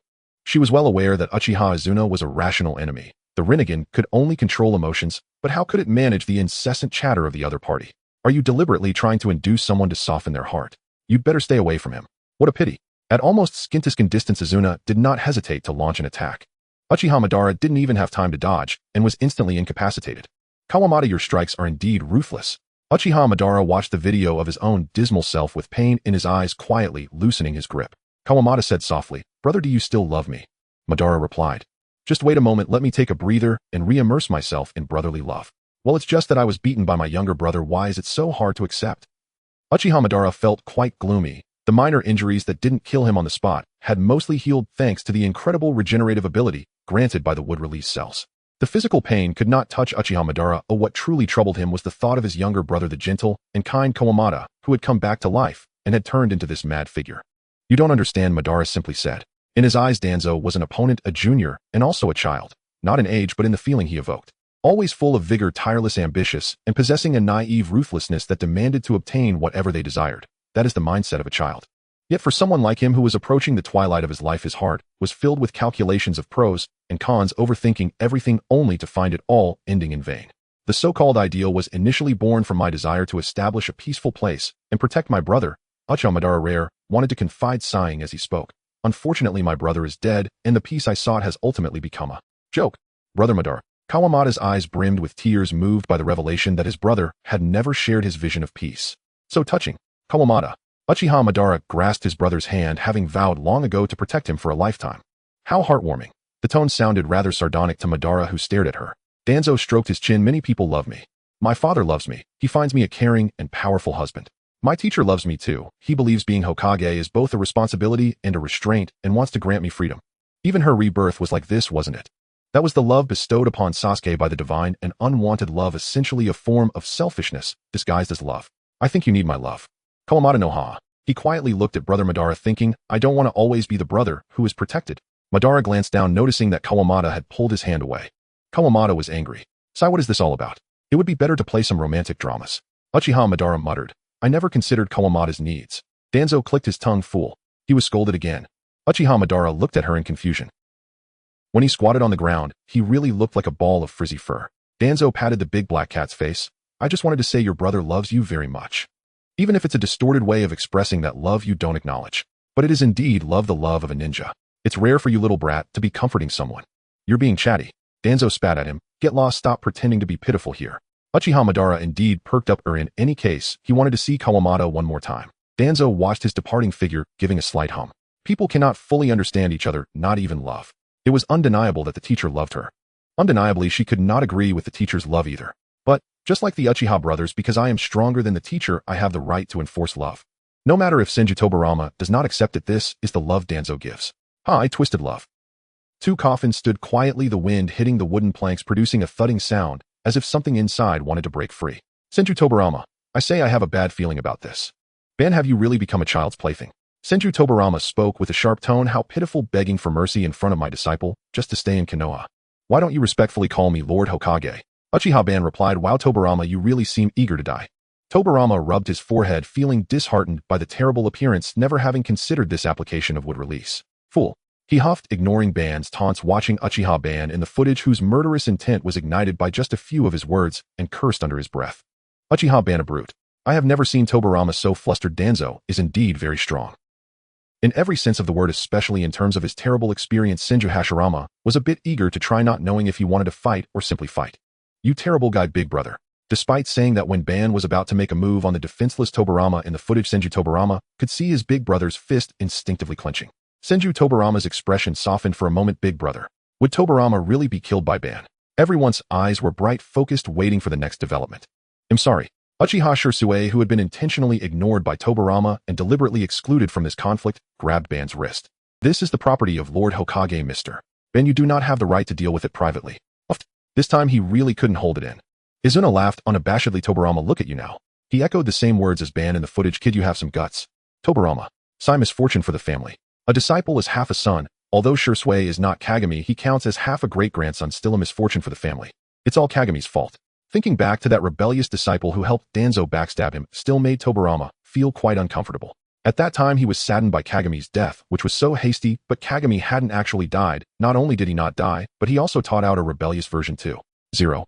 Yes, Tobirama was very perceptive, and unlike his big brother, he was not completely distracted by the romantic entanglements in the footage. Tobirama, this is the point, big brother, you are too unprofessional. The footage repeatedly showed Shirsue both youthful and seasoned, handling internal Uchiha affairs, which was a standard Uchiha response. Sasuke, who was taught by Danzo, would not handle it this way. It was clearly Kagami's style, just like the person himself, only striking when necessary and delivering a fatal blow. Shirsue smiled in response to Sasuke and Itachi's somewhat odd gazes. Everything is for Konoha. The second Hokage can understand me, right? Tobirama, no, I cannot. Because he is still not Senju Tobirama of Konoha, yet if he were to replace Konoha with the Senju clan, after a moment's thought, he surprisingly felt that perhaps he could understand. Danzo scrutinized Senju Tobirama, who had maintained a refusal to communicate ever since being locked away. Teacher, do you really long for death this much? Even knowing that someone had intruded today and brought him a sharp knife that could stab into his chest at any moment, do you still persist stubbornly? Yes. After a moment of silence, Senju Tobirama provided his answer. To him, death is love. Tobirama loves Danzo. Oh, let's not delve into the components of this love. He could be a teacher, a father, or even, regardless of whether he is the Hokage or Danzo, being trapped in the mire called Senju Tobirama for a long time is not a good thing for her. Danzo, it's time for you to grow up. Tobirama sighed, even if the cost of growth is his own death. The living second Hokage is both a ticking bomb for Danzo and Konoha. Because Danzo made the second's death so absolute, it made the living Senju Tobirama's reappearance raise doubts about Danzo's rise to power. Even Tobirama himself couldn't determine if one day he were to walk out of this room alive and gain power, whether he would affect Danzo's rule. Clearly, he sometimes does not agree with some of Danzo's methods. So at this moment, let me be liberated. Our love will remain at the most perfect time. I don't actually hate you, Danzo. System broadcast Senju Tobirama convertible Danzo. Sometimes I really hate the teacher's self-righteous love. Tobirama nonchalantly smiled. It's inherently difficult for people to understand each other. You are right. Danzo, under Tobirama's somewhat terrified gaze, informed Orochimaru, so the teacher must respect my love even if he does not understand it. What is this? Huh. Look into my eyes and tell me what this is. Senju Tobirama painfully covered his eyes, feeling as if he had just crumbled into his seat. He first sensed the weight of a thing called yearning. Am I to bear all this love by myself? Isn't that a bit too heavy? Indeed, this is true love. Everyone either looked worried, surprised, or amused, their eyes fixed on Tobirama. No way, how could she do this? Sure enough, people cannot understand each other. At least Senju Tobirama could not accept why a beautiful girl like Tsunade would want to merge with a man over 40, even if that man was himself. Tobirama was heartbroken. My disciple has serious issues. What are you pretending for? Izuna retorted. You look like you're dying. I saw in the film that Tobirama accepted it pretty quickly. Are you secretly enjoying this? Though he said it was unacceptable, once they truly entered, everything from calculating coordinates to making plans would depend on you. This really fits Tobirama's reserved persona. Tobirama fell silent. The gazes of the others turned curious. Not really. Has Izuna truly hit the nail on the head? Could it be that you're genuinely fond of this kind of forced drama? Tobirama lowered his head and rolled his eyes. So what? Do I have to say it out loud? Isn't it a matter of pride to be so relied upon by such a lovely disciple? Tobirama being proactive isn't recklessness. A moment of restraint is not shameful. Let's retreat, or you'll definitely regret it. I am the Hokage. Bang. Their relationship is really good. Everyone revealed half-moon eyes. Even Danzo was playing such a boring game with Izuna in the Hokage office. Shursui wanted to say something, but held back. Having been in the Umbu and interacted with Hokage Izuna, he was no stranger to this scene. Lord Danzo can sometimes be really childish. The ninja alliance, stirred by Izuna, came on strong, but facing the overpowered Shimura Danzō, they were still too weak. Izuna's voice resonated from the screen. Human strength has its limits. I have ascended to godhood. Human strength has its limits, so Izuna, I will no longer be human. Mad green vines surged from the ground. Before these chakra creations, the flesh was so fragile. The crowd fell as if reaped during a harvest season. Danzo slowly exhaled. Teacher, I'll leave the coordinate calculations to you. In the scene, Senju Tobirama smiled while sitting in his inner world. He was quite proud. Humph, wayward disciple, you really won't let me rest, even in death. Danzo, already frighteningly strong-wielded, would release on the battlefield like no one else. Combined with the teleportation technique, Flying Thunder God, he was a god of slaughter, shattering multiple ninja defenses and charging straight into the enemy's stronghold. The leader across the way could not sit still either. The White Lotus gazed complexly at the woman before him, whose face bore traces of blood, yet whose eyes were remarkably calm. Such an expression truly bears a resemblance to a certain deceased individual's demeanor. He sighed. Senju Tobirama, you hide deep enough. Tobirama's expression turned grave. The first Mizukage is indeed not to be underestimated. Such sharp insight. Did he sense my presence at a glance? Izuna nodded. I didn't expect such a figure to be hidden in the land of water. Then they heard this great wise one speak with conviction. The White Lotus confidently declared, Third Hokage, your relationship with the second Hokage is kept very secret. However, no matter how tight the secret, there will always be a flaw. You know, I have seen Senju Tobirama before. You and his appearance and demeanor are at least 70% similar.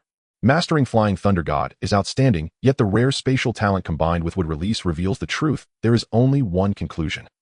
The White Lotus pointed at Danzo emphatically. Third Hokage, you are actually Senju Tobirama's biological son, aren't you? Senju Tobirama, what the hell, is he really that clueless? Even in death, one must protect the third generation, if not as a daughter then as a wife.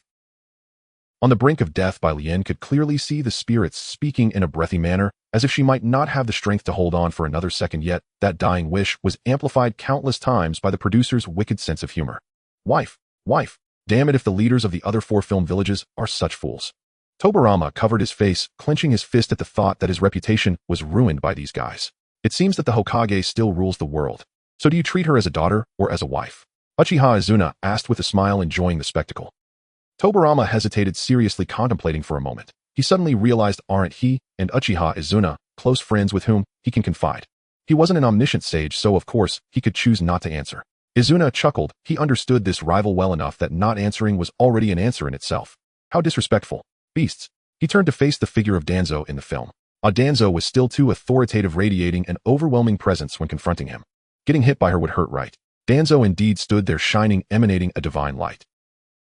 Night fell. An overwhelming power as majestic as a mountain tore through the clouds. The sky split open. The massive meteor obscured the sun. The foreshadows. Is this kind of move a joke? Dear parents from heaven, we might be finished. Danzo folded his arms, looking down at the foreshadows. To stand against me. Let me see if you have that qualification. Only those who can firmly hold a position as a shadow of a village are not fools. Without hesitation, after a fierce ideological struggle, which didn't happen, he decisively knelt down. The Hokage is not a killer, possessing such great power, yet not directly exterminating us, the hostile ninja villages.